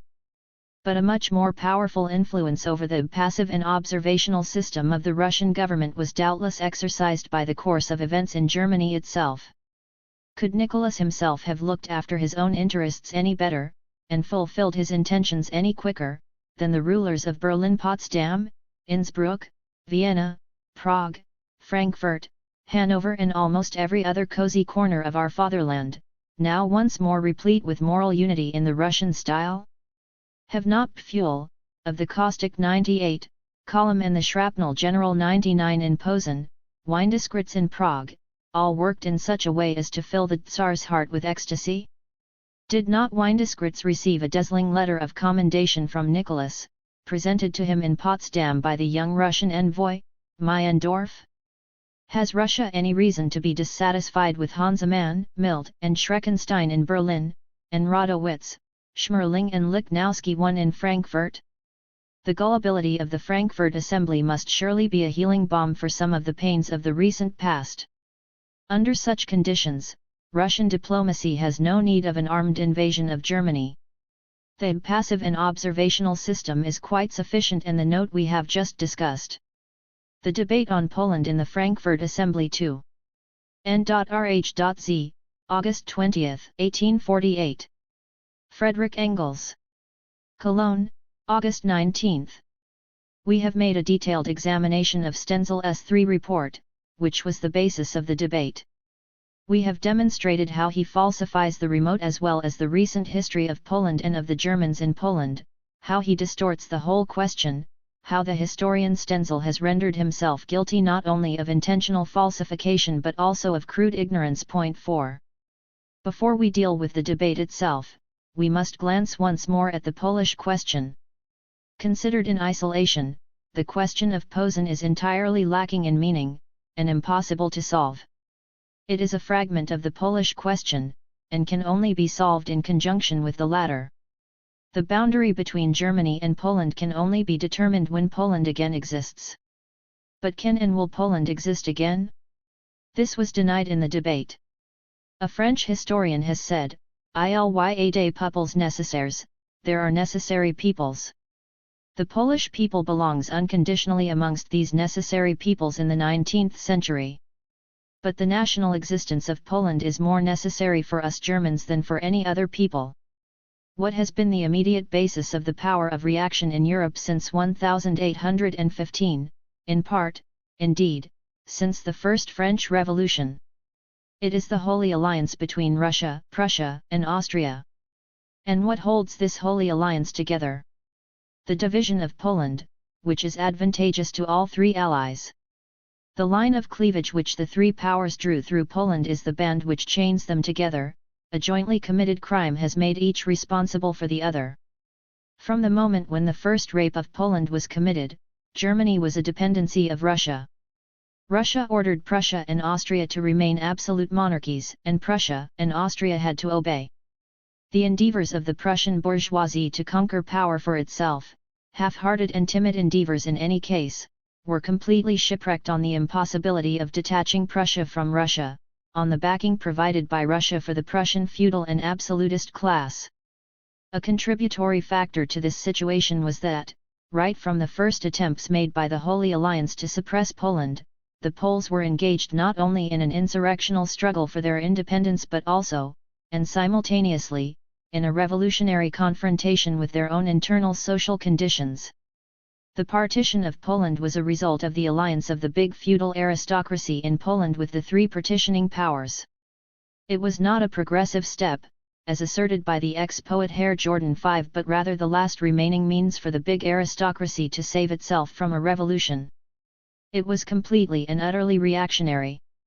Even the first partition resulted in an entirely natural alliance of the other classes, i.e. the gentry, the burghers of the towns and, in part, the peasants, against both the external oppressors of Poland and the big aristocracy of the country itself.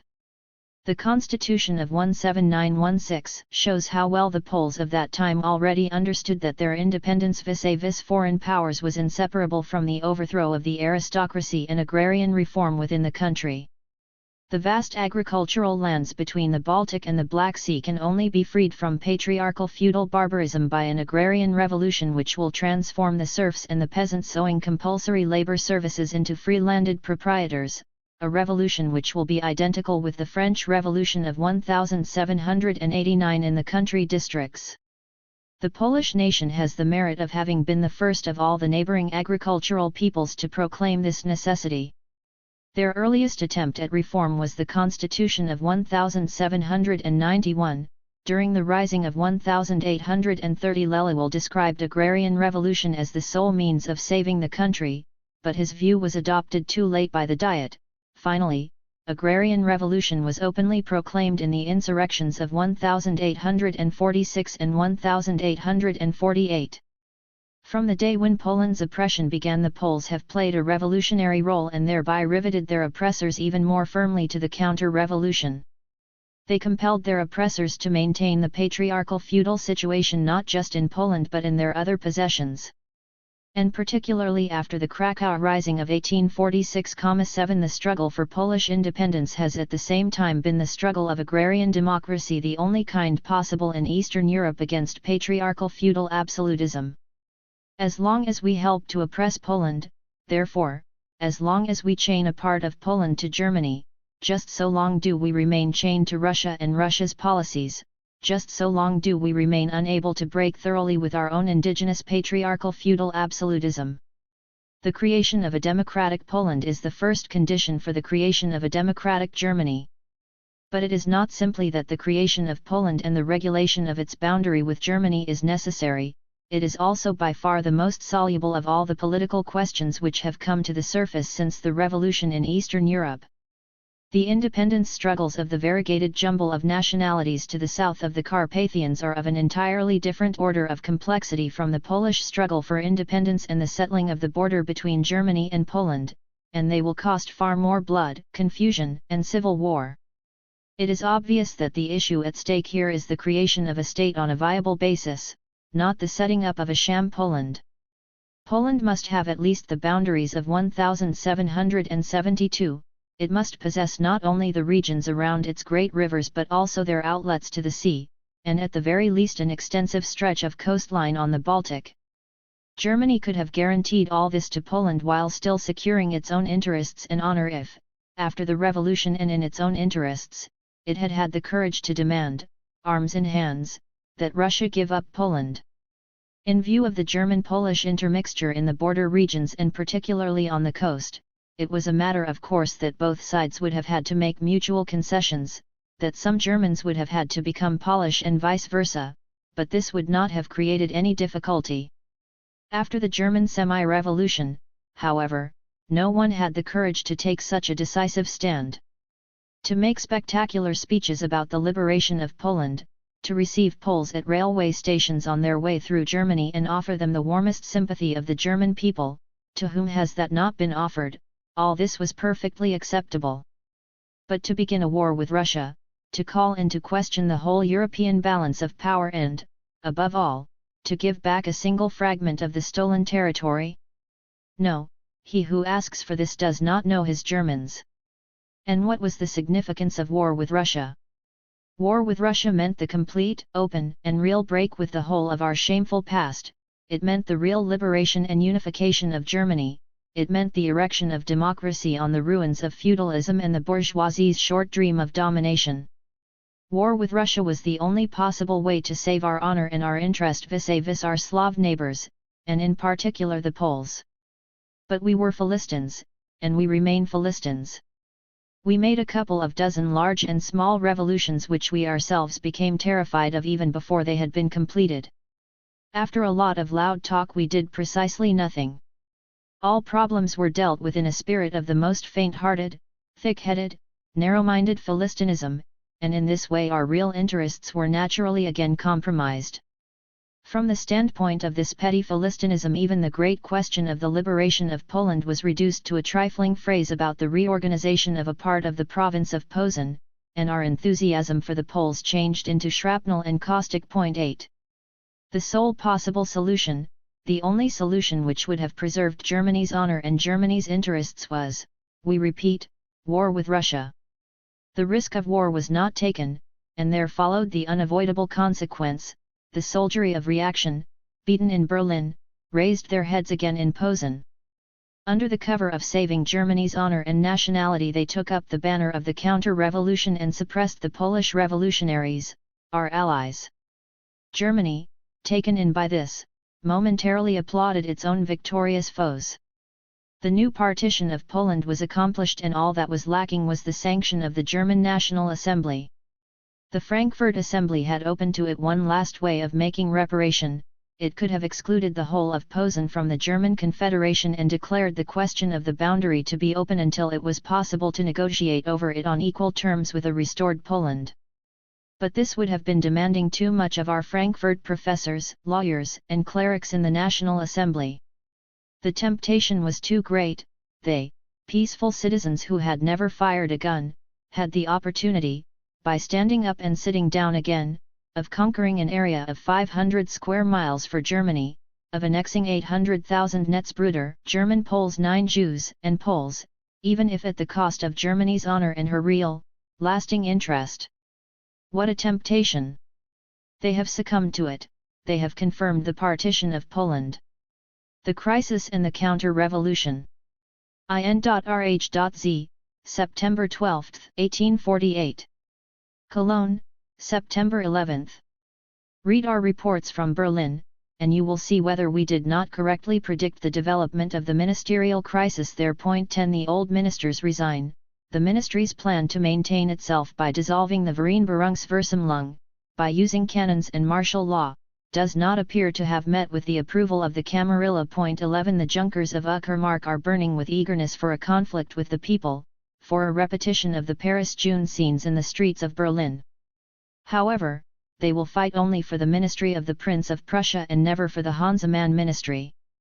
They will call on Radowitz 12 and 13 and reliable people of that type, who stand apart from the Berlin Assembly and are not obliged to it in any way. The cream of the Prussian and Westphalian nobility associated on the face of it with certain bourgeois innocents of the extreme right such as Beckerath 14 and his friends, who will take over the prosaic commercial business of the state that is the ministry of the Prince of Prussia, which they intend to bless us with. In the meantime they will throw out hundreds of rumors, possibly call on Waldeck 15 or Rodbertus 16 and mislead public opinion, while at the same time making their military preparations. Finally, when the time is ripe, they will come out openly. We are approaching a decisive struggle. The counter-revolution is compelled to fight its last battle by the simultaneous crises in Frankfurt and Berlin, and by the latest decisions of the two assemblies. If in Berlin they take the risk of trampling underfoot the constitutional principle of the rule of the majority, if they put against the 219 votes of the majority twice that number of cannons, if they take the risk of defying the majority both in Berlin and in Frankfurt with a ministry regarded as impossible by both assemblies, if in this way they provoke civil war between Prussia and Germany, Democrats will know what to do. 2n.rh.z, September 13, 1848. Cologne, September 12. In Frankfurt a new Reich ministry is being formed, as we reported yesterday, and as has now been confirmed from other sources. We shall perhaps hear by midday today that it has been definitively constituted. In Berlin the ministerial crisis continues. This crisis is only susceptible of two solutions. Either a Waldeck ministry, with the recognition of the authority of the German National Assembly, and of the sovereignty of the people. Or a Radauitzwink ministry, with the dissolution of the Berlin Assembly, the liquidation of the conquests of the revolution and sham constitutionalism, or indeed, the return of the United Diet. Let us not hide this point from ourselves. The conflict which has broken out in Berlin is a conflict between the Assembly, which has asserted its constituent nature for the first time, and the Crown, not between the Vereinbarers 17 and the ministers. Everything turns on whether they have the courage to dissolve the assembly or not. But has the Crown the right to dissolve the assembly? In constitutional states, of course, the Crown has the right, in case of a conflict, to dissolve legislative chambers called on the basis of the Constitution, and to appeal to the people through new elections. Is the Berlin Assembly a constitutional, legislative chamber? No. It has been called to agree with the Crown on the constitution of the Prussian state, and is founded not on a constitution but on a revolution. It in no sense received its mandate from the Crown or its responsible ministers, but solely from its electors and from itself. The assembly was sovereign as the legitimate expression of the revolution, and the mandate which Camphausen and the United Diet drew up for it, in the electoral law of April 8, was nothing more than a pious wish, the fate of which was to be decided by the assembly itself. At the outset the assembly more or less accepted the theory of Vereinbarung. Then it saw how it had been swindled by the ministers and the Camarilla. Finally, it performed an act of sovereignty. It momentarily presented itself as a constituent assembly instead of a Vereinbarungsversammlung. As the sovereign assembly for Prussia it had a full right to do this.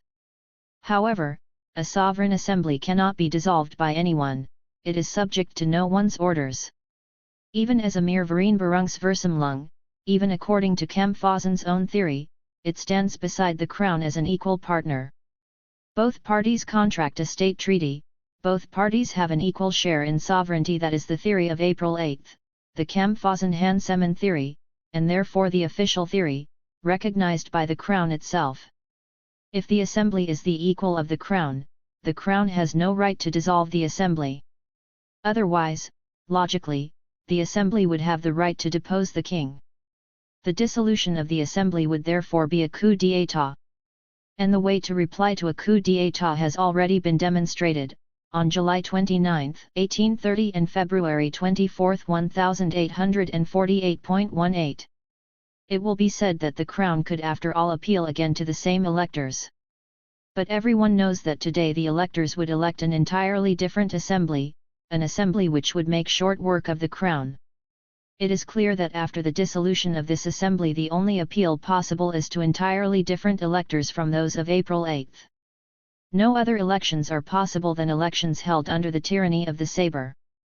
Let us therefore have no illusions. If the assembly is victorious, if it enforces a ministry of the left, the power of the Crown alongside the assembly will be broken, the king will simply be the paid servant of the people. We shall stand again in the morning light of 19 March 19 provided always that the Waldeck ministry does not betray us as previous ministries have done. If the Crown is victorious, if it enforces the ministry of the Prince of Prussia, the assembly will be dissolved, the right of association will be suppressed, the press will be muzzled, an electoral law with property qualifications will be decreed, perhaps indeed the United Diet will be conjured up once again, and all this will occur under the protection of a military dictatorship, of cannons and bayonets. Which of the two sides gains the victory will depend on the attitude of the people, and in particular on the attitude of the Democratic Party.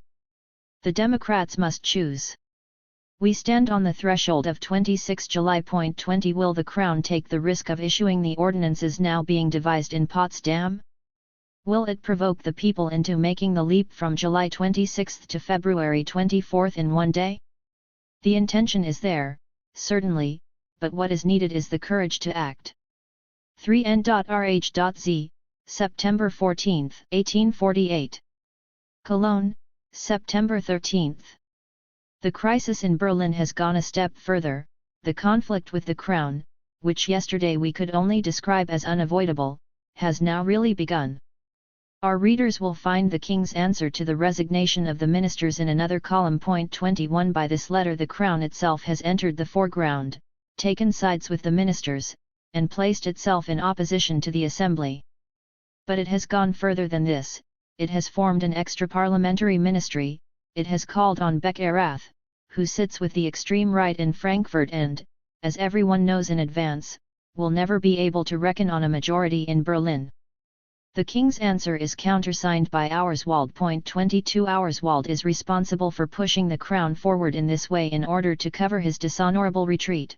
and for his attempts simultaneously to hide behind the constitutional principle and to tread it underfoot, with the result that he has compromised the crown and foment republicanism. The constitutional principle, scream the ministers. The constitutional principle, screams the right. The constitutional principle, wheezes the Königszeitung 23 in an empty echo. The constitutional principle. Are these gentlemen really so stupid as to believe that the German people can be led out of the storms of 1848, out of the daily more threatening collapse of all the institutions handed down by history, by means of the worm-eaten doctrine of the separation of powers as put forward by Montesquieu and de Lolme 24, by means of worn-out phrases and long-exploded fictions? The constitutional principle. But these very gentlemen, who want to save the constitutional principle at any price, must first of all realize that in a provisional situation it can only be saved by energetic action. The constitutional principle. But has it not already been shown, by the vote of the Berlin Assembly, by the conflicts between Potsdam and Frankfurt, by the disturbances, the attempts at reaction, and the provocations of the soldiery, that in spite of all phrases we still stand on a revolutionary footing, that the fiction that we are already in a situation of completed constitutional monarchy leads to nothing but conflicts which have already brought the constitutional principle to the edge of the abyss? Every state which finds itself in a provisional situation after a revolution requires a dictator, an energetic dictator at that. We attacked Camphausen from the beginning for failing to act dictatorially, for failing to destroy and remove the remnants of the old institutions immediately. Thus, while Camphausen lulled himself to sleep with constitutional fairy tales, the defeated party strengthened its positions in the bureaucracy and the army. Here and there, indeed, it even ventured on an open struggle. The Assembly was called in order to negotiate a constitution. It took its place beside the Crown as an equal partner. Two powers with equal rights in a provisional situation. Camphausen sought to save freedom by means of the separation of powers. But precisely this separation of powers had to lead to conflicts in such a situation. Behind the Crown lay hidden the counter-revolutionary camarilla of the nobility, the military and the bureaucracy. Behind the majority of the Assembly stood the bourgeoisie. The ministry endeavored to mediate between them. Too weak to represent the interests of the bourgeoisie and the peasants in a decisive fashion, and to overthrow the power of the nobility, the bureaucracy and the army leaders at one stroke, too maladroit to avoid injuring the bourgeoisie on all sides by its financial measures, it achieved nothing apart from making itself impossible for all parties, and bringing about the very collision it wanted to prevent. It is the salut public, public safety, which is of decisive significance in an unconstitutional situation, not this or that principle. The ministry could only avoid a conflict between the Assembly and the Crown by unilaterally recognizing the principle of public safety, even at the risk of a conflict between the ministry itself and the Crown. But it preferred to remain presentable at Potsdam. It never hesitated to apply measures of public safety, i.e. dictatorial measures, against the Democrats. What else can one call the application of the old laws regarding political crimes, at a time when Herr Marker 25 himself had already recognized that these paragraphs of the old Prussian Landrecht had to be removed? What else were the mass arrests which took place in all parts of the kingdom? But the ministry has taken good care not to intervene against the counter-revolution on grounds of public safety. Owing to this half-heartedness of the ministry when confronted with the daily more threatening counter-revolution, it became necessary for the Assembly itself to dictate measures of public safety. If the Crown, as represented by the ministers, was too weak, the Assembly itself had a duty to intervene. This it did by the resolution of 9 August 26, but only in a very mild manner. The ministers were given a single warning, and they disregarded it. But how could they possibly have accepted it?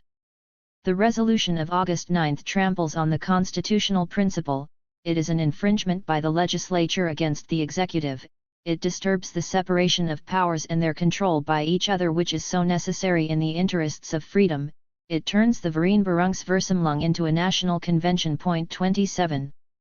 And there follows a flood of threats, a thunderous appeal to the fears of the petty bourgeoisie, and a long-term perspective of a terrorist regime with the guillotine, progressive taxation, confiscations, and the red flag. The Berlin Assembly a convention. What irony! But the gentlemen who predict this are not entirely mistaken. If the government continues on its present course, we shall have a convention in the near future, a convention not just for Prussia but for the whole of Germany, a convention whose task will be to suppress the insurrection of our 20 Vendées, and to prosecute the unavoidable Russian war by all possible means. Now, of course, we only have a parody of the Constituent Assembly. Point 28. But how has the constitutional principle been upheld by the ministerial gentlemen who appeal to it? On August 9 they calmly allowed the Assembly to adjourn in the belief that the ministers would carry out the resolution. The latter had no intention of announcing their refusal to the Assembly, much less did they intend to lay down their offices. After a whole month of reflection, and under the threat of numerous interpellations, they abruptly pointed out to the Assembly that there was no question of their carrying out the resolution. When the Assembly replied by instructing the ministers to carry out the resolution in any case, they hid behind the Crown, produced a split between the Crown and the Assembly, and thereby provoked a tendency towards republicanism. And these gentlemen still speak of the constitutional principle. Let us sum up. The inevitable conflict between two equal powers in a provisional situation has set in. The ministry did not carry on the business of government energetically enough, it omitted to take measures necessary for public safety. The Assembly was only doing its duty when it called on the ministry to fulfill its obligations. The ministry asserted that this was an attack on the Crown, and compromised the Crown at the very moment of its resignation. Crown and Assembly confront each other. Vereinbarung has led to division, to conflict. Perhaps the sword will decide. He who is most courageous and consistent will gain the victory. 4N.Rh.Z, September 16, 1848. Cologne, September 15.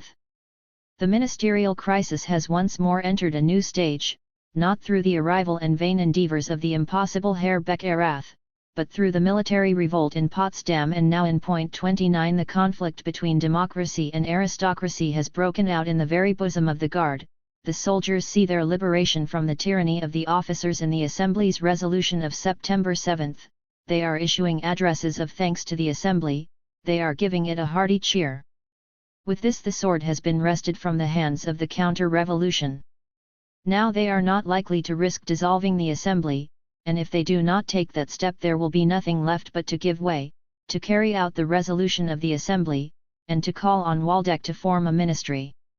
The revolt of the Potsdam soldiers has probably spared us the trouble of making a revolution. Revolution in Vienna. N.Rh.Z, October 12, 1848. Cologne, October 11. In its first number, June 1, the Neue Rheinische had a revolution to report from Vienna, that of 26 May 30.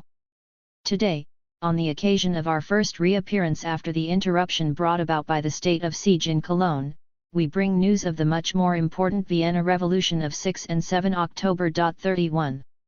The detailed reports on the Vienna events have compelled us to leave aside all discussion articles for today. We shall say just a few words, therefore, about the Vienna Revolution itself. Our readers will observe from the reports of our correspondent in Vienna 32 that this revolution is in danger, if not of being wrecked, at least of being obstructed in its development, by the bourgeoisie's mistrust of the working class. Even so, its impact on Hungary, Italy, and Germany has shattered the whole military strategy of the counter-revolution. The flight of the Emperor and the Czech deputies from Vienna 33 compels the Viennese bourgeoisie to continue the struggle or to surrender unconditionally. The Frankfurt Assembly, which is at present engaged in giving us Germans a national house of reform and one great whip for USALL 34, is rudely awakened from its dreams by the Vienna events. The Berlin ministry realizes the mistake it is making in relying on the cure-all known as the state of siege. Like the revolution, the state of siege has made the grand tour of the world. The attempt was even made to apply the experiment on a large scale to a whole country, Hungary. This precipitated a revolution in Vienna instead of a counter-revolution in Hungary. The state of siege will not recover from this setback. The state of siege has been compromised forever. It is an irony of fate that Kvenak, the western hero of the state of siege, simultaneously with July, its eastern hero 35, has become the target of attack of all the classes he saved in June with his grape shot. He can only retain his position for a short while by going over resolutely to the revolution. The Cologne Revolution. N.Rh.Z, October 13, 1848. Cologne, October 12. The Königszeitung tells us that the Cologne Revolution of September 25 was a carnival jest, and the Königszeitung is right. On September 26 the commander of the Cologne garrison played Kvenak. And the Königszeitung admires the commander for his wisdom and moderation. Which is the pathetic spectacle, however, the workers of September 25, practicing barricade construction, or the Kvenak of September 26, who in all seriousness proclaimed a state of siege, suspended newspapers, disarmed the citizens' militia 36 and banned the societies. Pour Königszeitung. The Kvenak of the Cologne Revolution cannot be an inch taller than the Cologne Revolution itself. Pour Königszeitung. It has to take the revolution as a joke and the Kvenak of this droll revolution in earnest. O tiresome, thankless, self-contradictory subject! We shall not waste a word on the question of the justification of the Cologne commander's action. D. Esther 37 has exhausted this subject. 38 In any case, we view the Cologne military headquarters as a subordinate instrument. The real authors of this curious tragedy were the loyal citizens, the Dumonts 39 and their allies. No wonder, then, that Dumont had his newspapers spread abroad the address against Dester, Borchardt and Kyll.40. What these loyal men had to defend was their own action, not the Cologne commanders. The occurrence at Cologne wandered through the Sahara Desert of the German press in the form given to it by the Cologne version of the Journal des Débats. 41 This is sufficient reason to return to the question. Moll, one of the best-loved leaders of the Workers' Society, was about to be arrested. Schapper and Becker 42 had already been arrested. The authorities had chosen a Monday to carry out these measures, a day on which, as is well known, most of the workers have no employment. They must therefore have known beforehand that the arrests would call forth great unrest among the workers, and might even provoke violent resistance. Curious coincidence that these arrests took place precisely on a Monday. It was the easier to foresee the disturbance in that at any moment, after Stein's 43 army order, Wrangel's proclamation 44 and Pfuel's appointment as Prime Minister 45 a decisive counter-revolutionary stroke, and therefore a revolution, was awaited from Berlin. The workers had therefore to regard the arrests as political rather than judicial measures. They saw the office of public prosecutor as simply a counter-revolutionary authority. They believed that the intention was to rob them of their leaders on the eve of important events. They decided to get Moll out of jail at any price. And they only left the field of battle when they had achieved their aim. The first barricades were set up when the workers, assembled on the Alten Markt, were informed that the military was advancing to the attack on all sides. They were not in fact attacked, they therefore did not have to defend themselves. In addition, it had become known to them that there was absolutely no important news from Berlin. They therefore withdrew, after they had vainly awaited the enemy for a great part of the night. There is thus nothing more ridiculous than the accusation of cowardice made against the Cologne workers. But certain other accusations have been made against them in order to justify the state of siege and to fashion the Cologne events into a June insurrection on a small scale. The actual plan of the workers, it is said, was to plunder the good town of Cologne. This accusation rests on the rumored plundering of one draper's shop. As if every town did not have its contingent of thieves, who naturally make use of days of public disturbance. Or is the plundering in question the plundering of arsenals? In that case, the Cologne prosecutor should be sent to Berlin to draw up the act of accusation against the March Revolution. Without the plundering of arsenals we should perhaps never have experienced the pleasure of seeing Herr Hansemann transformed into a bank director and Herr Müller 46 into a state secretary. We have said enough of the Cologne workers. Now we come to the so-called Democrats. What does the Königszeitung reproach them with? Along with the Deutsche Zeitung 47, the Augsburger Allgemeine Zeitung 48 and the other loyal papers, whatever their names may be. The heroic Bruggemans 49, Bassermans 50 etc. demanded blood, and the soft-hearted Democrats, owing to their cowardice, allowed no blood to flow. The true facts are simply these: the Democrats told the workers, in the Inzummkranz, on the Alten Markt, in the Iser Hall, and on the barricades, that under no circumstances did they want a Putsch.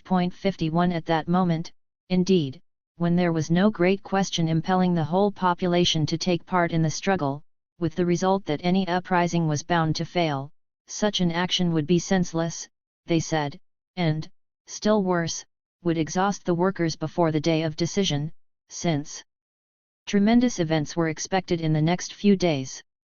The day for the people to venture on revolution would come when the Berlin Ministry ventured on counter-revolution. The judicial investigation will confirm our account.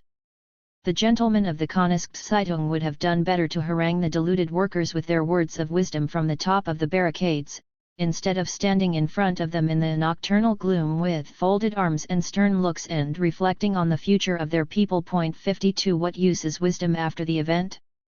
But the good press played its worst tune of all in connection with the situation of the citizens' militia. The militia refused to sink to the position of abject servant of the police, that was its duty. But it also delivered up its weapons voluntarily. This can only be excused for one reason: the liberal section of the militia knew that the illiberal section would joyfully seize the opportunity of stripping itself of its weapons. A partial resistance would have been pointless. The Cologne Revolution has had one result. It has revealed the existence of a phalanx of more than 2,000 saints, whose satisfied virtue and solvent morality 53 can only lead a free life in a state of siege. Perhaps there will be an opportunity one day to write an acta sanctorum, the biographies of these saints. Our readers will then discover how they obtained the treasures which are resistant both to moths and to rust. They will learn how the economic background of the noble sentiments was acquired. The Proclamation of the Democratic Congress to the German People. N.R.H.Z, November 3, 1848. Cologne, November 2. We reproduce below the Proclamation of the Democratic Congresses, 54. To the German People. Through long shame-filled years the German people has sighed beneath the yoke of tyranny. The bloody deeds of Vienna and Berlin gave justification to the hope that its freedom and unity would with a single stroke come true. The devilish arts of an accursed reaction opposed this development, in order to cheat the heroic people of the fruits of its magnificent uprising. Vienna, a central bastion of German freedom, stands at this very moment in the greatest peril. Sacrificed to the machinations of a still powerful Camarilla 55, it was to have been delivered over again to the bonds of tyranny. But its noble population rose up as one man, and now stands face to face with the armed hordes of its oppressors, defiant unto death. Vienna's cause is Germany's, it is the cause of freedom. With the fall of Vienna, the old despotism will raise its banner still higher. With the victory of Vienna, it will be annihilated. It is our duty, German brethren, not to allow Vienna's freedom to perish, not to abandon Vienna's freedom to the military victories of barbaric hordes.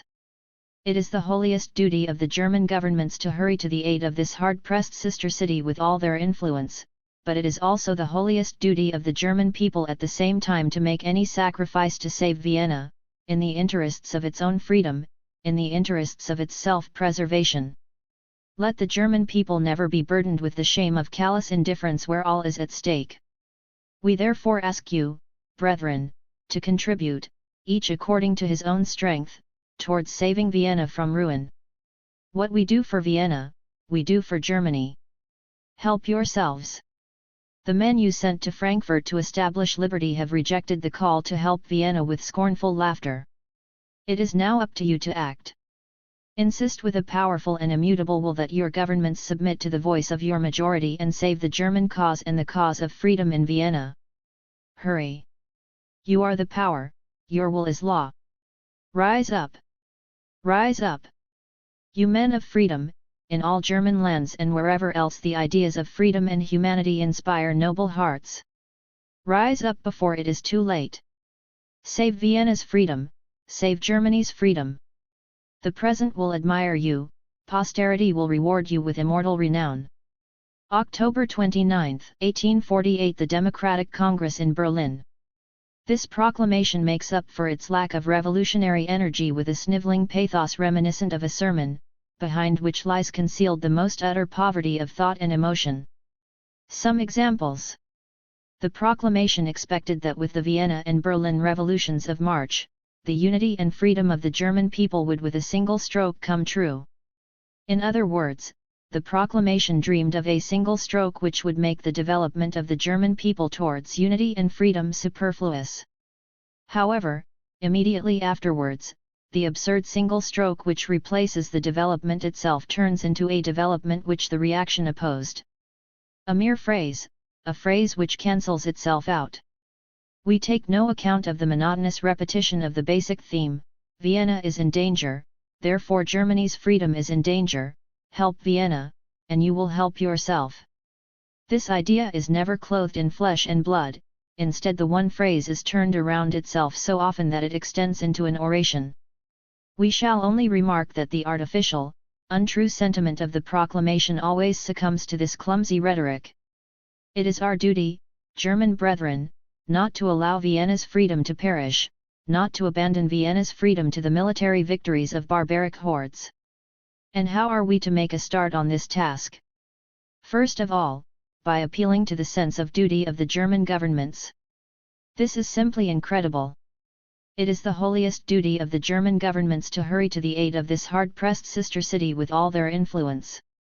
Should the Prussian government send Wrangel, Kolm, or the Prince of Prussia against Auersperg 56 July and Windesgritz? Was it permissible for the Democratic Congress to adopt for one moment this childish and conservative attitude towards the German governments? Could it indeed for one moment separate the cause and the holiest interests of the German governments from the cause and the interests of Croat order and freedom? 57 The governments will smile in self-satisfaction at this innocent enthusiasm. And the people? The people are in general exhorted to make any sacrifice to save Vienna. Well and good. But the people expect specific demands from the Democratic Congress. He who demands everything demands nothing and receives nothing. The specific demand, i.e. the point, is this. Insist with a powerful and immutable will that your governments submit to the voice of your majority and save the German cause and the cause of freedom in Vienna. Hurry! You are the power, your will is law. Rise up! Let us assume that huge popular demonstrations succeed in persuading the governments to take public steps to save Vienna. We would simply be blessed with a second edition of Stein's Army Order. They want to use the present German governments as saviors of freedom. As if they were not accomplishing their true mission, their holiest duty as the Gabriels of constitutional freedom in executing the orders of the Reich Ministry. The Democratic Congresses should either have kept quiet about the German governments, or mercilessly revealed their conspiracy with Omets 58 and St. Petersburg. Although the proclamation recommends haste, and there is in truth no time to lose, its humanistic phraseology snatches it away, beyond the boundaries of Germany, beyond all geographical limits, into the cosmopolitan and misty land of the noble heart in general. Hurry! Rise up! You men of freedom, in all German lands and wherever else the ideas of freedom and humanity inspire noble hearts. We do not doubt that such hearts exist even in Lapland, in Germany and wherever else. By fizzling out into this empty, indeterminate phrase, this proclamation has managed to express its true nature. It remains unforgivable that the Democratic Congresses should have approved such a document. For this the present will not admire it, nor will posterity reward it with immortal renown. Let us hope that, despite the proclamation of the Democratic Congresses, the people will awake from their lethargy and bring to the Viennese the only help they can still bring them at this moment by defeating the counter-revolution which is on their own doorstep. The victory of the counter-revolution in Vienna 59. N.R.H.Z, November 7, 1848. Cologne, November 6. Croat freedom and order has conquered and celebrated its victory with arson, rape, plunder, and indescribable atrocities. Vienna is in the hands of Windesgritz, Gelei, and Auersperg. Whole hecatombs of human sacrifices have been flung into the grave of the aged traitor Latour. 60. All the dismal prophecies of our Vienna correspondent have been confirmed, and he himself has perhaps already been slaughtered. 61.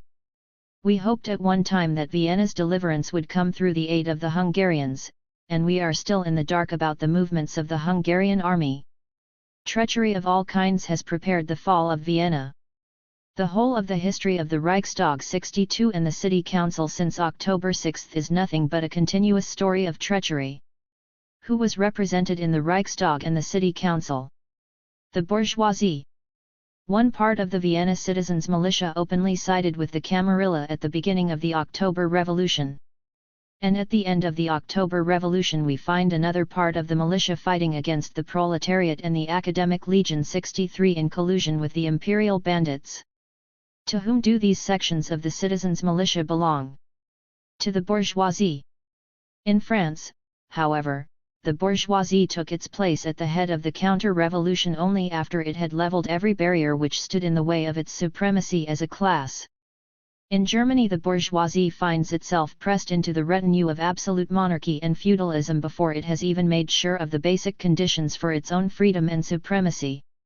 In France it stepped forth as a despot, and made its own counter-revolution. In Germany it plays the role of a slave, and makes the counter-revolution required by the despots who rule it. In France it conquered in order to humble the people. In Germany it humbles itself in order to prevent the people from conquering. In the whole of history there is no more ignominious example of abjectness than that provided by the German bourgeoisie, who flocked out of Vienna and left the surveillance of its abandoned riches to the people's generosity, only to slander the people for standing guard during their flight, and to watch them being slaughtered on its return. The bourgeoisie, whose innermost secrets are expressed by that thermometer which fell when the people of Vienna showed signs of life and rose in their death agony, who speaks in the runic language of the stock market quotations. The bourgeoisie. The German National Assembly and its central authority have betrayed Vienna. Whom do they represent? First and foremost, the bourgeoisie.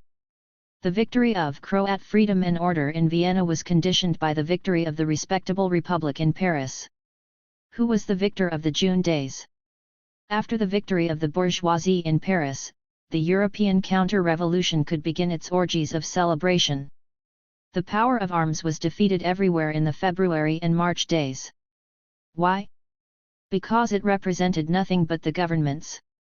After the June days the power of arms has conquered everywhere, because everywhere the bourgeoisie is to be found in collusion with the governments, while, on the other side, it has control of the official leadership of the revolutionary movement, and puts into operation all those half-measures which have their natural outcome in an abortion. The nationalist fanaticism of the Czechs was the most powerful instrument of the Vienna Camarilla. The Allies are already at loggerheads. Our readers will find printed in this issue the protest of the Prague deputation against the contemptuous rudeness with which they were greeted at Omitz. 64. This is the first symptom of the war which will begin between the Slav party with its hero Gelei and the party of the pure Camarilla with its hero Windesgritz, which is above all feelings of nationality. The German country people of Austria are for their part as yet unpacified. Their voice will penetrate shrilly through the caterwauling of the Austrian nationalities.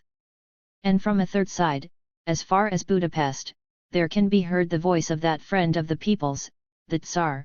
His executioners are waiting in the Danubian principalities for the decisive word. Finally, the latest decision of the German National Assembly in Frankfurt, by which German Austria is incorporated into the German Reich 65 ought itself to have led to a gigantic conflict, if the German Central Authority and the German National Assembly did not find that their mission was accomplished simply by appearing on the stage, to be hissed off by the European public. Despite their pious resignation, the struggle in Austria will take on dimensions more colossal than any struggle world history has yet seen. What has just been played in Vienna is the second act of a drama. Its first act was played in Paris under the title The June Days. In Paris the Mobile Guard, in Vienna the Croats, in both cases the Lazzaroni, the armed and bought lumpen proletariat, fighting against the working and thinking proletariat. We shall soon experience the third act in Berlin. If we assume that the counter-revolution lives throughout Europe through weapons, it will die throughout Europe through money. The fate that will annul the victory of the counter-revolution will be general European bankruptcy, the bankruptcy of the state. The points of bayonets will break like brittle firewood on the points of economics. But the course of development will not wait for the payment day of that promissory note drawn by the European states on European society. The devastating counter-blow to the June defeat will be struck in Paris. With the victory of the Red Republic in Paris, the armies will be vomited forth from the inside of the other countries 66 and over the boundaries, and the real power of the contending parties will reveal itself in a pure form. Then we shall remember June and October, and we too shall call out, Vi Victus! The pointless massacres since the June and October days, the tedious sacrificial feasts since February and March, the cannibalism of the counter-revolution itself, all these things will convince the peoples that there is only one way of shortening, simplifying and concentrating the murderous death pangs of the old society, the bloody birth pangs of the new, only one-way revolutionary terrorism. The counter-revolution in Berlin. IN.RH.Z, November 12, 1848. Cologne, November 11. The Fuel Ministry was a misunderstanding, its real meaning is the Brandenburg Ministry. 67 The Fuel Ministry was an announcement of the content, the Brandenburg Ministry is the content. Brandenburg in the Assembly and the Assembly in Brandenburg. 68. So runs the epitaph of the House of Brandenburg. Emperor Charles V was admired because he arranged his funeral while he was still alive.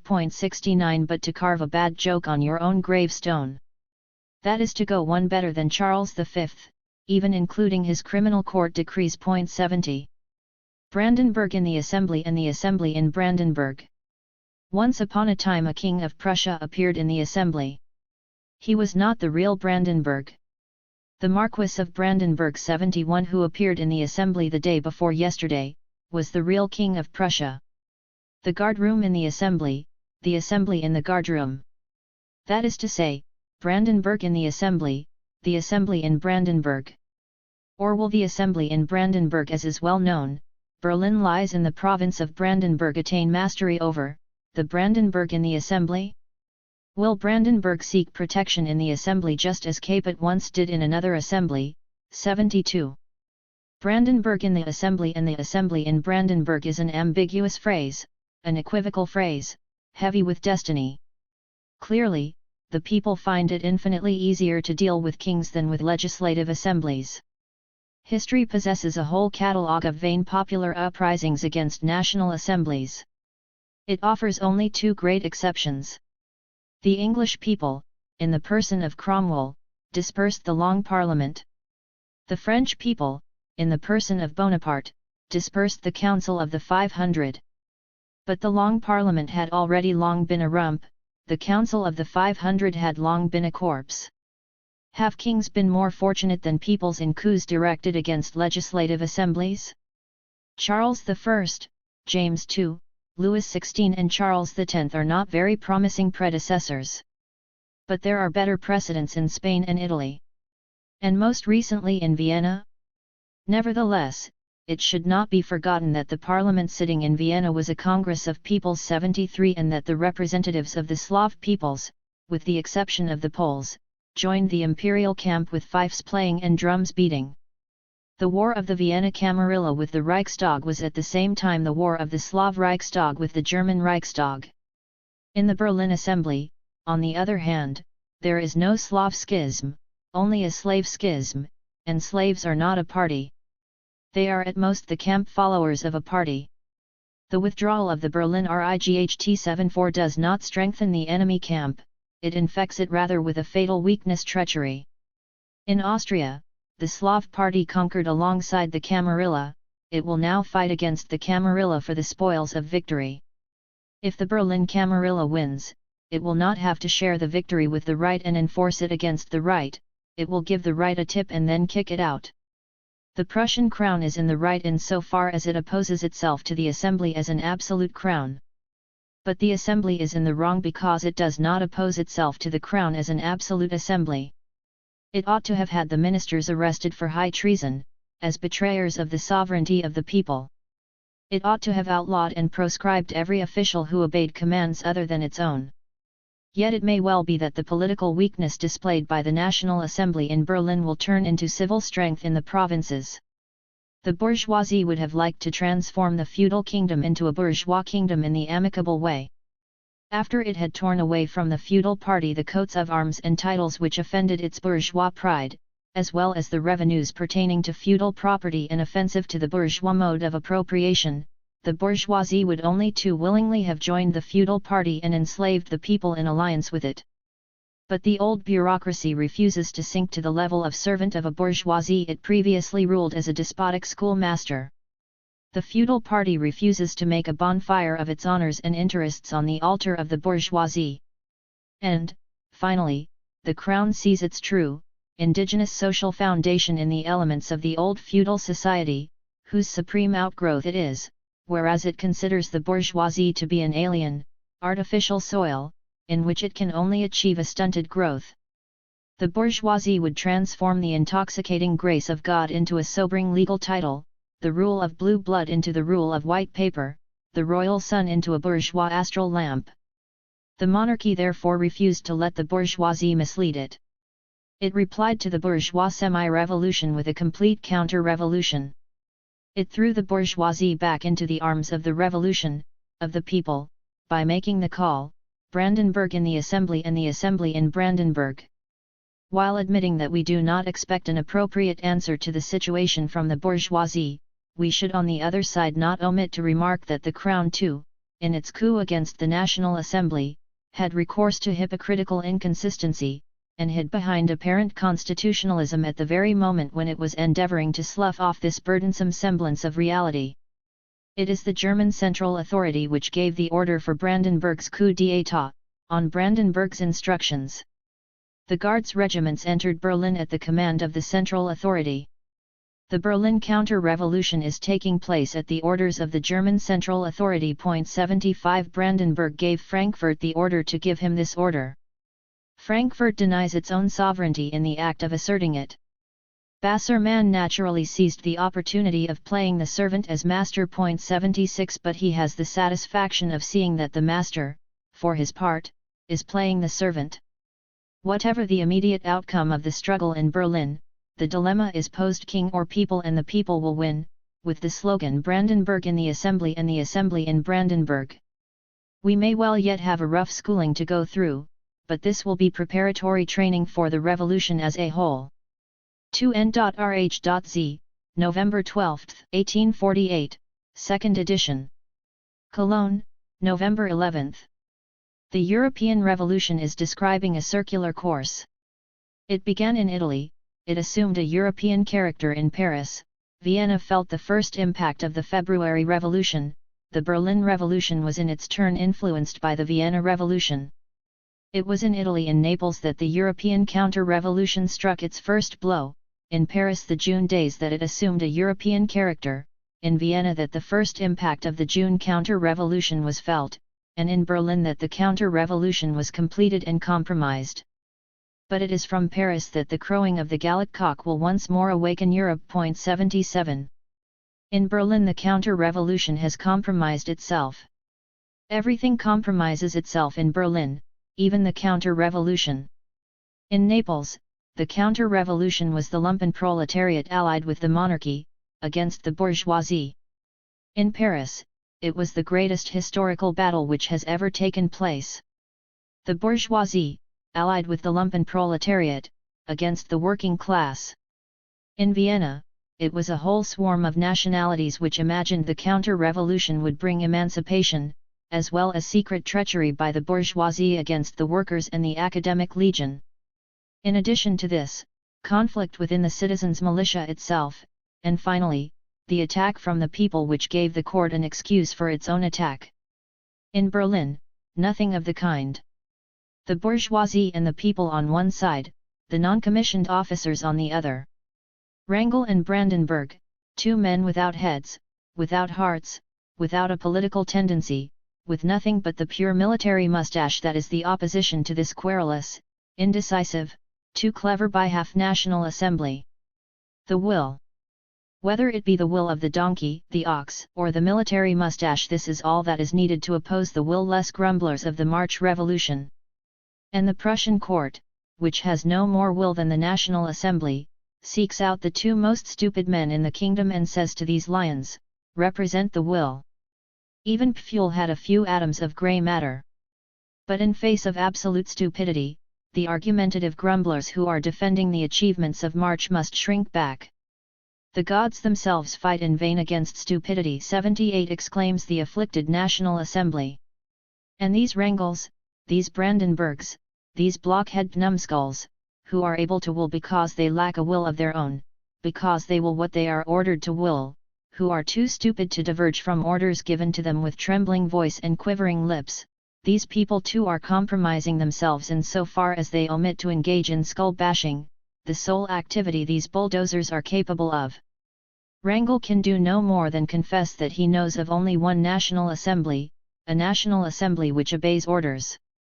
Brandenburg takes lessons in parliamentary procedure, and after enraging the chamber with his blunt and repulsive sergeant major's language, allows the tyrant to be tyrannized by others and obeys the order of the National Assembly, by most humbly requesting the right to speak, which he had only shortly before wanted to take.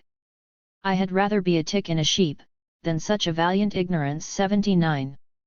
The calm attitude of Berlin delights us. In this way the ideals of the Prussian officer corps are being destroyed. But what of the National Assembly? Why does it not issue an excommunication?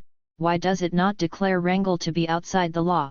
Why does no deputy step into the midst of Wrangel's bayonets, declare the illegality of the position, and harangue the soldiery?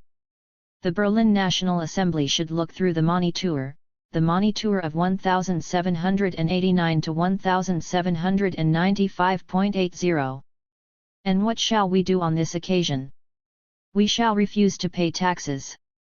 A Wrangel, a Brandenburg comprehends, for these beings are learning Arabic from the highlands. 81 That he wears a sword and receives a uniform and his pay. He does not understand, however, where sword, uniform and pay come from. There is now only one way left to defeat the monarchy, at least until the epoch of the anti-June revolution in Paris, which will take place in December. 82. The monarchy is defying the bourgeoisie as well as the people. Let us therefore defeat it in the bourgeois manner. How does one defeat a monarchy in a bourgeois manner? By starving it out. And how does one starve it out? By refusing to pay the taxes. Keep this point well in mind. All the princes of Prussia, the Brandenburgs, the Wrangels, produce no soldiers' rations. You yourselves produce the rations. 3N.Rh.Z, November 14, 1848. Cologne, November 13. Just as the French National Assembly once found its official meeting place locked, and had to continue its sittings in an indoor tennis court, so the Prussian National Assembly must meet in the Berlin Shooting Gallery. 83. The decision taken there, as our Berlin correspondent will report in this morning's special edition, is that Brandenburg has committed high treason.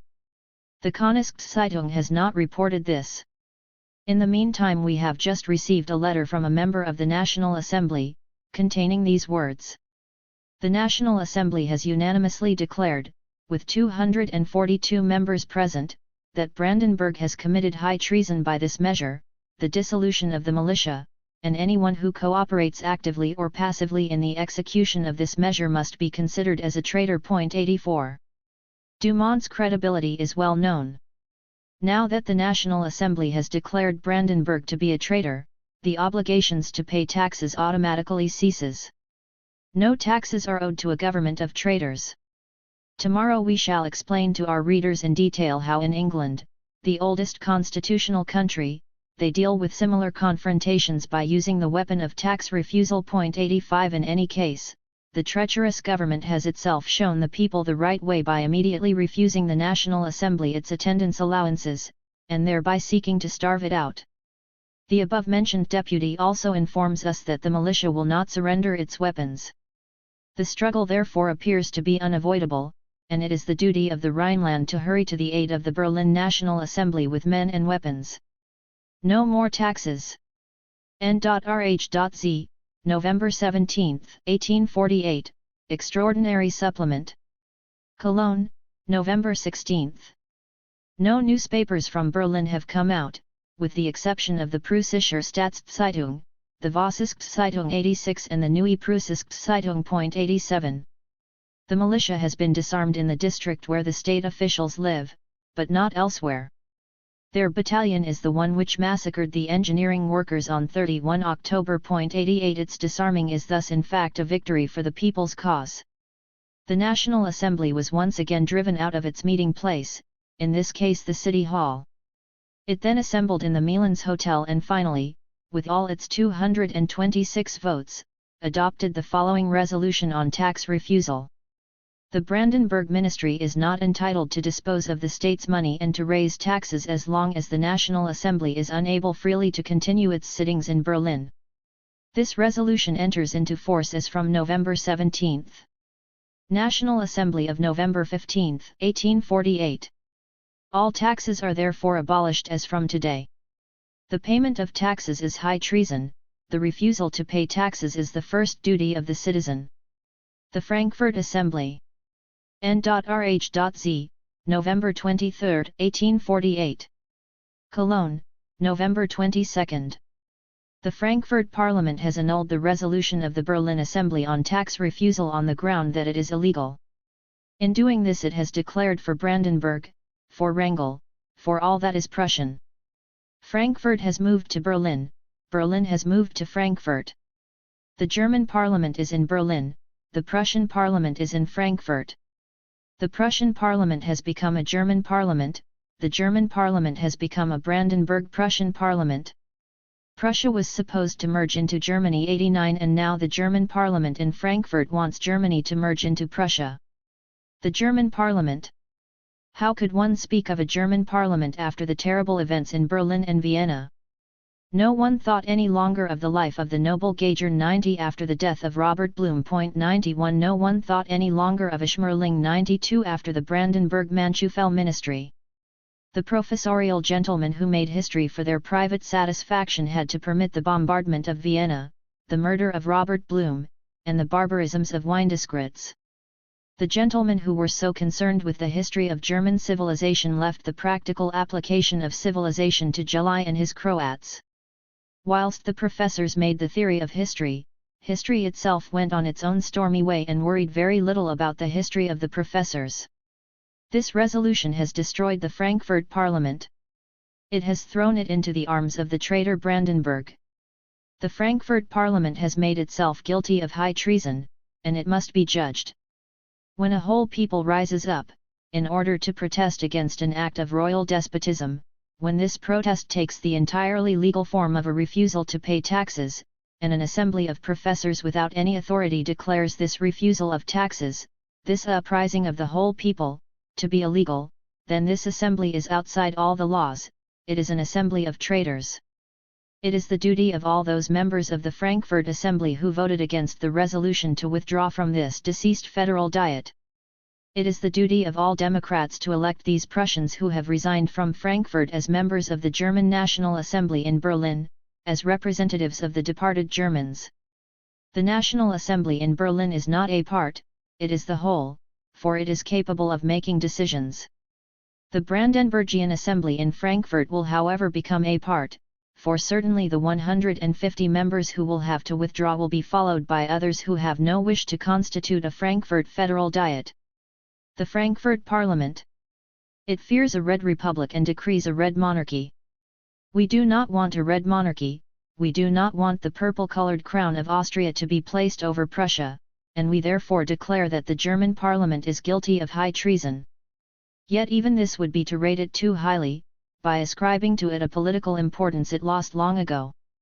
The severest judgment has already been passed on the Frankfurt Assembly, people have disregarded its resolutions and forgotten it. The bourgeoisie and the counter-revolution. In.Rh.Z, December 10, 1848. Cologne, December 9.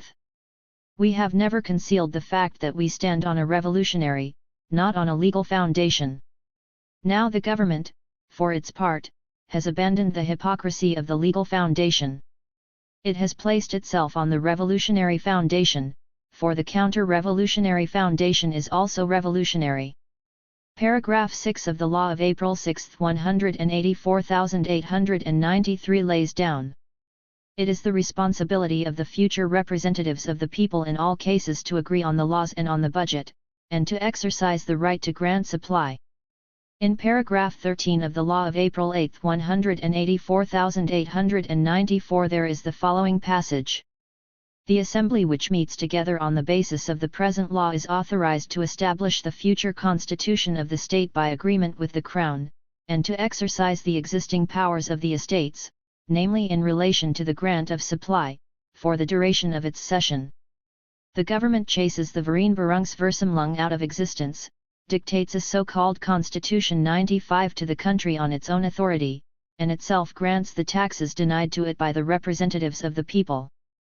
The Prussian government has put a sensational end to the Camphausen saga, which was a kind of solemn right-wing saga of Job. 96 in revenge.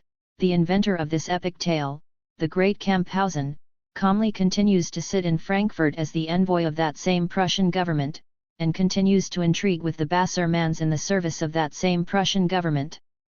This Camphausen, who invented the theory of Vereenberung in order to rescue the legal foundation, i.e. in order to swindle the revolution of the honors owing to it, simultaneously invented the mines which would later explode the legal foundation and the theory of Vereenberung as well.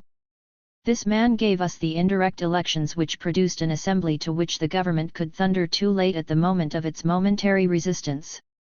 He brought back the Prince of Prussia, the head of the counter-revolution, and sank so low as to transform the Prince of Prussia's flight into an educational trip. By issuing an official lie. 97 he kept the old Prussian legislation on political crimes in force and the old courts in operation.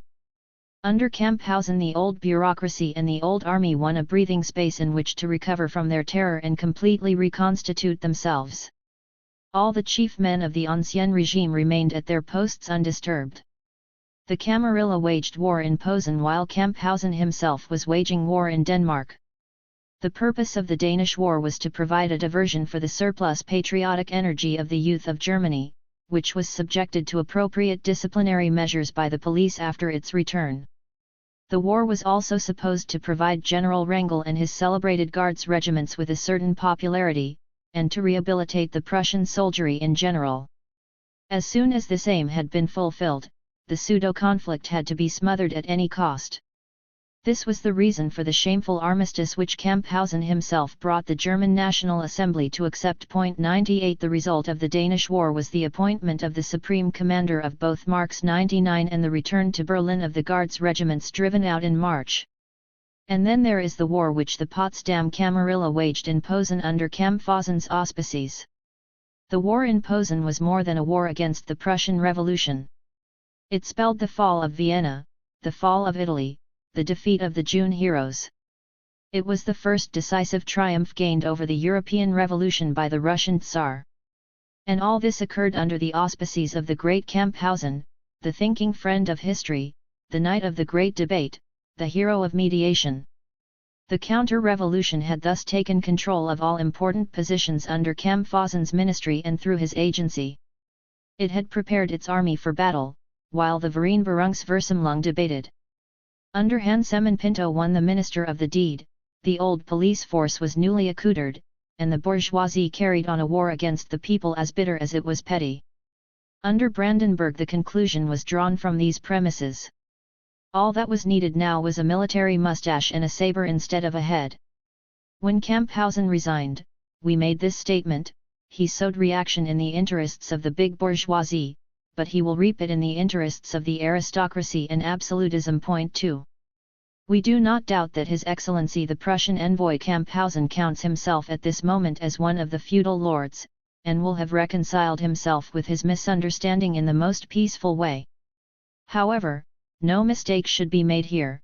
One should not ascribe any world historical initiative to a Camphausen or a Hansemann. These are men of very subordinate importance. They were nothing but the instruments of a class, Their language and activities were merely the official echo of the class which had pushed them into the foreground. They were simply the big bourgeoisie in the foreground. It was the representatives of this class who formed the liberal opposition at the United Diet, that sweetly sleeping institution momentarily reawakened by Camphausen. The gentlemen of this liberal opposition have been reproached with being untrue to their principles after the March Revolution. This is an error. The big landowners and capitalists, in other words the moneybags, who alone were represented in the United Diet, had grown in wealth and in general culture.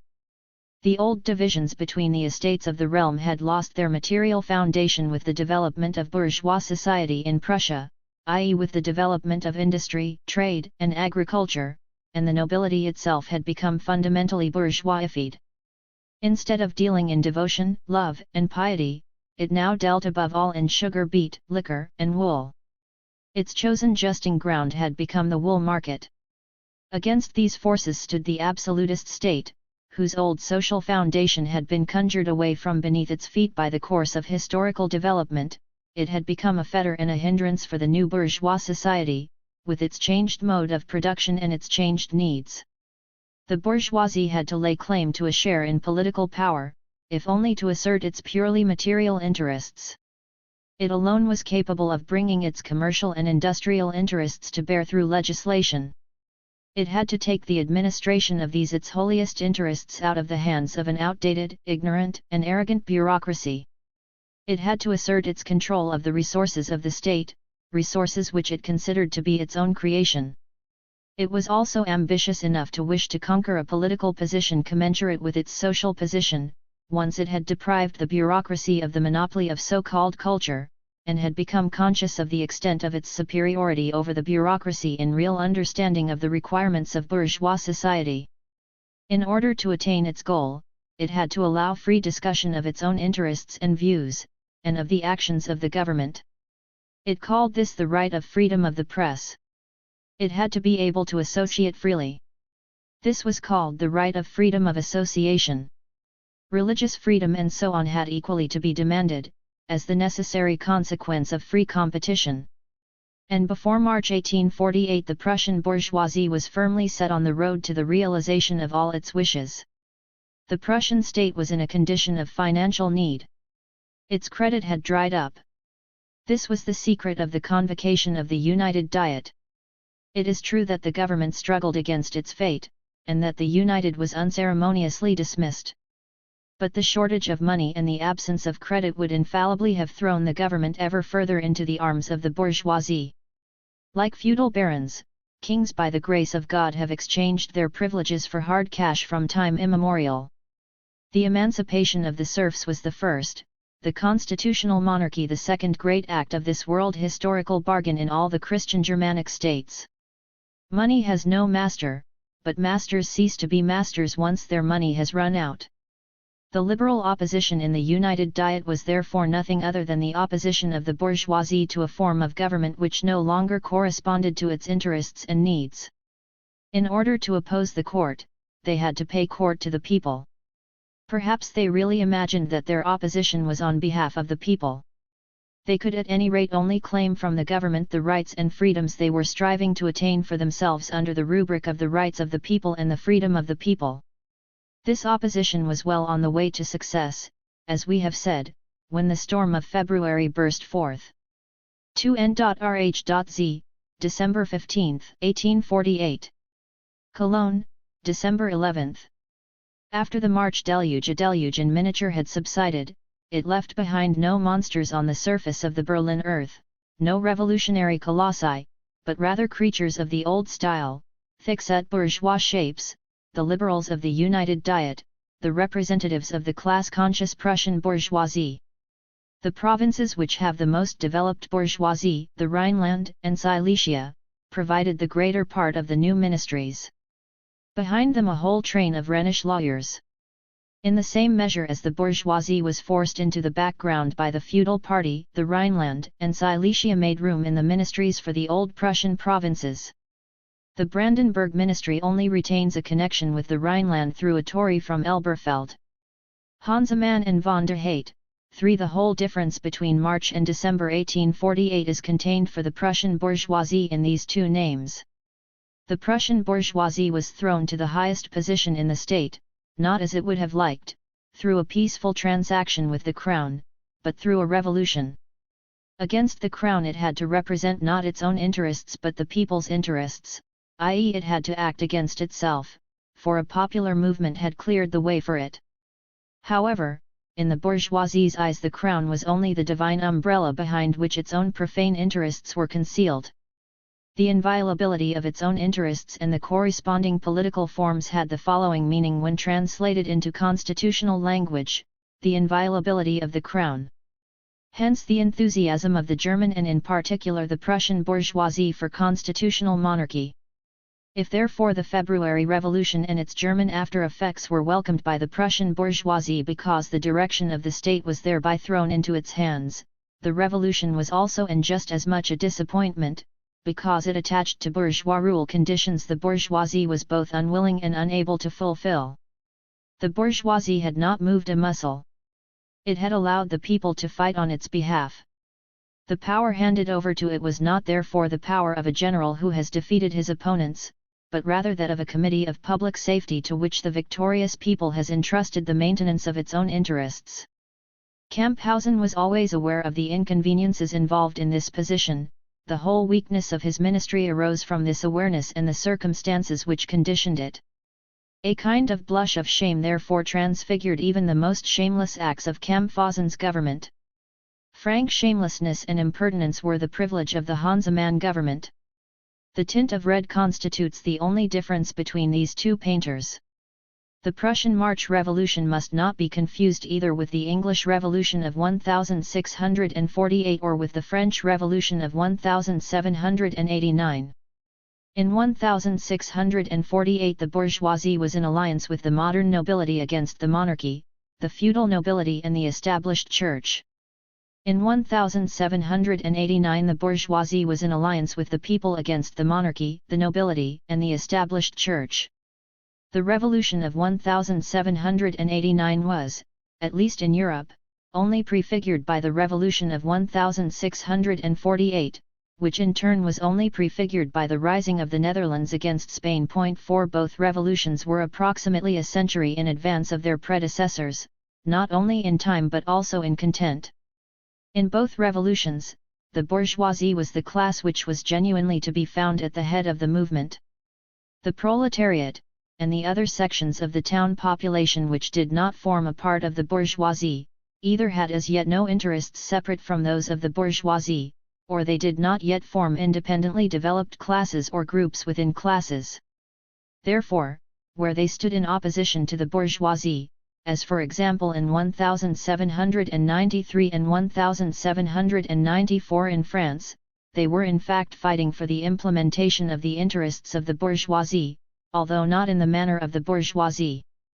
The whole of the French Terror was nothing other than a plebeian manner of dealing with the enemies of the bourgeoisie, with absolutism, feudalism, and parochialism. The revolutions of 1648 and 1789 were not English and French revolutions, they were revolutions of a European pattern. They were not the victory of a particular class of society over the old political order, they were the proclamation of the political order for the new European society. In these revolutions the bourgeoisie gained the victory, but the victory of the bourgeoisie was at that time the victory of a new social order, the victory of bourgeois property over feudal property, of nationality over provincialism, of competition over the guild, of the partition of estates over primogeniture, of the owner's mastery of the land over the land's mastery of its owner, of enlightenment over superstition, of the family over the family name, of industry over heroic laziness, of civil law over privileges of medieval origin. The revolution of 1648 was the victory of the 17th century over the 16th century, the revolution of 1789 was the victory of the 18th century over the 17th century. Still more than expressing the needs of the parts of the world in which they took place, England and France, these revolutions expressed the needs of the whole world, as it existed then. Nothing of this is to be found in the Prussian March Revolution. The February Revolution had done away with the constitutional monarchy in reality and the rule of the bourgeoisie in the mind. The purpose of the Prussian March Revolution was to establish the constitutional monarchy in the mind and the rule of the bourgeoisie in reality. Far from being a European revolution, it was merely the stunted echo, in a backward country, of a European revolution. Instead of being in advance of its own age, it was behind it by more than half a century. It was secondary from the very beginning, but, as is well known, secondary diseases are more difficult to cure, and at the same time, ravage the body more than original ones. Here it was not a matter of setting up a new social order, but of the rebirth in Berlin of the society which had expired in Paris. The Prussian March Revolution was not even national and German, it was from its inception provincial and Prussian. All kinds of provincial uprisings, e.g. those in Vienna, Kassel, and Munich, swept along beside it and contested its position as the main German revolution. Whereas 1648 and 1789 had the infinite self-confidence that springs from standing at the summit of creativity, it was Berlin's ambition in 1848 to form an anachronism.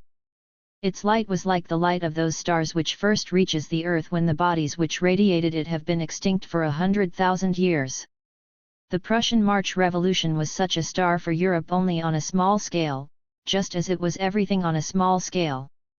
Its light was light from the corpse of a society long since putrefied. The German bourgeoisie had developed so sluggishly, so pusillanimously, and so slowly, that it saw itself threateningly confronted by the proletariat, and all those sections of the urban population related to the proletariat in interests and ideas, at the very moment of its own threatening confrontation with feudalism and absolutism. And as well as having this class behind it, it saw in front of it the enmity of all Europe. The Prussian bourgeoisie was not, like the French bourgeoisie of 1789, the class which represented the whole of modern society in face of the representatives of the old society, the monarchy and the nobility. It had sunk to the level of a type of estate, as clearly marked off from the people as from the crown, happy to oppose either, irresolute against each of its opponents, taken individually, because it always saw the other one in front of it or to the rear, inclined from the outset to treachery against the people and compromise with the crowned representative of the old society, because it itself already belonged to the old society, representing not the interests of a new society against an old, but the renewal of its own interests within an obsolete society, at the steering wheel of the revolution, not because the people stood behind it but because the people pushed it forward, at the head of the movement, not because it represented the initiative of a new social epoch, but only because it represented the malice of an old, a stratum of the old state which had not been able to break through to the earth's surface but had been thrown up by an earthquake, without faith in itself, without faith in the people.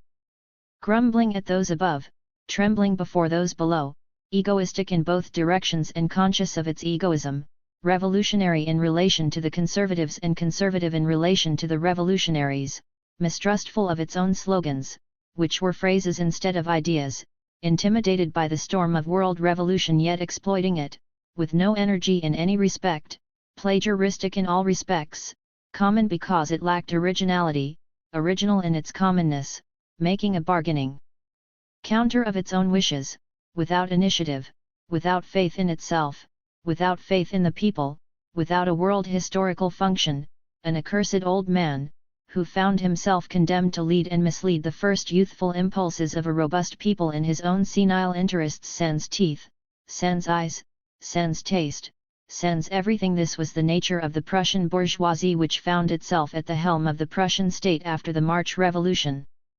3N.Rh.Z, December 16, 1848. Cologne, December 15.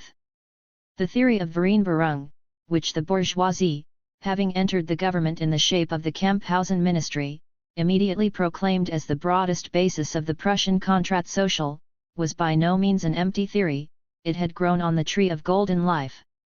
The March Revolution by no means subjected the sovereign by the grace of God to the sovereign people. It only compelled the crown, the absolutist state, to come to terms with the bourgeoisie, to make an agreement sich Vereinbarung with its old rival. The crown would sacrifice the nobility to the bourgeoisie would sacrifice the people to the crown. On this condition, the monarchy would become bourgeois and the bourgeoisie would become royal. After March there existed only these two powers. They did each other mutual service as lightning conductors of the revolution. All this naturally happened on the broadest democratic basis. That was the secret of the theory of Vereenberung. The dealers in oil and WOOL5 who formed the first ministry after the March Revolution fancied themselves in their role, which was to hide the compromised crown beneath their plebeian wings. They revelled in the luxury of being presentable at court, and, reluctantly and out of sheer generosity, they abandoned their raw Roman virtues, the Roman virtues of the United Diet, and bridged the chasm which threatened to swallow up the throne with the corpse of their former popularity. What heirs Camphausen gave himself as the midwife of the constitutional throne. The good man was openly moved by himself, by his own magnanimity. The crown and its party unwillingly tolerated this humiliating protectorate. It made the best of a bad job in the expectation of better days.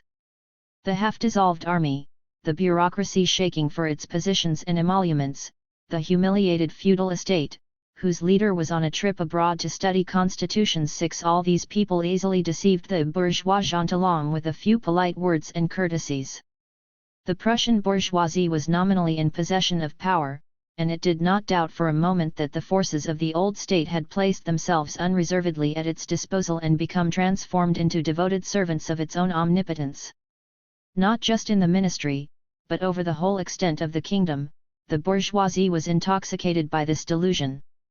Did it not find willing and submissive accomplices in the army, the bureaucracy, and even among the feudal nobility, for its only post-March deeds of heroism, namely the often bloody provocations of the militia against the unarmed proletariat? The local representatives of the bourgeoisie, the municipal councillors whose importunately servile baseness was later trampled on in an appropriate fashion by such people as Windesgritz, Gellie, and Weldon 7, braced themselves for only one kind of endeavour, their patriarchally serious words of warning to the people. And were not these words of warning the only heroic deeds of the municipal councillors after the March Revolution, gazed at in admiration by the district presidents who had been struck dumb and the divisional generals who had withdrawn into themselves? Was there still any room for the Prussian bourgeoisie to doubt that the old resentment of the army, the bureaucracy, and the feudal nobility had died away and been replaced by respectful devotion towards itself, the magnanimous victor, the bridle both of anarchy and of its own excessive claims? The position was clear. The Prussian bourgeoisie had only one more task, that of making its power secure, removing troublesome anarchists, restoring law and order and regaining the profits lost during the March storm. Now it could only be a question of restricting to a minimum the costs of production of its rule and of the March Revolution, which was the condition of that rule. In its struggle with feudal society and the crown, the Prussian bourgeoisie had been compelled to lay claim in the name of the people to a number of weapons, such as the right of association, freedom of the press, etc. Would these weapons not inevitably be destroyed, once they were in the hands of a deluded people which no longer needed to carry them on behalf of the bourgeoisie and was demonstrating a regrettable inclination to carry them against the bourgeoisie? There was obviously only one more obstacle in the way of the agreement between the bourgeoisie and the crown, the bargain between the bourgeoisie and the old state now resigned to its fate. The bourgeoisie was convinced of this. And that obstacle was the people, pure robustus sed maliciosus ait, as Hobbes put it. The people, and the revolution. The revolution was the legal title of the people based their vehement claims on the revolution. The revolution was the bill of exchange the people had drawn on the bourgeoisie. The bourgeoisie had come to power through the revolution. The bill of exchange fell due on the first day of bourgeois rule. The bourgeoisie had to dishonor it. The meaning of the revolution in the popular mind was, you bourgeois are the Comite du Salut Public, the Committee of Public Safety in whose hands we have placed the power, not so that you may reach a compromise with the crown in your own interests, but so that you may enforce our interests, the interests of the people, against the crown. The revolution was the people's protest against the bourgeoisie's compromise with the crown. While it compromised with the crown, therefore, the bourgeoisie had to protest against the revolution. And this happened under the Great Kamphausen. The March Revolution was not recognized. The representatives of the nation in Berlin constituted themselves as the representatives of the Prussian bourgeoisie, as the Vereinbarungsversammlung, by rejecting the motion for the recognition of the March Revolution. The Berlin Assembly turned what had happened into a non-event. It openly proclaimed to the Prussian people that it had not compromised with the bourgeoisie in order to make a revolution against the crown, but that it had made a revolution so that the crown might make an agreement with the bourgeoisie directed against itself. In this way, the legal title of the revolutionary people was annulled and the legal foundation of the conservative bourgeoisie was attained. The legal foundation. Bruggemann, and through him the Königszeitung, have prattled, yarned and whined so much about the legal foundation, so often lost and regained it, perforated it, patched it up, tossed it from Berlin to Frankfurt and then back to Berlin, contracted it, extended it, changed it from a simple foundation into an inlaid foundation, from an inlaid foundation into a false floor, the chief instrument of the stage magician, and from a false floor into a trapdoor with no floor at all, with the result that our readers have rightly come to view the legal foundation as the foundation of the Königszeitung. They have come to confuse the shibboleth of the Prussian bourgeoisie with the private shibboleth of Joseph Dumont, a necessary idea of the world history of Prussia with an arbitrary hobby horse of the Königszeitung, and to see in the legal foundation only the soil in which the Königszeitung grows. The legal foundation, and, what is more, the Prussian legal foundation. The legal foundation, upon which, after March, there danced the night of the grand debate, Kamphausen, the reawakened spectre of the United Diet, and the Vereinbarungsversammlung. Was this the Constitutional Law of 1815,9, the Diet Law of 1820,10, the Patent of 1847, or the Law of April 8, 1848 for the election of an assembly to make an agreement with the king on a constitution?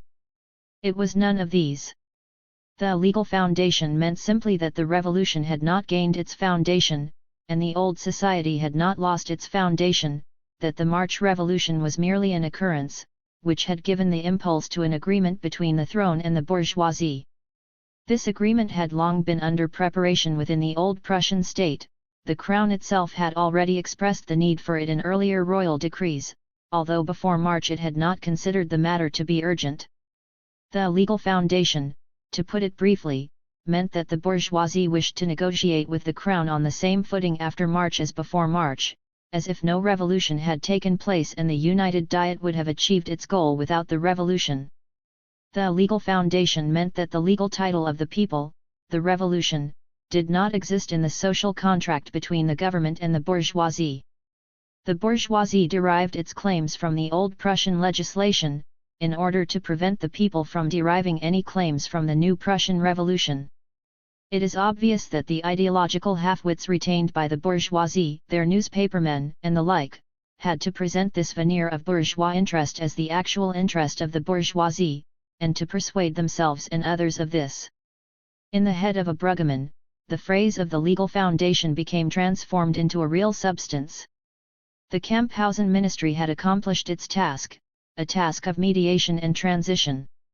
That is to say, it formed the mediating link between the bourgeoisie which had been raised up on the shoulders of the people and the bourgeoisie which no longer needed the shoulders of the people, between the bourgeoisie which, in appearance, represented the people against the crown, and the bourgeoisie which, in reality, represented the crown against the people, between the bourgeoisie which had peeled itself off from the revolution and the bourgeoisie which, as the kernel of the revolution, had itself been peeled. In accordance with its role, the Kamphausen ministry limited itself with virginal modesty to passive resistance to the revolution. Admittedly, it rejected it in theory. But in practice it only fought against its forms of appearance and merely tolerated the reconstitution of the old powers in the state. In the meantime the bourgeoisie believed it had arrived at the point where passive resistance must go over to active attack. The Kamphausen ministry resigned, not because it had committed this or that blunder, but for the simple reason that it was the first ministry after the March Revolution, it was the ministry of the March Revolution, and, true to its origins, still had to conceal its representation of the bourgeoisie beneath the dictatorship of the people. The equivocal origin and ambiguous character of the Camphausen ministry continued to impose on it certain proprieties, certain reservations and allowances towards the sovereign people, which the bourgeoisie began to find irksome. A second ministry, chosen directly from the assembly, would no longer have to observe these proprieties. Camphausen's resignation was therefore a puzzle for the coffeehouse politicians. The Ministry of the Deed, the Hansemann ministry, followed after Camphausen because the bourgeoisie had decided to go over from the period of passive betrayal of the people to the crown to the period of active subjection of the people to its own rule, as agreed on with the crown. The Ministry of the Deed was the second ministry after the March Revolution. That was its whole secret. 4N.Rh.Z, December 31, 1848. Cologne, December 29. Gentlemen. In matters of money, there is no room for soft-heartedness. 11. Hansemann summed up the whole of the liberalism of the United Diet in these few words. This man was the necessary head of the ministry which emerged from the Vereinbarungsversammlung itself, the ministry which was to change passive resistance against the people into an active attack on the people, the Ministry of the Deed. In no Prussian ministry have there been so many middle-class names. Hansemann, Mild, Marker, Kohlwetter 12 Gierk. Even the ministry's presentable master of ceremonies, von Auerswald, belonged to the liberal nobility, i.e. the Königsberg opposition, which had espoused the bourgeois cause. 13 Among this rabble, only Roth von Schreckenstein 14 represented the old, bureaucratized, Prussian feudal nobility. Roth von Schreckenstein. Surviving title of a lost historical novel by the late Hildebrandt, 15 But Roth von Schreckenstein was only the feudal mounting of the bourgeois jewel. Roth von Schreckenstein, placed in the middle of a bourgeois ministry, signified, in gigantic letters, the feudality, the army, the bureaucracy of Prussia follow the newly risen star of the Prussian bourgeoisie. These magnates have put themselves at its disposal, and it has planted them in front of its throne, just as bears were planted in front of monarchs on old heraldic emblems. Roth von Schreckenstein is only supposed to be the bear of the bourgeois ministry. On June 26 the Hansemann ministry presented itself to the National Assembly. Its serious existence first began in July. The June Revolution was the background of the Ministry of the Deed, just as the February Revolution was the background of the Ministry of Mediation. 16.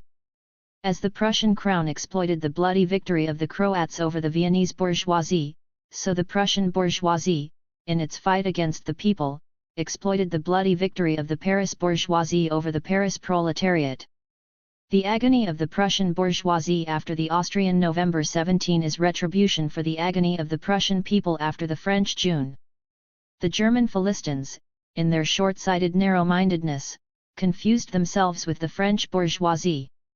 They had overthrown neither the throne nor feudal society, much less removed its last remnants. They did not have to maintain a society they had created. In their inborn egoism and craftiness they believed after June, as after February, indeed, ever since the beginning of the 16th century, that they could draw 3/4 of the profit from the labor of others. They did not realize that the Austrian November lay in wait behind the French June, and Prussian December behind the Austrian November. They did not realize that if in France the bourgeoisie, having smashed the throne, only saw one enemy before it, the proletariat, the situation was reversed in Prussia. There the bourgeoisie possessed only one ally in its struggle with the crown, the people. Not that the bourgeoisie and the people had no interests which brought them into opposition as enemies. But one identical interest cemented them together against a third power which oppressed both of them simultaneously. The Hansemann ministry saw itself as a ministry of the June Revolution.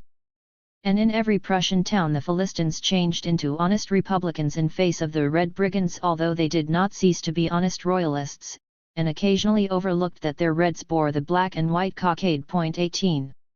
In the speech from the throne on June 26, Hansemann made short work of Camphausen's mysterious and nebulous monarchy on the broadest democratic basis.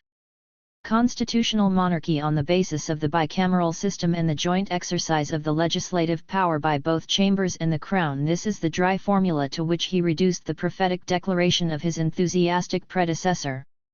Alteration where necessary of a situation which cannot be brought into consonance with the new constitution of the state, liberation of property from the fetters which restrict its advantageous utilization in a large part of the kingdom, reorganization of the administration of justice, reform of tax laws, in particular removal of tax exemptions etc., and above all the strengthening of the state power, which is necessary for the protection of the freedom gained, by the bourgeoisie, against reaction, exploitation of freedom in the interests of the feudal nobility, and anarchy, exploitation of freedom in the interests of the people, and for the restoration of the confidence which has been disturbed. This was the ministerial program. This was the program of the Ministry of the Prussian bourgeoisie, whose classical representative is Hans Mann. In the United Diet, Hans Mann was the bitterest and most cynical opponent of confidence, for there is no room for soft-heartedness in matters of money. In the ministry, Hans Mann proclaimed that the restoration of the confidence which has been disturbed was the main necessity, for in this time his remarks were directed to the people, not, as before, to the throne. There is no room for soft-heartedness in matters of money. Then it was a question of the confidence which gives money, now it is a question of the confidence which makes money. There it was feudal confidence, loyal confidence in God, King, and Fatherland. Here it is bourgeois confidence, confidence in trade and traffic, in the interest on capital, in the solvency of business associates, in short, chimerical confidence, not faith, hope and charity, but credit. Restoration of the confidence which has been disturbed, Hans Mann expressed with these words the idée fixe of the Prussian bourgeoisie. Credit depends on the certainty that the exploitation of wage labor by capital, of the proletariat by the bourgeoisie, and of the small citizen by the great citizen, will continue in its customary manner. Consequently, every political stirring of the proletariat, whatever its nature, even if it has occurred directly at the behest of the bourgeoisie, disturbs confidence, i.e. credit. When Hans Mann spoke of the restoration of the confidence which has been disturbed, his real meaning, therefore, was the suppression of any political stirring by the proletariat and those sections of society whose interests do not directly coincide with the interests of the class which considers itself to be at the helm of the state. Hans Mann therefore placed the strengthening of the state power close beside the restoration of the confidence which has been disturbed. He was mistaken only in the nature of this state power. He believed he was strengthening that state power which is worthy of credit, of bourgeois confidence, but he only strengthened the state power which simply insists on confidence, and, where necessary, obtains it with grape-shot because it possesses no credit. He wanted to be niggardly with the costs of production of bourgeois rule, and as a result he burdened the bourgeoisie with the exorbitant millions which were the cost of the restoration of feudal rule in Prussia. With the workers Hans Mann was very convincing. He had, he said, just the medicine for them in his pocket. But before he could take it out, it was above all necessary to restore confidence. This could be done if the working class put a stop to its political agitation and intervention in the affairs of the state, and returned to its old habits. If it followed his advice, confidence would be restored, and the secret medicine would already be effective precisely because it was no longer necessary or applicable, for in this case the malady, i.e. the disturbance of bourgeois order, would have been removed. What need is there of a medicine where there is no illness? But if the people remained obstinate, he would strengthen the state power, the police, the army, the courts, the bureaucracy. He would set his dogs at the people's throat, for confidence has become a matter of money, and gentlemen, in matters of money, there is no room for soft-heartedness. However much Hans Mann might smile about this now, his program was in fact an honorable, a well-meant program. He wanted to strengthen the state power not only against anarchy, i.e. the people, but also against the reaction, i.e. against the crown and the feudal interests, in so far as they might attempt to oppose the money bags, and the most necessary, i.e. the most modest political pretensions of the bourgeoisie. The Ministry of the Deed, in its very composition, was a protest against this reaction. It was distinguished from all earlier Prussian ministries by the fact that its real prime minister was the Minister of Finance. For centuries, the Prussian state had very carefully concealed the subordination of war, internal affairs, external affairs, church and school affairs, even the royal household, faith, hope and charity, to the profane matter of the finances. The Ministry of the Deed made this tiresome, bourgeois truth its motto, by placing at its head Hans Mann, the man whose ministerial program, like his opposition program, could be summed up in the following words: Gentlemen, in matters of money, there is no room for soft-heartedness. The monarchy had become a matter of money in Prussia. Let us now go over from the program of the Ministry of the Deed to its deeds. A serious attempt was made to carry out the threat of strengthening the state power against anarchy, i.e. against the working class and all those sections of the bourgeoisie which did not stick to Hans Mann's program. It can indeed be said that with the exception of the increase of the beet tax and the brandy tax, this reaction against so-called anarchy, i.e. against the revolutionary movement, was the sole serious deed of the Ministry of the Deed. A mass of press trials on the basis of the Landrecht, or, in default of that, the Code Penal, numerous arrests on the same adequate basis, von Auerswald's formula, the introduction of a constabulary in Berlin 19 with a proportion of 1 constable to 2 houses, police attacks on the freedom of association, letting loose the militia on proletarians who became uppish, examples of a state of siege, all these brave deeds from the Olympian days of Hans Mann are still fresh in our memory. There is no need to give details.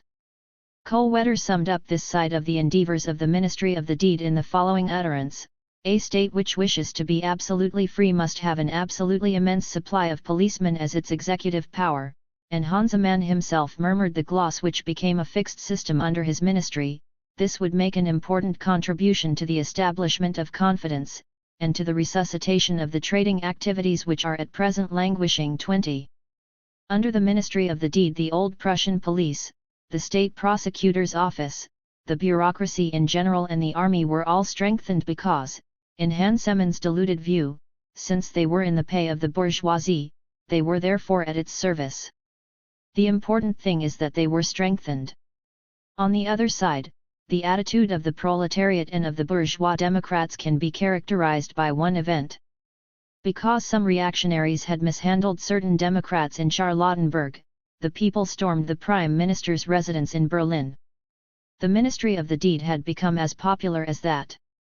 The next day Hans Mann proposed a law against riots and public assemblies. 21. This is the clever way in which he intrigued against the reaction. The real, palpable, popular action of the Ministry of the Deed was therefore purely a police action. In the eyes of the proletariat and the urban democrats, the ministry and the Vereinbarungsversammlung, whose majority was represented in the ministry, as well as the Prussian bourgeoisie, whose majority in turn formed the majority in the Vereinbarungsversammlung, constituted nothing other than a part of the old, and now revived, state of policemen and officials. Their hostility to the bourgeoisie was increased by the fact that the bourgeoisie was in power and had formed itself into an integral part of the police by means of the citizens' militia. In the people's eyes, this was the conquest of March. The liberal gentlemen of the bourgeoisie also took over the functions of the police. A double police force, in other words. It emerges, not from the deeds of the ministry, but from its proposal for organic laws, that it strengthened the police, the ultimate expression of the old state, and urged it on to deeds of valor, exclusively in the interests of the bourgeoisie.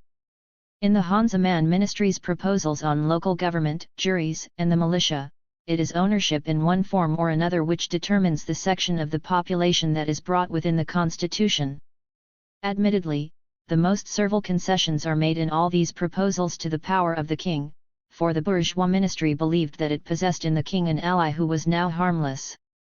However, in compensation for this, the rule of capital over labor emerges all the more mercilessly. The militia law which the Vereinbarungsversammlung accepted has now been turned against the bourgeoisie and has provided the legal pretext for its disarmament. Of course, the bourgeoisie imagined that the militia law would only become effective after the municipal regulations had been issued and the constitution had been promulgated, i.e. after its own rule had been consolidated. The experiences the Prussian bourgeoisie has undergone in connection with the militia law should contribute towards its enlightenment. It ought to learn from this that, for the present, when it thinks it is acting against the people, it is only acting against itself.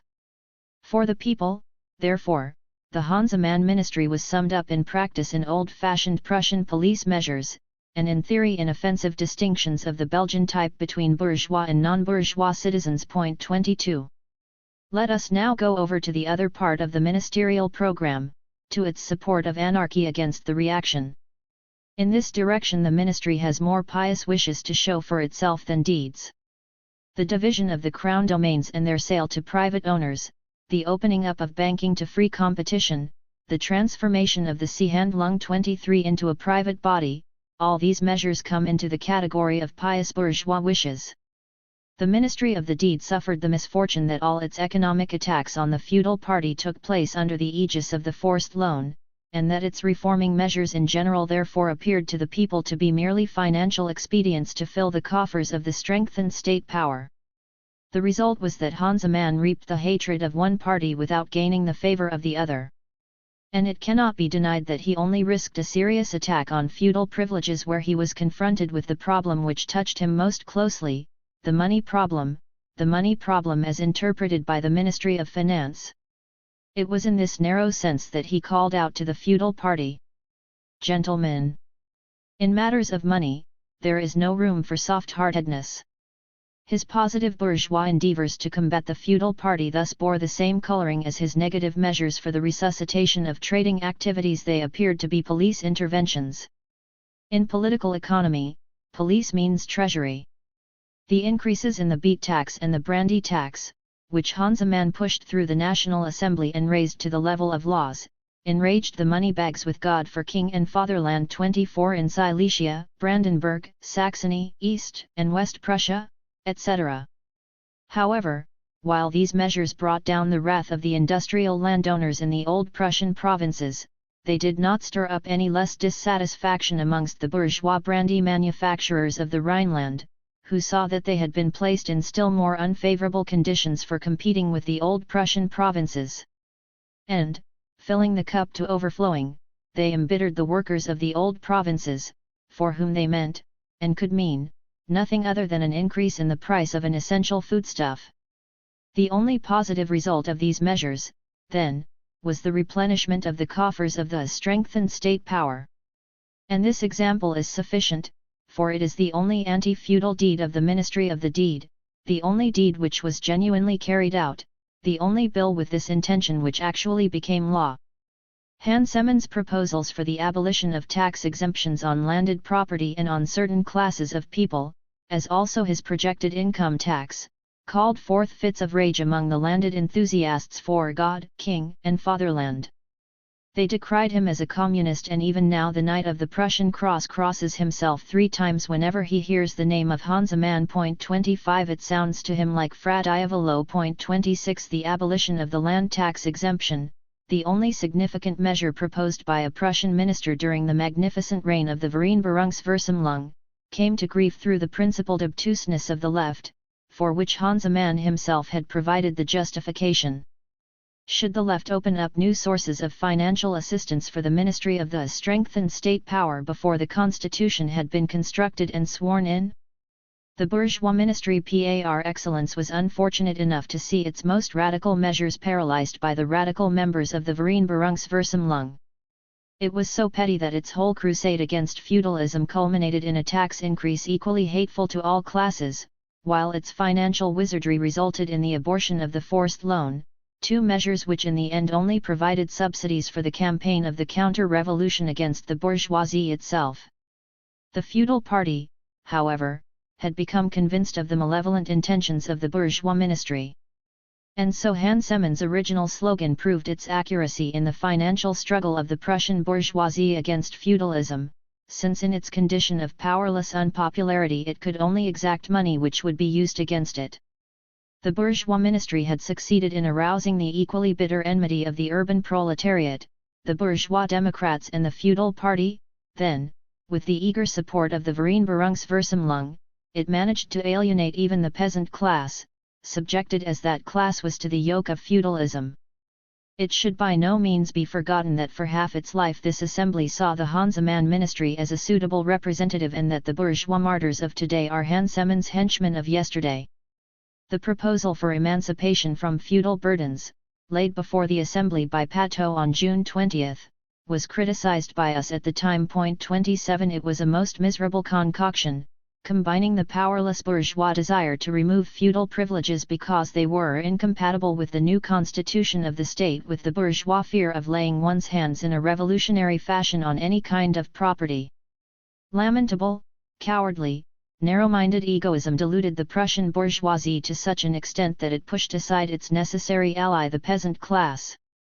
On June 3, 1848, Deputy HANOW 28 put the motion that all negotiations in progress for the purpose of settling relations between landowners and peasants, and for the redemption of services, be stopped at once on the application of either party, until a new law can be issued on this matter, based on fair principles. And only at the end of September, 4 months later, under the Fuel Ministry, did the Vereinbarungsversammlung accept the bill for the cessation of pending negotiations between landowners and peasants, after it had rejected all liberal amendments and retained clauses for the reservation of provisional assessments of current services and the recovery of disputed taxes and outstanding debts. In August, if we are not mistaken, the Vereinbarungsversammlung decided that Nansteel's motion for the immediate abolition of compulsory labor services was not urgent. 29 How then could the peasants regard it as an urgent matter to fight for that assembly, when it had thrown them back behind the actual situation they themselves had conquered in March? The French bourgeoisie began with the liberation of the peasants. With the peasants it conquered Europe. The Prussian bourgeoisie was so caught up in its own most immediate, narrowest interests that it forfeited even this ally and made it into an instrument in the hands of the feudal counter-revolution. The official history of the dissolution of the bourgeois ministry is well known.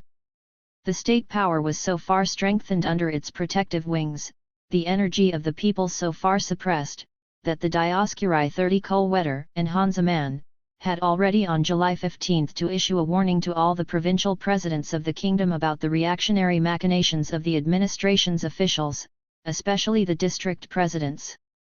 Later on, an assembly of the nobility and the possessors of large estates for protection, i.e. of their privileges 31, was able to sit in Berlin alongside the Vereinbarungsversammlung, and finally, on September 4, 1848, a communal diet for the maintenance of the threatened property rights of landownership, clearly handed down from the Middle Ages, was able to assemble in Oberlausitz in opposition to the so-called Berlin National Assembly.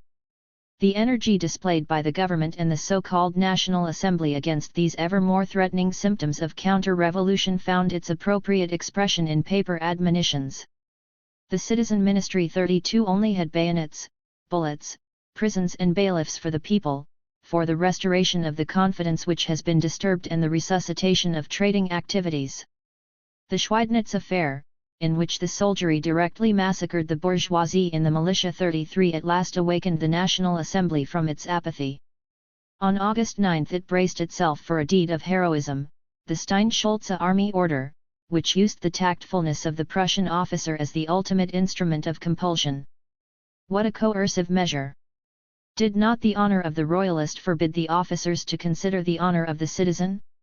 On September 7, a month after the Vereinbarungsversammlung had adopted the Stein-Schulze Army Order, it decided once again that its decision had been a genuine decision and must be implemented by the ministers.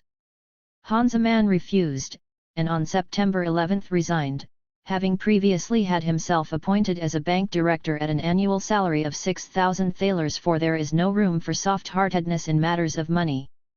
Finally, on September 25, the Vereinbarungsversammlung gratefully accepted a wholly watered-down formula of recognition from Fuel. In the meantime, the Stein-Schulze Army Order had sunk to the level of a bad joke owing to the concentration of masses of troops around Berlin, and the fact that the Wrangel Army Order ran parallel to it. 34. It is only necessary to skim over the dates given above and the history of the Stein-Schulze army order to be convinced that this order was not the real reason for Hans Emmons' resignation. Would Hans, a man who did not shrink from recognizing the revolution, have shrunk from that paper proclamation? Would Hans, a man who managed to recapture his ministerial portfolio every time it slipped from his hands, on this occasion have left it lying on the ministerial bench for all comers out of sheer honest irritation? No, our Hans, a man is no dreamer. He was simply duped, just as he represented the duped bourgeoisie as a whole. He was led to believe that the crown would not let him go in any circumstances. He was permitted to lose the last appearance of popularity, so that he could then be sacrificed to the rancor of the backwoods Junkers, while the crown freed itself from bourgeois tutelage. Moreover, the plan of campaign agreed on with Russia and Austria required a general of the Camarilla, outside the Vereinbarungsversammlung, at the head of the cabinet. Under the citizen ministry the old state power had been sufficiently strengthened to be able to risk this coup. Fuel did not come up to expectations. The victory of the Croats in Vienna made even a Brandenburg a suitable instrument. The Vereinbarungsversammlung was ignominiously dispersed, hoaxed, ridiculed, humiliated, and persecuted under the Brandenburg ministry, and the people remained indifferent at the decisive moment. Its defeat was the defeat of the Prussian bourgeoisie, of the constitutionalists, and therefore a victory for the Democratic Party, however dearly the latter had to pay for this victory. But what of the octroi of a constitution? 35. It used to be said that a piece of paper would never force itself between the king and his people. 36 Now it is said, only a piece of paper shall force itself between the king and his people. Prussia's real constitution is the state of siege. The dictated French constitution contained only one paragraph 14, providing for its abolition. 37 Every paragraph of the dictated Prussian constitution is a paragraph 14. By this constitution, the crown grants privileges but only to itself. It grants itself the freedom to dissolve the chambers for an indefinite period. It grants the ministers the freedom to issue appropriate laws in the interval, even laws on property, etc. It grants the deputies the freedom to impeach the ministers for this, at the risk of being declared internal enemies in a state of siege. Finally, it grants itself the freedom to replace this dangling piece of paper, when the shares of counter-revolution are buoyant in the spring, with the Christian Germanic Magna Carta organically emerging from the medieval differentiation of estates, or indeed to give up the constitutional game altogether. Even in the last instance, the conservative part of the bourgeoisie would fold its hands and pray, "The Lord giveth, the Lord taketh away, blessed be the name of the Lord." The history of the Prussian bourgeoisie demonstrates, as indeed does that of the whole German bourgeoisie from March to December, that a purely bourgeois revolution, along with the establishment of bourgeois hegemony in the form of a constitutional monarchy, is impossible in Germany.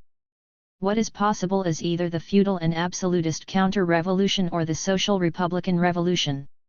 However, we have a guarantee that the more active part of the bourgeoisie will have to awaken again from its apathy, in the shape of the monstrous bill with which the counter-revolution will surprise the bourgeoisie in the spring. As our friend Hans Emmons so sensibly said, "Gentlemen, in matters of money, there is no room for soft-heartedness." The Magyar Struggle 38. N.Rh.Z, January 13, 1849. Frederick Engels. Cologne, January 1849. Whereas in Italy the revolution's first rejoinder to the counter-revolution of last summer and autumn has already begun. 39 On the Hungarian plains the last fight to suppress the movement which proceeded directly out of the February Revolution is coming to an end. The new Italian movement is the prelude of the movement of 1849, the war against the Magyars is the sequel of the movement of 1848. This sequel will probably stretch out into the new drama which is silently being prepared. The sequel is heroic, as was the first rapid kaleidoscope of the tragedy of the 1848 revolution, or the fall of Paris and Vienna, comfortingly heroic indeed after the feeble and petty interlude between June and October. The last act of 1848 is joined to the first act of 1849 by means of terrorism. For the first time in the revolutionary movement of 1848, for the first time since 1793, a nation encircled by a numerically superior counter-revolution has dared to oppose craven counter-revolutionary fury with revolutionary passion, to oppose white terror with red terror. For the first time for a long while we come upon a really revolutionary character, a man who has dared to pick up the gauntlet to fight a last-ditch struggle in the name of his people, a man who for his nation is Danton and Carnot rolled into one Louis Kossuth. 40. The odds are terrible. The whole of Austria, headed by 16 million fanaticized Slavs, against 4 million Magyars. The levy en masse, the national manufacture of weapons, the assignats, short shrift for anyone who obstructs the revolutionary movement, the revolution in permanence, in short all the chief characteristics of the glorious year 1793 are to be seen again in Hungary as armed, organized and galvanized by Kossuth. Vienna lacked this revolutionary organization, which must be set up within 24 hours so to speak, on pain of destruction, otherwise Windesgrits would never have entered the city. We shall see whether he can penetrate into Hungary in spite of this revolutionary organization. Let us look more closely at the struggle and the parties engaged in it. The Austrian monarchy emerged out of the attempt to unite Germany into a single kingdom in the way that the French kings up to Louis XI had accomplished this in France. The attempt came to grief on the wretched locally oriented narrow-mindedness of both Germans and Austrians, and the correspondingly pettifogging spirit of the House of Habsburg. Instead of the whole of Germany, the Habsburgs obtained only those South German districts which were in direct conflict with isolated Slav tribes or in which a German feudal nobility and German burghers 41 jointly ruled over subjugated Slav tribes. In both cases the Germans of each province needed support from outside. They obtained this support by associating against the Slavs, and this association was in fact the result of the unification of the provinces in question under the Habsburg scepter. This was the origin of German Austria. One only needs to look up in the nearest available textbook how the Austrian monarchy came into existence, how it split up and then again united, and all this in the course of the struggle against the Slavs, in order to see the correctness of this account. Hungary is attached to German Austria. The Magyars waged the same struggle in Hungary as the Germans in German Austria. The Archduchy of Austria and Styria, a German wedge thrust forward between Slav barbarians, held out its hand across the Lethe 42 to the Magyar wedge, similarly thrust forward between Slav barbarians. Just as the German nobility dominated and Germanized the Slav tribes to the south and north, in Bohemia, Moravia, Carinthia, and Carniola, and thereby drew them into the movement of Europe as a whole, so also did the Magyar nobility dominate the Slav tribes of Croatia, Slavonia, and the Carpathian lands. Their interests were the same, and their enemies were natural allies. The alliance of the Magyars and the Austrian Germans was a necessity. All that was lacking was one great event, a fierce attack on both of them, in order to make this alliance indissoluble. This development occurred with the conquest of the Byzantine Empire by the Turks. The Turks threatened Hungary and in the second instance Vienna, and for centuries Hungary was riveted indissolubly to the House of Habsburg. But the common enemies of both gradually lost their strength. The Turkish Empire declined into impotence, and the Slavs lost the power to make insurrections against the Magyars and the Germans. Indeed, in the Slav lands a section of the ruling German and Magyar nobility assumed a Slav nationality, and with this the Slav nations themselves gained an interest in the preservation of a monarchy which had increasingly to protect the nobility against the developing German and Magyar bourgeoisie. The national antagonisms vanished and the House of Habsburg adopted a different policy. The same House of Habsburg that had swung itself into the throne of the German Empire on the shoulders of the German burghers became, more emphatically than any other dynasty, the representative of the feudal nobility against the burghers. It was in accordance with this policy that Austria took part in the partition of Poland. The Grand Galician Starosts and Voivodes 43, the Pototskis, Lubomirskis, and Czartoryskis, betrayed Poland to Austria and became the most loyal supporters of the House of Habsburg, which, in return, guaranteed their possessions against the attacks of the lesser nobility and the burghers. But the burghers of the towns gained more and more wealth and influence, and agriculture, as it progressed alongside industry, put the peasants in a different position in relation to the owners of the land. The movement of these bourgeois and their peasant allies against the nobility became ever more threatening. And since the movement of the peasants, who are always the bearers of national and local narrow-mindedness, is necessarily a local and national movement, the old national conflicts re-emerged at the same time. This was the state of affairs when Metternich played his master stroke. He deprived the nobility, with the exception of the most powerful feudal barons, of all influence on the direction of state policy. He deprived the bourgeoisie of its power, while winning over the most powerful financial barons. The state of the finances compelled him to do this. In this way, resting on high feudality and high finance, as also on the bureaucracy and the army, he attained the ideal of absolute monarchy more completely than all his rivals. The bourgeoisie and peasants of each nation were restrained by the nobility of that nation and the peasants of every other nation, whilst the nobility of each nation was restrained by their fear of the bourgeoisie and peasants of their own nation. The different class interests, limited national attitudes and local prejudices, in all their complexity, held each group in a position of total reciprocal stalemate, and allowed that old rogue Metternich complete freedom of movement. The Galician massacres 44 show how far he had succeeded in inflaming the peoples against each other. In that instance, Metternich suppressed the democratic Polish movement, which had been begun in the interests of the peasants, by using the religious 45 and national fanaticism of the Ruthenian peasants themselves. At first the year 1848 brought the most frightful confusion to Austria, by momentarily freeing all these different peoples who had hitherto been in thrall to each other through Metternich's agency. Germans, Magyars, Czechs, Poles, Moravians 46 Slovaks, Croats, Ruthenes, Romanians, Illyrians 47 and Serbs all came into conflict, whilst the individual classes within each of these nations also fought each other. But order soon came into this confusion.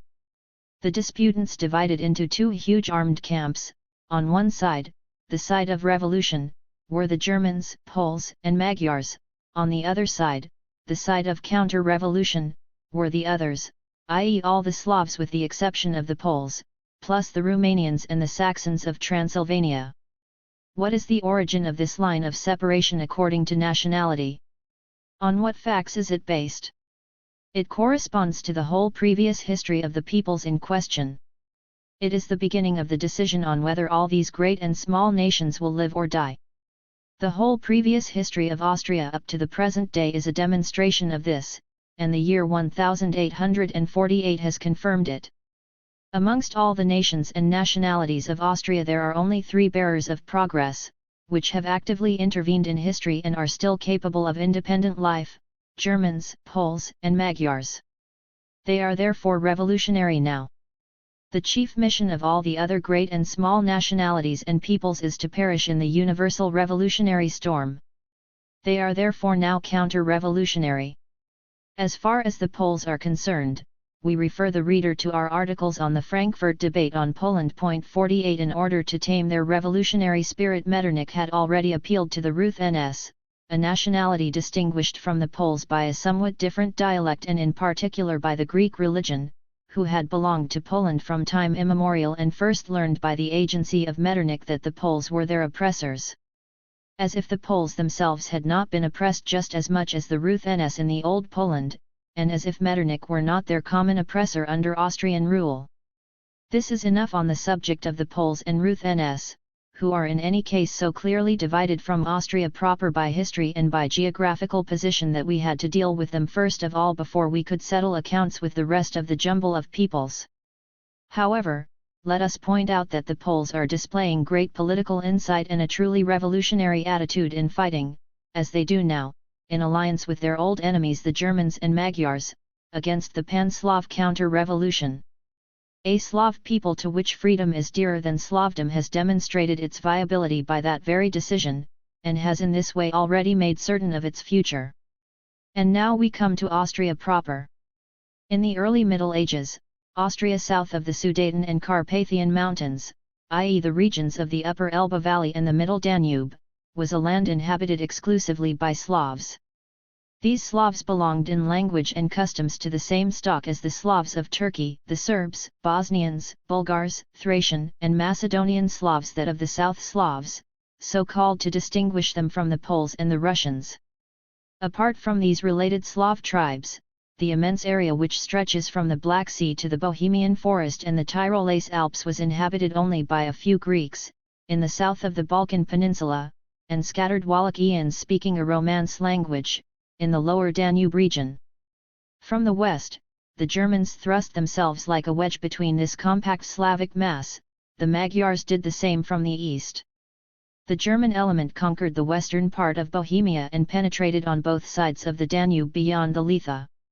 The Archduchy of Austria, part of Moravia and most of Styria were all Germanized, and the Czechs and Moravians were thus separated from the Carinthians and Carniolans.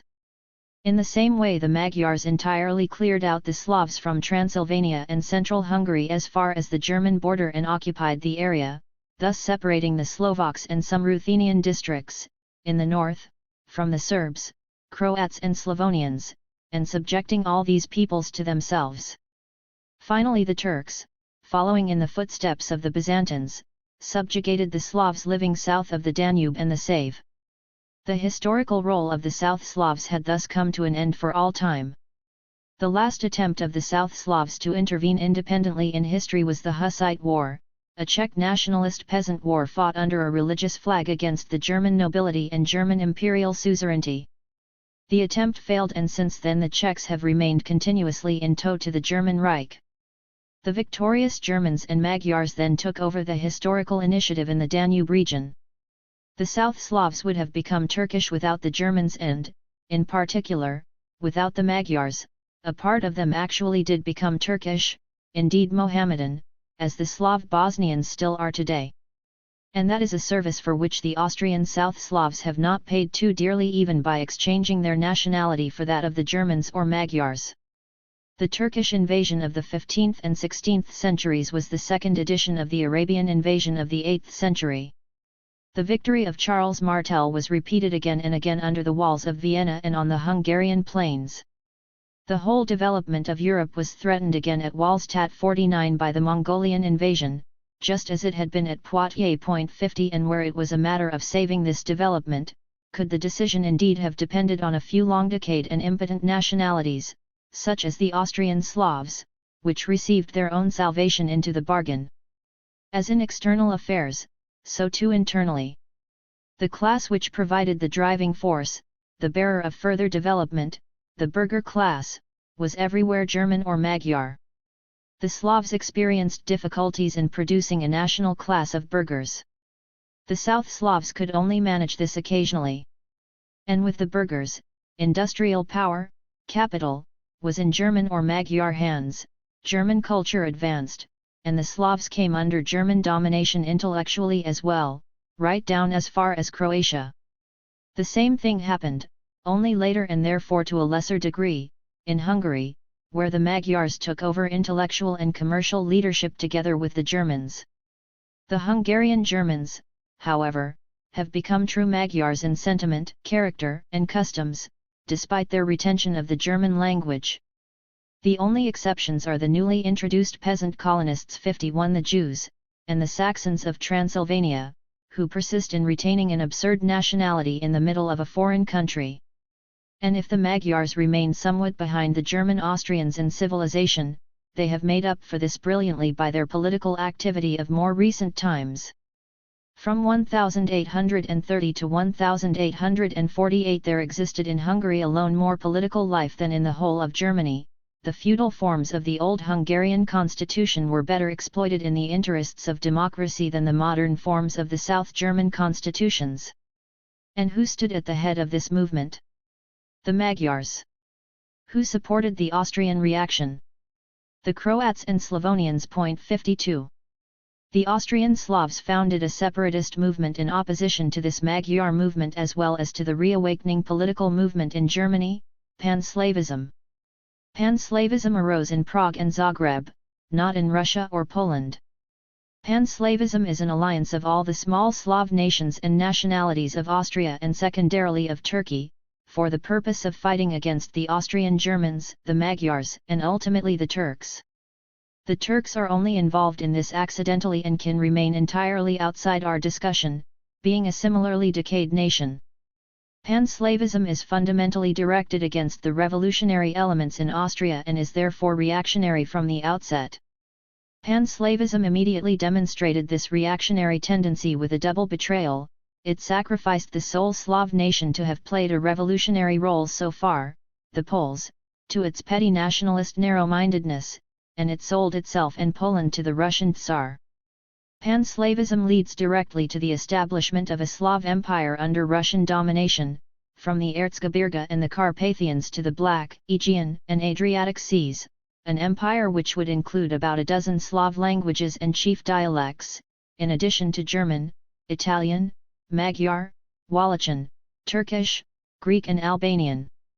The whole thing would be held together not by the elements which have so far held together and developed Austria, but by the abstract characteristic of Slavdom and the so-called Slav language, which is of course supposed to be common to the majority of the inhabitants.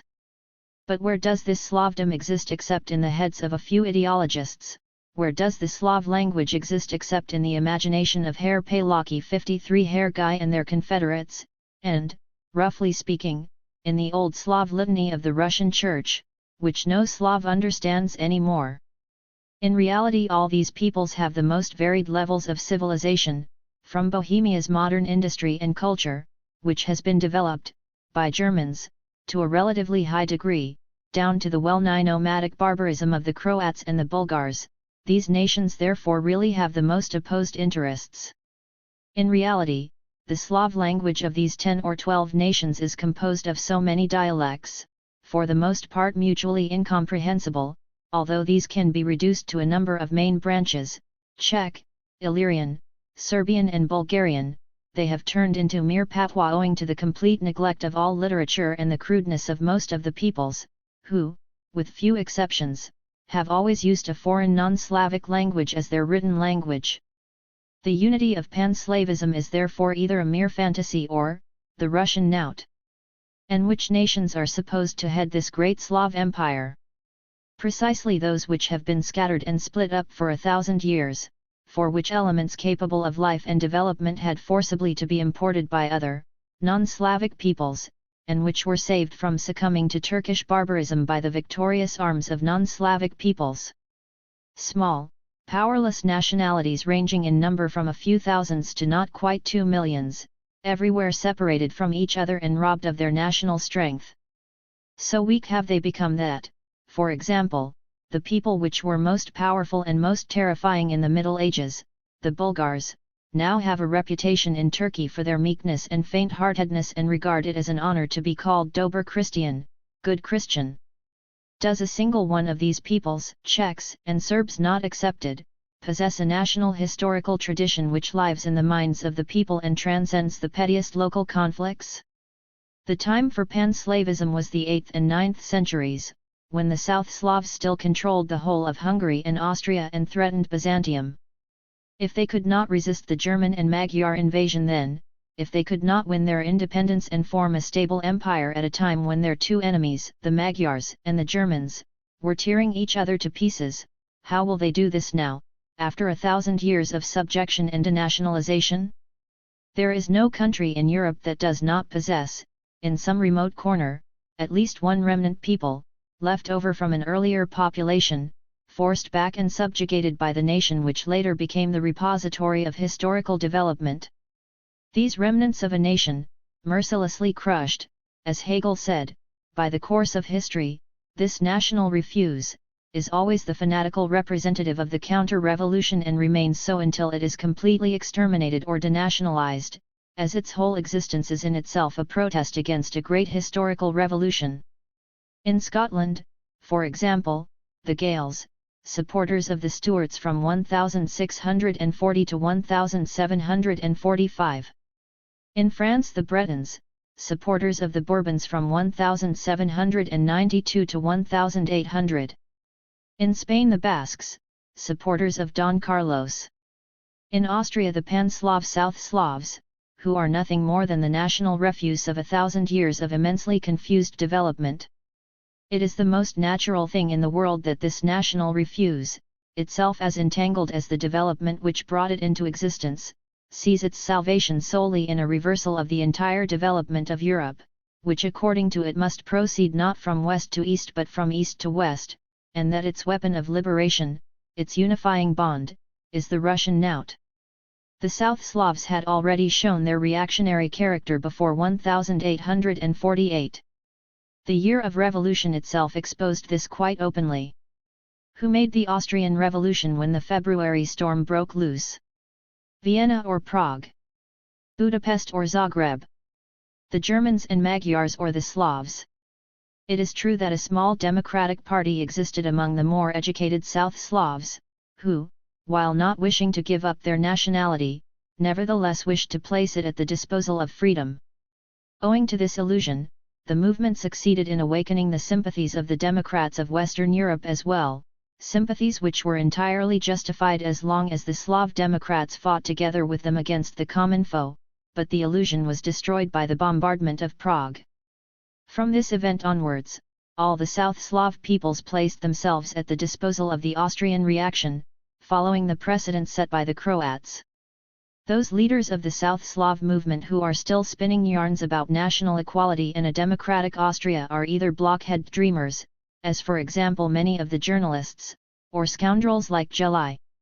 Their democratic assurances mean no more than the democratic assurances of the official Austrian counter-revolution. Suffice it to say that in practice the re-establishment of South Slav nationality begins with the most furious brutality against the Austrian and Magyar revolutions, with the first of many great services to be performed for the Russian Tsar. Apart from the high nobility, the bureaucracy, and the soldiery, the Austrian Camarilla only found support among the Slavs. The Slavs caused the fall of Italy, the Slavs stormed Vienna, and it is the Slavs who are now falling upon the Magyars from all sides. They are led by two peoples, the Czechs, under Palaki, wielding the pen, and the Croats, under Jelly, wielding the sword. This is the thanks for the general sympathy displayed by the German democratic press in June for the Czech Democrats when they were shot down with grape shot by the same man, Windesgritz, who is now their hero. To sum up, in Austria, leaving aside the Poles and the Italians, the Germans and the Magyars have assumed the historical initiative, in the year 1848 as in the previous 1,000 years. They represent the revolution. The South Slavs, who have trailed behind the Germans and Magyars for 1,000 years, only rose up to establish their national independence in 1848 in order to suppress the German-Magyar revolution at the same time. They represent the counter-revolution. Two similarly decayed nations, entirely lacking in active historical forces, have attached themselves to the South Slavs, the Saxons and Romanians of Transylvania. The House of Habsburg, which founded its strength on the union of Germans and Magyars in the fight against the South Slavs, is now eking out the last moments of its existence by uniting the South Slavs in the fight against the Germans and Magyars. That is the political side of the question.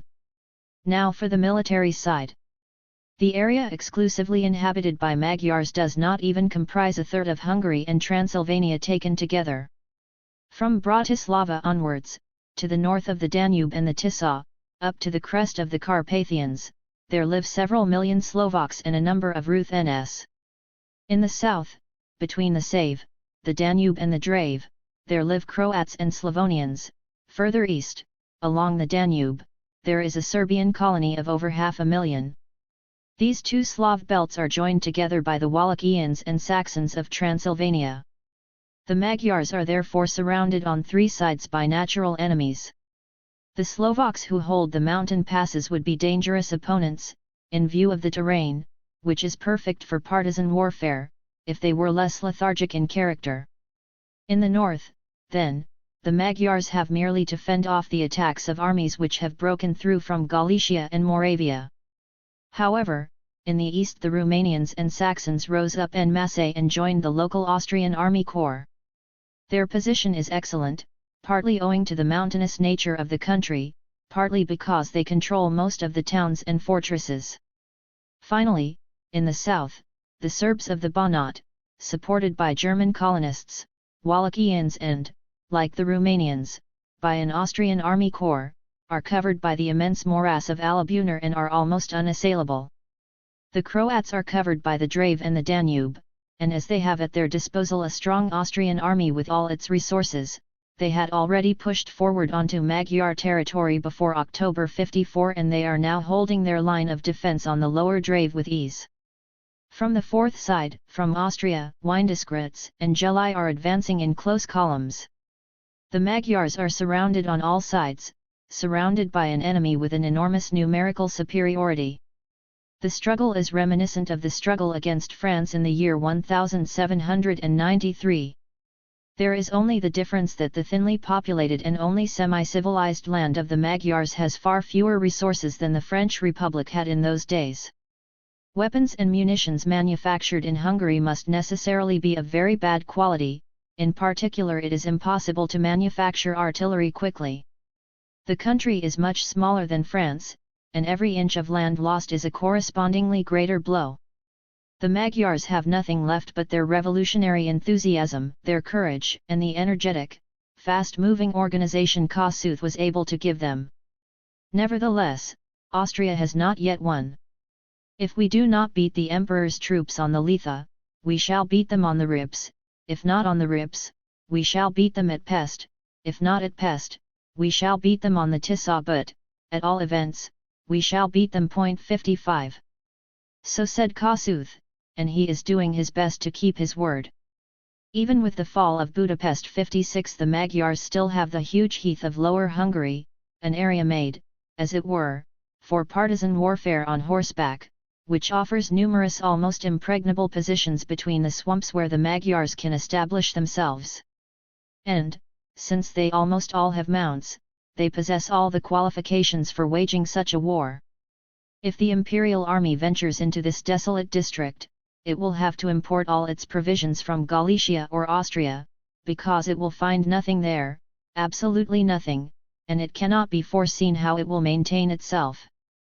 It will accomplish nothing in close formation, and if it is divided up into flying squads it will be lost. Its unwieldiness would irretrievably deliver it into the hands of the fast-moving bands of Magyar horsemen, and even in case of victory there would be no possibility of pursuit, while each imperial straggler would meet with the deathly enmity of every peasant and every shepherd. The war in these steppes would be similar to the Algerian War 57 and the ungainly Austrian army would need years to bring it to an end. And the Magyars will be saved if they only hold out for a couple of months. The Magyar cause therefore stands far better than the paid enthusiasts for Black and Yellow 58 would have us believe. They have not yet been defeated. However, if they do fall, they fall with honor as the last heroes of the 1848 revolution, and only for a short time. Then the Slav counter-revolution, with all its barbarism, will momentarily overwhelm the Austrian monarchy and the Camarilla will see what kind of ally it has. But at the first victorious uprising of the French proletariat, which Louis Napoleon is doing his best to conjure up, the Austrian Germans and the Magyars will gain their freedom and take a bloody revenge on the Slav barbarians. The general war which will then break out will scatter this Slav Sonderbund 59 and annihilate all these small pig-headed nations even to their very names. The next world war will not only cause reactionary classes and dynasties to disappear from the face of the earth, but also entire reactionary peoples. And that too is an advance. Democratic Panslavism. IN.RH.Z, February 15, 1849. Frederick Engels. Cologne, February 14. We have pointed out often enough that the sweet dreams which came to the surface after the February and March revolutions, the fantasies of universal brotherhood between peoples, of a European federal republic and of everlasting world peace, were fundamentally nothing more than a cover for the helplessness and the inactivity of the spokesmen of that time. They did not see, or did not want to see, what had to be done to make the revolution secure, they could not implement, or did not want to implement any really revolutionary measures. The narrowness of one side, the counter-revolutionary intrigues of the other side, produced a tacit agreement that the people should merely be given sentimental phrases instead of revolutionary deeds. The magniloquent scoundrel Lamartine was the classic hero of this epic of betrayal of the people concealed beneath the flowers of poetry and the frippery of rhetoric. The peoples which have passed through the revolution know how dearly they have had to pay for the fact that at that time, in their generosity, they believed the fine words and the haughty assurances of their spokesman. Instead of the securing of the revolution, they were everywhere given the undermining of the revolution by reactionary parliaments. Instead of the implementation of the promises given on the barricades, they were given the counter-revolutions of Naples, Paris, Vienna, and Berlin, the fall of Milan and the war against Hungary. Instead of the brotherhood of peoples, they were given the renewal of the Holy Alliance on the broadest basis under the patronage of England and Russia. And the same men who were in April and May still applauding the bombastic phrases of the epoch, now only redden when they think of how they let themselves be cheated by idiots and scoundrels.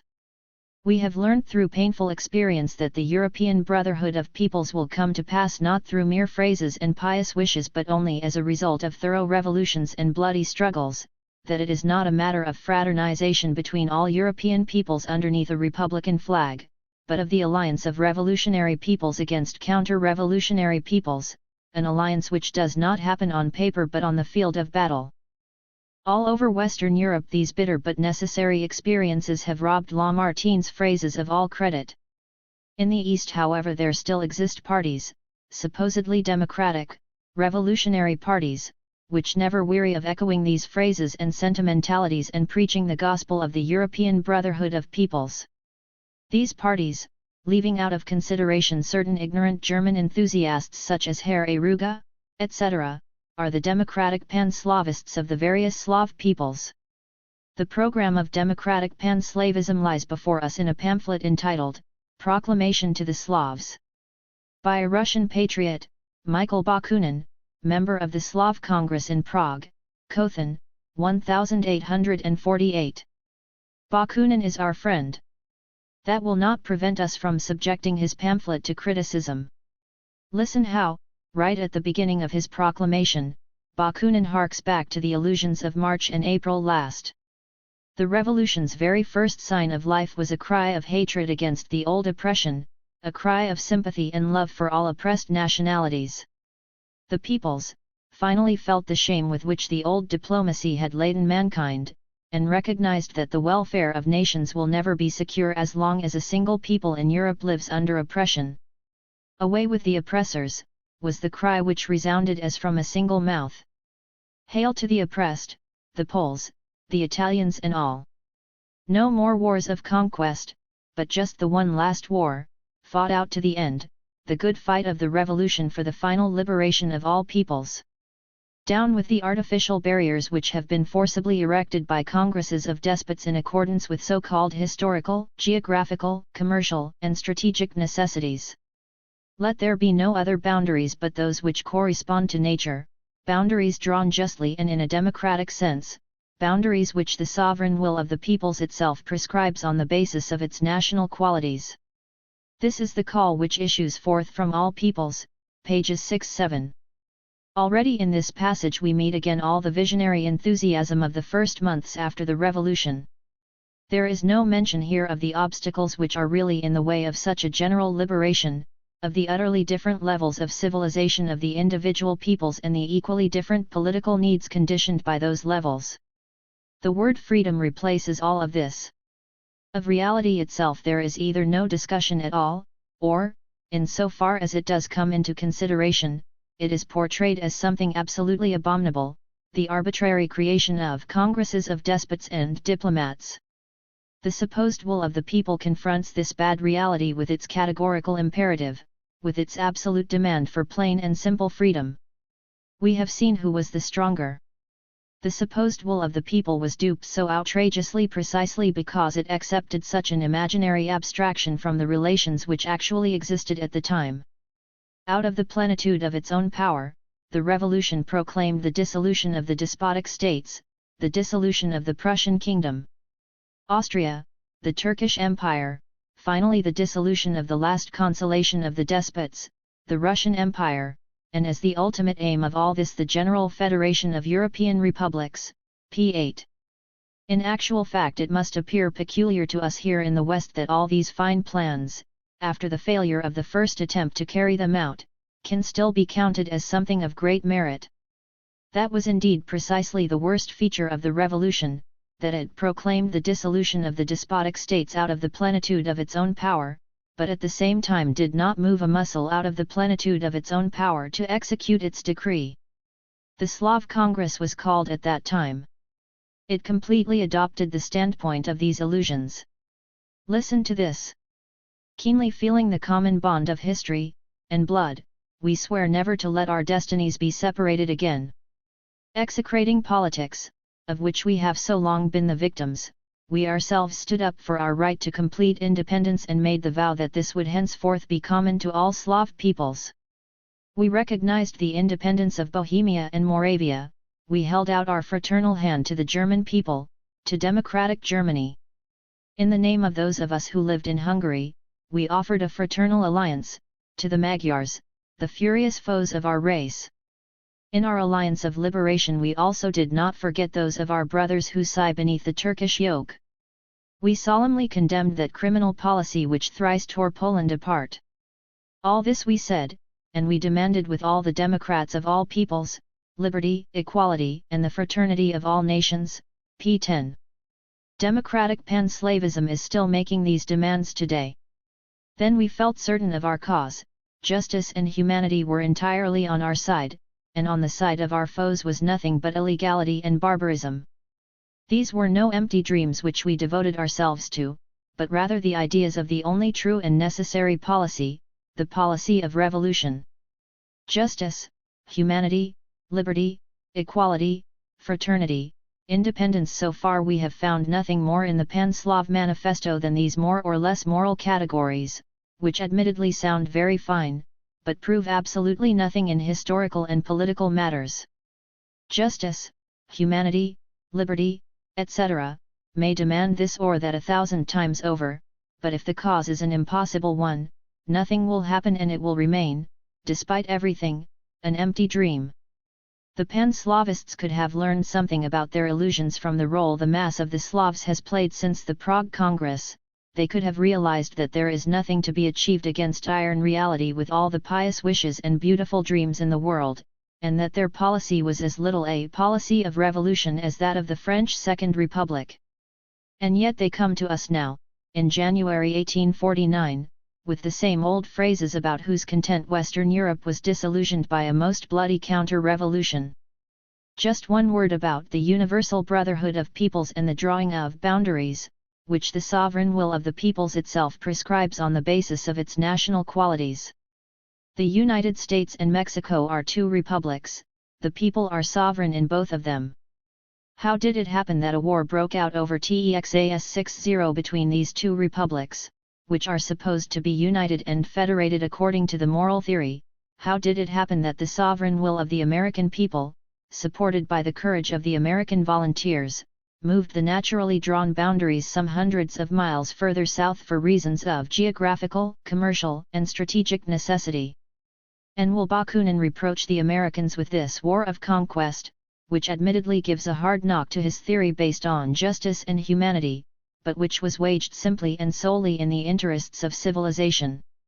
Or is it perhaps a misfortune that magnificent California was snatched from the lazy Mexicans, who did not know what to do with it?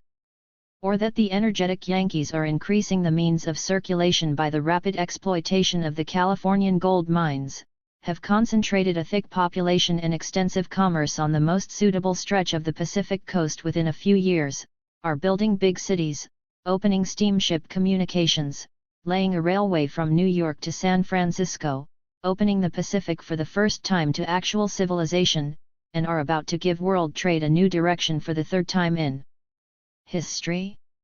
The independence of a few Spanish Californians and Texans may suffer by this, justice and other moral principles may be infringed here and there, but what does that matter against such world historical events? Let us remark in passing that the editors of the Neue Zeitung were fighting long before the revolution against this theory of the universal brotherhood of peoples, which is aimed at nothing but a random fraternization without regard for the historical position or the social level of development of the individual peoples, and that we had indeed to fight against our best friends, the English and French Democrats.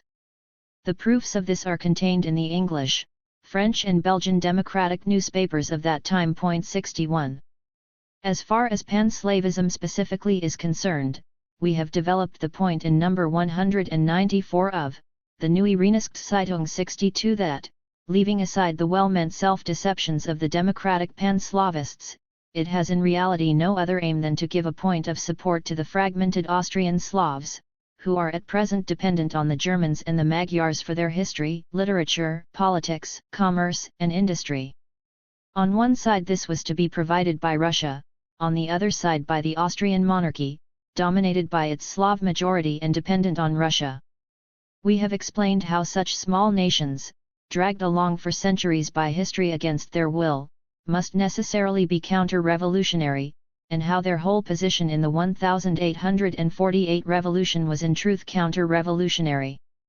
In dealing with this manifesto of democratic pan-Slavism, which demands independence for all Slavs without differentiation, we must return to this point.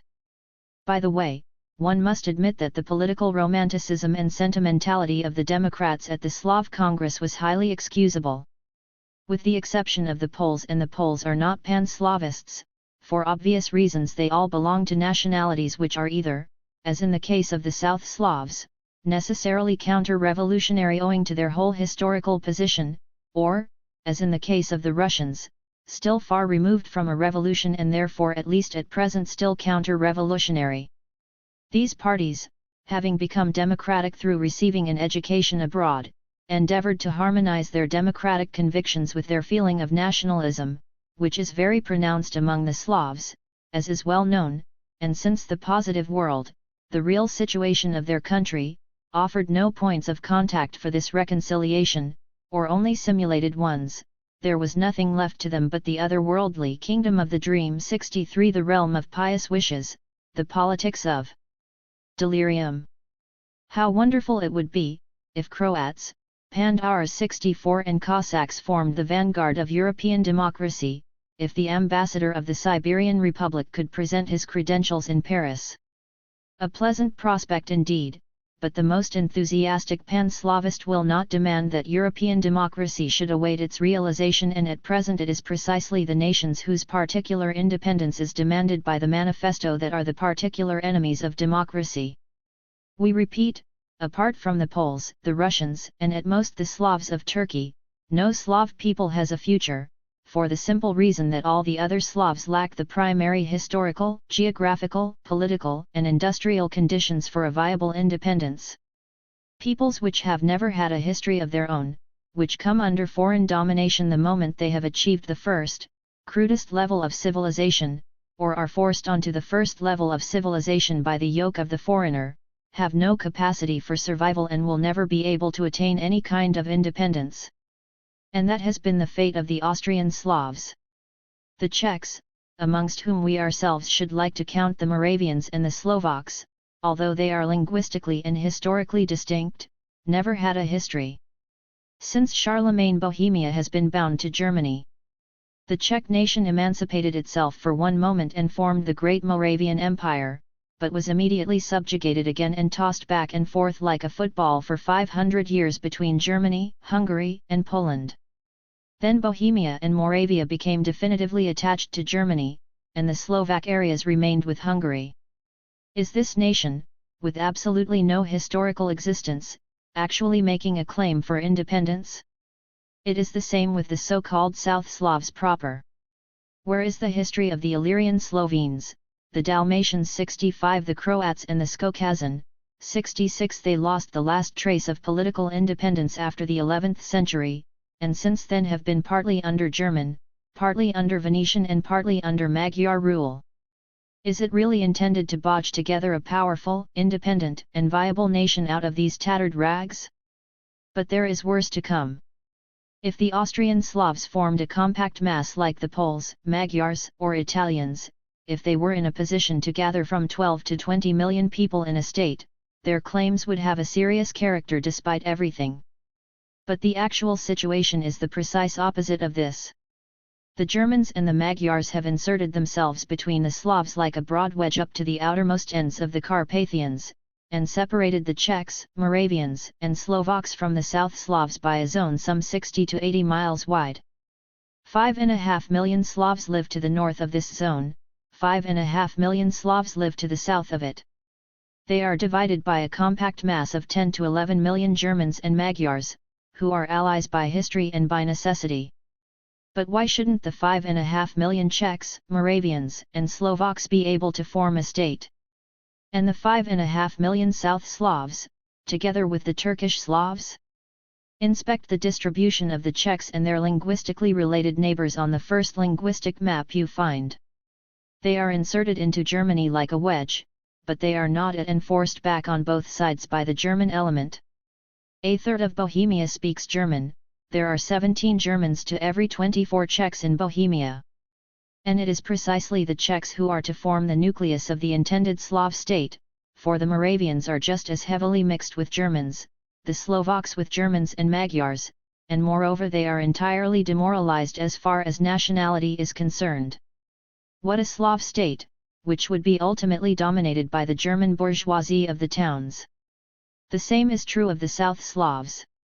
The Slovenes and Croats cut off Germany and Hungary from the Adriatic, and Germany and Hungary cannot allow themselves to be cut off from the Adriatic, owing to geographical and commercial necessities which are admittedly no obstacle for Bakunin's imagination, but which exist all the same and are just as much matters of life and death for Germany and Hungary as the Baltic coast from Danzig to Riga is for Poland.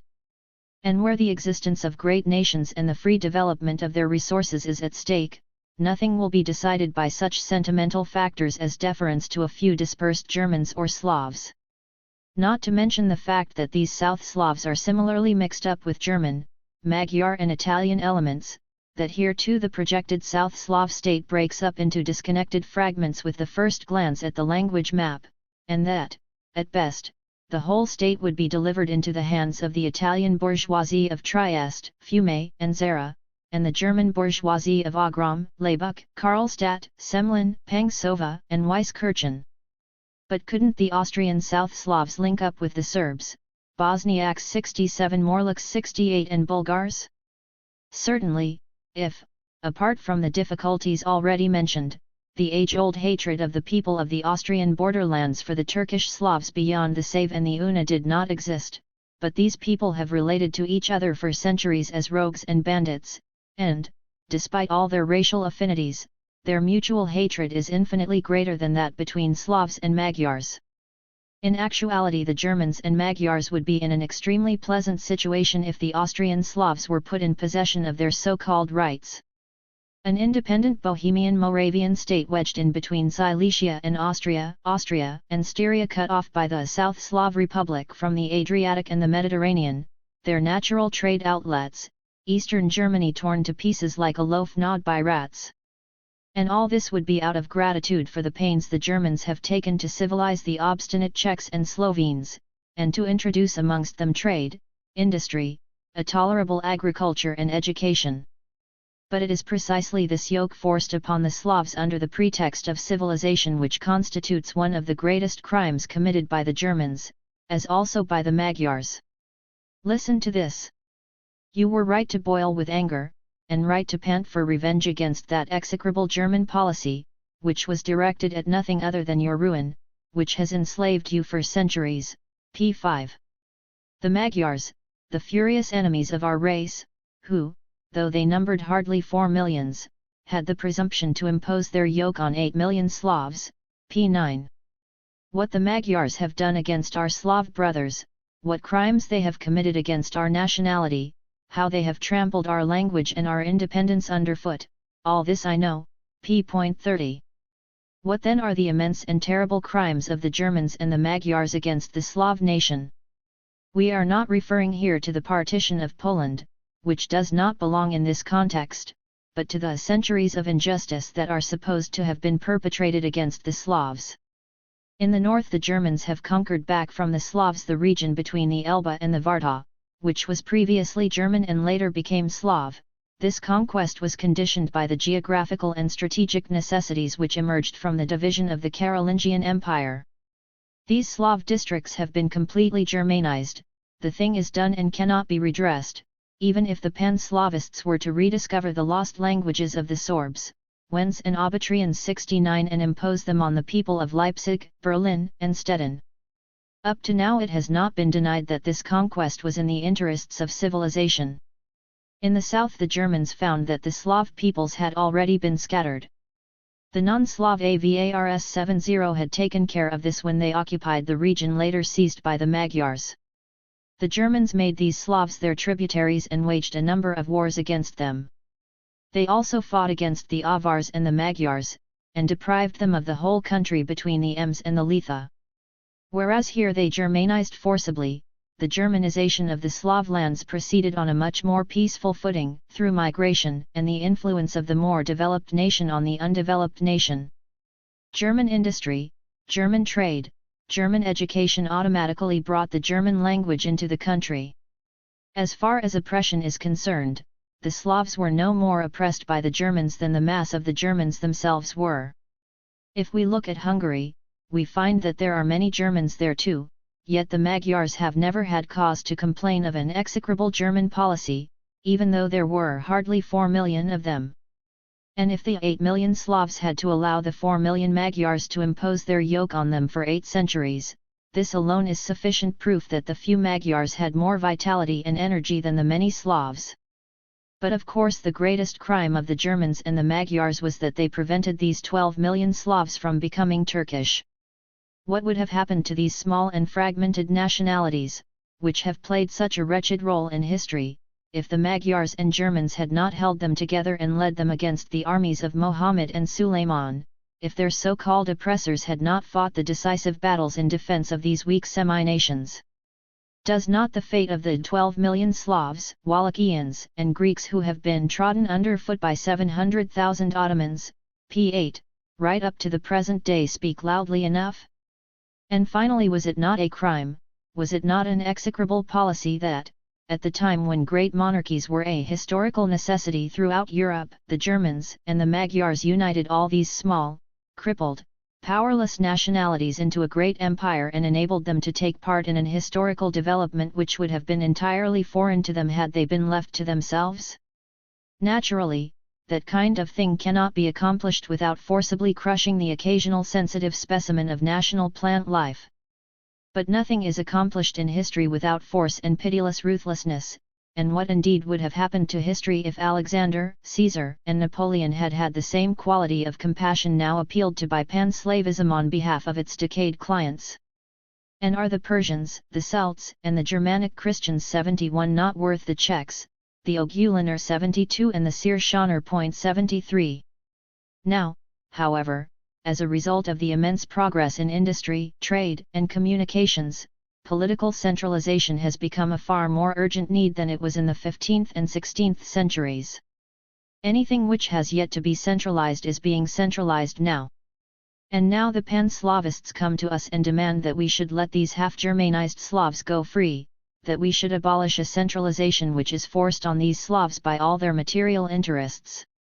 It appears, in short, that these crimes of the Germans and the Magyars against the Slavs in question are some of the best and most commendable of the deeds we and the Magyar people can pride ourselves on in the course of our history. By the way, we should add that the Magyars have been too forbearing and too weak towards the arrogant Croats, especially since the revolution. It is notorious that Kossuth conceded everything possible to them, except that their deputies might speak Croat at the Diet. And this forbearance towards a naturally counter-revolutionary nation is the only thing the Magyars can be reproached with. 2n.rh.z, February 16, 1849. Frederick Engels. Cologne, February 15. We finished yesterday by showing that the Austrian Slavs have never had a history of their own, that they are dependent on the Germans and Magyars for their history, literature, politics, commerce, and industry, that they are already partially Germanized, Magyarized, or Italianized, that if they set up independent states those states will be ruled not by them but by the German and Italian bourgeoisie of their towns, and finally, that neither Hungary nor Germany can tolerate the forcible detachment and independent establishment of such small and unviable intermediate states. However, all that would not in itself be decisive. If the Slavs had begun a new revolutionary history at any time within the period of their oppression, they would have proved their capacity for independent existence by that very act. The revolution would have had an interest in their liberation from that moment onwards, and the particular interest of the Germans and Magyars would vanish in face of the greater interest of the European Revolution. But that did not happen at any time. The Slavs, let us recall again that we exclude the Poles from all this, were always precisely the chief tools of the counter-revolutionaries. Being oppressed at home, they were the oppressors of all revolutionary nations abroad, as far as the influence of the Slavs extended. Let no one reply to this that we are acting in the interest of German nationalist prejudices. There are proofs available in German, French, Belgian, and English newspapers that it was precisely the editors of the Neue Rheinische who were attacking all German nationalist stupidity in the most decisive fashion long before the revolution. 74 Admittedly, they did not, like some other people, scold the Germans in a wildly exaggerated way and on the basis of mere hearsay. Instead of this, they mercilessly laid bare, with historical proofs, the shabby role Germany has played in history. Thanks to its nobility and its burghers, and, of course, to its stunted industrial development, they have always recognized the justified position of the great historical nations of the West, of the English and the French, in contrast to the backward Germans. But precisely on account of that, we must be permitted not to share the enthusiastic illusions of the Slavs and to judge other peoples just as strictly as we have judged our own nation. It has always been said that the Germans were the shock troops of despotism throughout Europe. We are far from denying the shameful role of the Germans in the shameful wars against the French Revolution from 1792 to 1815, in the oppression of Italy since 1815 and of Poland since 1772, but who stood behind the Germans, who used them as their mercenaries or their vanguard? England and Russia. Indeed, the Russians have boasted up to the present day that they decided the overthrow of Napoleon with their innumerable armies, and this of course is largely correct. One thing at least is certain, and that is that 3/4 of the armies which by their numerical superiority forced Napoleon back from the Oder to Paris were composed of Slavs, either Russian or Austrian. And what about the oppression of the Italians and Poles by the Germans? A wholly Slav and a half-Slav power rivaled each other in partitioning Poland. The armies which overwhelmed Kosciuszko 75 contained a majority of Slavs, the armies of Dybich and Paskiewicz 76 were exclusively Slav armies. In Italy, the Tedeschi 77 have for long years borne alone the disgrace of counting as oppressors, but, once again, what was the composition of the armies which could best be used for the suppression of the Italian revolutions and whose brutalities could be laid at the door of the Germans? They were composed of Slavs. Go to Italy and ask who suppressed the revolution in Milan. They will no longer say I Tedeschi. Since the Tedeschi made a revolution in Vienna, they are not hated anymore but rather I Croati. That is how the Italians now sum up the whole Austrian army, i.e. everything for which they have the deepest hatred, I Croati. And yet these accusations would be irrelevant and unjustified if the Slavs had taken a serious part anywhere in the movement of 1848, if they had hastened to enter the ranks of the revolutionary peoples. One single courageous attempt at a democratic revolution, even if it is stifled, will expunge whole centuries of infamy and cowardice from the memory of other peoples and will instantly rehabilitate a nation, however deeply it may have been despised. The Germans discovered that last year. But while the French, the Germans, the Italians, the Poles and the Magyars were raising the banner of revolution, the Slavs fell in as one man under the banner of counter-revolution.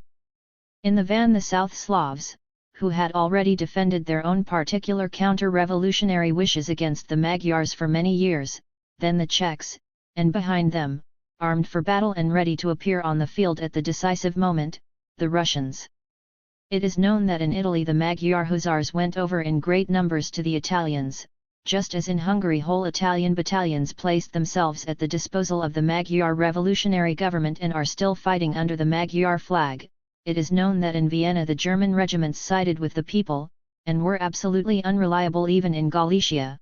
It is known that Austrian and non-Austrian Poles fought in their masses in Italy, in Vienna, and in Hungary against the Austrian armies, and are still fighting in the Carpathians, but has anyone ever heard of Czech or South Slav troops rebelling against the black and yellow flag?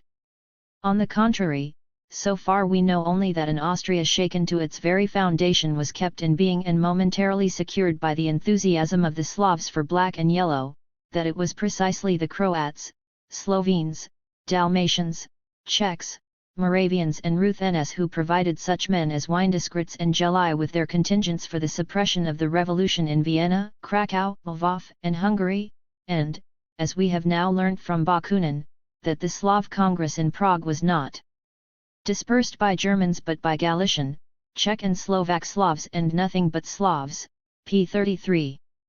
The revolution of 1848 compelled all the European peoples to declare for it or against it. In 1 month all the peoples which were ripe for revolution had made their revolution, all the unripe peoples had formed an alliance against the revolution. At that time, it was necessary to disentangle Eastern Europe's confused ravel of peoples. Everything depended on which nation seized the revolutionary initiative, which nation developed the greatest revolutionary energy and thereby secured its future. The Slavs remained dumb, the Germans and the Magyars, true to their previous historical position, placed themselves in the forefront. And in this way the Slavs were thrown completely into the arms of the counter-revolution. But the Slav Congress at Prague? We repeat, the so-called Democrats among the Austrian Slavs are either rogues or visionaries, and the visionaries, who can find no basis in their own people for these ideas introduced from abroad, have been continuously led around by the nose by the rogues. At the Prague Slav Congress the visionaries had the upper hand. As soon as their fantasies appeared to threaten the aristocratic Pan-Slavists, Count Thun 78 Palaki and their associates, they betrayed the visionaries to Windeskrits and the black and yellow counter-revolution.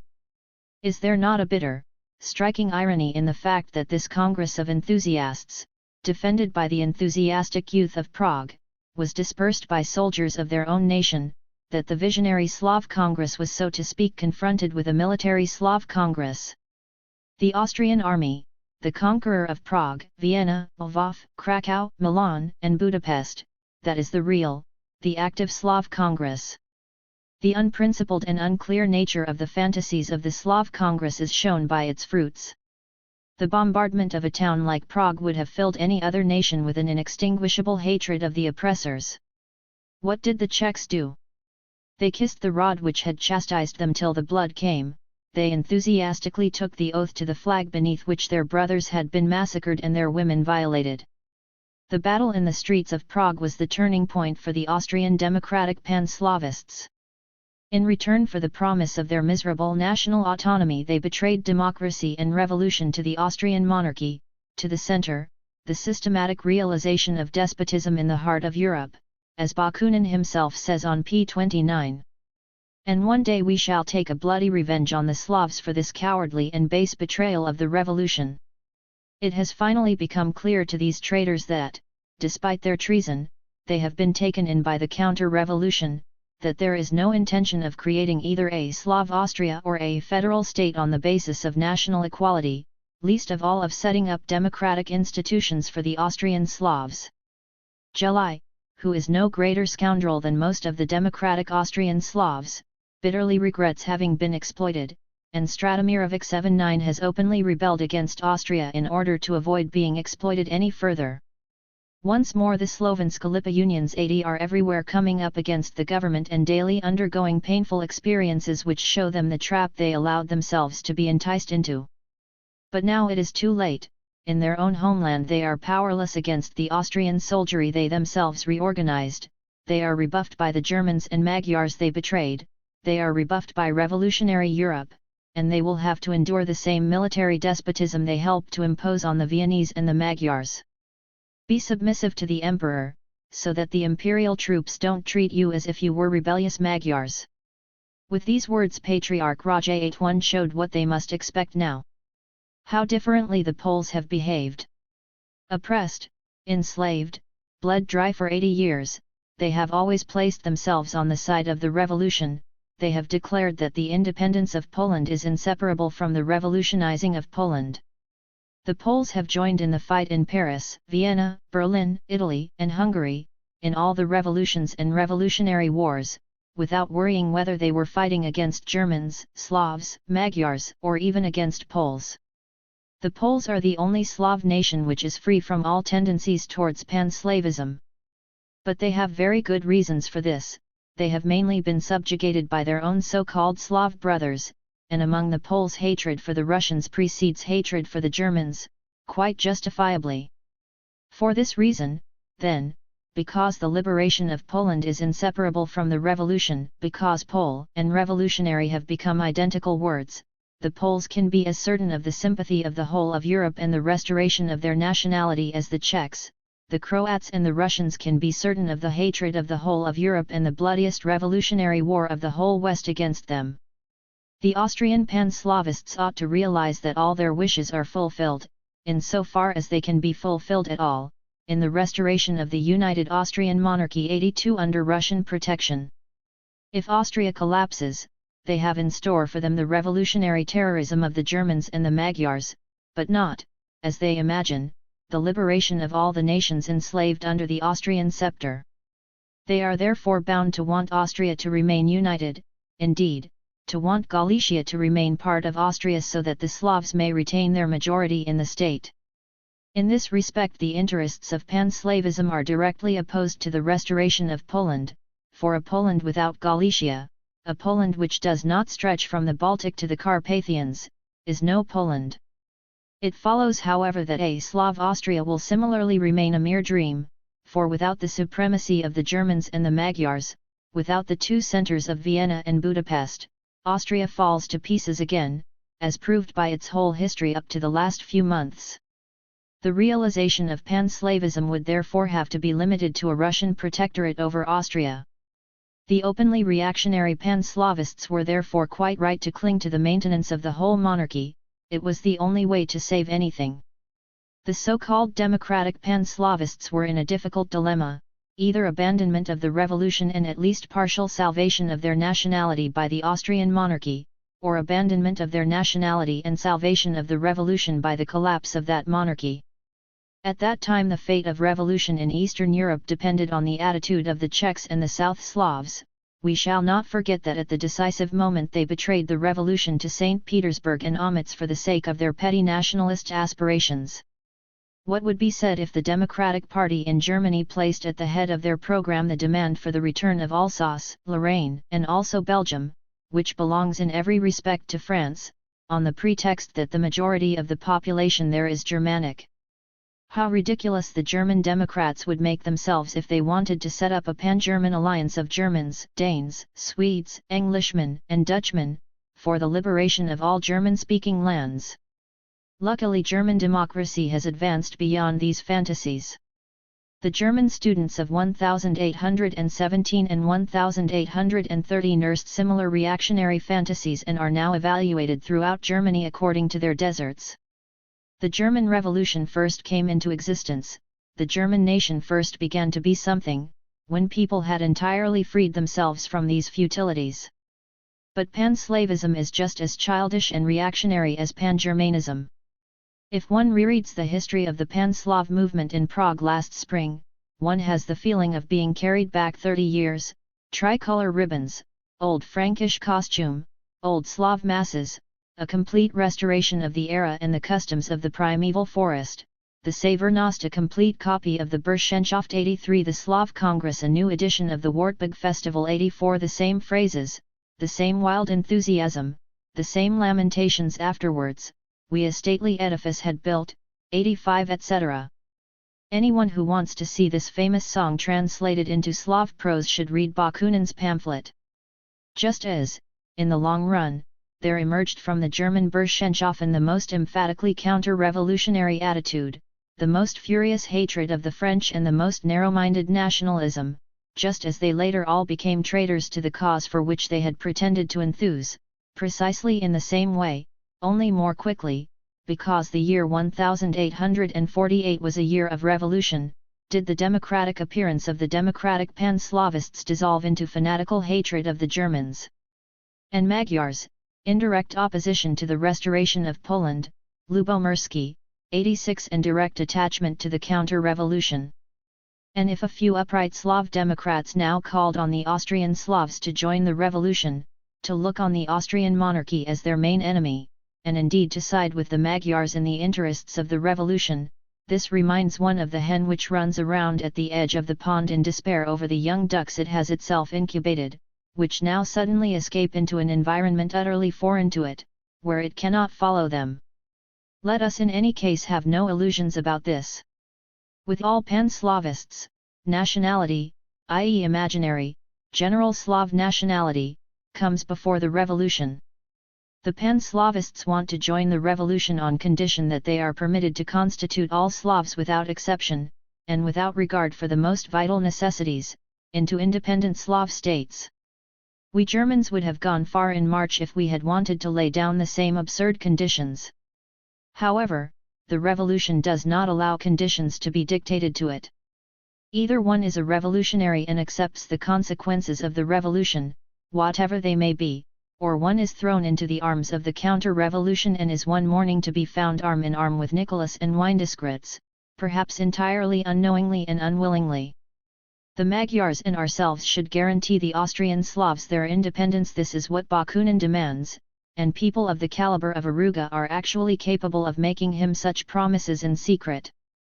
They are demanding of us and the other revolutionary nations of Europe that we should guarantee an existence without let or hindrance to the centers of counter-revolution situated close by our door, a right freely to conspire and bear arms against the revolution, that we should constitute a counter-revolutionary Czech state right in the heart of Germany, that we should break the power of the German, Polish and Magyar revolutions by thrusting between them Russian advance posts on the Elbe, in the Carpathians and on the Danube.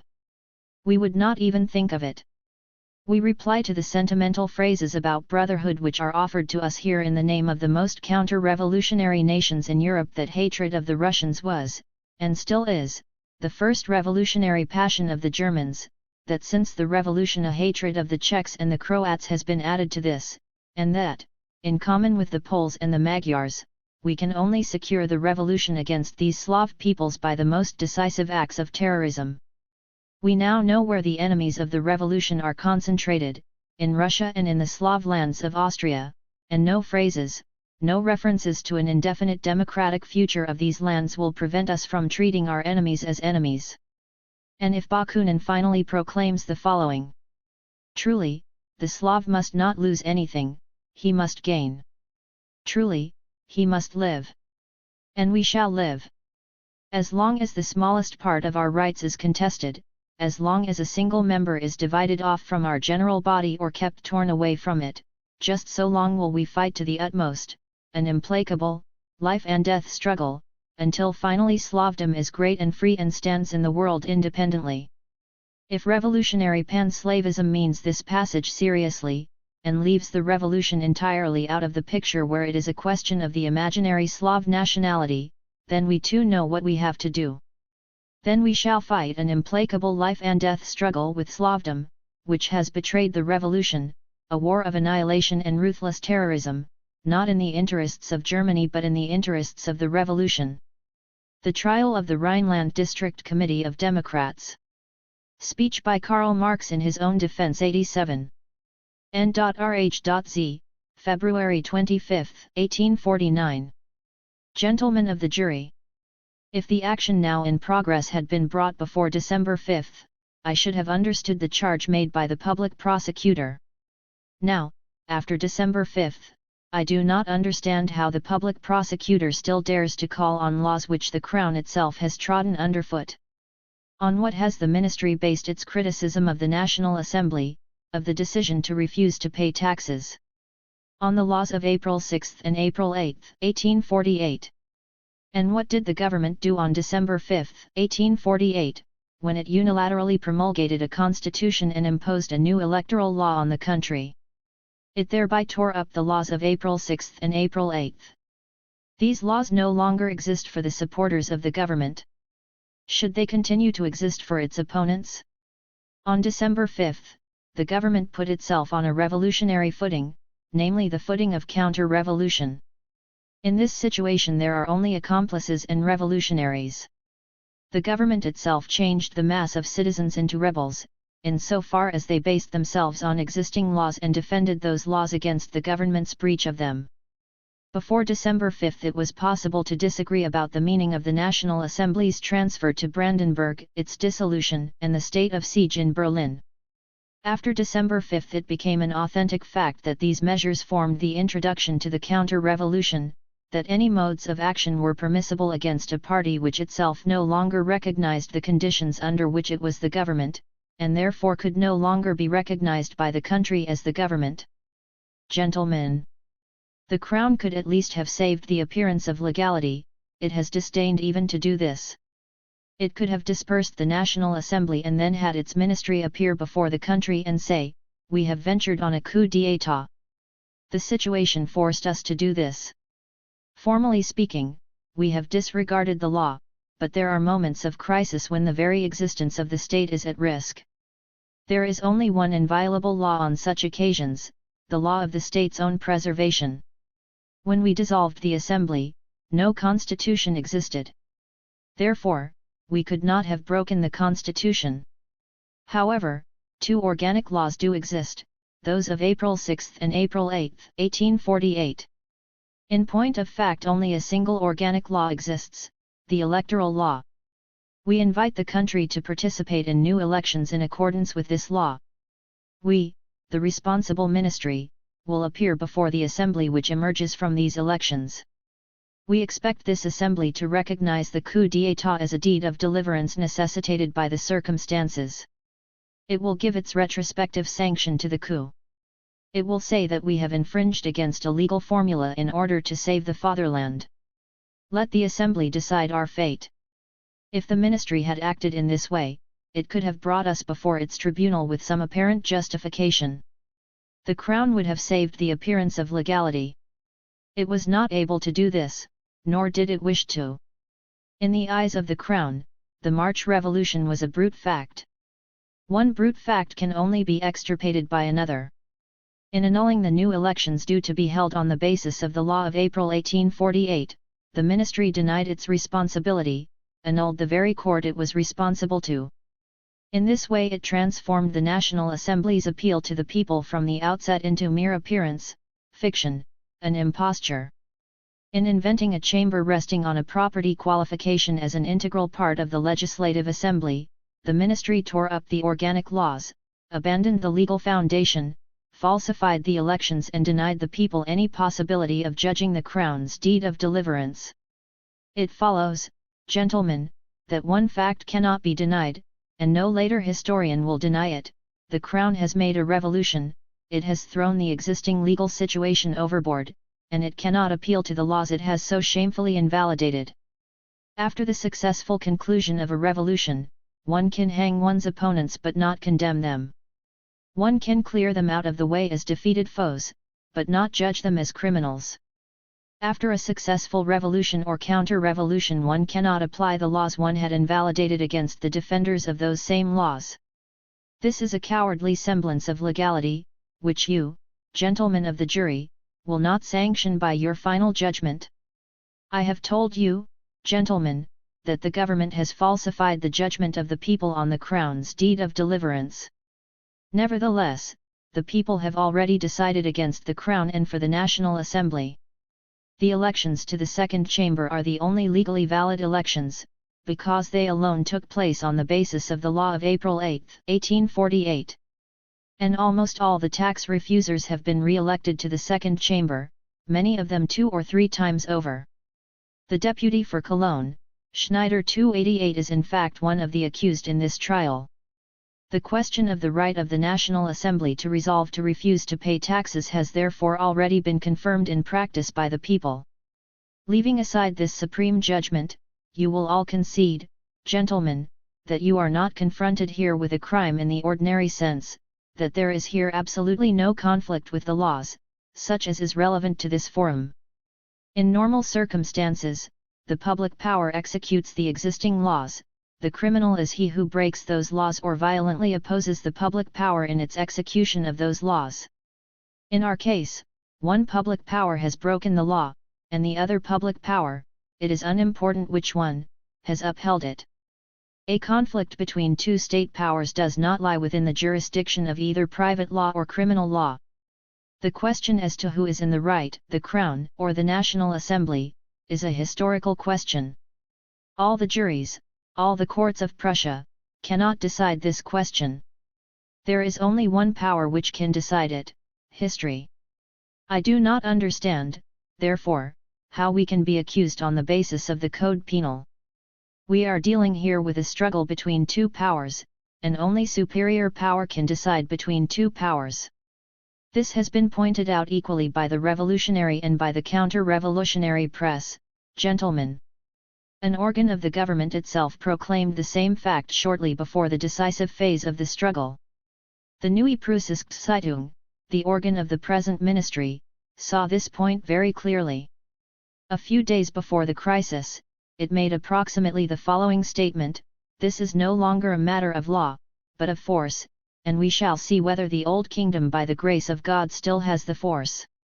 The Neue Preußische Zeitung grasped the situation correctly.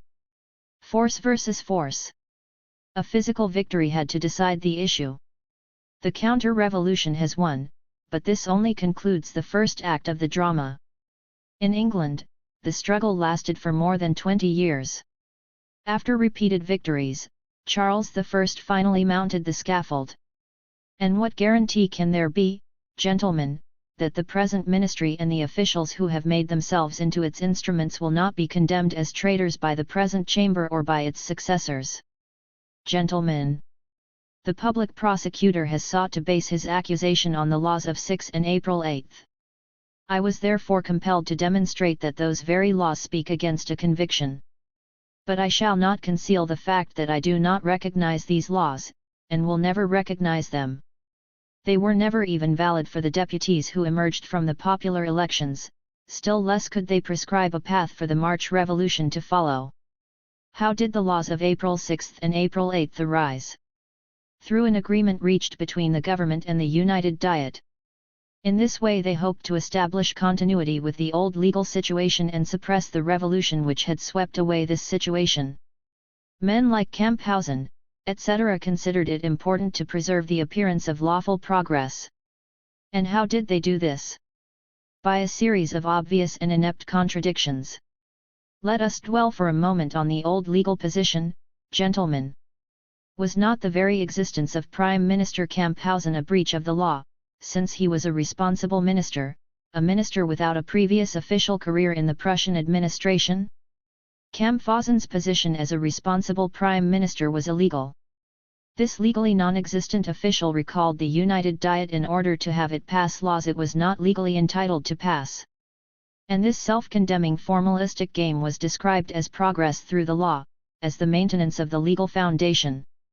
But let us disregard the formal aspect, gentlemen. What was the United Diet? The representative of old, decayed social relations. The revolution had taken place in opposition to these relations. The representative of the defeated society was then presented with organic laws which were supposed to recognize, regulate, and organize the revolution against that old society. What an absurd contradiction! The Diet had collapsed with the old monarchy. Now, gentlemen, let us look squarely at the so-called legal foundation. I am all the more compelled to discuss this point because we are rightly considered to be the foes of the legal foundation, apart from the fact that the laws of April 6 and April 8 owe their existence merely to the formal recognition of the legal foundation. First and foremost, the Diet represented big landed property. Big landed property was in reality the basis of the medieval, feudal society. In contrast to this, our society, modern bourgeois society, rests on industry and trade. Landed property itself has lost all the previous conditions of its existence, it has become dependent on trade and industry. Agriculture is consequently now carried on in an industrial fashion, and the old feudal lords have sunk to the position of manufacturers of cattle, wool, corn, sugar beet, schnapps, and so on, in other words to people who engage in trade with the products of their industries, just like any other tradesman.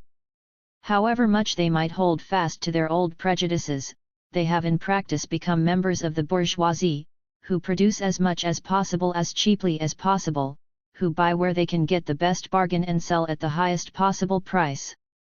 These gentlemen's mode of life, of production, and of appropriation therefore gives the lie to their inherited and grandiloquent delusions. Landed property requires medieval modes of production and commercial intercourse to be the dominating element in society. The United Diet represented this medieval mode of production and intercourse, which had long ceased to exist, and whose representatives in equal measure held on to their old privileges and joined in the enjoyment and exploitation of the advantages of the new society. The new bourgeois society, which rests on entirely different foundations and on a changed mode of production, had to seize political power for itself. It had to snatch this power from the hands of those who represented the interests of the foundering society, and whose political power, in its entire organization, had proceeded from entirely different material relations of society. Hence the revolution. The revolution was directed against the absolute monarchy, the highest political expression of the old society. But it was directed just as much against the representation of the estates, a social order long since destroyed by modern industry, or, at the most, existing in the form of a few pretentious remnants daily further outstripped by bourgeois society and driven into the background in a state of dissolution. Why then was the view taken that the new society which asserted its rights in the revolution should allow the United Diet, the representative of the old society, to dictate laws to it? In order to maintain the legal foundation, it is alleged. But what do you understand by the maintenance of the legal foundation, gentlemen? The maintenance of laws which belong to a bygone social epoch, which were made by the representatives of extinct or declining social interests, and which therefore also convert interests contradictory to the general need into laws. However, society does not depend on the law. That is a legal fiction. The law depends rather on society. It must be the expression of society's communal interests and needs, arising from the existing material mode of production, and not the arbitrary expression of the will of the single individual. I have here in my hands the Code Napoleon, but it is not the code which created modern bourgeois society. Instead, it is bourgeois society, as it originated in the 18th century and underwent further development in the 19th century, which finds its merely legal expression in the code. As soon as the code ceases to correspond to social relations, it is no more than a bundle of paper. Social relations cannot make old laws the foundation of the new development of society, nor could these old laws have created the old social circumstances. These laws emerged from these old circumstances, and they must perish with them. They must necessarily alter in line with changes in the condition of life. The defense of old laws against the new needs and claims of social development is fundamentally nothing but a hypocritical defense of outdated particular interests against the contemporary interest of the whole. This attempt to maintain the legal foundation involves treating particular interests as dominant when they are in fact no longer dominant. It involves the imposition on a society of laws which are themselves condemned by that society's conditions of life, its mode of appropriation, its trade, and its material production. It involves the prolongation of the activities of legislators who only serve particular interests. It involves the misuse of the state power in order to forcibly subordinate the interests of the majority to the interests of the minority. At every moment, therefore, this attempt comes into conflict with existing needs, hinders trade and industry, and sets the stage for social crises which come to a head in political revolutions. This is the true meaning of this attachment to the legal foundation, of maintenance of the legal foundation. And this phrase, the legal foundation, involving either conscious deception or unconscious self-deception, was used to support the recall of the United Diet, and the fabrication by it of organic laws for the National Assembly made necessary by the Revolution and created by it. And these laws are supposed to provide the guidelines for the National Assembly. The National Assembly represented modern bourgeois society as opposed to the feudal society represented in the United Diet. It was elected by the people in order independently to establish a constitution which would correspond to the conditions of life which had come into conflict with the previous political organization and the previous laws. It was therefore sovereign from the outset, a constituent assembly. If it nevertheless condescended to adopt the standpoint of compromise and negotiation, this was a purely formal act of politeness towards the crown, a mere ceremony. It is not necessary here for me to examine the question whether the assembly had the right to act on behalf of the people in becoming the Vereenberungsversammlung. In the judgment of the assembly, a conflict with the crown could be avoided with the goodwill of both parties. This much however is certain: the laws of 6 and April 8, negotiated with the United Diet, were formally invalid. Materially, they were only significant in so far as they expressed and laid down the conditions under which the National Assembly could be a real expression of popular sovereignty. The United Diet legislation was only a form of words which spared the Crown the humiliation of proclaiming, "I have been defeated." N.R.H.Z, February 27, 1849. Gentlemen of the jury. I shall now proceed to the closer elucidation of the prosecution's case. The public prosecutor said, "The Crown has alienated a part of the power which lay entirely in its hands. Even in private life, an act of renunciation does not go beyond the clear words in which the renunciation is made. But the law of April 8, 1848 does not concede to the National Assembly the right to refuse to pay taxes, nor does it fix on Berlin as the National Assembly's necessary place of residence. Gentlemen, the power in the hands of the Crown had been smashed to pieces, it surrendered power to save what fragments it could. You will recall, gentlemen, how shortly after his accession to the throne, the king gave a formal pledge in Königsberg and Berlin that he would concede a constitution. You will recall how the king swore high and low, in 1847, at the opening of the United Diet, that he would permit no piece of paper to come between him and his people. After March 1848, the king himself, through the medium of the constitution he promulgated, proclaimed that he was a constitutional king. He inserted this abstract piece of foreign frippery, this piece of paper, between his people and himself. Will the public prosecutor dare to assert that the king voluntarily contradicted his solemn promises in such a striking way, that he voluntarily rendered himself guilty before all Europe of the intolerable inconsistency of consenting to negotiate with the Assembly or to issue a constitution? The king made the concessions enforced on him by the Revolution. No more, no less. The prosecution's vulgar comparison unfortunately proves nothing. Of course, if I renounce something, I renounce nothing more than I renounce expressly. If I present you with a gift, it would be sheer impudence if you endeavored to extract further favors on the basis of my deed of gift. But after March it was the people who gave, the Crown which received the gift. It is obviously true that the gift must be interpreted in the sense given it by the giver and not the receiver, by the people and not by the Crown. The Crown's absolute power had been broken. The people had won the victory. The two sides concluded an armistice, and the people were deceived. The public prosecutor has himself taken pains to demonstrate thoroughly to you, gentlemen, that the people were deceived. In order to contest the National Assembly's right to refuse to pay taxes, the public prosecutor pointed out in detailed fashion that if something of the kind was contained in the law of April 6, it is no longer to be found in the law of April 8. The intervening period was therefore used for the purpose of removing from the representatives of the people the rights conceded to them 2 days before. Could the public prosecutor possibly have compromised the Crown's reputation for honesty more strikingly? Could there be any more irrefutable proof that the intention was to deceive the people? The public prosecutor continued, the right to transfer and prorogue the National Assembly emanates from the executive power, and is recognized in all constitutional countries.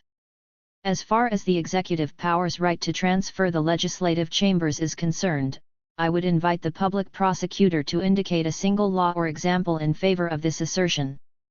In England, for example, the king had an old established historical right to call Parliament together wherever he pleased.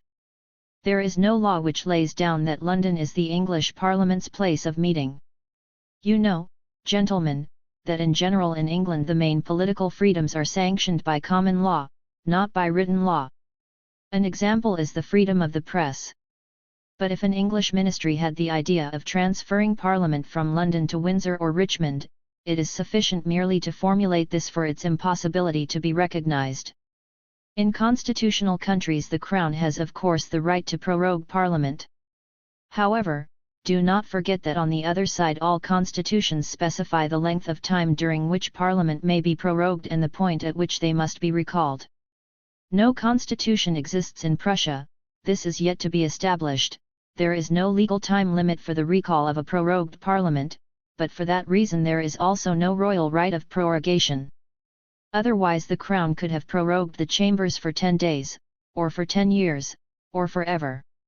Wherein lay the guarantee that the chambers would ever be called, or, once called, remain in session?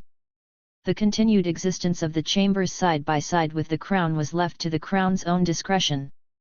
The legislative power, if indeed one is entitled to speak here of a legislative power, had become a fiction. Gentlemen, here, on the basis of a single example, you can see the result of the attempt to compare the conflict between the Prussian Crown and the Prussian National Assembly with the situation in constitutional countries. It leads to the defense of monarchical absolutism. On the one hand, the public prosecutor vindicates the Crown's rights as the rights of a constitutional executive, but on the other hand there exists no law, no custom, no organic institution, to impose on the Crown the limitations proper to a constitutional executive.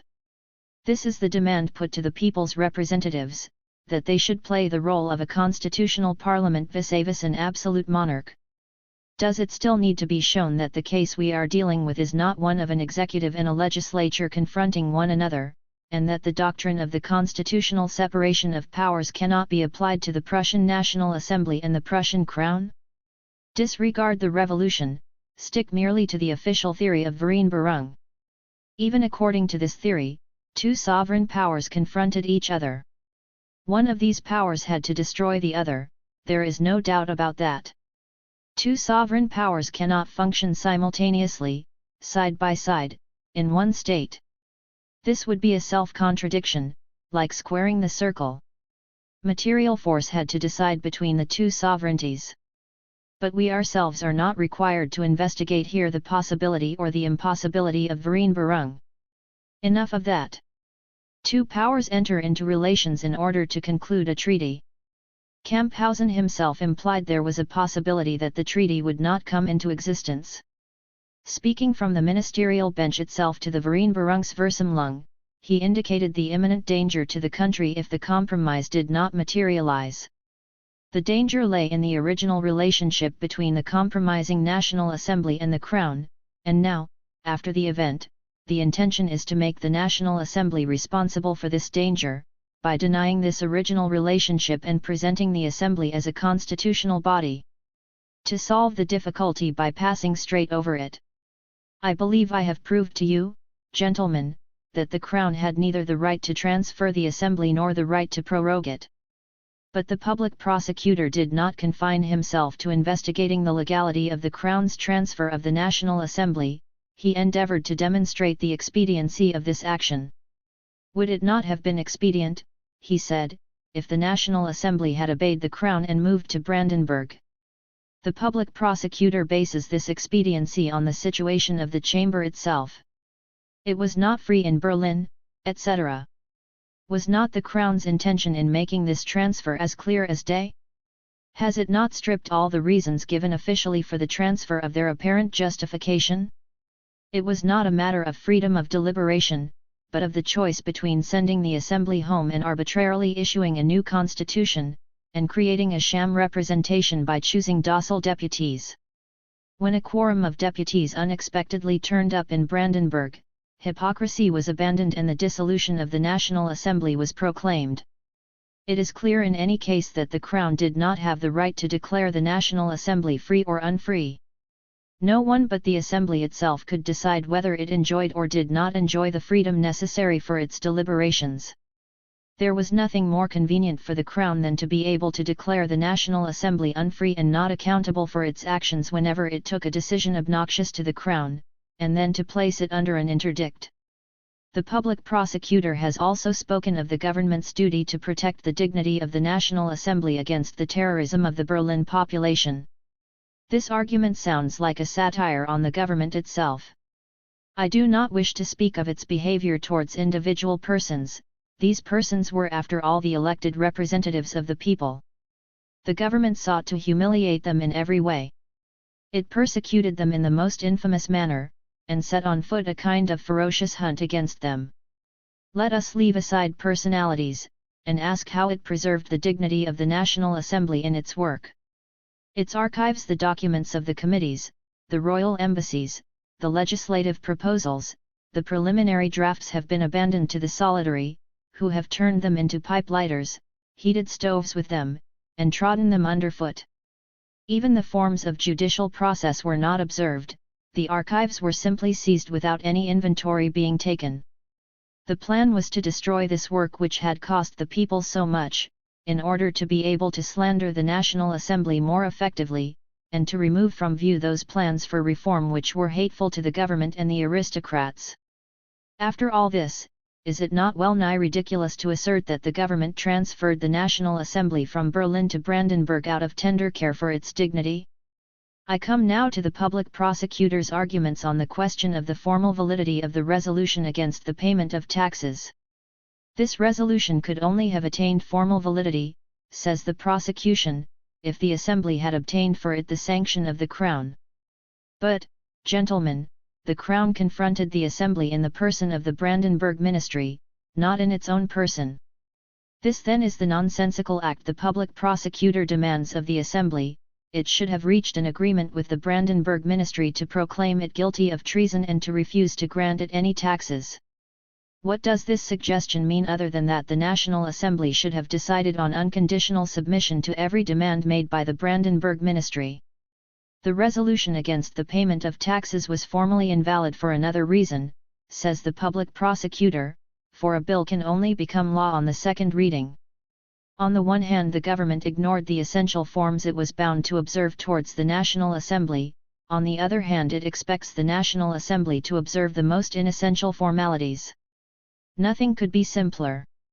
A proposal objectionable to the Crown passes its first reading, the second reading is prevented by the use of armed force. The law is and remains invalid because it lacks a second reading.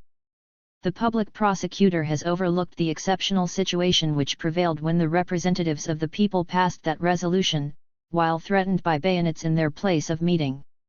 The government has committed outrage after outrage. It has recklessly broken very important laws, including the Habeas Corpus Act 89 and the law on the militia 90. It has arbitrarily introduced an unrestricted military despotism, in the form of the state of siege. The people's representatives have been chased from pillar to post. And while all the laws are shamelessly broken, they demand that a mere rule of procedure should be observed to the letter. I do not know, gentlemen, whether it is a case of intentional falsification, far be it from me to suppose the public prosecutor would do this, or merely ignorance, when he says that the National Assembly never wanted any compromise, it never sought any compromise. If the people have any reproach to make of the Berlin National Assembly, it is precisely its lust for compromise. If the members of the Assembly themselves have any regrets, these are regrets over its mania for compromise. It was the mania for compromise which gradually alienated the people, which led to the loss of all its positions of strength, and which finally exposed it to the attacks of the Crown without the defense of a nation behind it. When it wanted at last to assert its will, it stood there isolated and powerless, precisely because it failed to have a will and to assert it at the proper time. It first announced its mania for compromise when it denied the revolution and sanctioned the theory of Vereinbarung, when it degraded itself from a revolutionary National Assembly to an ambiguous association of compromisers. It carried its weakness for compromise to an extreme when it accepted von Pfuhl's apparent recognition of Stein's army order at its face value. The announcement of this army order had by then become a farce, as it could only be seen as the comic echo of Wrangel's army order. And yet instead of ignoring it, the Assembly eagerly grabbed hold of the Pfuhl ministry's toned-down version, which reduced the original to complete meaninglessness. In order to avoid any serious conflict with the Crown, it accepted the shadow of a demonstration against the old, reactionary army as a real demonstration. It affected to consider something which was no longer even an apparent solution to the conflict as the real solution. So little desirous of struggle, so much inclined towards compromise, was this Assembly, though presented by the public prosecutor as quarrelsome and mischievous. Should I point out yet another symptom of the Chamber's conciliatory character? Cast your minds back, gentlemen, to the agreement reached by the National Assembly with Pfuel over the law for the cessation of redemption negotiations. If the Assembly was unable to crush the enemy represented by the army, it was of vital importance to win over the friend represented by the peasantry. But the Assembly renounced this friendship. It was more concerned to avoid a conflict with the Crown, to avoid a conflict under all circumstances, to compromise. It considered it to be more important to compromise than to act in the interests of its own self-preservation. And now they reproach this Assembly with not wanting any compromise, with not trying to achieve one. Even when the conflict had broken out, the Assembly still sought a compromise. Gentlemen, you know the pamphlet produced by UNRU 91, a man of the Centre. You will have learned from it how many attempts were made to avoid a break, how deputations were sent to the Crown and not allowed an audience, how individual deputies tried to prevail upon ministers who thrust them aside with aristocratic pride, how concessions were made and laughed to scorn. The Assembly wanted to make peace at a time when the only suitable thing was to prepare for war. And the public prosecutor accuses this Assembly of not having wanted a compromise, of not having tried to achieve one. The Berlin National Assembly clearly abandoned itself to a gigantic illusion. It showed its failure to understand its own position and its own conditions of existence, when it held an amicable understanding, a compromise with the Crown to be possible, and endeavored to put this into effect, both before and during the conflict. The Crown did not want a compromise. It could not. Let us make no mistake, gentlemen of the jury, about the nature of the struggle which erupted in March and was later waged between the National Assembly and the Crown. Here it was not a matter of an ordinary conflict between a ministry and a parliamentary opposition, a conflict between people who were ministers and people who wanted to become ministers, a battle between two political parties in a legislative chamber. Members of the National Assembly, belonging either to the minority or the majority, may well have imagined this to be so. It is the real historical position of the National Assembly, as it emerged from the European Revolution and from the March Revolution conditioned by the latter, which is the sole decisive factor, and not the opinion of the Vereinbarungsversammlung. This was not a case of a political conflict between two parties standing on the ground of one society, it was a conflict between two societies, a social conflict which had taken on a political form. It was the struggle of modern bourgeois society with the old feudal bureaucratic society, the struggle between the society of free competition and the society of guild organization, between the society of industry and the society of land ownership, between the society of knowledge and the society of belief. The Crown, by the grace of God, the paternalistic bureaucracy, the independent army, all these institutions formed the appropriate political expression of the old society. The appropriate social foundation of this old political power was formed by the privileged landowning nobility with its peasants in a state of serfdom or semi-serfdom, small-scale industry organized in a patriarchal or corporate fashion, the mutually exclusive estates, the brutal contrast between town and country, and above all the domination of the country over the town. The old political power composed of the Crown by the grace of God, the paternalistic bureaucracy, the independent army saw its actual material foundation vanish from beneath its feet as soon as attacks were made on the privileged estates of the nobility, on the nobility itself, on the domination of country over town, on the subjection of the country people, and on the legislation which corresponded to all these conditions of life, such as the municipal regulations, the criminal law, etc. In short, on the foundations of the old society.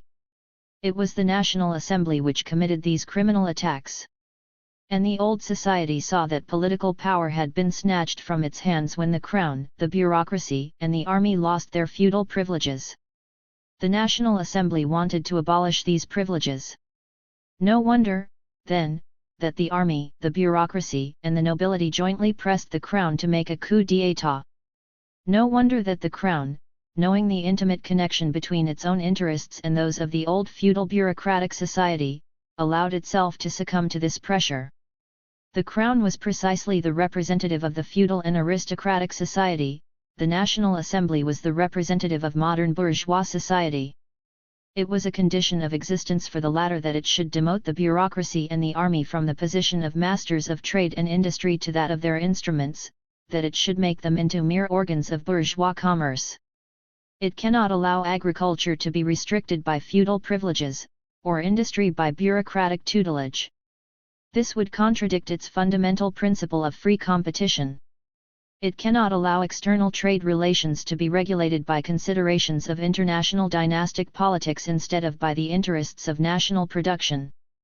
It must subordinate the organization of finance to the needs of production, whereas the old state had to subordinate production to the needs of the crown by the grace of God, in particular the need to patch up the royal ramparts, the social supports of the crown. Just as modern industry is in fact a leveler, so must modern society tear down all legal and political barriers between town and country. In modern society there still exist classes, but not estates. Its development consists in the struggle between these classes, but the classes are united against the estates and their monarchy by the grace of God. The monarchy by the grace of God, the highest political expression, the highest political representative of the old feudal bureaucratic society, can therefore make no genuine concessions to modern bourgeois society. Its drive for self-preservation, and the society which stands behind it and on which it rests, will force it again and again to take back the concessions which have been made, to reassert its feudal character, to risk a counter-revolution. After a revolution, counter-revolution is the crown's constantly self-renewing condition of existence. On the other side, modern society cannot rest until it has destroyed and removed the official state power inherited from past ages, with which the old society still violently maintains itself. The hegemony of the crown by the grace of God is precisely the hegemony of the obsolete social elements. There can therefore be no peace between these two societies. Their material interests and needs require a life and death struggle in which one society must win, the other go under. That is the only possible relationship between them. It follows that there can be no peace between the Crown and the Popular Assembly, the highest political representatives of these two societies. The National Assembly had the choice of either giving way to the old society or stepping forth as an independent power in relation to the Crown. Gentlemen, the public prosecutor has described the refusal to pay taxes as an action which shatters the innermost citadels of society. It has nothing to do with the citadels of society. Why do taxes play such an important part in the history of constitutionalism, gentlemen? This can be explained very simply. Just as the serfs purchased their privileges from the feudal barons with hard cash, so did whole peoples purchase their privileges from the feudal kings. The kings needed money for their wars with foreign nations and also, in particular, for their struggles with the feudal lords. The more trade and industry developed, the more money they required. To the same degree, however, the third estate, the burghers, grew and developed, and came to possess more and more financial resources. The third estate then bought progressively increasing liberties from the kings by means of taxes. In order to make sure of these liberties, it reserved for itself the right to renew the grants of money at specific intervals known as the right to grant and to refuse supply. In English history, in particular, this process can be traced in all its details. In medieval society, then, taxes were the only bond between the emergent bourgeois society and the ruling feudal state. They formed the bond through which the feudal state was compelled to make concessions to the development of bourgeois society, and to adapt itself to the latter's requirements. In modern state, the right to grant and refuse supply has changed into a form of surveillance exercised by bourgeois society over that committee to administer its general interests, which is the government. You will therefore find that a partial refusal to pay taxes is an integral part of any constitutional mechanism. This kind of tax refusal occurs as often as the budget is thrown out. The current budget is only granted for a definite period of time. Moreover, Parliament must be recalled after only a very short interval has elapsed from its prorogation. It is therefore impossible for the Crown to make itself independent. By the rejection of a budget, supply is definitively refused, unless the new Parliament brings the ministry a majority, or the Crown appoints a new ministry in line with the wishes of the new Parliament.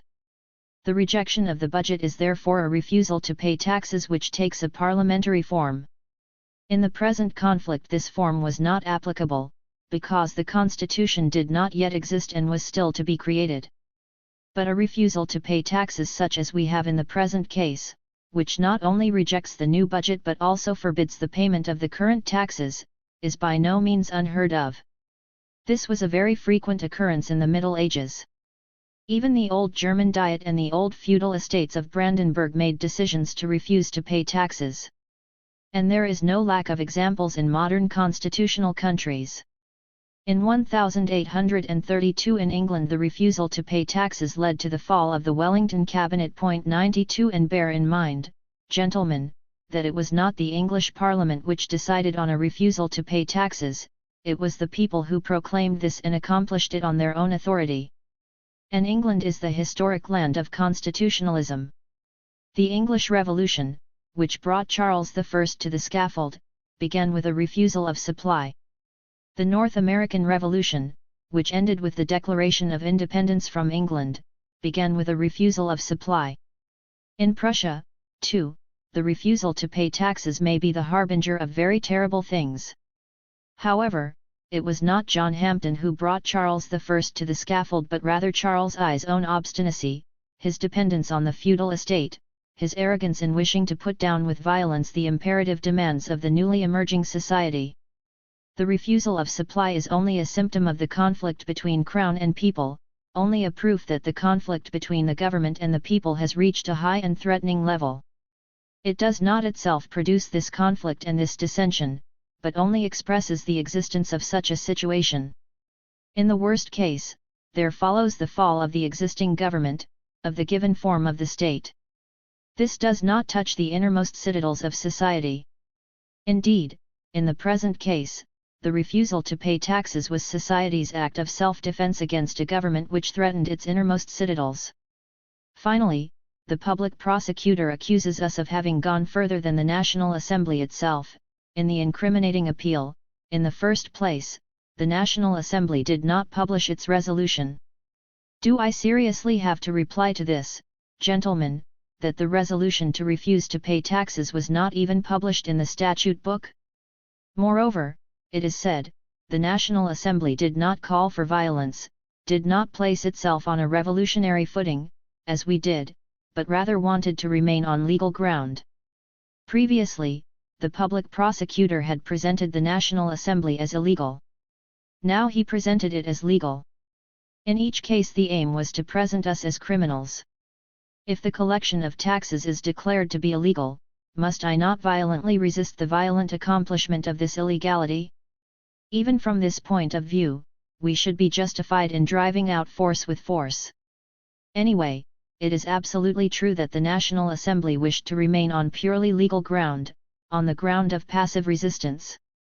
There were two courses open to it, the revolutionary course which it did not adopt, as the gentlemen did not want to risk their necks, and the course of refusing to pay taxes, which remained at the level of passive resistance. It chose the latter course. But in order to carry out this decision the people had to place themselves on revolutionary ground. The attitude of the National Assembly was by no means authoritative for the people.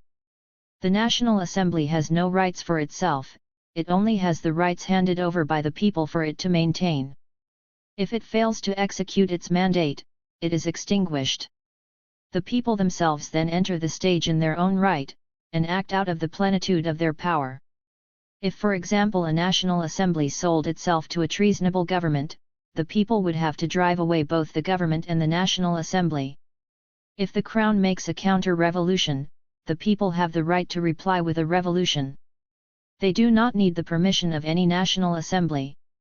But in fact the Prussian National Assembly has itself stated that the Prussian government attempted a treasonable and criminal act. I shall briefly sum up, gentlemen of the jury.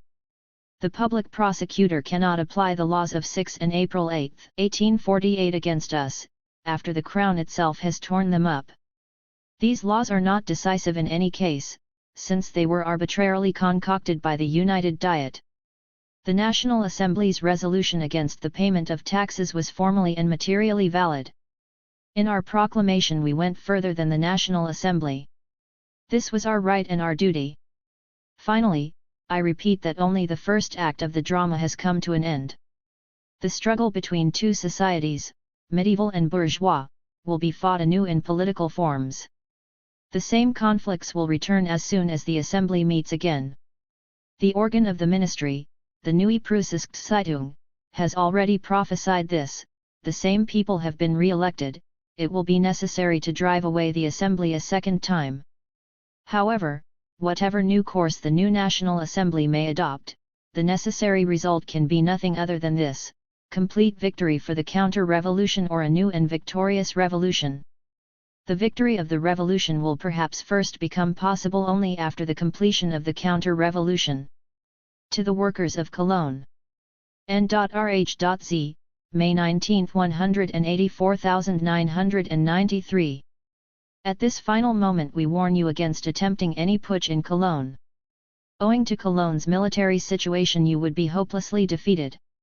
You have seen in Elberfeld how the bourgeoisie sends the workers into the firing line and afterwards betrays them in the basest manner. 94 A state of siege in Cologne would demoralize the whole Rhine province, and a state of siege would be the necessary consequence of any uprising from your side at this time. The Prussians will despair at your calm attitude. The editors of the Neue Rheinische Zeitung give you their parting thanks for the concern you have shown for them. Their last word, always and everywhere, will be the emancipation of the working class. The editorial board of the Neue Rheinische Zeitung. Reviews from the Neue Rheinische Zeitung Revue 1. Review, January-February 1850. Karl Marx and Friedrich Engels. A Tautseigneur, Tout honneur to. Let us begin with Prussia. The King of Prussia is doing his best to provoke a crisis out of the present period of lukewarm agreements and unsatisfactory compromises. He grants a constitution, then after a little unpleasantness he creates two chambers which revise this constitution. To ensure that the constitution is acceptable to the crown, whatever the cost, the chambers erase every article to which the king might in any way take exception.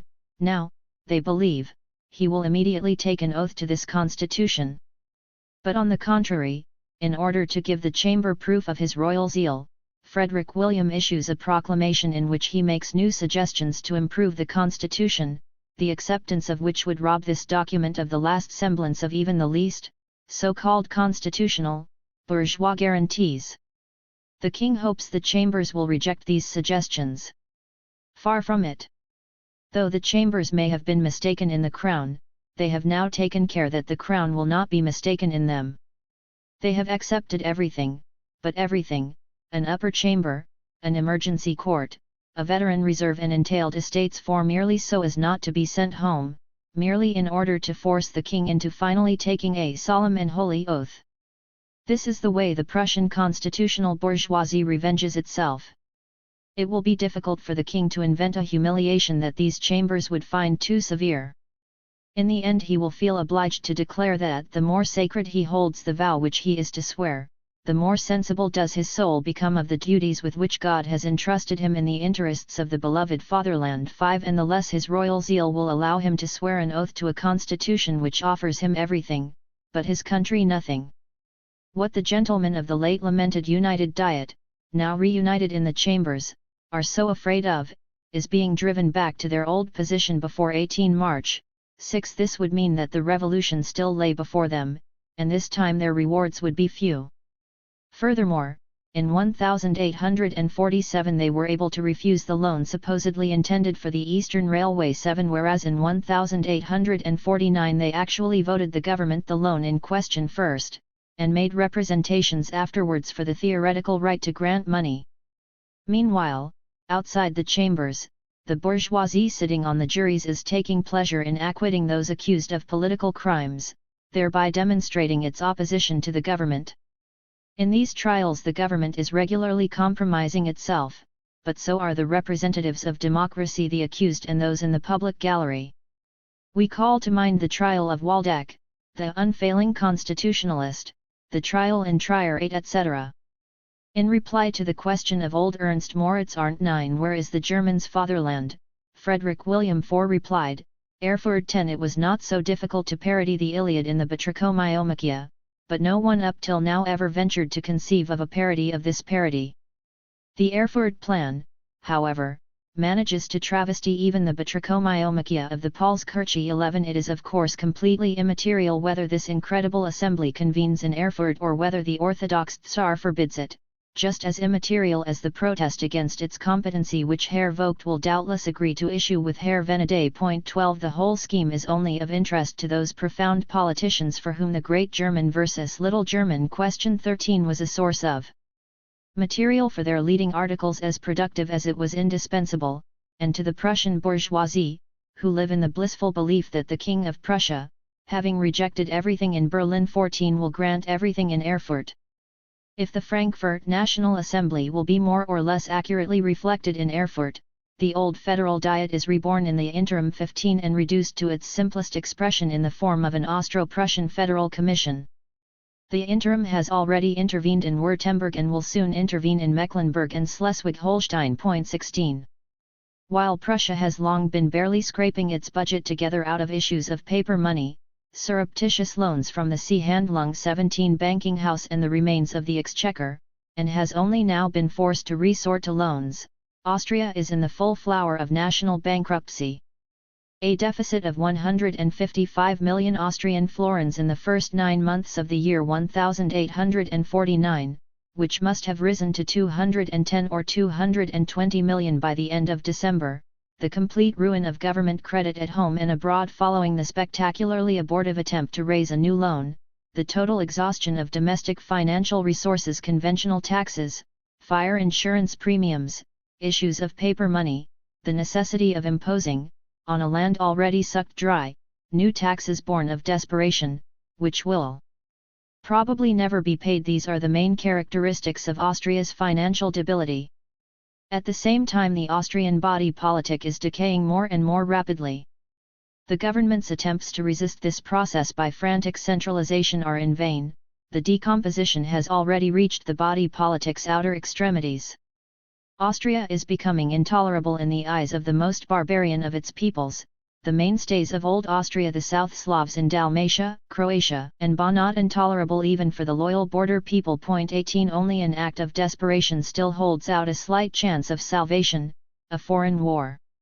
This foreign war, towards which Austria is being irresistibly propelled, cannot but bring about its rapid and complete disintegration. Nor has Russia been wealthy enough to pay for its glory, which, moreover, it has had to finance with ready money. Despite the much vaunted gold mines in the Urals and Altai, despite the inexhaustible treasures in the vaults of Petropavlovsk, despite the purchase of government bonds in London and Paris allegedly motivated by a sheer surplus of money, the Orthodox Tsar finds himself obliged to withdraw 5 million silver rubles, under all sorts of false pretexts, from the cash reserves deposited in Petropavlovsk, in order to cover the paper issue, and he is obliged to have his government bonds sold on the Paris Bourse. Not only this, he also finds it necessary to approach the unbelieving city of London for an advance of 30 million silver rubles. As a result of the movements of 1848 and 1849, Russia has become so deeply entangled in European politics that it must now urgently execute its old plans with regard to Turkey and Constantinople, the key to its House 19, if they are not to become impracticable forever. The progress of the counter-revolution, the strength of the revolutionary party in Western Europe, which is increasing daily, the internal situation in Russia and the unfavorable state of its finances, all this is forcing it to act rapidly. We recently witnessed the diplomatic prelude to this new and heroic Oriental drama. 20. In a few months we shall see the drama itself. The war against Turkey will necessarily be a European war. This is all the better for Holy Russia, which thereby gains an opportunity of setting a firm foot in Germany, of completing the counter-revolution with the utmost vigor, of helping the Prussians to capture Neuchâtel. 21. And finally, of marching on the center of the revolution, Paris. In such a European war England cannot remain neutral. It must take sides against Russia and, for Russia, England is the most dangerous adversary of all. Even if the continental armies must inevitably suffer from overextension as they penetrate further into Russia, and even if they must come to a virtual standstill after crossing the eastern borders of the old Poland with the risk of the punishment of 1812 being repeated, England nevertheless has the means of striking Russia where it is most vulnerable. Apart from the fact that it can force the Swedes to reconquer Finland, St. Petersburg and Odessa have no protection against its fleet.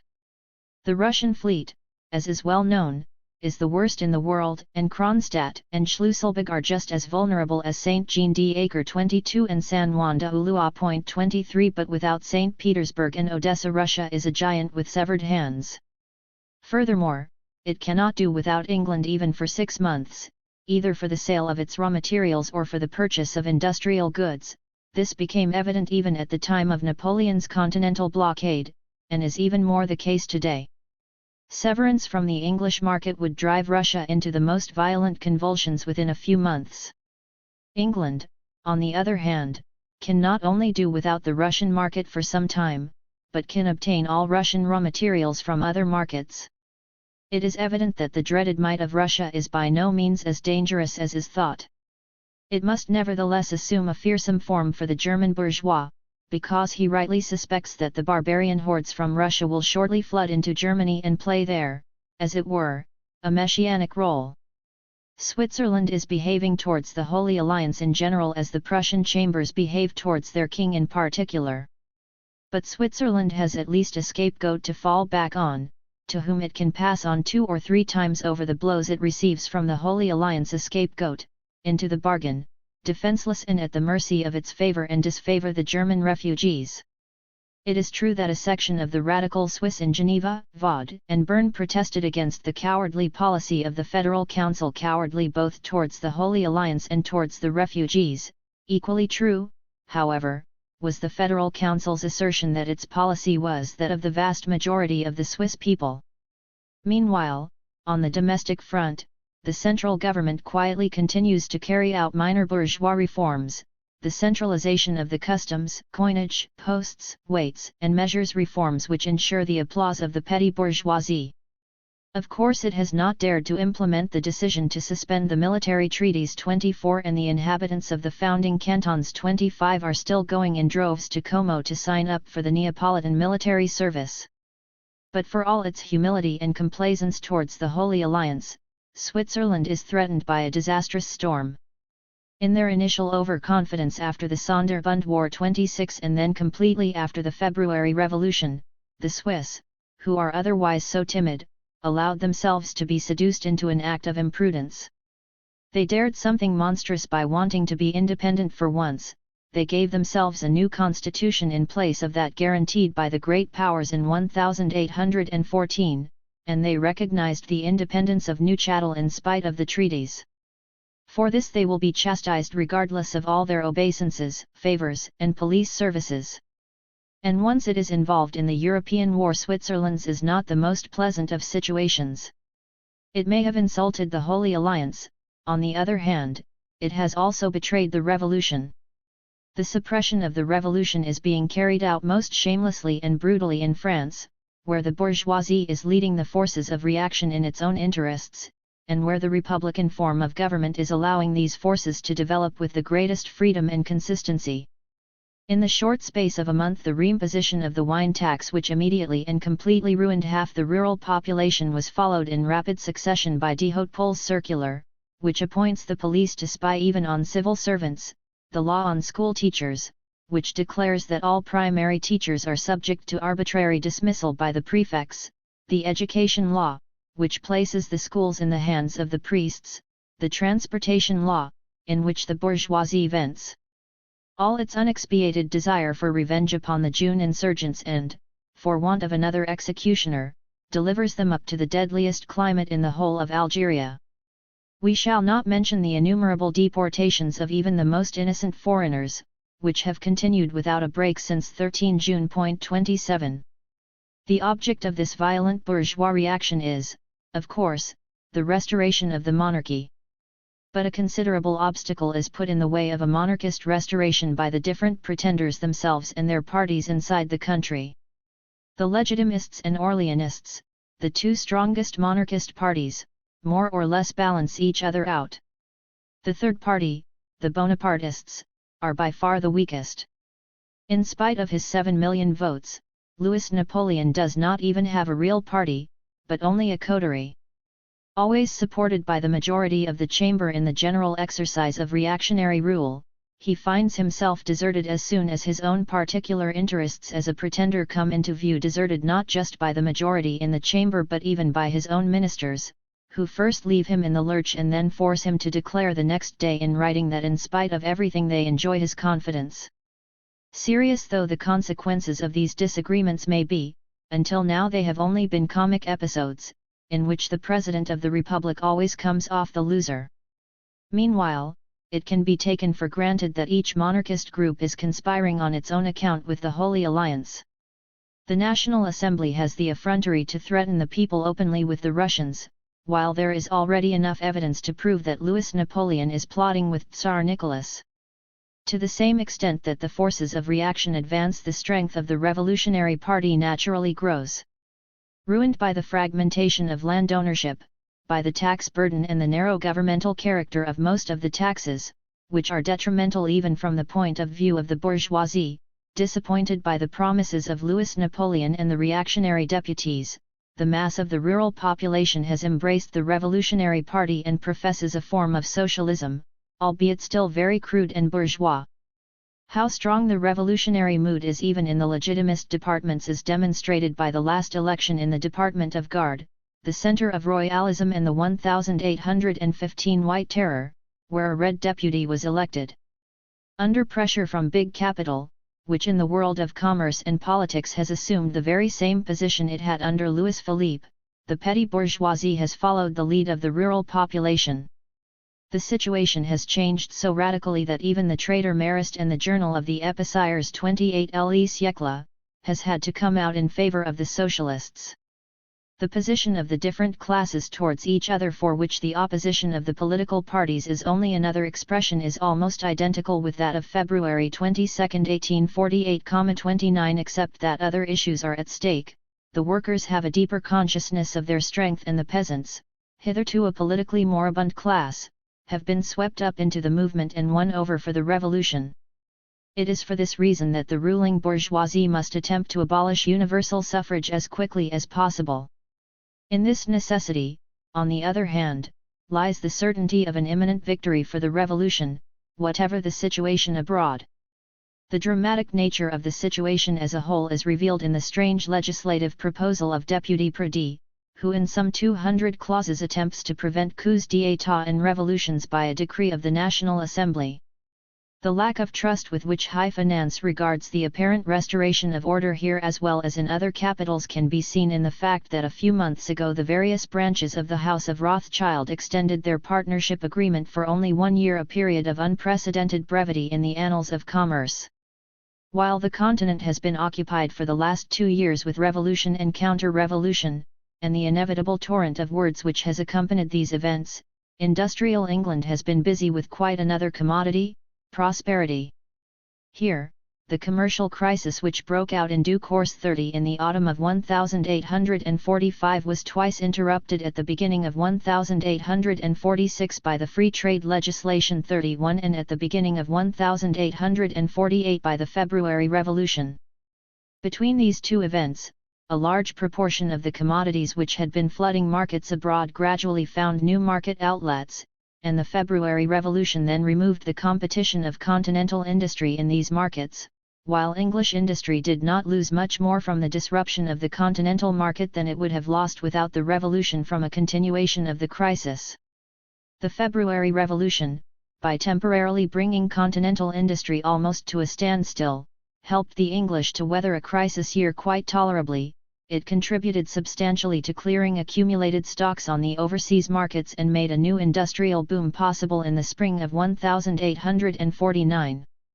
This boom, which, moreover, has extended to a large part of continental industry, has reached such a level in the last 3 months that the manufacturers claim that they have never known such good times, a claim which is always made on the eve of a crisis. The factories are overwhelmed with orders and are operating at an accelerated rate. They are resorting to every possible means to circumvent the 10 Hours Act and to increase working hours. Scores of new factories are being built throughout the industrial districts, and old ones are being extended. Ready money is being loaded onto the market, idle capital is striving to take advantage of this period of general profit, the discount rate is giving rise to speculation and quick investments in manufacturing or in trade in raw materials, almost all articles are rising absolutely in price, all prices are rising relatively. In short, England is enjoying the full bloom of prosperity. The only question is how long this intoxication will last. Not very long, at any rate. Many of the larger markets, particularly the East Indies, are already almost saturated. Even now exports are being directed less to the really large markets than to the entrepôts of world trade, from where goods can be directed to the more favorable markets. As a result of the colossal productive forces which English industry added in the years 1846, 1847 and particularly 1849 to those which already existed in the period 1843-45, and which it still continues to add to, the remaining markets, particularly in North and South America and Australia, will be likewise saturated, and with the first news of their saturation panic 32 will ensue in speculation and in production simultaneously, perhaps as early as the end of spring, at the latest in July or August. However, as this crisis will inevitably coincide with great clashes on the continent, it will bear fruit of a very different type from all preceding crises. Whereas hitherto every crisis has been the signal for further progress, for new victories by the industrial bourgeoisie over the landowners and financial bourgeoisie, this crisis will mark the beginning of the modern English Revolution, a revolution in which Cobden will assume the role of Necker. 33. Now we come to America. The most important thing which has happened here, still more important than the February Revolution, is the discovery of the California gold mines. Even now, after scarcely 18 months, it can be predicted that this discovery will have much greater consequences than the discovery of America itself. For 330 years all trade from Europe to the Pacific Ocean has been conducted with a touching, long-suffering patience around the Cape of Good Hope or Cape Horn. All proposals to cut through the Isthmus of Panama have come to grief because of the narrow-minded jealousy of the trading nations. The Californian gold mines were only discovered 18 months ago, and the Yankees have already set about building a railway, a great overland road and a canal from the Gulf of Mexico.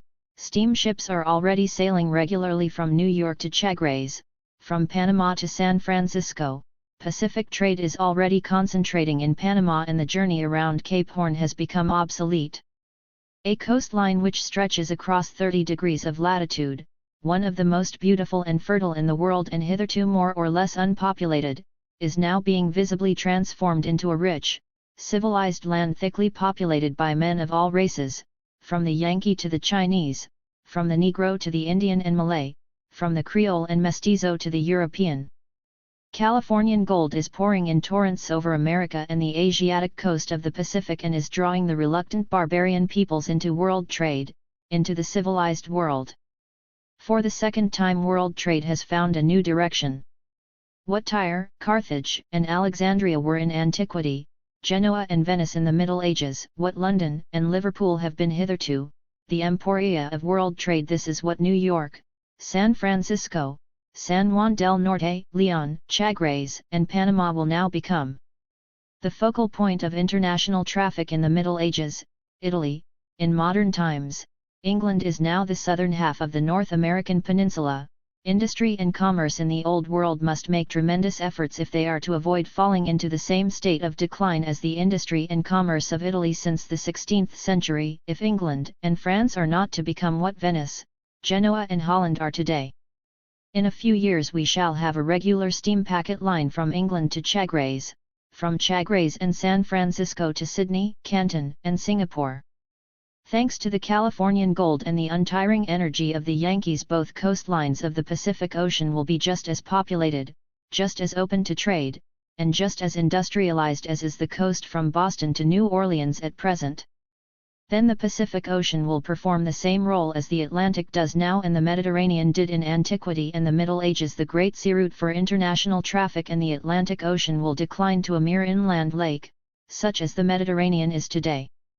The only chance for the civilized countries of Europe to avoid falling into the same industrial, commercial and political dependence which characterizes Italy, Spain, and Portugal today, lies in a social revolution which, so long as there is still time, will transform the mode of production and exchange according to those requirements of production which arise from the modern productive forces, which will thus make possible the generation of new productive forces which will guarantee the superiority of European industry and so compensate for the disadvantages of Europe's geographical location. In conclusion, a characteristic curiosity from China, which the well-known German missionary, Gutzlaff, has brought back with him. The slowly but steadily increasing overpopulation of the country has long made social conditions in China very oppressive for the great majority of the nation. When the English came, they won for themselves the right to conduct free trade with 5 ports. Thousands of English and American ships sailed to China, and within a short time the country was saturated with cheap products manufactured in Britain and America. Chinese industry based on handicraft succumbed to the competition of the machine. The unshakable Middle Kingdom underwent a social crisis. Taxes could no longer be collected, the state came to the brink of bankruptcy, the population sank into poverty, erupted in rebellion, and scorned, mistreated and killed the emperor's mandarins and bonzes. The country is on the verge of ruin and is threatened by a mighty revolution. But even worse, among the rebellious plebs people appeared who pointed to the poverty of some and the wealth of others, who demanded and still demand a different distribution of property, indeed the total abolition of private property. When Herr Gutzlaff came back among civilized people and Europeans after 20 years' absence, he heard talk of socialism and asked what it was. When he was told, he exclaimed in alarm, "Am I nowhere to escape this ruinous doctrine?" Precisely the same thing has been preached for some time in China by many people from the mob.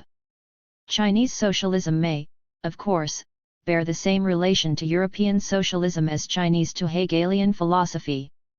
But it is still amusing to note that the oldest and most unshakable empire on earth has, within 8 years, been brought to the brink of a social revolution by the cotton bales of the English bourgeoisie. In any event, such a revolution cannot help but have the most important consequences for the civilized world. When our European reactionaries, in the course of their imminent flight through Asia, finally arrive at the Great Wall of China, at the gates which lead to the home of primal reaction and primal conservatism, who knows if they will not find written thereon the legend: République Chinoise. Liberté, Égalité, Fraternité. London, January 31, 1850. ****. The wishes of the Prussian bourgeoisie have been fulfilled. The man of honor has taken an oath to the Constitution, on condition that it is made possible for him to rule with this Constitution. 34 And the bourgeois in the chambers have already satisfied this desire completely in the few days which have passed since February 6. Before February 6 they said, "We must make concessions so that the Constitution is ratified on oath. Once the oath has been given we can proceed quite differently." After February 6 they say, "The King has sworn an oath to the Constitution, we have all the guarantees possible, we can safely make concessions." 18 millions have been approved for armaments, without debate, without opposition, and almost unanimously for the mobilization of 500,000 men against an enemy who is still unknown. The budget has been passed in 4 days, and all government bills pass through the chambers in less than no time. It is clear that the German bourgeoisie, as always, lacks nothing in cowardice and in pretexts for cowardice. These compliant chambers have given the King of Prussia ample opportunity to recognize the advantages of the constitutional system over the absolutist system, not only for the subjects but also for the rulers. If we think back to the financial troubles of 1842-8, to the abortive attempts to borrow money through the Seehandlung and the bank, to Rothschild's dismissive replies, to the loan refused by the United Diet, to the exhaustion of the exchequer and public funds, and if we compare all this with the financial surplus of 1,853 budgets with a deficit of 70 millions covered by consent of the chambers, the mass circulation of loan certificates and treasury bills, the safer financial footing provided for the state by the Bank of Prussia, as against the Seehandlung, and over and above all this, a reserve of 34 millions in approved loans, what a contrast!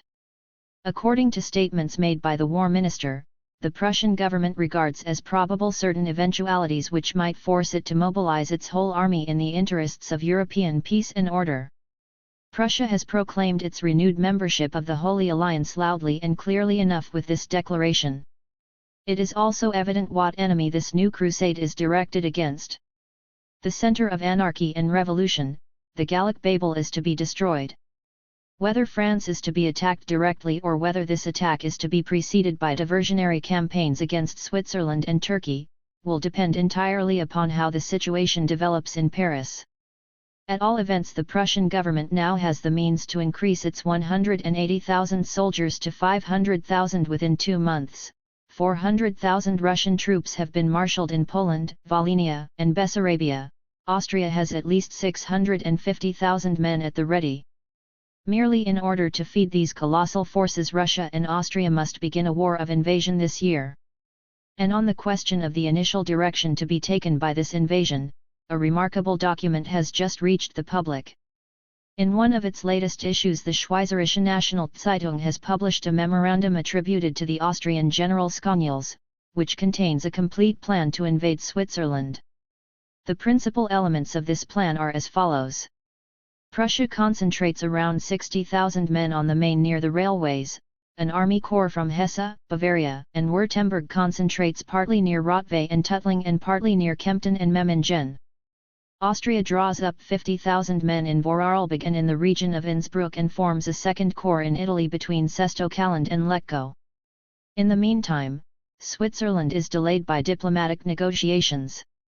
When the moment comes to attack, the Prussians speed by rail to Lörrach, and the smaller German contingents to Donau-Eschingen.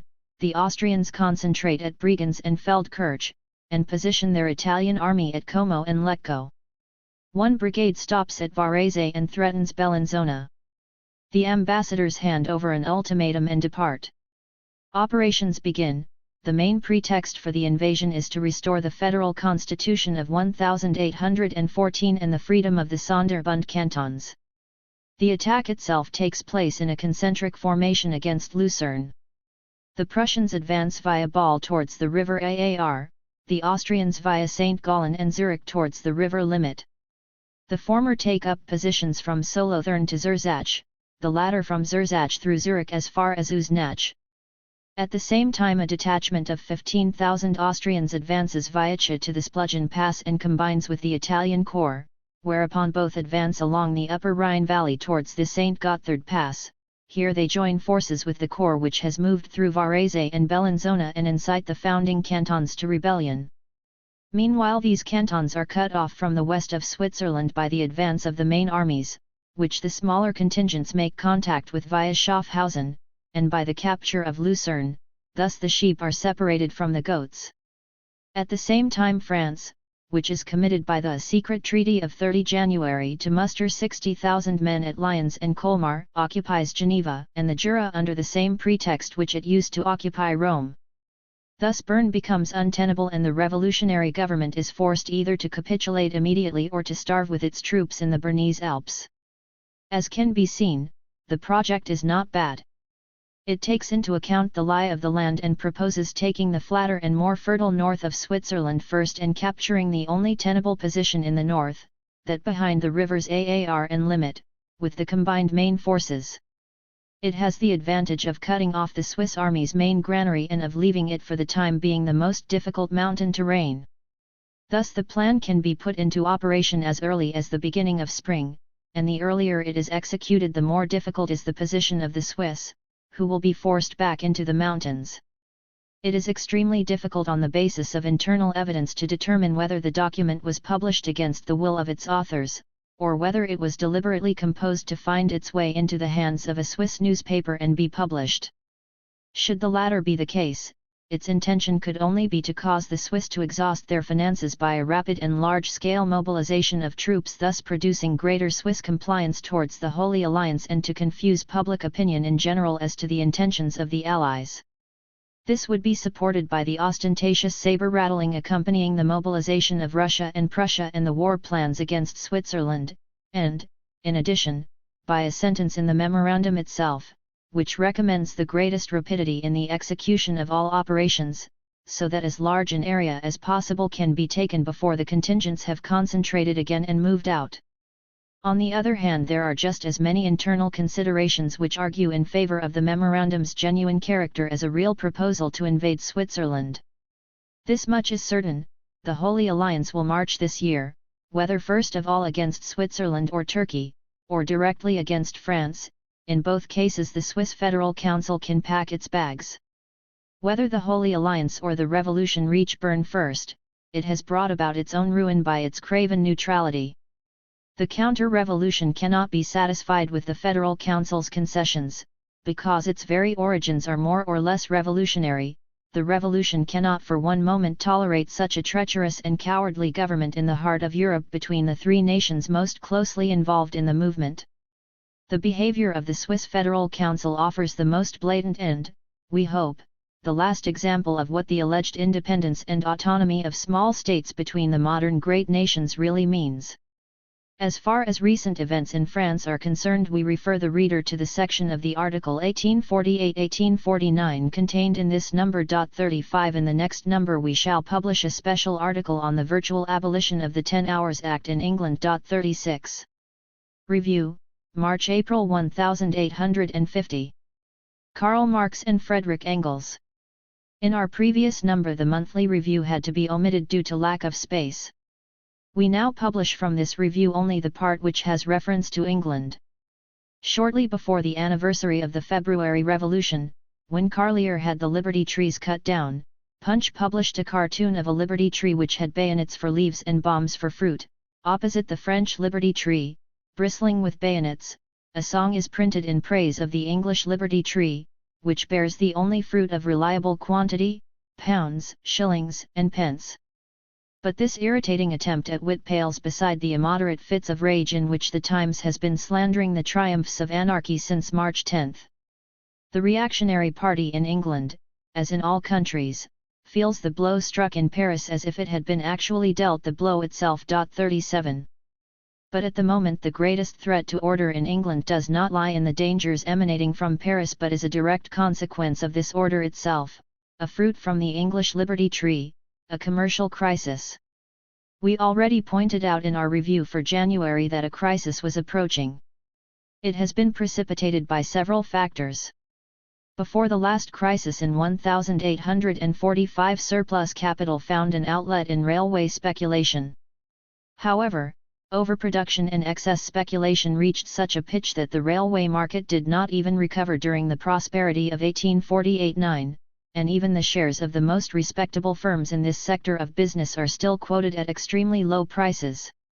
Nor did the low prices for corn and the harvest prospects for 1850 offer any opportunity for the investment of capital, and the various government bonds were subject to too extreme a risk to form the object of large-scale speculation. Thus the surplus capital of the period of prosperity found its usual outlets blocked. For the speculators there remained only the possibility of unloading all their capital either into industrial production, or into speculative ventures in colonial foodstuffs and the key industrial raw materials, cotton and wool. With the direct influx of such huge amounts of capital normally employed in other ways, industrial production naturally grew with extraordinary speed, and as a result the markets became saturated. Thus the outbreak of the crisis was significantly accelerated. Even now the first symptoms of the crisis are becoming evident in the most important sections of industry and speculation. For 4 weeks the situation in the key industry, cotton, has been completely depressed, and within this industry it is the main branches, in particular the spinning and weaving of coarse fabrics, which are suffering most. Cotton yarn and coarse calico have already fallen in price far more than raw cotton. Production is being cut back, and almost without exception the factories are working short time.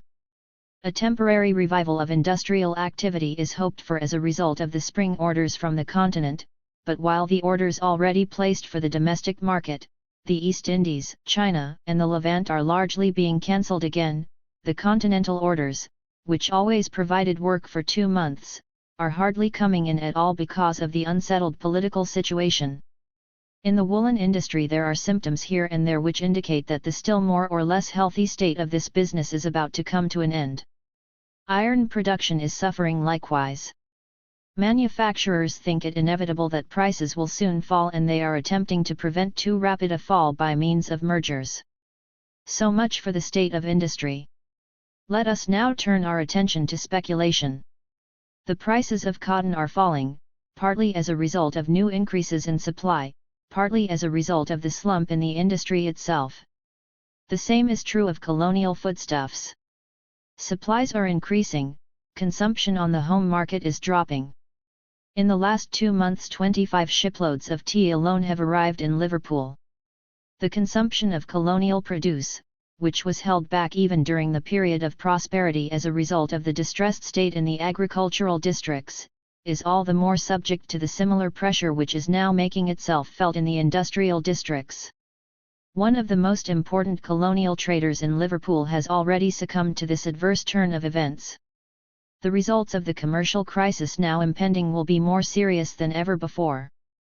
It coincides with the agricultural crisis which began with the abolition of corn tariffs in England and has increased as a result of the recent good harvests. For the first time England is experiencing at the same time an industrial and an agricultural crisis.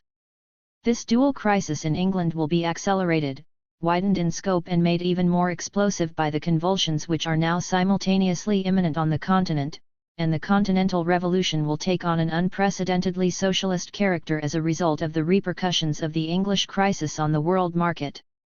It is a known fact that no European country will be hit so directly, to such an extent and with such intensity as Germany.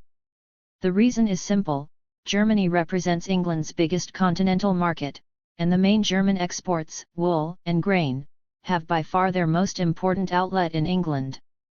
History is most happily summed up in this epigram addressed to the apostles of order: while inadequate consumption drives the working classes to revolt, overproduction drives the upper classes to bankruptcy. The Whigs will naturally be the first victims of the crisis. As in the past, they will abandon the helm of state as soon as the threatening storm breaks. And this time they will say farewell forever to the offices of Downing Street. A short-lived Tory ministry may follow them at first, but the ground will quake under their feet, all the parties of the opposition will unite against them, with the industrialists at their head. The Tories have no popular universal panacea for the crisis, such as the repeal of the Corn Laws. They will be forced at least to carry out a parliamentary reform. This means that they cannot avoid assuming power under conditions which will open the doors of Parliament to the proletariat, place its demands on the agenda of the House of Commons and pitch England into the European Revolution. ****. We have little to add to these notes written 1 month ago on the subject of the impending commercial crisis. The temporary upward trend in business which regularly occurs in spring has finally appeared this year, too, but on a much smaller scale than usual. French industry has particularly profited from this, as it supplies excellent summer fabrics, but in Manchester, Glasgow, and the West Riding increased orders have also been received. This temporary revival in industry, it must be remembered, occurs every year and will only delay the development of the crisis a little. There has been a temporary upward trend in business in the East Indies.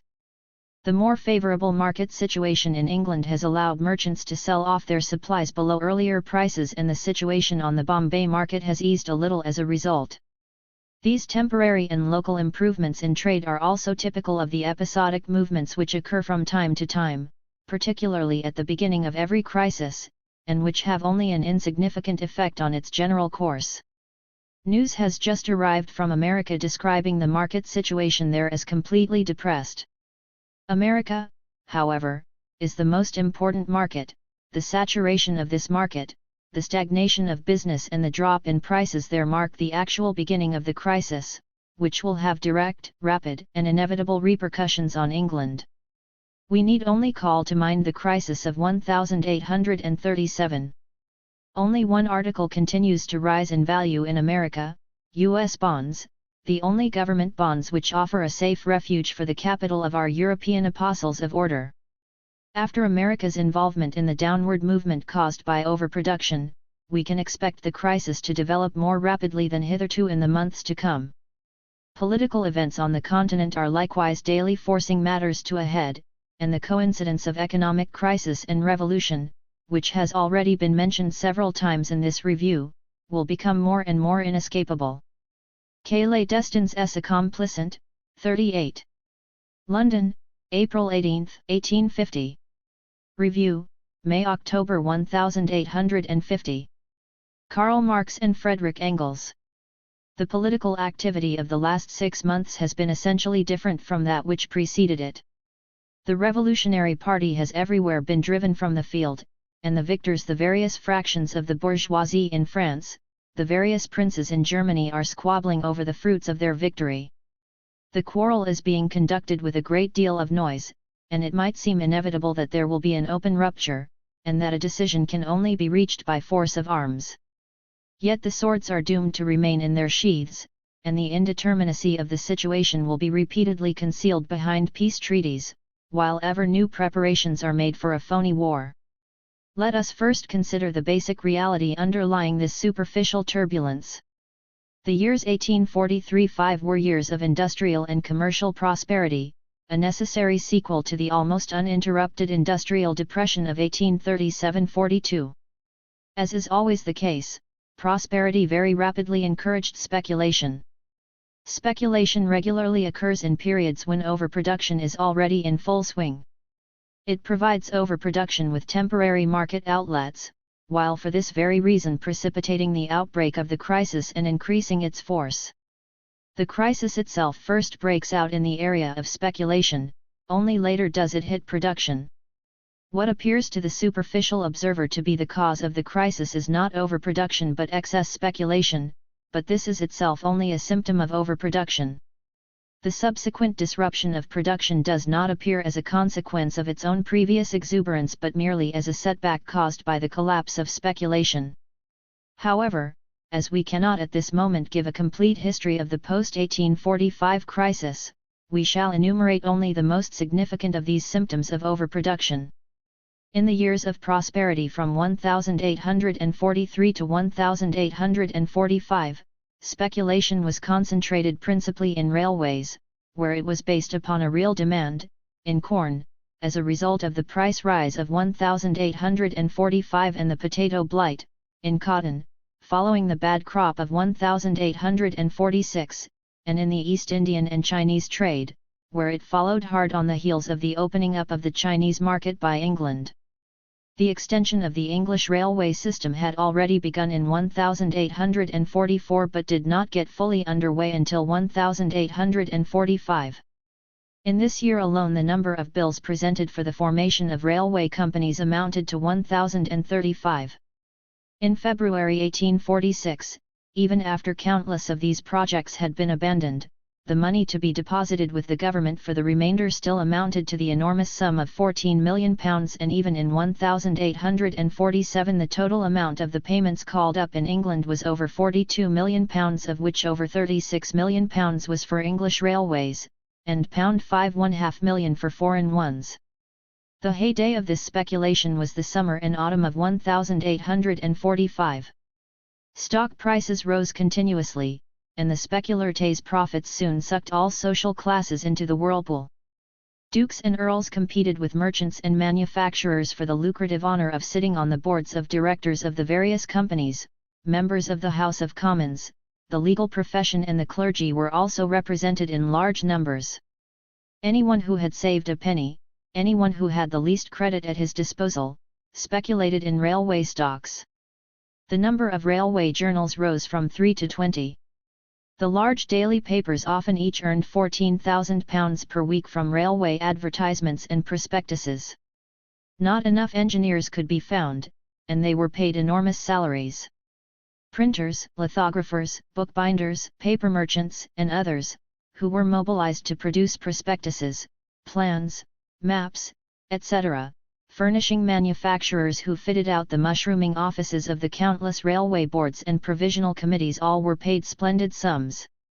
On the basis of the actual extension of the English and continental railway system and the speculation which accompanied it, there gradually arose in this period a superstructure of fraud reminiscent of the time of law in the South Sea Company. 3900s of companies were promoted without the least chance of success, companies whose promoters themselves never intended any real execution of the schemes, companies whose sole reason for existence was the directors' consumption of the funds deposited and the fraudulent profits obtained from the sale of stocks. In October 1848 a reaction ensued, soon becoming a total panic. Even before February 1848, when deposits had to be paid to the government, the most unsound projects had gone bankrupt. In April 1846 the setback had already begun to affect the continental stock markets. In Paris, Hamburg, Frankfurt, and Amsterdam there were compulsory sales at considerably reduced prices, which resulted in the bankruptcy of bankers and brokers. The railway crisis lasted into the autumn of 1848, prolonged by the successive bankruptcies of less unsound schemes as they were gradually affected by the general pressure and as demands for payment were made. This crisis was also aggravated by developments in other areas of speculation, and in commerce and industry. The prices of the older, better established stocks were gradually forced down, until in October 1848 they reached their lowest level. In August 1845 public attention first turned to the potato blight, which appeared not only in England and Ireland but also on the continent, the first symptom that the roots of existing society were rotten. At the same time reports were received which no longer left people in any doubt about the huge loss in the corn harvest that had already been expected. These two factors caused corn prices to rise considerably on all European markets. In Ireland total famine broke out, obliging the English government to give the province a loan of £8 million, exactly £1 for each Irishman. In France, where the calamity was increased by the floods, which caused about £4 million worth of damage, the crop failure was of the utmost gravity. It was no less so in Holland and Belgium. The crop failure of 1845 was followed by an even worse one in 1846, and the potato blight appeared again too, although this time it was not as widespread. Speculation in corn thus had a real basis. It flourished all the more since the rich harvests of 1842-4 had long held it back almost completely. From 1845 to 1847 more corn was imported than ever before. Corn prices rose continuously until spring 1847, when, because of the changing news from various countries about the coming harvest, and because of the measures taken by various governments, the opening of ports to the free import of corn, etc., a period of fluctuation began. Finally in May 1847 prices reached their highest point. In this month the average price of a quarter of wheat in England rose as high as 102s.60 and on single days as high as 115s. And 124s. But considerably more favorable reports soon came in about the weather and the growing crops. Prices fell, and in the middle of July the average price stood at only 74s. Unfavorable weather drove prices up again somewhat, until finally, in the middle of August, it was certain that the 1847 harvest would produce an above-average yield. The fall in prices could now no longer be stopped, supplies to England increased beyond all expectation, and on September 18 the average price had fallen to 49s.60. In the course of 16 weeks, therefore, the average price had varied by no less than 53s. During this whole period, not only had the railway crisis continued but, on top of all this, the whole credit system collapsed at the very moment when the corn prices were at their highest, in April and May 1847, and the money market was completely ruined. The corn speculators nevertheless held out through the fall in prices until August 2.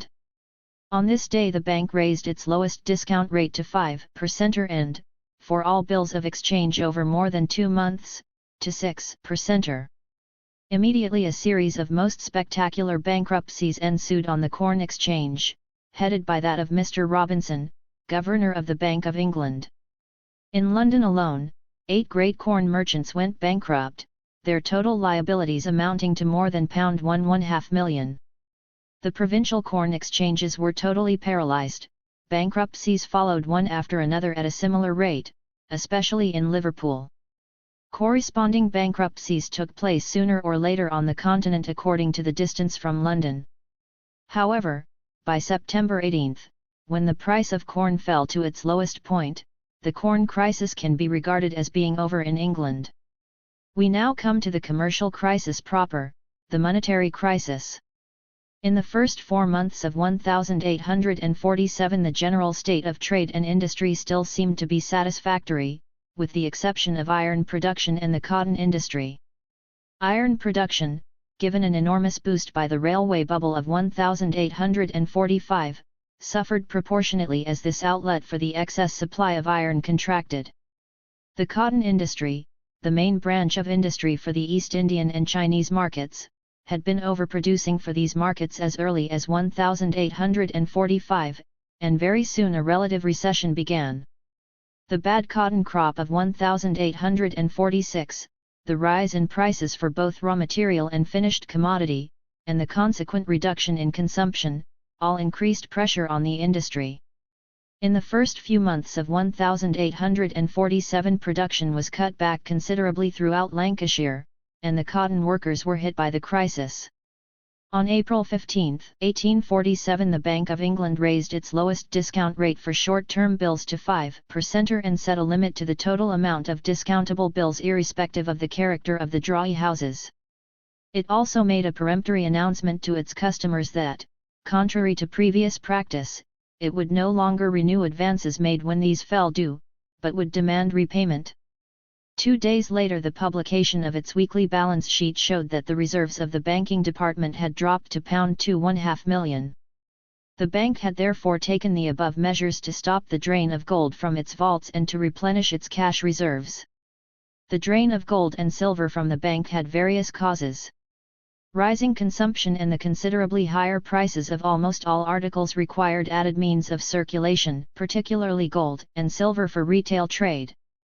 Further, the continuous payment of installments for railway construction, which in April alone amounted to £4,314,000, had led to a mass withdrawal of deposits from the bank.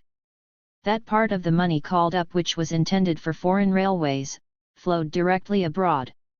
The considerable excess import of sugar, coffee, and other colonial produce, consumption and prices having risen even more as a result of speculation, of cotton, following the speculative purchases made since it had become clear that the crop would be scarce, and, in particular, of corn, as a result of repeated harvest failures, had to be paid for mostly in ready cash or bullion, and in this way, too, a considerable amount of gold and silver flowed abroad.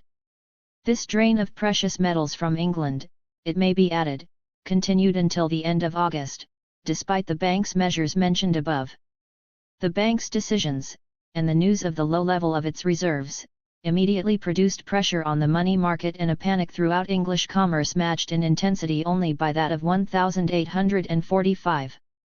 In the last week of April and the first 4 days of May almost all credit transactions were paralyzed.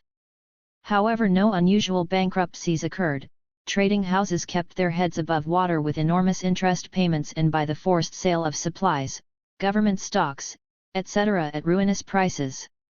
A whole series of well-established firms saved themselves in this way during the first act of the crisis only by paving the way for their subsequent collapse. But the fact that the first and most threatening danger had been overcome contributed to the raising of confidence. After May 5 pressure on the money market noticeably eased, and towards the end of May the alarm was more or less over. A few months later, however, at the beginning of August, the bankruptcies mentioned above occurred in the corn trade. Lasting until September, they were hardly over when the general commercial crisis broke out with concentrated force, particularly in the East Indian, West Indian and Mauritian trade. The crisis broke simultaneously in London, Liverpool, Manchester, and Glasgow.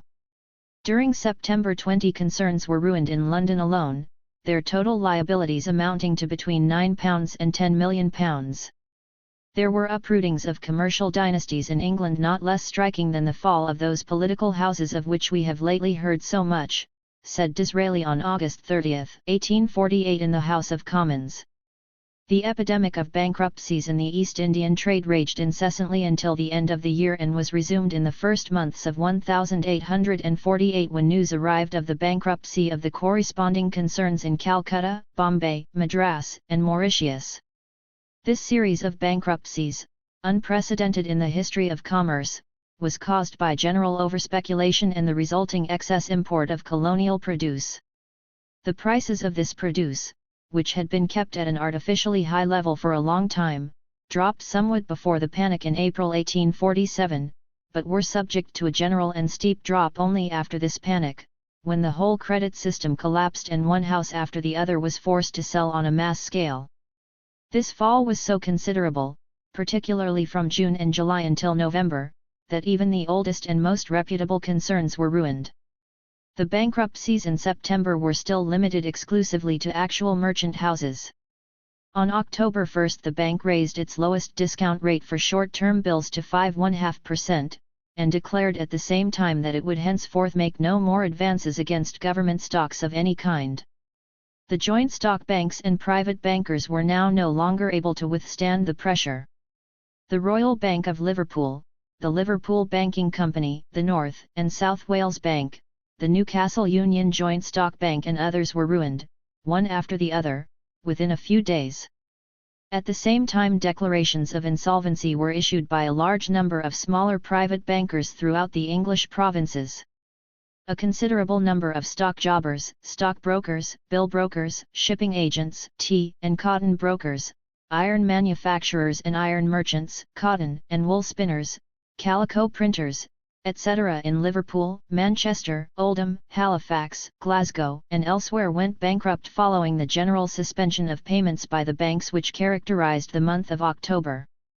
According to Mr. Took 40, these bankruptcies were without precedent in the history of English commerce, both in their number and in the amount of capital involved, and the crisis far exceeded that of 1825. The crisis reached its peak between 22 and October 25, when all commercial transactions had come to a standstill. A deputation from the city then brought about a suspension of the Bank Act of 1844, which had been the fruit of the deceased Sir Robert Peel's sagacity. With this suspension, the division of the Bank of England into two completely independent departments with separate cash reserves instantly came to an end. Another few days of the old arrangement and the banking department would have been forced into bankruptcy while £6 million in gold lay stored in the issue department. As early as October the crisis caused the first setback on the continent.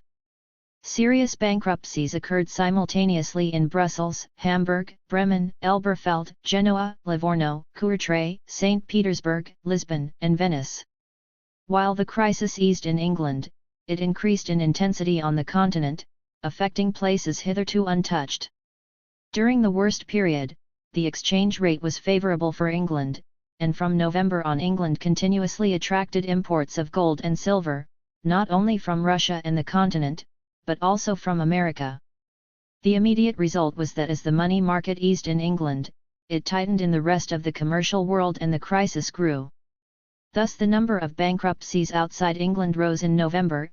Equally important bankruptcies now occurred in New York, Rotterdam, Amsterdam, Le Havre, Bayonne, Antwerp, Mons, Trieste, Madrid, and Stockholm. In December the crisis broke in Marseilles and Algiers and took on a new severity in Germany. We have now arrived at the point where the February Revolution broke out in France. If one looks at the list of bankruptcies which Mr. D. M. Evans appends to his commercial crisis of 1847–48, London, 1848, one finds that in England not a single concern of any importance was ruined as a result of this revolution. The only bankruptcies connected with it occurred in stock jobbing, as a result of the sudden devaluation of all government stocks on the continent. There were, of course, similar stock jobbing bankruptcies in Amsterdam, Hamburg, etc. English consols fell by 6% whereas they had fallen by 3% after the July Revolution. Thus, as far as stock jobbers were concerned, the February Republic was only twice as dangerous as the July monarchy. The panic which broke out in Paris after February, and swept across the whole continent together with the revolution, was very similar in the course it took to the London Panic of April 1847. Credit disappeared suddenly and business transactions came almost to a standstill. In Paris, Brussels, and Amsterdam everyone hurried to the bank to change notes for gold. On the whole, however, very few bankruptcies ensued outside the field of stock jobbing, and it cannot easily be proved that these few cases were necessarily the result of the February Revolution. The suspensions of payment by the Paris brokers, most only temporary, were only partly connected with stock jobbing. Some were precautionary measures, by no means caused by insolvency, the rest were attributable to pure chicanery, aimed at making difficulties for the provisional government in order to force concessions from it. As far as the banking and commercial bankruptcies in other parts of the continent were concerned, it is impossible to determine to what extent they resulted from the duration and gradual spread of the commercial crisis, how far the situation at the time was used by already unsound firms to make a judicious exit, and how far they were really the result of losses caused by the panic atmosphere of the revolution. At any rate, it is certain that the commercial crisis contributed far more to the revolution of 1848 than the revolution to the commercial crisis. Between March and May, England enjoyed direct advantages from the revolution, which supplied her with a great deal of continental capital. From this moment on, the crisis can be regarded as over in England. There was an improvement in all branches of business and the new industrial cycle began with a decided movement towards prosperity. How little the Continental Revolution held back the industrial and commercial boom in England can be seen from the fact that the amount of cotton manufactured here rose from £475 million in 1847 to £713 million in 1848. In England, this renewed prosperity developed visibly during 1848, 1849 and 1850. For the 8 months January-August, England's total exports amounted to £31,633,214 in 1848, £39,263,322 in 1849 and £43,851,568 in 1850. In addition to this considerable improvement, manifest in all branches of business with the exception of iron production, rich harvests were gathered everywhere during these 3 years. The average price of wheat in 1848-50 was 30 six per quarter in England, 32s. In France, this period of prosperity is characterized by the fact that 3 major outlets for speculation were blocked. Railway production had been reduced to the slow development of a normal branch of industry, corn offered no opportunities due to a series of good harvests, and, as a result of the revolution, government stocks had lost the reliable character without which large speculative transactions in securities are not possible. During every period of prosperity, capital accumulates. On the one hand, increased production generates new capital, on the other, capital which was available but idle during the crisis is released from its inactivity and unloaded onto the market. With the lack of speculative outlets, this additional capital was forced during these years to flow into actual industry, thus increasing production even more rapidly.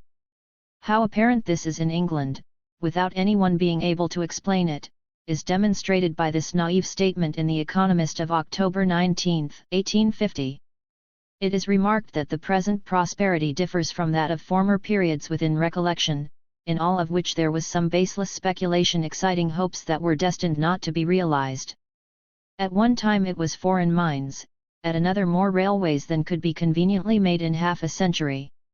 Even when such speculations were well founded, they contemplated a realization of income, from raising metals or creating new conveniences, at the end of a considerable period, and afforded no immediate reward. But at present our prosperity is founded on the production of things immediately useful, and that go into consumption nearly as fast as they are brought to market, returning to the producers a fair remuneration and stimulating more production. Cotton manufacturing, the dominant branch of industry, provides the most striking proof of the extent to which industrial production has increased in 1848 and 1849. The United States cotton crop of 1,849 produced a higher yield than in any previous year, amounting to 2.34 million bales, or about 1,200 million lb. The expansion of the cotton industry has kept pace with this increase in imports to such an extent that at the end of 1,849 stocks were lower than ever before, even after the years of the crop failures. In 1,849 over 775 million pound of cotton were spun, as against 721 million pound in 1,845, the year of the greatest prosperity hitherto. The expansion of the cotton industry is further shown by the great rise in cotton prices, 55%, resulting from a relatively minor loss in the 1,850 crop.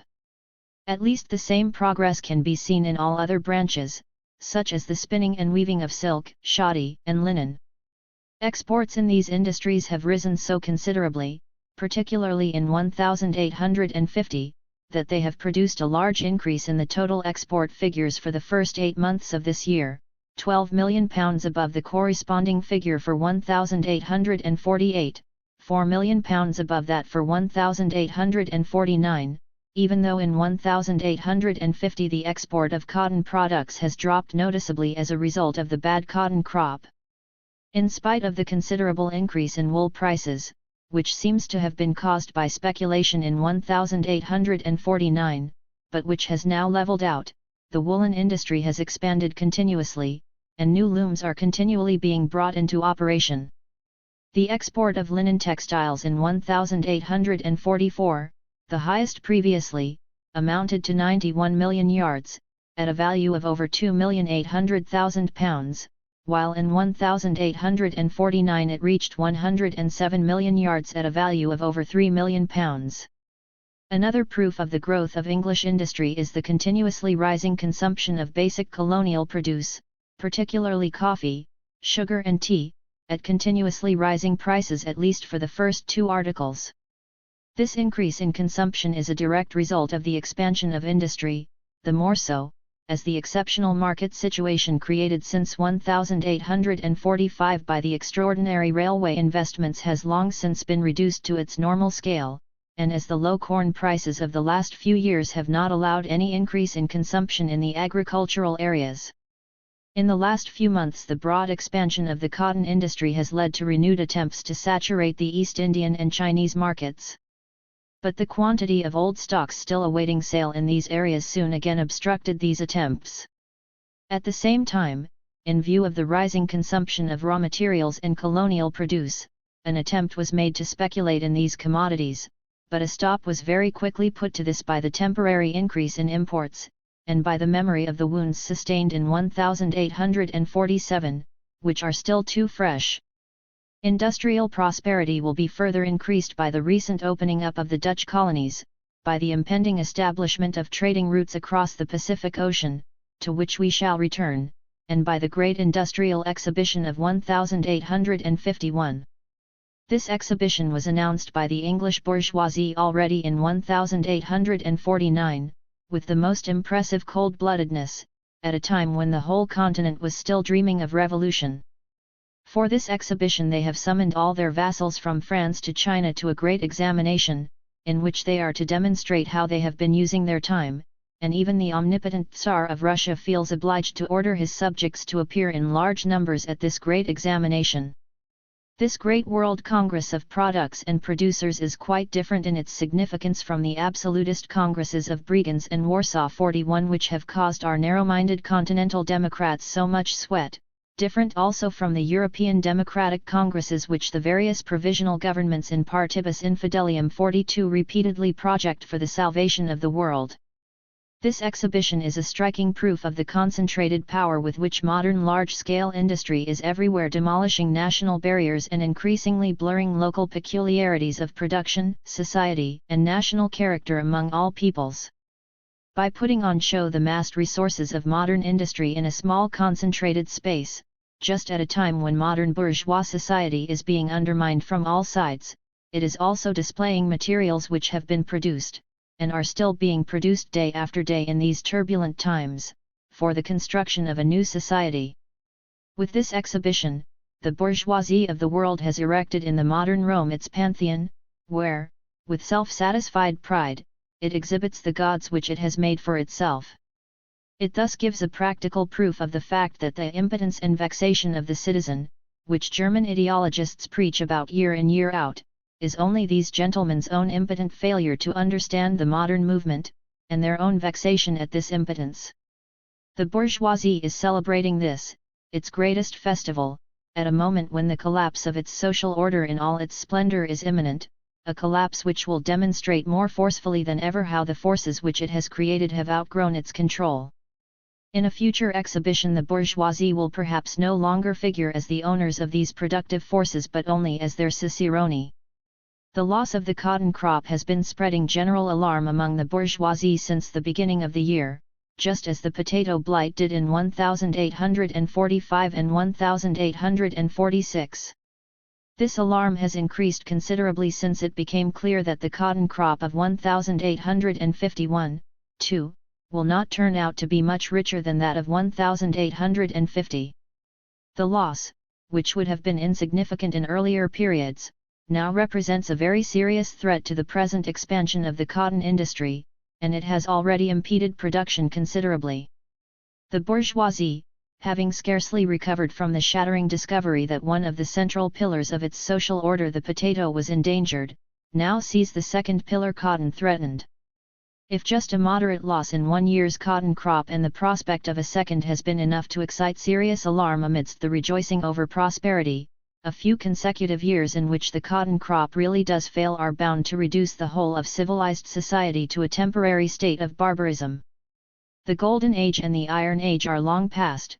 It was reserved for the 19th century, with its intelligence, world markets, and colossal productive resources, to usher in the Cotton Age. At the same time, the English bourgeoisie has felt more forcefully than ever the power which the United States exercises over it, as a result of its hitherto unbroken monopoly of cotton production. It has immediately applied itself to the task of breaking this monopoly. Not only in the East Indies, but also in Natal, the northern region of Australia, and all parts of the world where climate and conditions allow cotton to be grown, it is to be encouraged in every way. At the same time, that section of the English bourgeoisie kindly disposed towards the Negro has made the following discovery, that the prosperity of Manchester is dependent on the treatment of slaves in Texas, Alabama, and Louisiana is as curious as it is alarming. Economist, September 21, 1850. That the decisive branch of English industry is based upon the existence of slavery in the southern states of the American Union, that a Negro revolt in these areas could ruin the whole system of production as it exists today is, of course, an extremely depressing fact for the people who spent £20,043,000 a few years ago on Negro emancipation in their own colonies. However, this fact leads to the only realistic solution of the slave question, which has recently again been the cause of such long and violent debate in the American Congress. American cotton production is based on slavery. As soon as the industry reaches a point where it cannot tolerate the United States cotton monopoly any longer, cotton will be successfully mass-produced in other countries, and it is hardly possible to achieve this anywhere today except with free workers. But as soon as the free labor of other countries can deliver sufficient supplies of cotton to industry more cheaply than the slave labor of the United States, then American slavery will be broken together with the American cotton monopoly and the slaves will be emancipated, because they will have become useless as slaves. Wage labor will be abolished in Europe in just the same way, as soon as it becomes not only unnecessary for production, but in fact a hindrance to it. If the new cycle of industrial development which began in 1848 takes the same course as that of 1843-7, the crisis will break out in 1852. As a symptom that the excess speculation which is caused by overproduction, and which precedes each crisis, will not be long in coming, we can quote the fact that the discount rate of the Bank of England has not risen above 3% for 2 years. But when the Bank of England keeps its interest rates down in times of prosperity, the other money dealers have to reduce their rates even more, just as in times of crisis when the bank raises the rate considerably, they have to raise their rates above the banks. The additional capital which, as we have seen above, is always unloaded onto the bond market in times of prosperity, is enough by itself to force down the interest rate, as a result of the laws of competition, but the interest rate is reduced to a much larger extent by the enormous expansion of credit produced by general prosperity, which lowers the demand for capital. In these periods a government is in a position to reduce the interest rate on its funded debts, and the landowner is able to renew his mortgage on more favorable terms. The capitalists with investments in loan capital thus see their income reduced by a third or more, at a time when the income of all other classes is rising. The longer this situation lasts, the more they will be under pressure to look for more profitable capital investments. Overproduction gives rise to numerous new projects, and the success of a few of them is sufficient to attract a whole mass of capital in the same direction, until gradually the bubble becomes general. But, as we have seen, speculation has at this point of time only two outlets: cotton growing and the New World market routes created by the development of California and Australia. It is evident that this time the scope for speculation will assume far greater dimensions than in any earlier period of prosperity. Let us take a look at the situation in the English agricultural districts. The general pressure produced by the repeal of the Corn Laws and the simultaneous rich harvests has here become chronic, although it has been alleviated somewhat by the considerable increase in consumption caused by prosperity. In addition, with low corn prices the agricultural workers at least are in a relatively better position, although the improvement in England has been more limited than in other countries, where land parcelling is the rule. Under these circumstances the agitation of the protectionists 44 for the reimposition of corn duties continues in the agricultural areas, although less shrilly and overtly than before. It is evident that this agitation will remain quite insignificant so long as the relatively tolerable position of the agricultural workers continues. But as soon as the crisis breaks, with repercussions in the farming areas, the agricultural depression on the land will provoke considerable unrest. The industrial and commercial crisis will then coincide with the agricultural crisis for the first time, and in all issues which give rise to conflict between town and country, manufacturers and landowners, the two parties will be supported by two great armies, the manufacturers by the mass of the industrial workers, and the landowners by the mass of the agricultural workers. We now come to the United States of America. The crisis of 1836, which broke out there first and raged most violently, lasted almost without interruption until 1842 and led to a complete transformation of the American credit system. The commerce of the United States recovered on this more solid foundation, if at first very slowly, until from 1842 to 1845 prosperity significantly increased there, too. The rise in prices and the revolution in Europe only brought benefits for America. From 1845 to 1847 it profited from the enormous export of grain and from the 1846 rise in cotton prices. In 1849 it produced the largest cotton crop to date, and in 1850 it made about $20 million from the loss in the cotton crop, which coincided with the new boom in the European cotton industry.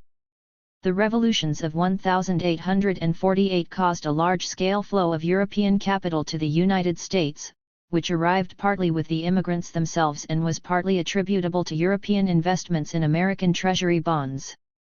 This increase in demand for American bonds has forced up their price to such an extent that recently in New York speculators have been seizing on them quite feverishly. Thus, despite all assertions to the contrary in the reactionary bourgeois press, we still maintain that the only form of state to enjoy the confidence of our European capitalists is the bourgeois republic. There is only one expression of bourgeois confidence in any form of state, its quotation on the stock exchange. However, the prosperity of the United States increased even more for other reasons. The populated area, the home market of the North American Union, extended with surprising rapidity in two directions. The population increase, due both to reproduction within America and to the continuing increase in immigration, led to the settlement of whole states and territories. Wisconsin and Iowa were comparatively densely populated within a few years, and there was a significant increase in immigrants to all states in the upper Mississippi region. The exploitation of the mines on Lake Superior and the rising grain production in the whole area around the Great Lakes produced a new boom in commerce and shipping on this system of great inland waterways, which will expand further as a result of an act passed during the last session of Congress, by which trade with Canada and Nova Scotia has been greatly facilitated. While the northwestern states have thus gained a new importance, Oregon has been colonized within a few years, Texas and New Mexico annexed and California conquered. The discovery of the Californian gold mines has set the cap on American prosperity. In the second number of this review before any other European journal we drew attention to the importance of this discovery and its necessary consequences for the whole of world trade. 45 This importance does not lie in the increased supply of gold from the newly discovered mines, although this increase in the means of exchange was bound to have consequences for commerce in general. It lies rather in the spur given to investment on the world market by the mineral wealth of California, in the activity into which the whole west coast of America and the eastern coast of Asia has been plunged, in the new market outlets created in California and in all the other countries affected by California. Even taken by itself, the Californian market is very important. A year ago there were 100,000 people there, now there are at least 300,000 people, who are producing almost nothing but gold, and who are exchanging this gold for their basic living requirements from foreign markets. But the Californian market itself is unimportant compared to the continual expansion of all the markets on the Pacific coast, compared to the striking increase in trade with Chile and Peru, western Mexico and the Sandwich Islands, and compared to the traffic which has suddenly arisen between Asia, Australia, and California. Because of California, completely new international routes have become necessary, routes which will inevitably soon surpass all others in importance. The main trading route to the Pacific Ocean, which has really only now been opened up, and which will become the most important ocean in the world, will, from now on, go across the Isthmus of Panama. The establishment of links across the isthmus by highways, railways, and canals is now the most urgent requirement of world trade and has already been tackled in places.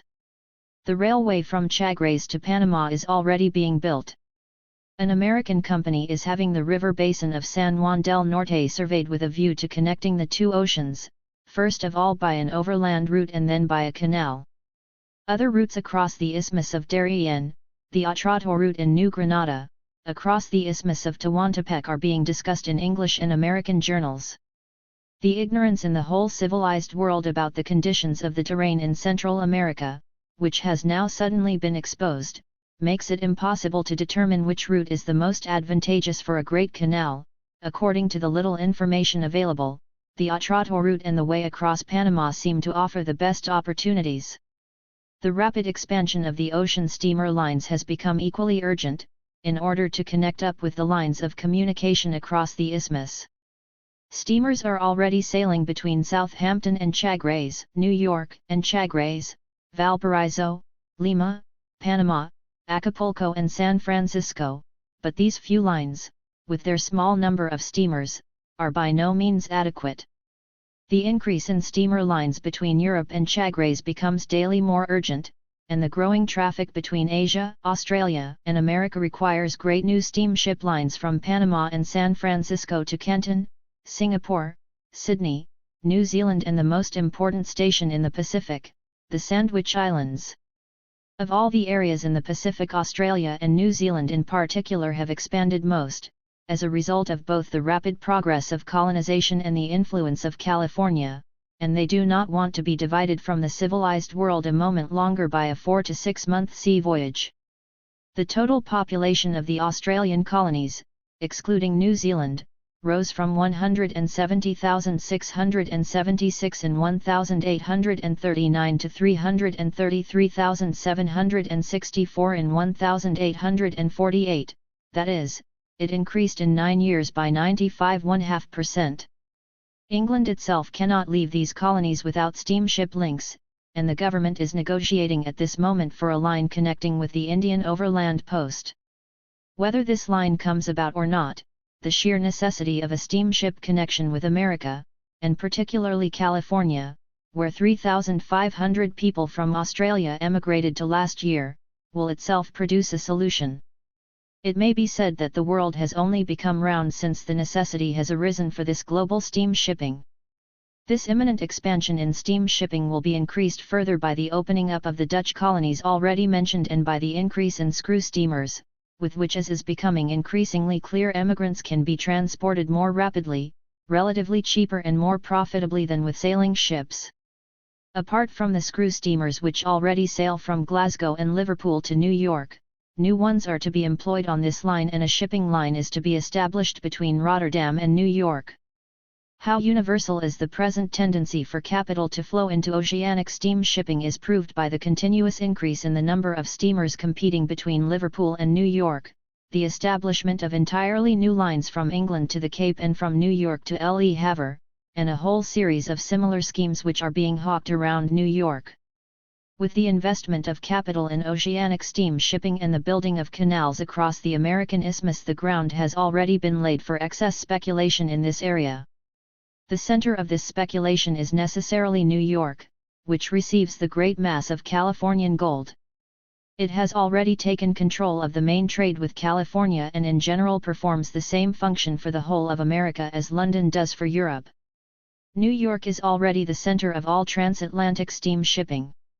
All the Pacific steamships belong to New York companies, and almost all new projects in this branch of industry start in New York. Speculation in foreign steamship lines has already begun in these, and the Nicaragua Company, which was launched in New York, similarly represents the beginning of speculation in the isthmus canals. Overspeculation will soon develop, and even though English capital is flowing en masse into all such undertakings, even though the London Stock Exchange will be inundated with all sorts of similar schemes, New York will still remain the center of the whole bubble, this time as in 1836, and will be the first to experience its collapse. Innumerable schemes will be ruined, but as with the English railway system in 1845, at least the outline of a universal shipping system will this time emerge from this overspeculation.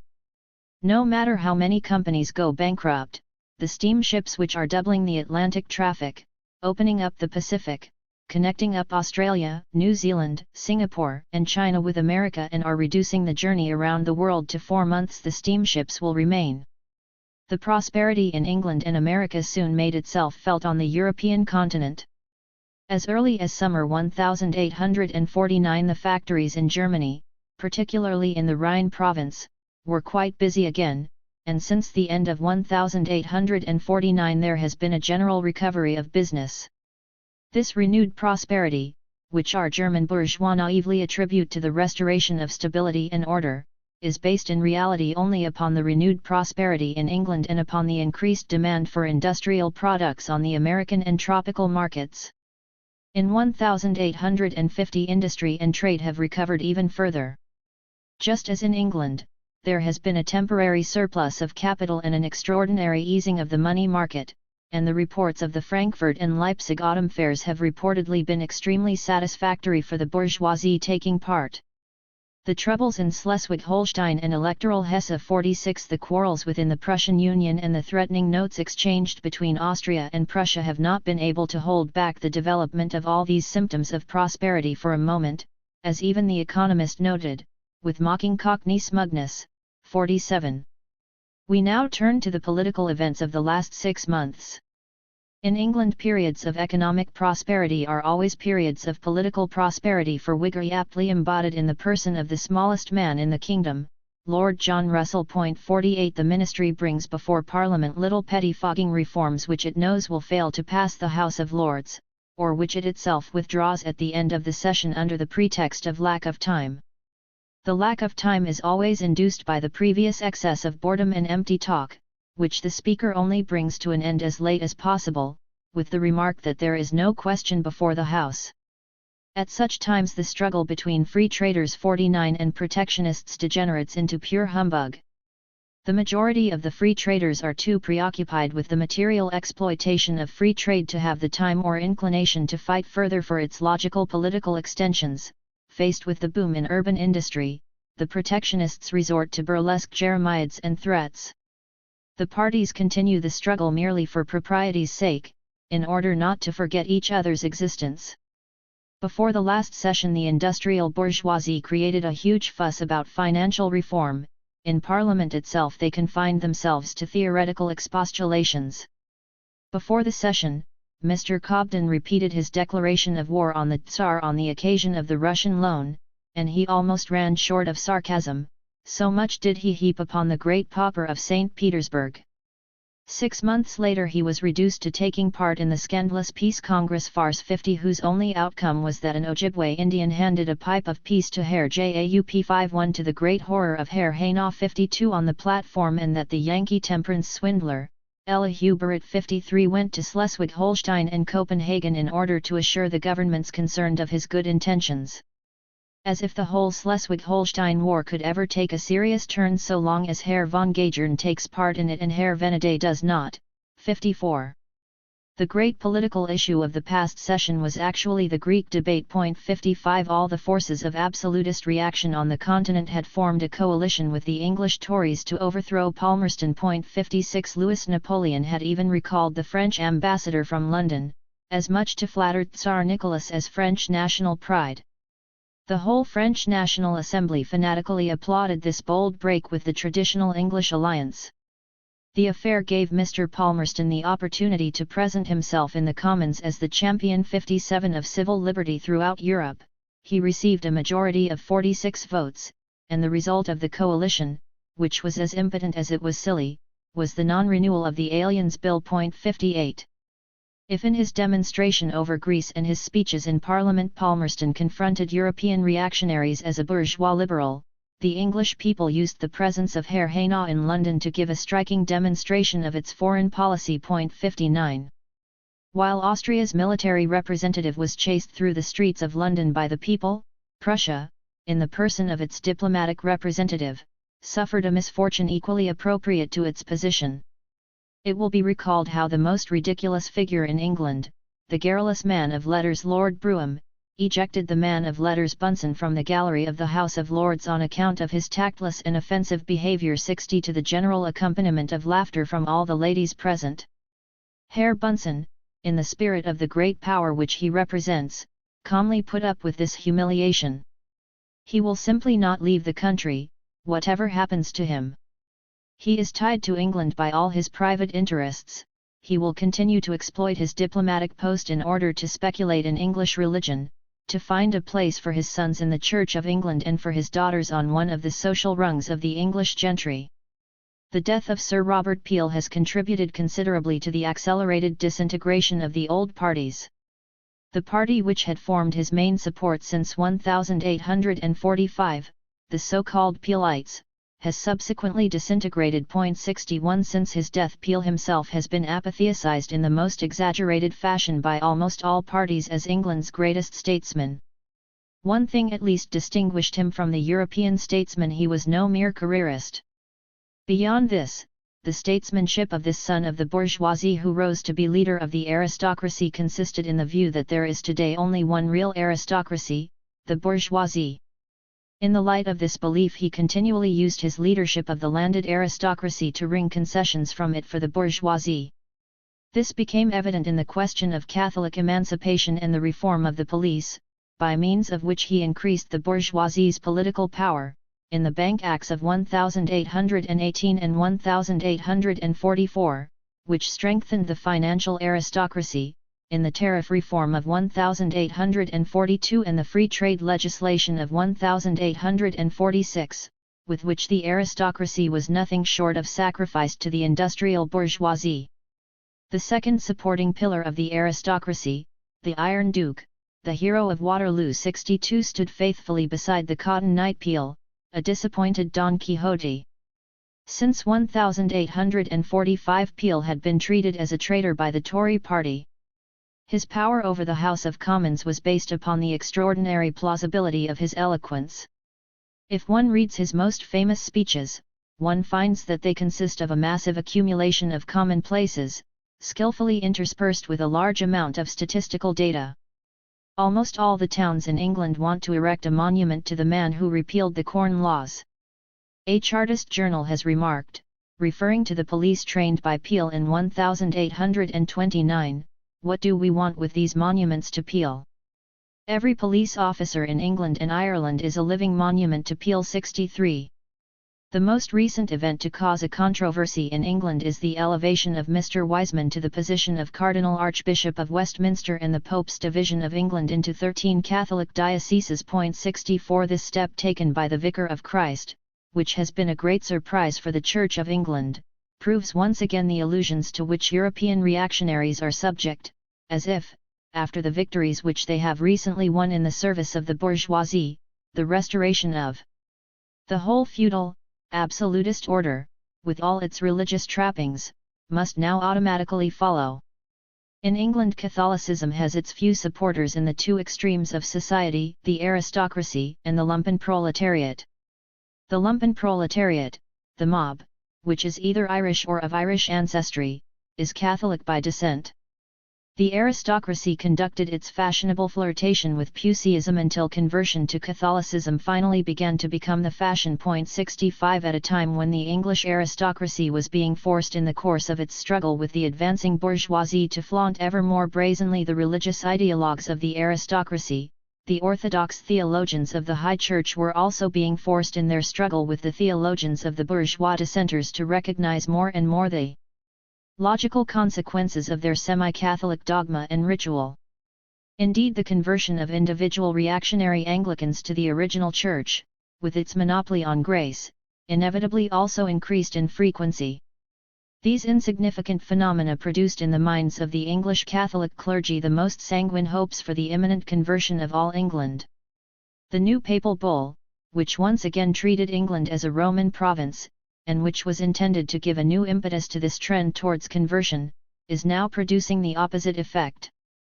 The Puseyites, suddenly confronted with the serious consequences of their medieval dabbling, are recoiling in horror, and the Puseyite Bishop of London has lost no time in issuing a declaration in which he recants all his errors and declares a war to the death on the Pope.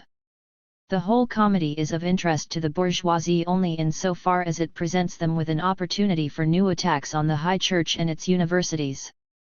The commission which is to report on the state of the universities will give rise to furious debates in the next session. The mass of the people is naturally not interested, and is neither for nor against Cardinal Wiseman. With the present dearth of news, the papers are presented with welcome material for long articles and vehement diatribes against Pius IX. The Times even demands that the government should incite an insurrection in the Papal States and unleash Mazzini and the Italian refugees against the Pope to punish his interference. The Globe, Palmerston's press organ, drew an extremely witty parallel between the Papal Bull and Mazzini's latest manifesto. 66 The Pope, it says, claims spiritual supremacy over England and names bishops in partibus infidelium. 67 Here in London an Italian government sits in partibus infidelium, headed by the anti-pope, Mr. Mazzini.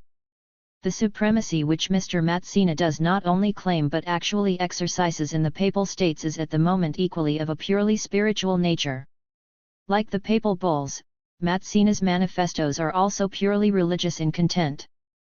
They preach a religion, they make an appeal to faith, they bear the motto, Dio ed il popolo, God and the people.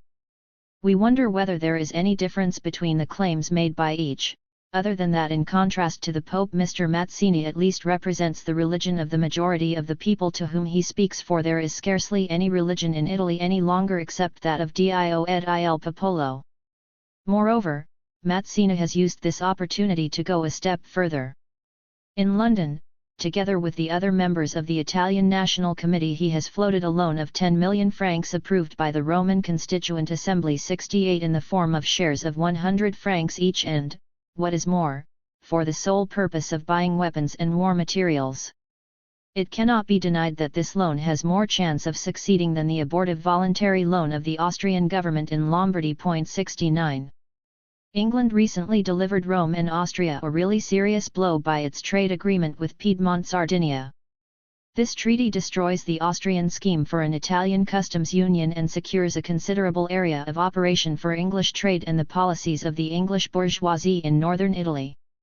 The existing organization of the Chartist party is also disintegrating. Those petty bourgeois who are still in the party, allied with the labor aristocracy, form a purely democratic tendency, whose program is limited to the People's Charter and a few other petty bourgeois reforms. 70 The mass of the workers living in really proletarian conditions belong to the revolutionary Chartist tendency. At the head of the first group is Feargus O'Connor, at the head of the second, Julian Harney and Ernest Jones. Old O'Connor, an Irish squire and supposedly a descendant of the old kings of Munster, is, in spite of his ancestry and his political standpoint, a genuine representative of Old England. He is essentially conservative, and feels a highly determined hatred not only for industrial progress but also for the revolution. His ideals are patriarchal and petty bourgeois through and through. He unites in his person an inexhaustible number of contradictions, which find their fulfillment and harmony in a certain blunt common sense 71 and which enable him year in year out to write his interminable weekly letters in the Northern Star, each successive letter always in open conflict with the previous one. For this very reason O'Connor claims to be the most consistent man in Great Britain and to have prophesied everything that has happened during the last 20 years. His shoulders, his roaring voice, his great pugilistic skill, with which he is said to have defended Nottingham Market against 20,000 people, all this is an essential part of the representative of Old England.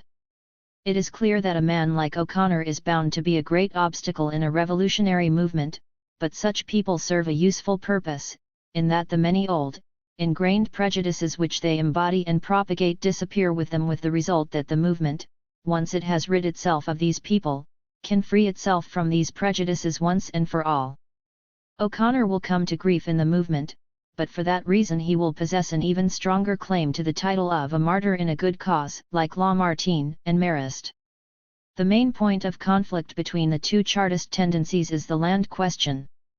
O'Connor and his followers want to use the Charter to settle part of the working class on small holdings, and eventually to make small holding property universal in England. It is well known how he failed in his attempt to establish small holding property on a small scale through a joint stock company. The tendency of every bourgeois revolution to destroy large-scale landed property might make this division into small holdings appear to the English workers for a while as something very revolutionary, although it is regularly accompanied by the unfailing tendency of small property to become concentrated and to meet with economic ruin in the face of large-scale agriculture. The revolutionary Chartist tendency opposes this demand for division of the land with a demand for the confiscation of all landed property. The land is not to be distributed but to remain national property. Despite this split and the emergence of more extreme demands, the Chartists, remembering the circumstances under which the Corn Laws were repealed, still suspect that in the next crisis they will once again have to form an alliance with the industrial bourgeoisie, the financial reformers 72, and that they will have to help them defeat their enemies, forcing concessions from them in return. This will certainly be the position of the Chartists in the next crisis. The actual revolutionary movement in England can only begin when the Charter has been won, just as the June battle in France was possible only when the Republic had been won. 73. In Germany, the political events of the last 6 months are epitomized in the spectacle of Prussia duping the liberals and Austria duping Prussia. In 1849, Prussia's hegemony in Germany seemed to be the issue, in 1850 the division of power between Austria and Prussia. In 1851 all that is still in question is the form in which Prussia submits to Austria and returns as a repentant sinner to the bosom of the completely restored federal Diet. The little Germany which the King of Prussia hoped to obtain in compensation for his unfortunate imperial procession through Berlin on March 21, 184,874 has transformed itself into Little Prussia. Prussia has had to bear every humiliation patiently, and has disappeared from the ranks of the great powers. The perfidious narrowness of its policies has again reduced even the modest dream of the Union 75 to nothing. It falsely ascribed to the Union a liberal character and thus duped the wise men of the Gotha Party 76 with constitutional phantasmagoria which were never seriously meant, yet Prussia had become so bourgeois as a result of its whole industrial development, its permanent defect and its national debt that, twist and turn as it might, it fell even more irredeemably a victim of constitutionalism. While the wise men of Gotha finally discovered how shamefully Prussia had dealt with their dignity and prudence, while even Gagern and Brueggemann finally turned their backs in noble outrage on a government which played such outrageous games with the freedom and unity of the fatherland, Prussia was having just as little joy in the chickens which it had gathered under its protective wings in the shape of the petty princes. Only in their moment of direst distress and defenselessness had they delivered themselves into the claws of the Prussian eagle claws eager for annexation, and they had to pay dearly for the return of their subjects to their old obedience to the state as a result of Prussian intervention, threats, and demonstrations. They had to pay with oppressive military treaties, expensive billeting, and the prospect of being mediatized by the Union Constitution. But Prussia itself had seen to it that they were to escape this new predicament. Prussia had restored the rule of the forces of reaction everywhere, and the more these forces re-established themselves, the more the petty princes deserted Prussia to throw themselves into the arms of Austria. Now that they could again rule as they had done before March, absolutist Austria was closer to them than a power whose ability to be absolutist was no greater than its desire to be liberal. Furthermore, Austrian policy did not lead to the mediatization of small states but, on the contrary, to their protection as integral components of the federal diet which was to be revived. Thus Prussia watched as Saxony, which a few months earlier had been saved by Prussian troops, deserted her, as did Hanover and Electoral Hesse. Now Baden has followed the rest despite its Prussian garrison. Prussia can see quite clearly from events in the two Hesses that its support of the reactionary forces in Mecklenburg, Hamburg, and Dessau was not to its own but to Austria's advantage. Thus the unsuccessful German Kaiser has come to realize that he is indeed living in an age of perfidy. But even though he must now stand by while his right arm, the Union, is taken from him, the fact is that this arm had already withered away some time before. Thus Austria has already brought the whole of southern Germany under its hegemony, and even in North Germany the most important states oppose Prussia. Austria had finally made such progress that, supported by Russia, it was able to oppose Prussia openly. It did this over two issues, Schleswig-Holstein and Electoral Hesse. In Schleswig-Holstein, Germany's Sword 77 has concluded a genuine Prussian separate PEACE 78 and delivered its allies up to the hands of the hostile superior force. England, Russia, and France decided to put an end to the independence of the duchies and recorded this intention in a treaty which Austria also signed. Austria and the other governments, in accordance with the London Treaty, have argued in the restored federal diet for a federal intervention in Holstein in favour of Denmark. Meanwhile, Prussia has sought to continue its policy of procrastination by urging the parties to submit to a federal court of arbitration, which is not yet defined nor in existence and which has been rejected by most of the major governments. It has achieved nothing with all its maneuvering other than that the major powers have come to suspect it of revolutionary machinations and that it has received a series of threatening notes, which will soon mar its pleasure in an independent foreign policy. The people of Schleswig-Holstein will soon have their father and sovereign restored to them. A people which allows itself to be governed by Herr Bisseler and Herr Reventlow 79 despite having the whole army on its side, shows that it still needs the Danish whip for its upbringing. The movement in Electoral Hesse gives us an inimitable example of what an uprising in a small German state can lead to. The virtuous bourgeois resistance to the double dealer, Hasenpflug 80 had produced everything that could be demanded of such a spectacle. The chamber was unanimous, the country was unanimous, the civil servants and the army were on the side of the citizens, all opposing forces had been removed, the demand out with the prince had been fulfilled spontaneously, the double dealer Hasenpflug had disappeared with his whole ministry, everything was going smoothly, all parties kept strictly within the bounds of the law, all excesses were avoided, and the opposition had achieved the finest victory in the annals without lifting a finger. And now that the bourgeoisie had all the power in their hands, now that their committee of estates met not the least resistance anywhere, now they were for the first time really needed. Now they saw that, instead of electoral troops, foreign troops were standing at their borders, ready to march in to put an end to this splendid show of bourgeois power within 24 hours. Only now did the helplessness and disgrace begin. Whereas earlier the bourgeoisie had not been able to retreat, now they were not able to advance. The refusal to pay taxes in Electoral Hesse proves more strikingly than any earlier event how all clashes within small states end in pure farce. They only result in foreign intervention, and the conflict is brought to an end not only by the removal of the prince but also of the constitution. It proves how ludicrous all these momentous struggles are, in which the petty bourgeoisie of the petty states seeks with patriotic loyalty to save every little achievement left over from the March days from its inevitable destruction. In electoral Hesse, in a state of the Union which had to be torn away from the Prussian embrace, Austria was involved in a direct confrontation with its rival. It was Austria who more or less incited the elector into his attack on the constitution and then placed him under the protection of the Federal Diet. In order to add weight to this protective relationship, to use the business in electoral Hesse to break Prussian resistance to Austrian hegemony, and to coerce Prussia into rejoining the Federal Diet, Austrian and South German troops have now been marshaled in Franconia and Bohemia. Prussia is also mobilizing its forces. The newspapers are bursting with reports of marches and countermarches by the army corps. All this noise will lead to nothing, just like the quarrel between the French party of order and Bonaparte. Neither the King of Prussia nor the Emperor of Austria is his own master, only the Russian Tsar is. At the Tsar's command, rebellious Prussia will finally give way without a drop of blood being spilt.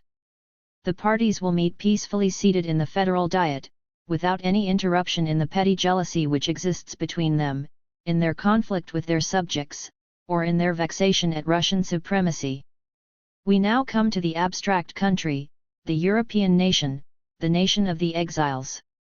We shall not mention the individual groups of exiles, the Germans, French, Hungarians, etc., their haute politique is limited to pure chronique scandaleuse. But Europe and the people as a whole have recently been given a provisional government in the form of the European Central Committee 81, consisting of Joseph Mazzini, Ledru Rollin, Albert Deras, the Pole, 82, and Arnold Ruga, who modestly justifies his presence by writing member of the Frankfurt National Assembly after his name. Although it is impossible to say which democratic council has called these four evangelists to office, their manifesto undeniably contains the creed of the broad mass of the exiles and summarizes in fitting form the intellectual achievements which this mass owes to the recent revolution. The manifesto begins with a pompous enumeration of the strengths of democracy. What does democracy lack for the achievement of its victory? Organization. We have sects but no church, incomplete and contradictory philosophies but no religion, no collective belief which can assemble the believers under a single sign and harmonize their work. The day on which we find ourselves all united, marching together under the eyes of the best among us, will be the eve of the struggle. On this day we shall have counted our numbers, we shall know who we are, we shall be conscious of our power. Why has the revolution not yet succeeded? Because the organization of revolutionary power has been weak. This is the first decree of the exiles' provisional government. This state of affairs is to be remedied by the organization of an army of believers, and the founding of a religion. But to achieve this, two great obstacles must be surmounted, two great errors overcome: the exaggeration of the rights of individuality, the narrow-minded exclusiveness of theory. We must not say I, we must learn to say we. Those who follow their individual susceptibilities refuse to make the small sacrifices demanded by organization and discipline and deny the total body of beliefs which they preach, as a result of the habits of the past. Exclusiveness in theory is the negation of our basic dogma. He who says, I have discovered a political truth, and who makes the acceptance of his system into a condition of acceptance into the fraternal association, disavows the people, the only progressive interpreter of the world law, merely in order to assert his own ego. He who maintains that he is able today to discover a definitive solution to the problems which activate the masses, by means of the isolated labor of his intellect, however powerful it may be, condemns himself to the error of incompleteness by abandoning one of the eternal sources of truth, the collective intuition of the people in action. The definitive solution is the secret of our victory. For the most part our systems can be nothing but a dissection of corpses, a discovery of evil and an analysis of death, incapable of perceiving or comprehending life. Life is the people in movement, the instinct of the masses raised to an extraordinary power by common contact, by the prophetic feeling of great things to be achieved, by spontaneous, sudden, electric association in the street. It is action, exciting to their highest pitch all the latent powers of hope, devotion, love, and enthusiasm which are now dormant, revealing man in the unity of his nature, in the full vigor of his potency. The handshake of a worker at one of those historic moments which begin an epoch will teach us more about the organization of the future than can be taught today by the cold and heartless labor of reason or by knowledge of the illustrious dead of the last 2 millennia of the old society. So, in the end, all this highfalutin nonsense amounts to the highly vulgar and Philistine view that the revolution failed because of the jealous ambition of the individual leaders, and because of the conflicting opinions of the various popular teachers. The struggles of the different classes and fractions of classes with one another, which in their development through specific phases is precisely what constitutes the revolution, are, for our evangelists, only the unhappy consequence of divergent systems. However, the divergent systems are in reality the result of the existence of class struggles. It becomes clear even from this that the authors of the manifesto deny the existence of the class struggle. Under the pretext of fighting the doctrinaire, they dispense with all specific realities of the situation, all specific partisan views. They forbid the individual classes to formulate their interests and demands in the face of other classes. They expect the classes to forget their conflicting interests and to reconcile themselves under the banner of something hollow and brazenly vague, which, in the guise of reconciling the interests of all parties, only conceals the domination by one party and its interests, the party of the bourgeoisie. After what these gentlemen must have experienced in France, Germany, and Italy during the last 2 years, it cannot even be said that the hypocrisy by means of which they wrap bourgeois interests in a Lamartinian rhetoric of brotherhood is unconscious. How much the gentlemen know about systems is shown, moreover, by the fact that they imagine each of these systems to be merely a fragment of the wisdom compiled in the manifesto, and to be based solely on one of the rhetorical phrases assembled here: freedom, equality, etc. Their notions of social organization are highly striking: a riot in the street, a brawl, a shake of the hand, and that is that. For them the whole revolution consists merely in the overthrow of the existing governments. Once this aim has been achieved, victory will have been won. The movement, the development, the struggle then comes to an end, and under the aegis of the then ruling European Central Committee the golden age of the European Republic and the permanent rule of the nightcap can begin.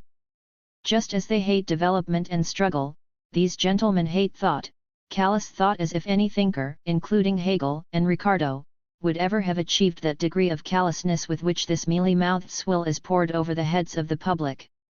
The people are not to worry about the morrow, they must empty their heads of ideas. When the great day of decision comes, they will be electrified by mere physical contact, and the riddle of the future will be solved for the people by a miracle. This summons to empty-headedness is a direct attempt to swindle precisely those classes who are most oppressed. One member of the European Central Committee asks, "In saying this, do we mean that we are to march on without a banner? Do we mean that we wish to inscribe a negation on our banner? Such a suspicion cannot be directed at us. As men of the people, who have been part of the struggle for many years, we do not for one moment consider leading them into an empty future. On the contrary, to prove the fullness of their future, these gentlemen present a record worthy of Leporello 83 himself of eternal truths and achievements from the whole course of history. This record is put forward as the common ground of democracy in our day and age, and is summed up in the following edifying paternoster. We believe in the progressive development of human ability and strength towards the moral law which has been imposed upon us. We believe in association as the only means to achieve this end. We believe that the interpretation of this moral law and the law of progress can be entrusted to the charge of neither a caste nor an individual, but to the people, enlightened by national education, led by those from its midst whom virtue and the people's genius show to be the best. We believe in the sacredness of both individuality and society, which should never exclude nor conflict with each other, but should harmonize for the betterment of all by all. We believe in freedom, without which all human responsibility disappears, in equality, without which freedom is only an illusion, in brotherhood, without which freedom and equality would be means without an end, in association, without which brotherhood would be an unrealizable program, in family, community, state, and fatherland as equally progressive spheres which man must successively grow into, in the knowledge and application of freedom, equality, brotherhood, and association. We believe in the sanctity of work and in property which arises from work as its symbol and fruit. We believe in the duty of society to provide the means for material work through credit and the means for mental work through education. To sum up, we believe in a social condition which has God and His law as its apex, and the people as its base. So, progress, association, moral law, freedom, equality, brotherhood, association, family, community, state, sanctity of property, credit, education, God and the people, Dio e popolo. These phrases figure in all the manifestos of the 1848 revolutions, from the French to the Wallachian, and it is precisely for that reason that they figure here as the common basis of the new revolution. In none of these revolutions was the sanctity of property, here sanctified as the product of work, forgotten. 80 years before their time, Adam Smith knew much better than our revolutionary pioneers the precise extent to which bourgeois property is the fruit and symbol of work. As for the socialist concession that society shall grant everyone the material means for work through credit, every manufacturer is accustomed to give his worker credit for as much material as he can process in a week. The credit system is as widely extended nowadays as is compatible with the inviolability of property, and credit itself is after all only a form of bourgeois property. Summarized, this gospel teaches a social order in which God forms the apex and the people, or, as is said later, humanity the base. That is, they believe in society as it exists, in which, as is well known, God is at the apex and the mob at the base. Although Mazzini's creed, God and the people, Dio e popolo, may have a meaning in Italy, where the Pope is equated with God and the princes with the people, it is a bit much to offer this plagiarism of Johannes Runge 84, the most insipid swill of the German pseudo-enlightenment, as the key which will solve the riddle of the century. Furthermore, how easily the members of this school accustom themselves to the small sacrifices which organization and discipline demand, how willingly they give up the narrow exclusiveness of theory is demonstrated by our friend, Arnold Winkelried-Ruge, who, to Leo's great joy, has this time been able to recognize the difference between divinity and humanity. 85. The manifesto ends with the words: "What is needed is a constitution for European democracy, and the foundation of a people's budget or exchequer. What is needed is the organization of an army of initiators." In order to be one of the first initiators of the people's budget, Ruge has turned to De Democratische Jontjes van Amsterdam 86, the democratic citizens of Amsterdam, to explain to them their special vocation and duty to provide money. Holland is in distress. London, November 1, 1850. Address of the Central Committee to the Communist League, March 1850, 1. Karl Marx and Friedrich Engels. The Central Committee to the League. Brothers. In the two revolutionary years of 1848-9, the League proved itself in two ways. First, its members everywhere involved themselves energetically in the movement and stood in the front ranks of the only decisively revolutionary class, the proletariat, in the press, on the barricades and on the battlefields. The League further proved itself in that its understanding of the movement, as expressed in the circulars issued by the Congresses and the Central Committee of 18,472 and in the Manifesto of the Communist Party, has been shown to be the only correct one, and the expectations expressed in these documents have been completely fulfilled. This understanding of the conditions of modern society, which was previously only propagated by the League in secret, is now on everyone's lips and is preached openly in the marketplace. At the same time, however, the formerly strong organization of the League has been considerably weakened. A large number of members who were directly involved in the movement thought that the time for secret societies was over and that public action alone was sufficient. The individual districts and communes allowed their connections with the Central Committee to weaken and gradually become dormant. So, while the Democratic Party, the party of the petty bourgeoisie, has become more and more organized in Germany, the Workers' Party has lost its only firm foothold, remaining organized at best in individual localities for local purposes. Within the general movement it has consequently come under the complete domination and leadership of the petty bourgeois Democrats. This situation cannot be allowed to continue, the independence of the workers must be restored. The Central Committee recognized this necessity and it therefore sent an emissary, Joseph Moll, to Germany in the winter of 1848-9 to reorganize the League. Moll's mission, however, failed to produce any lasting effect, partly because the German workers at that time had not had enough experience and partly because it was interrupted by the insurrection last May. 4 Moll himself took up arms, joined the Baden-Palatinate army and fell on June 29 in the Battle of the River Merg. The League lost in him one of its oldest, most active and most reliable members, who had been involved in all the congresses and central committees and had earlier conducted a series of missions with great success. Since the defeat of the German and French revolutionary parties in July 1849-5 almost all the members of the Central Committee have reassembled in London. They have replenished their numbers with new revolutionary forces and set about reorganizing the League with renewed zeal. This reorganization can only be achieved by an emissary, and the Central Committee considers it most important to dispatch the emissary at this very moment, when a new revolution is imminent, that is, when the Workers' Party must go into battle with the maximum degree of organization, unity and independence, so that it is not exploited and taken in tow by the bourgeoisie as in 1848. We told you already in 1848, brothers, that the German liberal bourgeoisie would soon come to power and would immediately turn its newly won power against the workers. You have seen how this forecast came true. It was indeed the bourgeoisie which took possession of the state authority in the wake of the March movement of 1848 and used this power to drive the workers, its allies in the struggle, back into their former oppressed position.